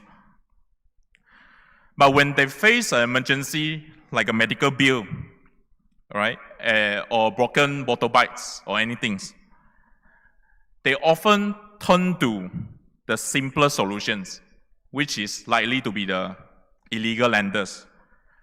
And the worst is not the illegal lenders. The worst part is your workers, they will start borrowing between the colleagues. Then you will create the problems within the workforce environment. So, of all this, what we have here in the slide here, we introduce 3 colors for the employees. So, as you can see, there's a green color, yellow color, and red color. For the green portions, you can grant a limit to your employee, and they can access it anytime they want without any charges. And this portion is part of their salary. For the yellow and red, that is for the emergency use. It means that you can still extend the limit to your employee for them to withdraw it for any purpose. So that's all for the employee. So what about for the employer, right? Because for employees, it's easy. They get their salary earlier, they get the benefits. But for the employer, we actually promote the social angle in the ESG. This is what in a lot of large corporations and large enterprise is looking for. The environmental, social, and governance. We are actually promoting the social impact. You are showing that you care for your employees, not just the payday. You care to solve their emergencies. When one employee feels supported, right, they will be loyal to you and they trust you because their salary is safe. There are companies in Malaysia, right, they are behind of their salary schedule. And some of them behind for 1 day and 2 days, and it started to create problems because the employees will start borrowing among each other. And the most important part is, you have the data insights once you join us, because you can already see beforehand which employee will use it frequently. So of course, you get the full control. You have the full access. You can set who get to use this, how much the limit for every individual, and you get to approve. And of course, security and privacy is a top priorities. And I'm proud to say that we are the only one with this earned wage and early wage access platform that fully integrate with CTOS. So we verify every single users in our platforms. And we don't store any sensitive data. Everything has to be following the bank compliance. And we routed the whole payments through the bank. And the bank disperses the money directly to your employee. So in Malaysia, we work with CTOS, and in Singapore, we work with SingPass, and in Indonesia, we work with Vida. Okay, so before I end my speech here, it's a short speech. So I would like to recap that, because we are the only one currently in Malaysia that we provide your employee to have zero charges access their salary, which means no fee, and also no fee to the employer. All right, so the employer doesn't need to pay us anything to use the software. The money directly goes from the bank to your employee accounts. And we collect back way later from the company later on, which means 14 days. So imagine that June salary, as an employer, you can pay me back by 14th of July. And because we charge no fee, we are also Sharia compliant, because we have no interest and the employee gets the pay anytime they want. So if you think that zero fee for the employee and zero cost to the employer, everything sounds good to be true, you have to download the QR code and contact me. I will tell you some of the terms and conditions, but trust me, it's worth it, and it will change the work environment in your company. It will make your recruitment way easier, and you will feel the retention and productivity way higher. That's all. Thank you very much. Thank you, Mr. Ang. Kindly remain on stage. We would like to invite Shin Mei to the stage again to do the honor. We'd like to present the token of appreciation to Mr. Ang Gee Guan, the co-founder, Group COO and CTO of Setlary. Please proceed to the center of the stage and let's take a photo. Look at the camera.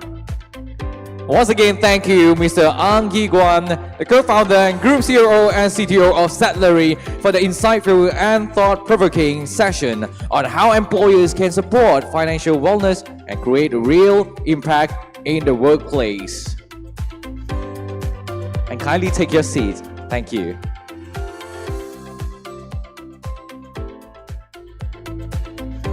So ladies and gentlemen, once again, we would like to thank our official media partner, Rev Media Group, Malaysia's leading digital publisher with more than 20 titles that bring millions of readers together, particularly Tantan News, Says.com, and NST Online. Thank you for your support, CTOS SME Biz 2025 in Penang.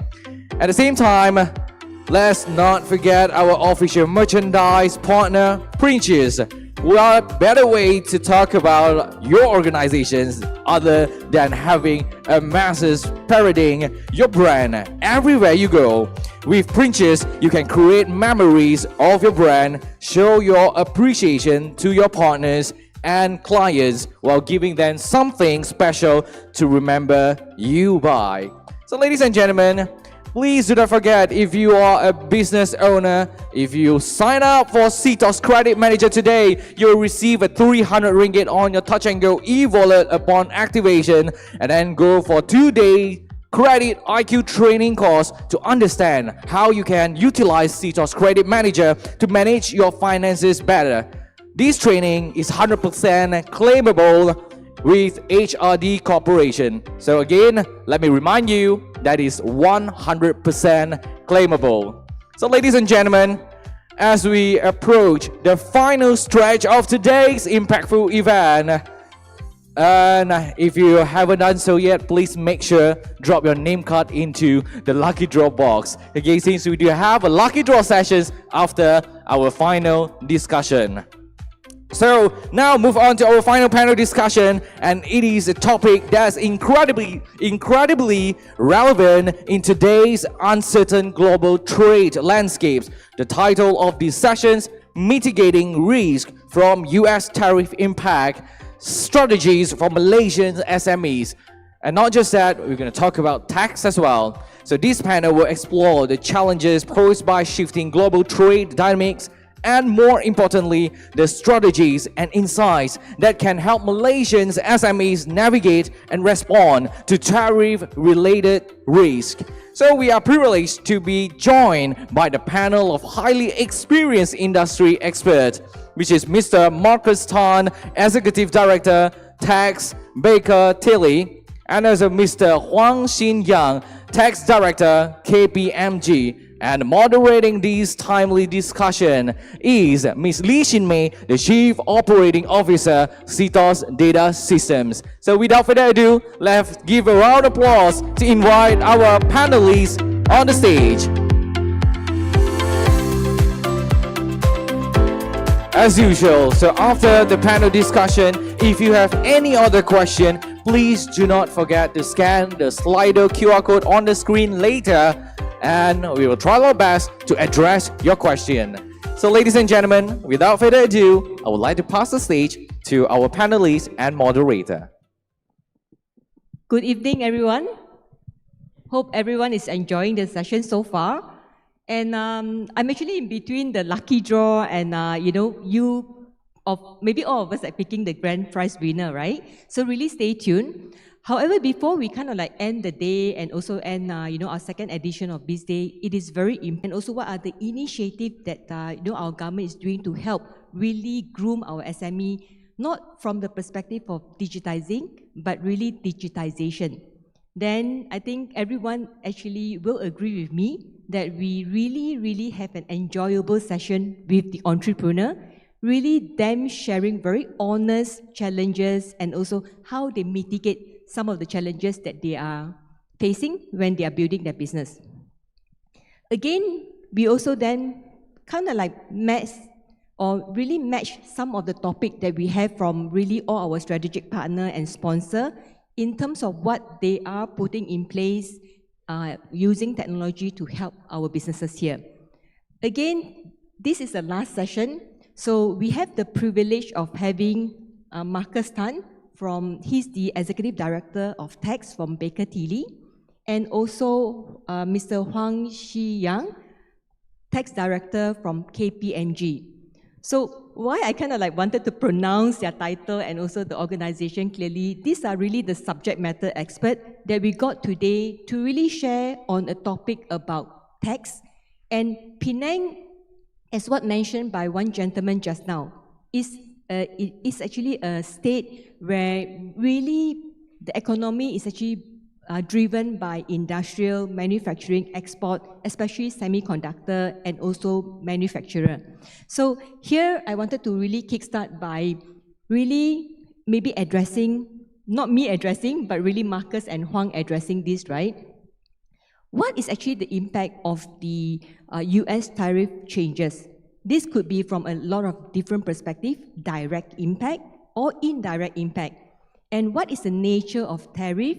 And the other important thing is that the nature of businesses that's actually operating in that environment and how they are actually connected with the global supply chain. So with that, I will start with the first question first. But before I start with the first question, I would like to keep the session interactive.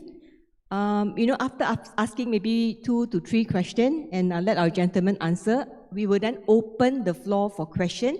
So it is better that since we get the expertise of Marcus and Huang, is also a good opportunity for all of you to ask your direct question. Will that actually work? Okay.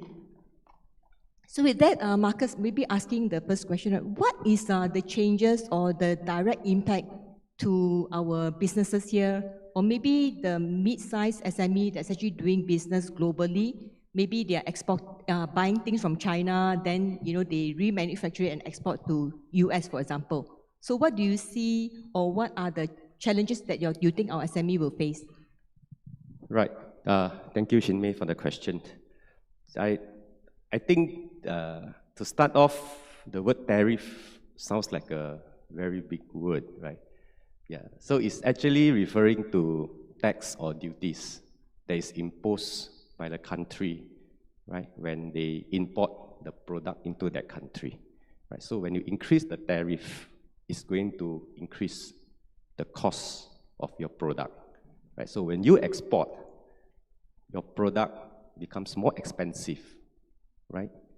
When it reaches that country that impose high or higher tariffs, which means for a business, you are looking at either you are passing the cost to your consumer or you absorb the cost, right? So it's very challenging, right?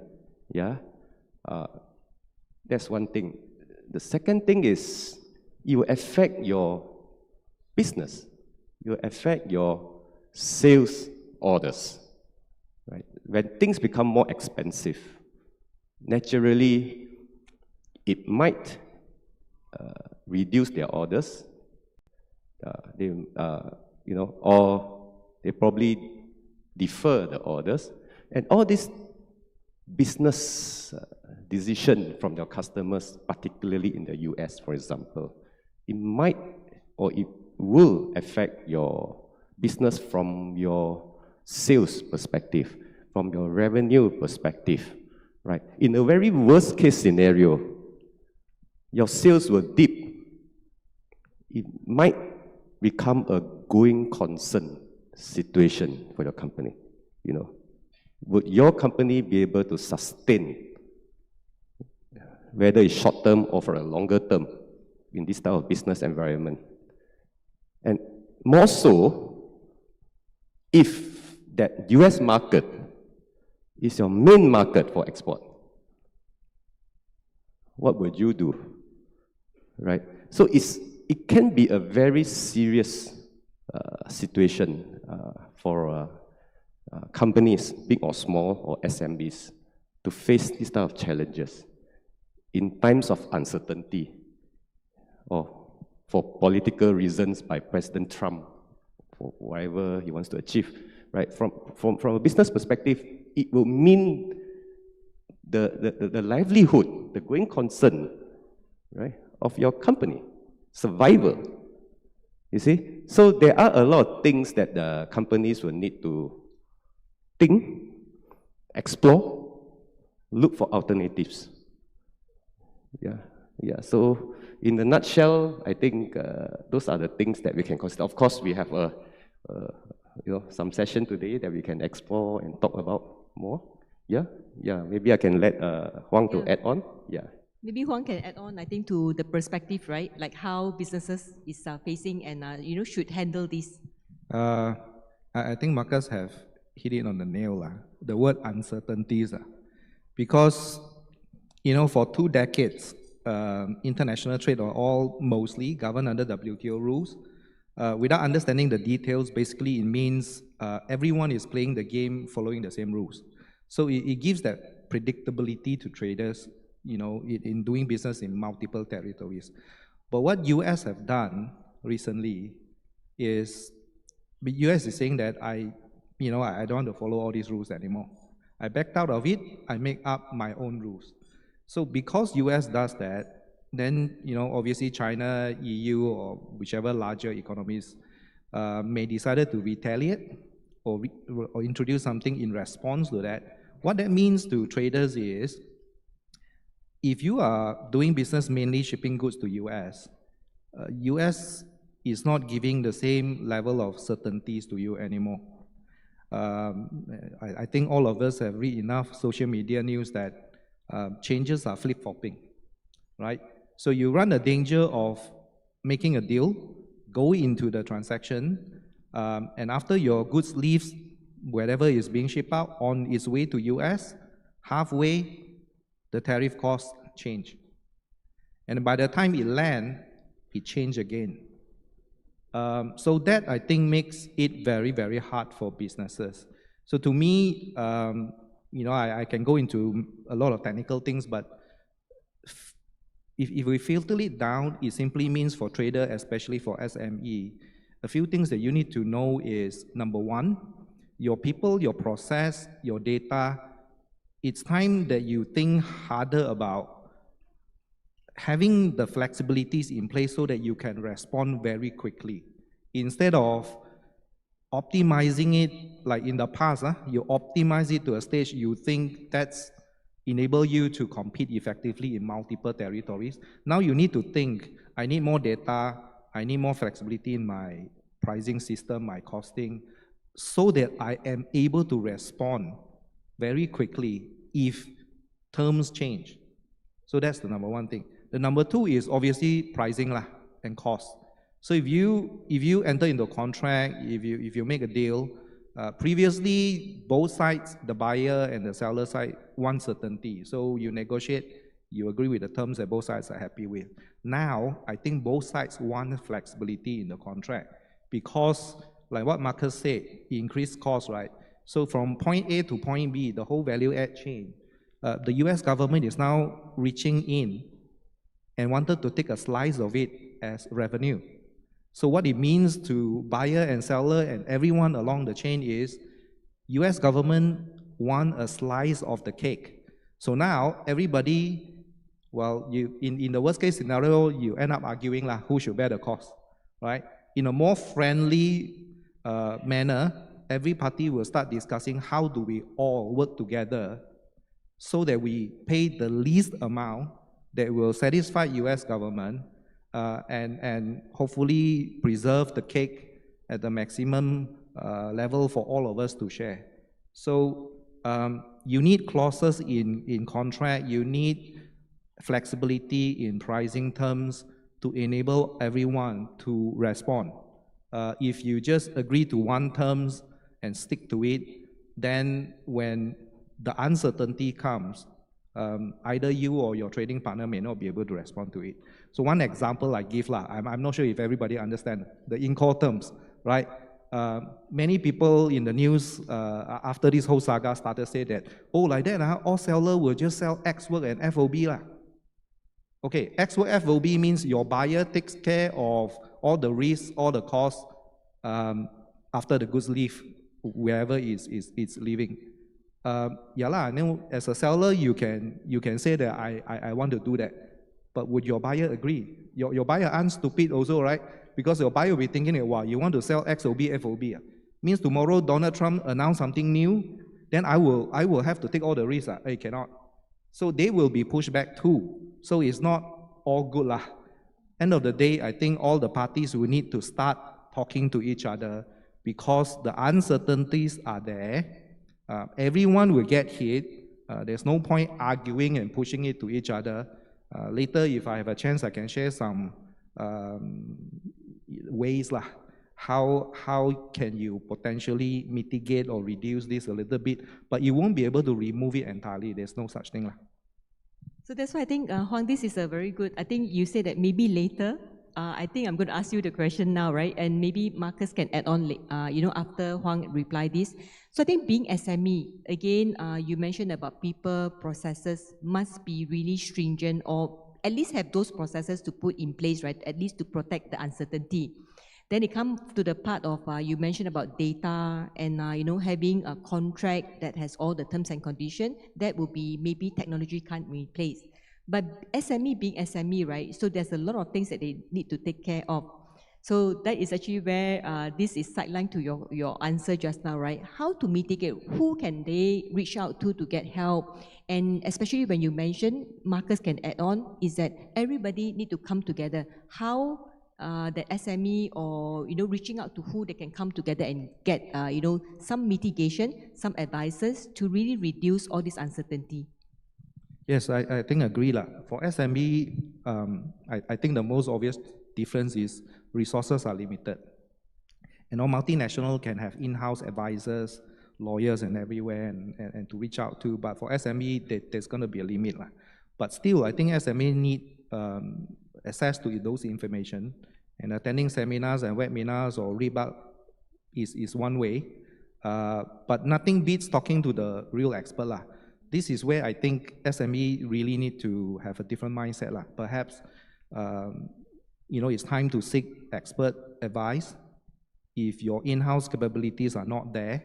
And to spread out the cost, maybe you can collectively share the cost lah, rather than bear the cost, yourself. I give a few examples how you can mitigate this. But before we do that, number one thing I think I want to advise SME and everyone else, even at multinational, is about the rules of origin. Because one thing that immediately surged after this saga started is we have a lot of people suddenly asking about non-preferential certificate of origin, NPCO.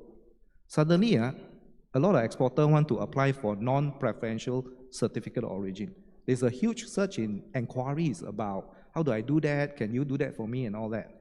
I think I want to take this chance to point out that US have its own law to determine what is the country of origin of a product. And it basically, in layman terms, it basically means the location or the territory where the product acquire a new name, use, or function is where the country of origin of that product. Now you notice, if you are familiar with preferential certificate of origin, like you apply for Form E, Form D, and all this FTA certification before, you will remember that the product need to meet certain percentage of content. Like ASEAN China, you have to have regional value content of 40%. You always work on a formula that you calculate the content. If the content is high enough, the product qualifies, then the product enjoy the benefit. The alternative rule is change in tariff heading lah. So the tariff code change, you move from tariff code A to tariff code B, or subheading moves, then the product can also potentially qualify lah. But notice that the definition of country of origin US doesn't make reference to content or change in tariff code at all. So the thing is, if your shipment to US are accompanied by a non-preferential origin, I think it helps. Because compared to not having a certificate at all, when they land in US, if they are questioned about what is the country of origin of this product, without a certificate, it can be even more unpredictable. But simply hoping that a non-PCOO issued by one of our chambers here will guarantees you a result, it's not right lah. It's not true. I don't want to freak everybody out by saying that, even with the NPCCO, you're in trouble. No, it's better, but you must understand that it doesn't guarantee you that your product will be deemed and accepted by the US custom as Malaysian originating, not necessarily guaranteed. Now, going back, I know I went very far, then I'll come back. Now, ask yourself, have you done enough? Do you have the people, the resources, and the data to respond to a question from your buyer, perhaps in US, that, hey, our shipment kena tahan. Our shipment now is blocked by US custom. They're asking questions about what is the origin of the product. Now, do you have the data, do you have the documentation evidence to respond to the buyer's question? Because both of you are in the same boat, If both of you are not able to satisfy the custom reach their hand in and they take a slice out. For example, we all think that our product is Malaysian, right? It was packed in Malaysia, some processing is done in Malaysia. But what if you land in US? US customs say, no, this is not Malaysia originating. I suspect that this is China origin. Now, in the worst case, you'll be paying like 50 to 70% ad valorem more if it is a Chinese product, depending on which product is it. Now that huge cost, either your buyer or you will have to suck it up, or both of you have to share, or if both of you gang up and say, let's just pass it down the chain to the final customer, the question is, will the customer pay, right?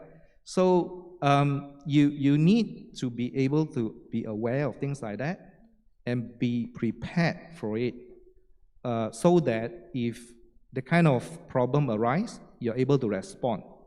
Now, of course, you can optimize this by being extremely well prepared lah.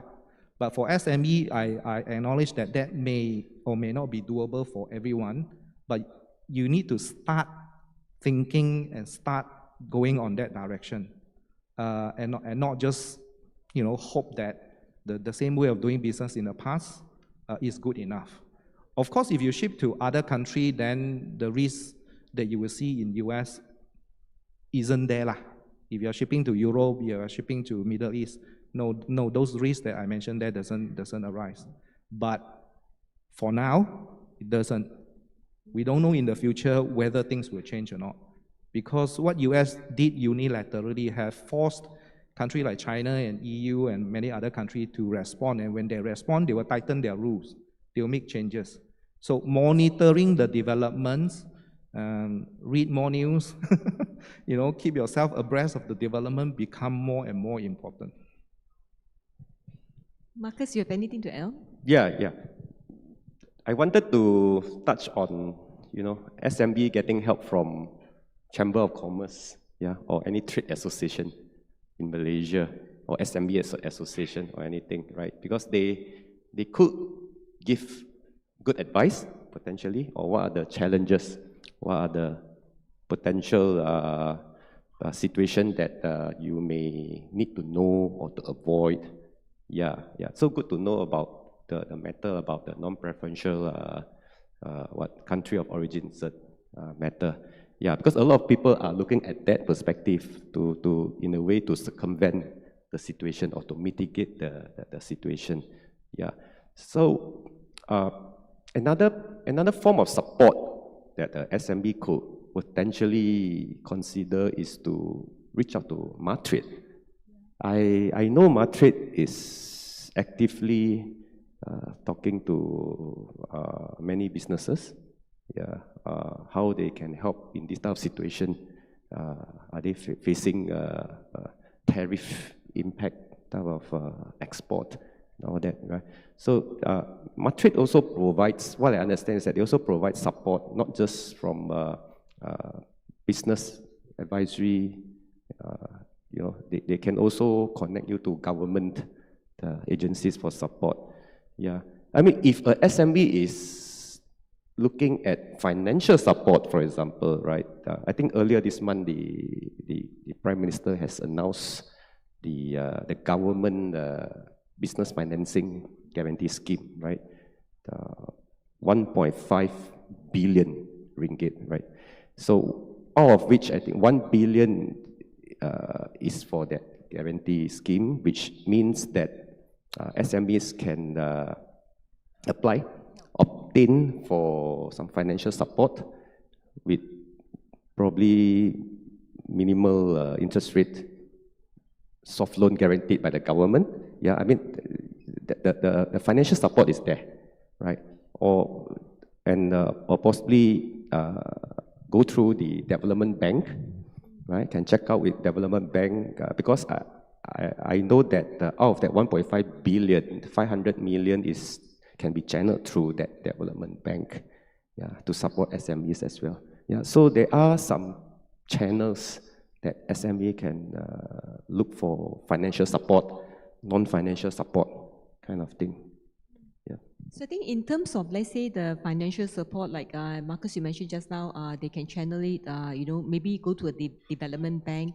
Those are the, SME got to be taking their own initiative to do this, correct? Yeah, of course, the initiative has to come from the SME, but the question is it easily accessible? That is a separate matter, right? We don't know what is the actual situation down there.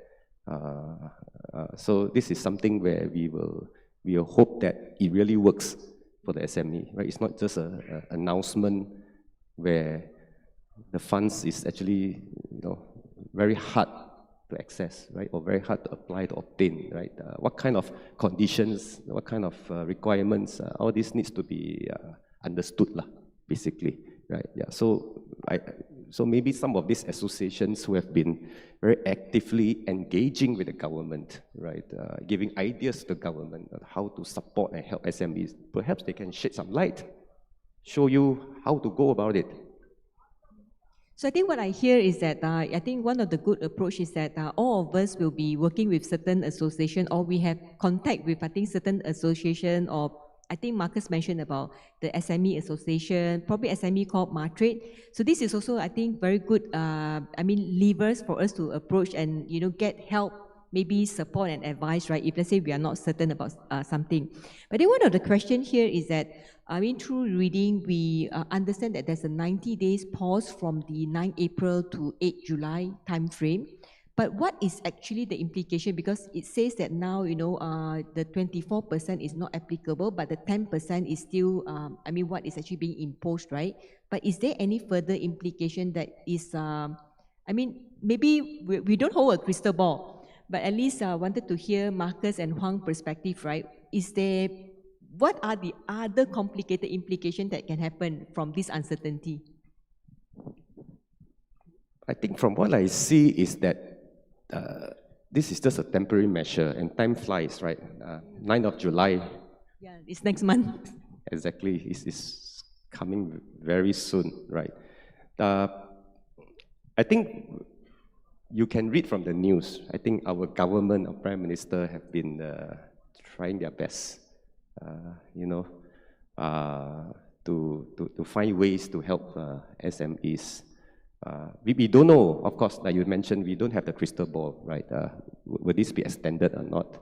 Yeah, right. So I think the government is trying to give government support, financial support, and also the creating some business opportunities, yeah, for SMEs, for businesses, not just from a Malaysia perspective, right? Also maybe from the regional perspective. ASEAN perspective, how can the SME business work together with your business partner from another ASEAN country? Yeah. Mm. So I think Marcus mentioned about business opportunity. Of course, I think a lot of time we see more negative, but definitely there will be some opportunity for our SME, right? So what are those opportunities that you can see? Maybe like, you know, our rubber, you know, manufacturer can be, you know, glorious again, right? After post Mr. COVID. So what are those opportunities? Yeah, actually, yes, that's the right way to look at it, because of the pressure that US now exert on everyone else, many things that were sort of not moving in the past, suddenly now progressing very fast. One example is the EU-Malaysia Free Trade Agreement. After 9, if I can't recall precisely, but the negotiation started long ago, almost a decade ago. After like 8 rounds of negotiation, it stalled, didn't move. So practically, people like me, we just think that that's it, it will not move anymore. But recently, within just a few months, EU and Malaysia have suddenly made another 2-3 rounds of talk and said that we're almost complete already, want to close the deal already. So that's one example. And you could see same thing happening around the world. So for example, in the past, Malaysia goods going EU, EU goods coming to Malaysia, there's no preferential duties. Attempts was made, but there were certain things that both sides couldn't agree, so it stopped. Now, I honestly believe before the end of this year, that will be materialized. So suddenly you have, you know, Malaysian goods going to EU will be paying lesser duty compared to goods coming from other parts of the world into the EU, unless they too have a FTA with EU. That gives more opportunity to Malaysian exporters. But of course, FTA work both ways. It also means that if you are happily enjoying your space in Malaysia, no competition in the past, suddenly you can find that European goods can come in to Malaysia with a lesser duty and compete with you if your market is in Malaysia. So it goes both ways. So yes, there will be new opportunities, but at the same time, there are also going to be additional competition. So this is what to come next. So, I think there was also a concern about other countries dumping their products to Malaysia, right? Which is not good for Malaysian businesses. Yeah, so I think the government is also watching. The technical thing, I think in the past we all read news about anti-dumping duties, countervailing duties. We feel that that's very far away, nothing to do with us for most people. Anti-dumping, countervailing, and all these measures, I would just say, okay, they existed under WTO rules for a long, long time until today. It is a standard way of a country to protect itself if other players are dumping their products in the country at a price that is lower than they are selling in their own country, causes injuries to the domestic players. If someone can petition and prove that there were injuries done and the injuries is due to that dumping action, then the country can respond. Every country also do the same. Malaysia, for example, have imposed many anti-dumping measures on certain iron and steel product, hot roll, cold roll, and all that, because we feel that other players in like Vietnam, Japan, Korea was doing certain dumping in Malaysia that hurts our iron and steel players lah. So MITI will investigate, and if they conclude that there is such a thing is true, then they will impose an anti-dumping. Anti-dumping will be valid for 5 years. It will say it's like company A in country A into Malaysia, you got to pay like 37.4% for next 5 years, something like that, to protect the domestic industry. So if there is such wrong thing happening in the market, like Marcus mentioned, potentially the players in Malaysia can collectively petition to MITI and present the data, and yes, MITI can potentially do something to protect our domestic players. So those measures are always there. It's something that, again, perhaps only multinational in the past will be more keen to do things because they need to hire lawyers and all that to do work like that. But now SME, perhaps, again, like Marcus mentioned, maybe yourself, you won't be able to do much, but go through the association, right? FMM, MCHAM, whatever trade association, act collectively lah. I think, thanks for that, Huang. I think the Slido for question is already up. If you have any question, you can start putting in your question right now. But I think the important takeaway for myself, right, because I'm not a very tech-savvy person, but I think the learning is really, as SME collectively, even individual, we wanted to do something is tough, right? But then there's often help out there, which is, I think, similar to what we are trying to do in Penang today and KL last month, is to then bring the ecosystem together so that all of us collectively can then understand the situation better and how we can actually mitigate it better as an ecosystem. So with that, I open the session for question. Really feel free to ask Marcus or Huang your question. Yeah, come. Maybe introduce yourself first before you ask your question. Hello,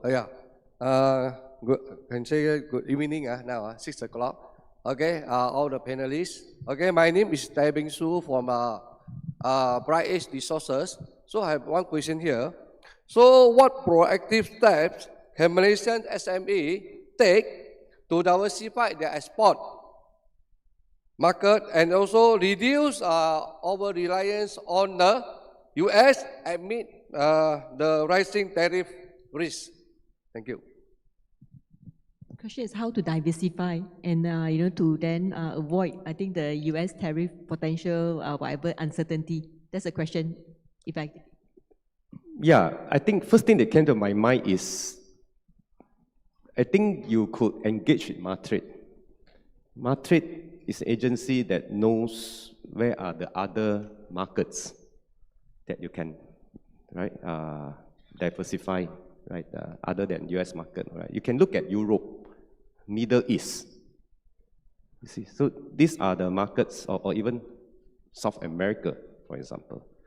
Yeah, right. So, and I believe that this market, you could lessen your burden from the tariff impact. That's one thing. But the more important question is,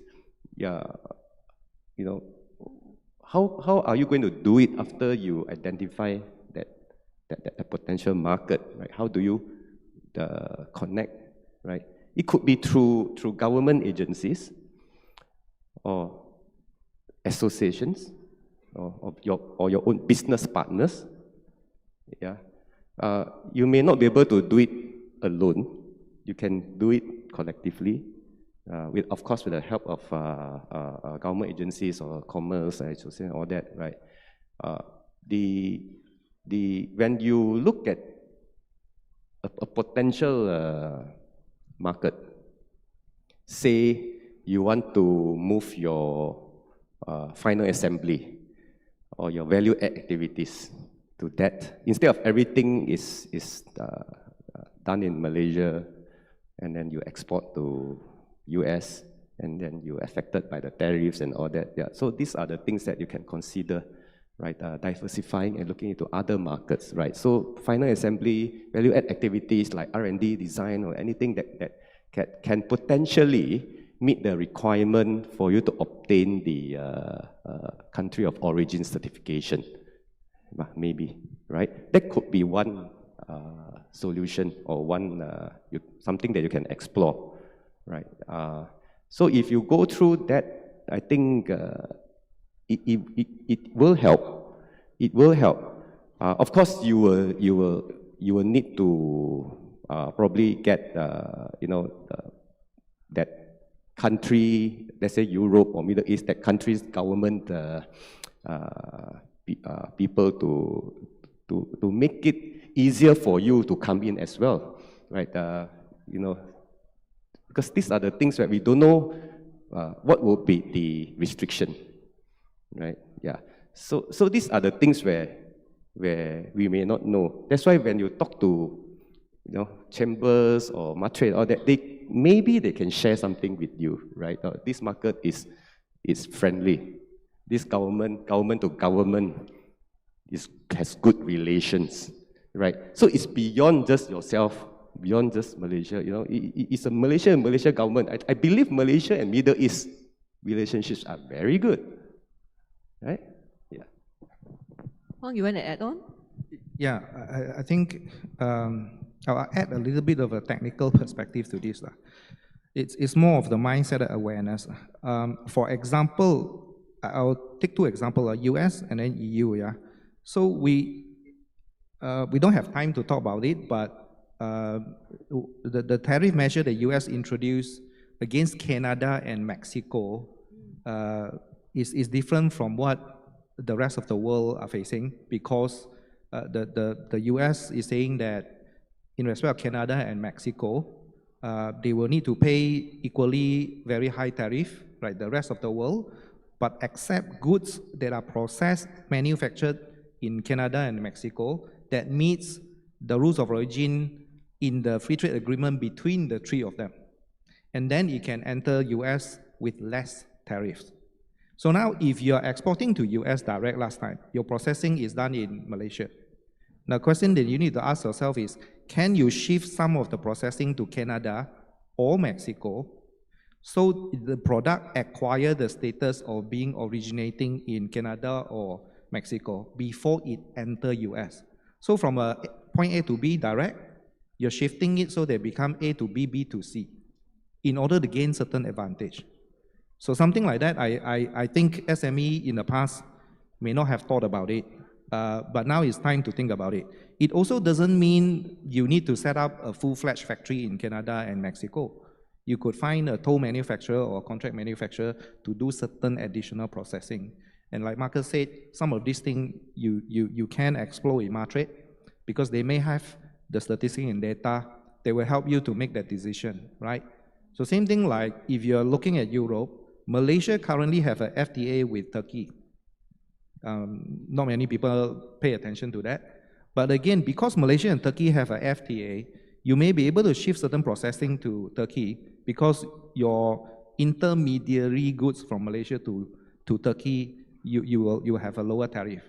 And once you have sufficient processing done in Turkey, perhaps that can be your base to launch into other markets in EU, right? So all these things is something that you can start exploring and see if you give you a certain edge, certain advantage, because multinationals certainly do that all the time, optimizing it. But these are some of the things that SMEs need to perhaps start thinking and discussing it, talking it through association, getting help from Matrade, getting the statistics and from them will probably give you some, in terms of some clarity in terms of which direction is more doable.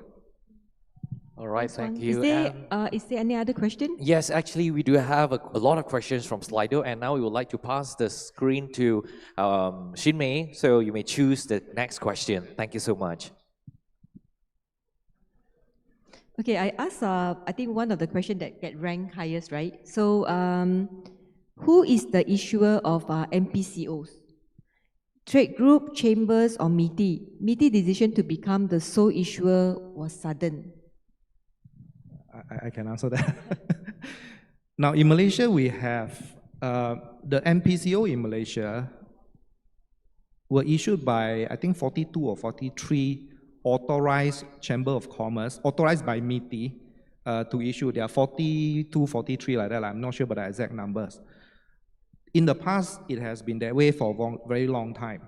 Until recently, US, during the negotiation with Tengku Zafrul's team, our Malaysia's team, one of the point that US brought up is they think Malaysia is not doing well enough in terms of issuing non-preferential certificate, which imply that the quality of our non-preferential certificate issued may not be good enough. So in response to that, MITI immediately declares that from immediate effect, any non-PCO going towards US, accompanying shipments going to US, that MITI itself will issue the MPCO. All the Chamber of Commerce cannot issue MPCO accompanying shipments toward US anymore. That is Malaysia's response to give the comfort to US that if you guys are implying that the non-preferential certificate endorsed by some of our chamber isn't correct, then okay lah, the federal government ministry will take over to give them the comfort. There may be more development in this area going forward, but right now, as it is, only shipments towards US processed by MITI directly, going anywhere else in the world, continue to be processed and issued by the chambers. I think this is a long question, but I think the essence of this question is that will Malaysia ringgit be strengthened against US dollar with all this uncertainty? Only bankers and economists can predict. But even them, I think they are struggling. But, okay, this is not my professional opinion. Yeah. I just share what I read online, reading what the economists and all these experts is saying. What US is doing to tariff is only one piece of the puzzle. As a whole, US ultimately are trying to restructure the global trade, right? That's why you're seeing a lot of action in this space. One of the ultimate aim appears to be not just lowering US dollars value, but there has a larger piece to it. But in terms of currency alone, it is the current White House team believes that the US dollars need to come down a little bit compared to other currency. It depending on how you look at it. You can either lower US dollars or you can force other countries to increase their dollars. But in terms of currency, don't quote me on this, but US current White House team clearly has an agenda to do something about the currency itself. But the big picture is bigger than that. You have the blockchain involved, you have many other pieces, moving pieces all involved. But yes, it is one of the pieces that US current White House team wanted to do something about. Clearly, there may be some movement in the coming months or years. I'm not sure if Marcus have the same observation or not. Yeah, I think there's a lot of things out there in the news. Yeah, I think one observation is recently the ringgit has strengthened a bit. Yeah. So, but from what I see is that our Chinese president came to Malaysia, right? Yeah. So, and our prime minister also met President Putin from Russia, right? Yeah. So I think these are all the actions that Malaysia is trying to manage a situation, right? Trying to boost trade, of course, right? With Russia, continue to maintain a good relationship or strengthen the trade with China, right? So I think these are good signs, right? Good signs for the business and environment. So that is one observation that I see, something that is more positive. You want to add on something? Oh, no, I just want to add one thing only. If you look at the A to B that I mentioned about the whole value add chain, right? In international trade, you got product landed and then there may be a tariff that the government will take a piece of it. But in terms of value, currency is one of the key components, right? You got the price of the goods multiplied by the ad valorem or fixed rate of duty and taxes, and then you have the currency. Because a fluctuation in currency is also part of the formula in arriving at the final cost, right? So if there's a huge and unpredictable currency fluctuation, it also makes it very painful for international trade. You have to start hedging against. By the way, just one example, I think if you look at Malaysia, Ringgit Malaysia versus US, over the past few months, I think if you take from last year to now, there's already a 10% difference, almost.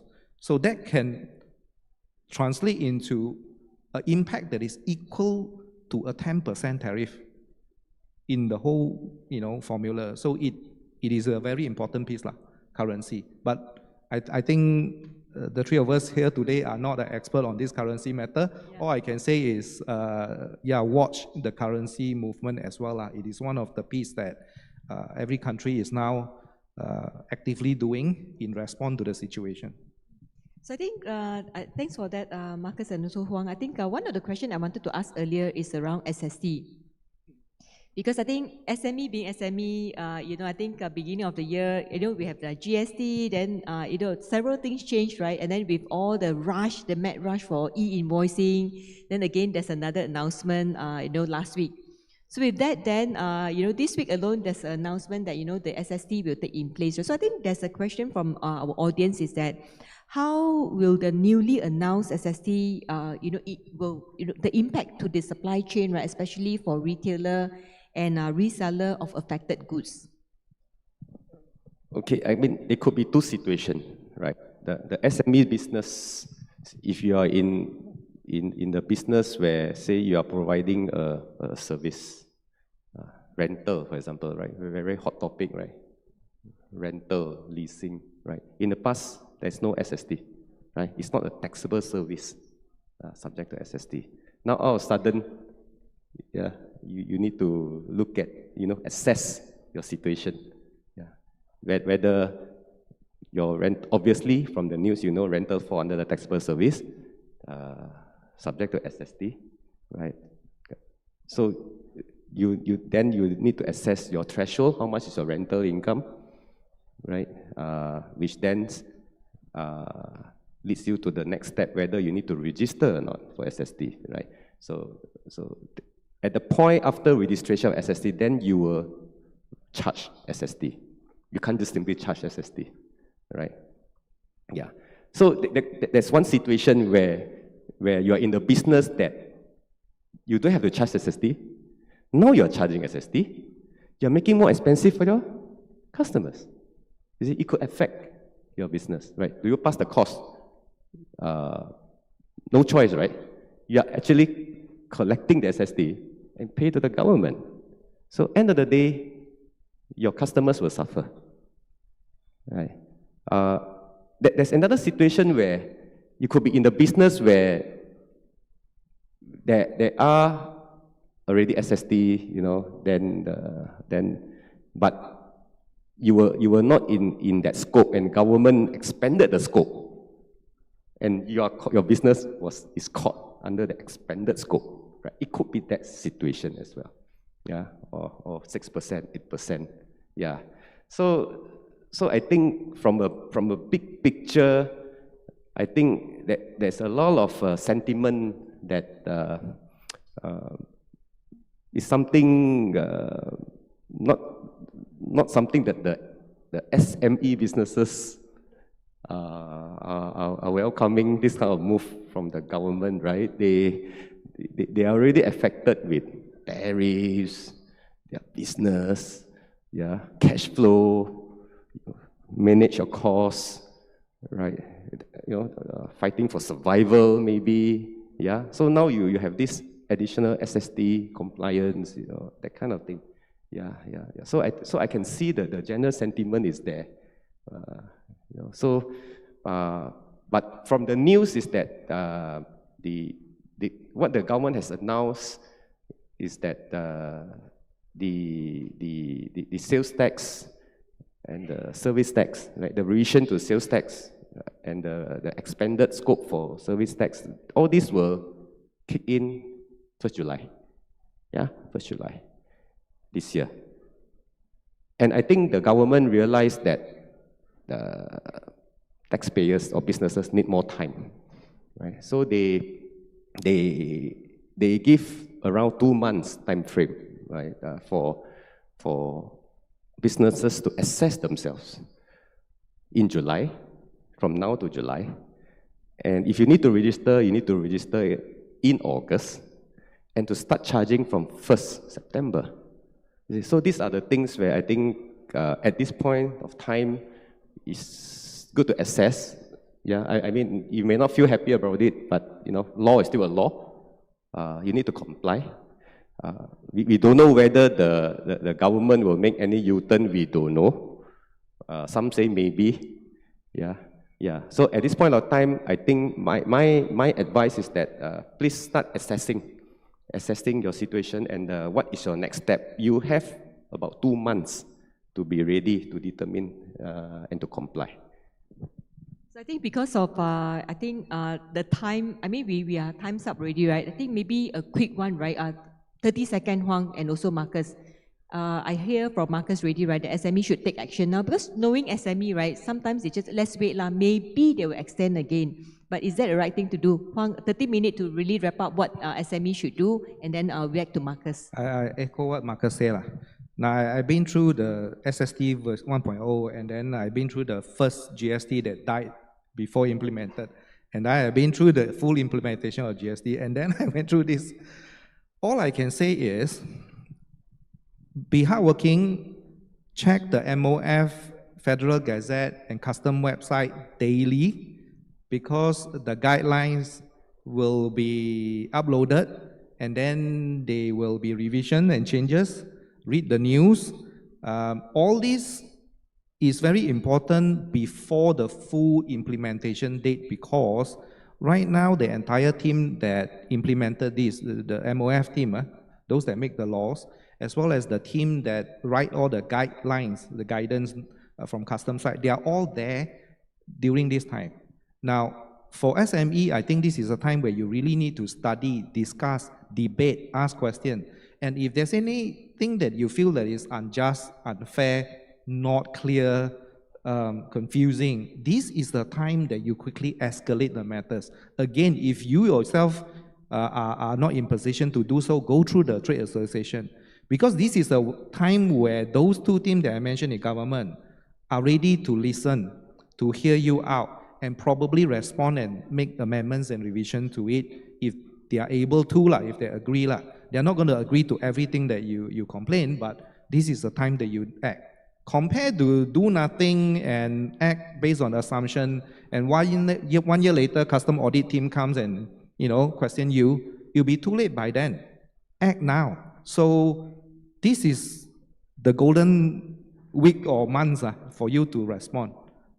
Do so, and please make sure that your voice are heard. That's all I can say. Yeah, I totally agree. Act now and really assess your situation. Yeah, what you need to do next. Yeah, like I said, you have 2 months to do this, and also engage with your association, trade association, all that. When you come together collectively, you represent a bigger voice, right, to the government. They may take your voice into a serious consideration. Okay, I think with that, we wrap up our session for, I think really, very, very, I wouldn't say sensitive topic, but important topics, right, around tax. Then I think with that, ladies and gentlemen, give a big round of applause to Marcus and also Huang. So with that, we end the session and thank you so much, Huang and also Marcus. Thank you very much to all distinguished panelists and moderator for the powerful and insightful discussion on navigating the risks and opportunities in global trade. And please remain on stage as we would like to invite Shin Mei to present the token of appreciation to our panelists. So first of all, we'll be presenting to Mr. Marcus Tan, the Executive Director, Tax Baker Tilly.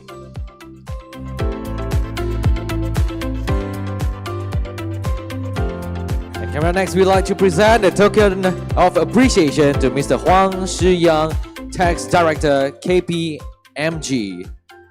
And once again, thank you so much for the insightful discussion on navigating the risks and opportunities in global trade. Thank you. Let's take a group photo and look at the camera and have to move to the center of the stage. All right, look at the camera. Let's stand closer and smile.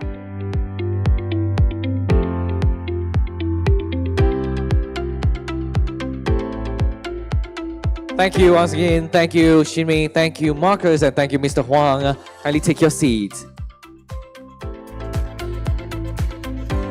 All right, so ladies and gentlemen, what an incredible journey it has been today.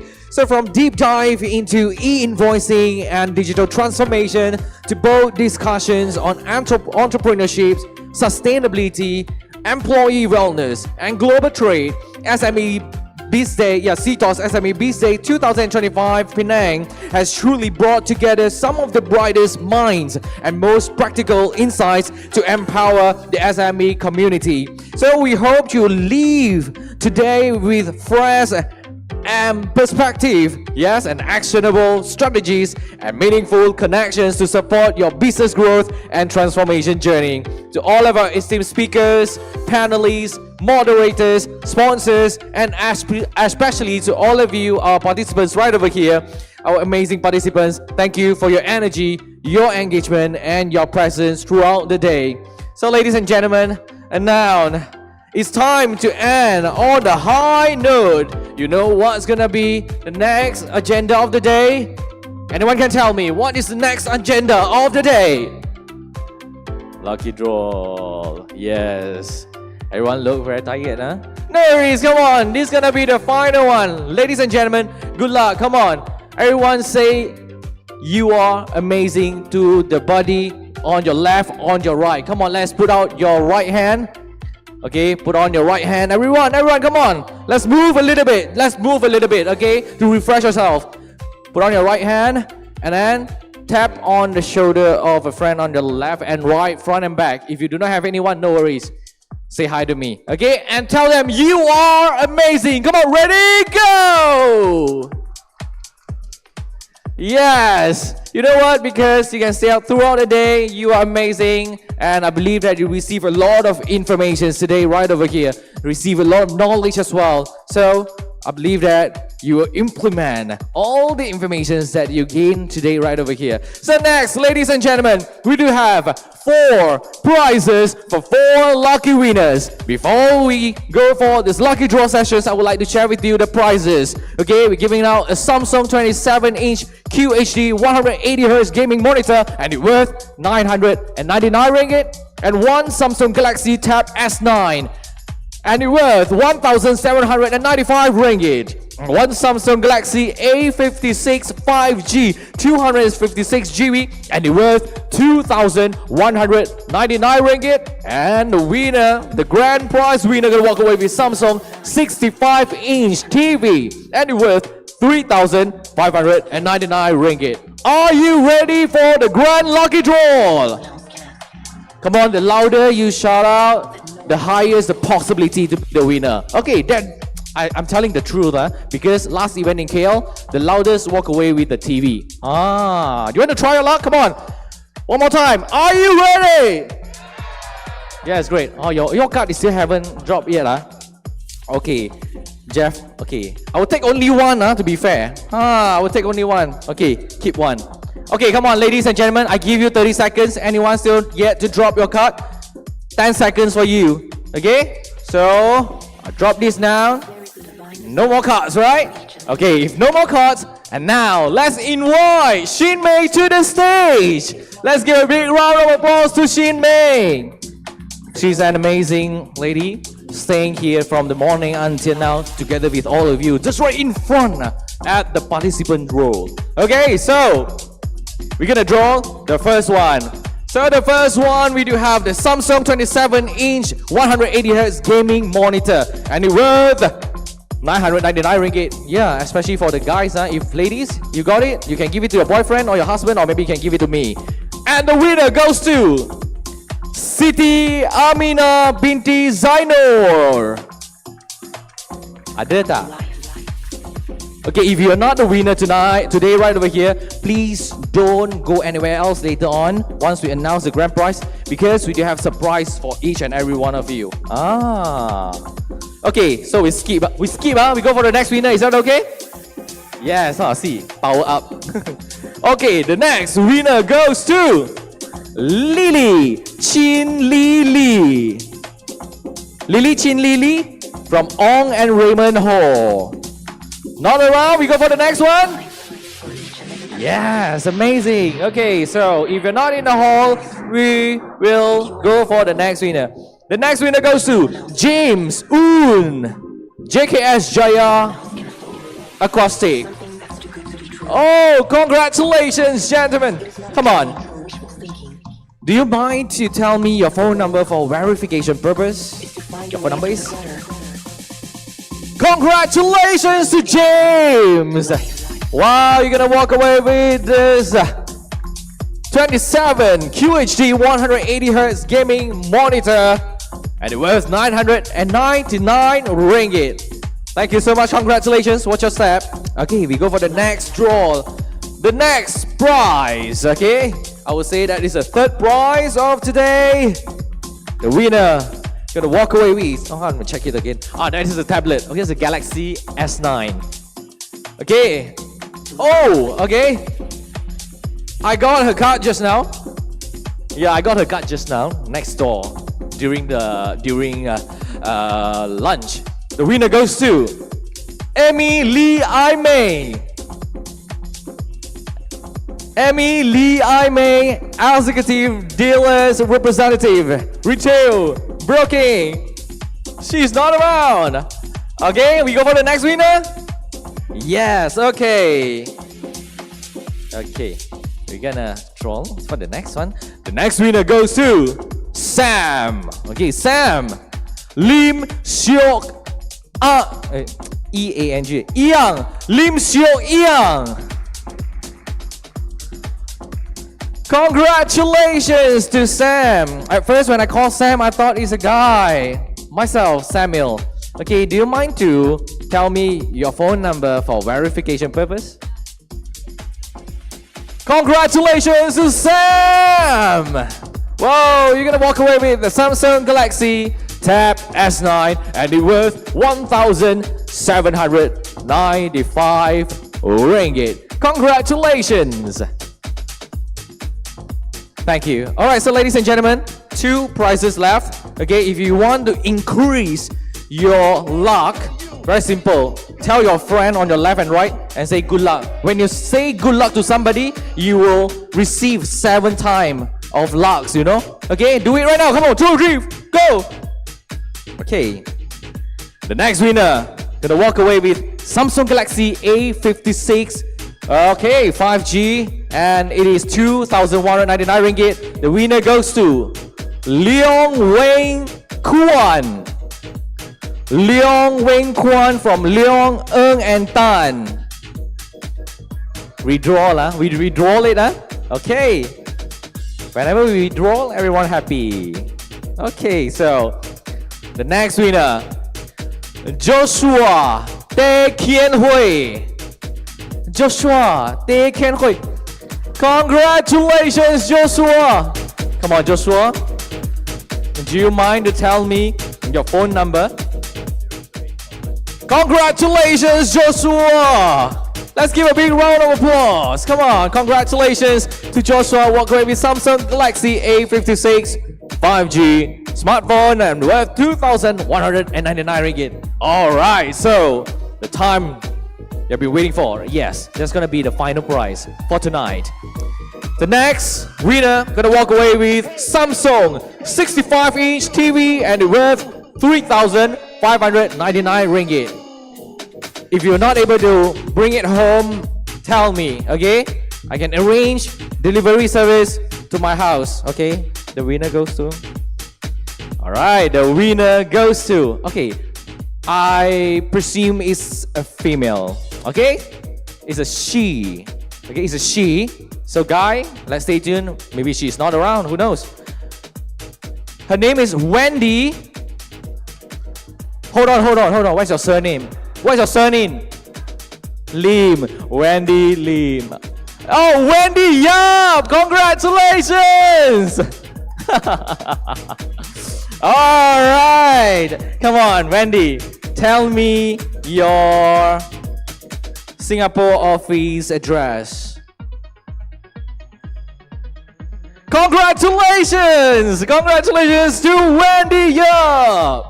Wow! We do have our winner walk away with Samsung, a 65-inch TV worth 3,599 ringgit. Please don't go anywhere else because we do have a surprise for each and every one of you. Thank you so much. Congratulations to our winner and thank you, Shin Mei, for the presentation. Let's give a big round of applause to Shin Mei. Alright, thank you ladies and gentlemen. Thank you for joining us throughout the day. And now we do have a special gift to each and every one of you. You just have to complete a survey. It's a quick survey. It takes you about 1 minute and fill up this form and submit your response. Remember to print screen. Okay, once you have done, print screen. Okay, I'm gonna stand right over there. Print screen and show it to our representative at the registration counter for you to walk away with our mysterious gift. Thank you so much for joining us. Come on, scan the QR code on the screen. Okay, so complete the survey and it takes you about 1 minute to complete the survey. And please do not forget to print screen. Okay, print screen, screenshot, okay, whatever you call it. Okay, 截屏, and then show it to our representative at registration counter for you to grab our mysterious gift while stock lasts. Okay, so first come, first serve basis, and we'll have limited stocks available. I believe that is more than enough for you to redeem it. Come on, ladies and gentlemen, do it right now. Okay, scan the QR code on the screen. If you still have not done yet, scan it right now and complete the survey. Thank you. Seems like everyone has already done. Okay, we may flash another QR. So ladies and gentlemen, let's bring us to the end of an impactful and inspiring day here at CTOS SME Biz Day 2025 Penang. So on behalf of our entire CTOS team, we want to extend our deepest appreciation to all of our guests of honor, our speakers, our panelists, our moderators, our sponsors, and every single one of you who made today a success. Thank you so much, and we hope you living with new insights, valuable connections, and renewed motivations to take your SME journey to greatest heights.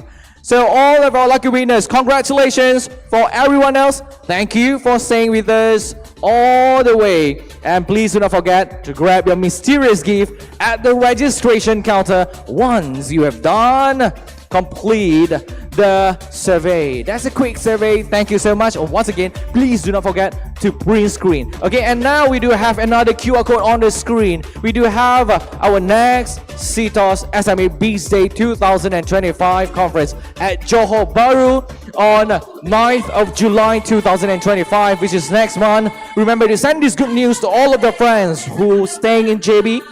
Let's bring them to join us to receive or to gain the insightful information.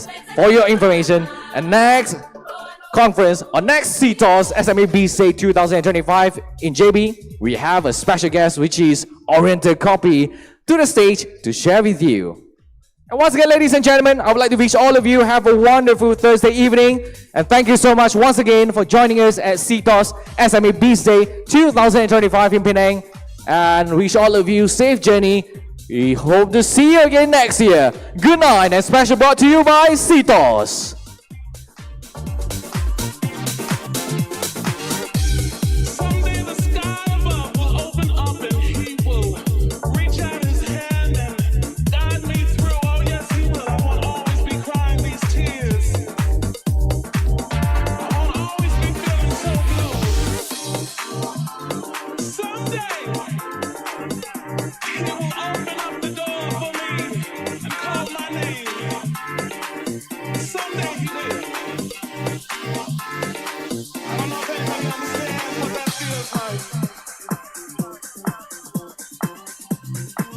No matter what you've been through or where you've been, he's always there.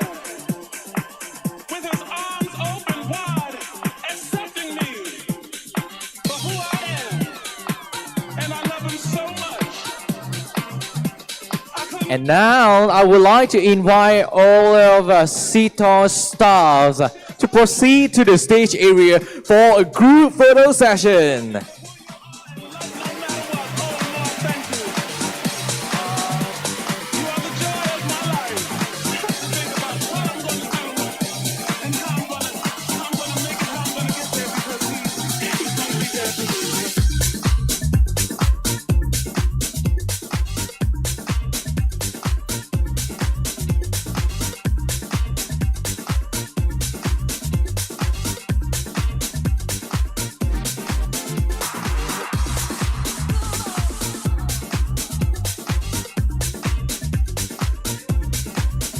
Go to all the CTOS staffs. We would like to invite all of you to come to the stage area for group photo sessions.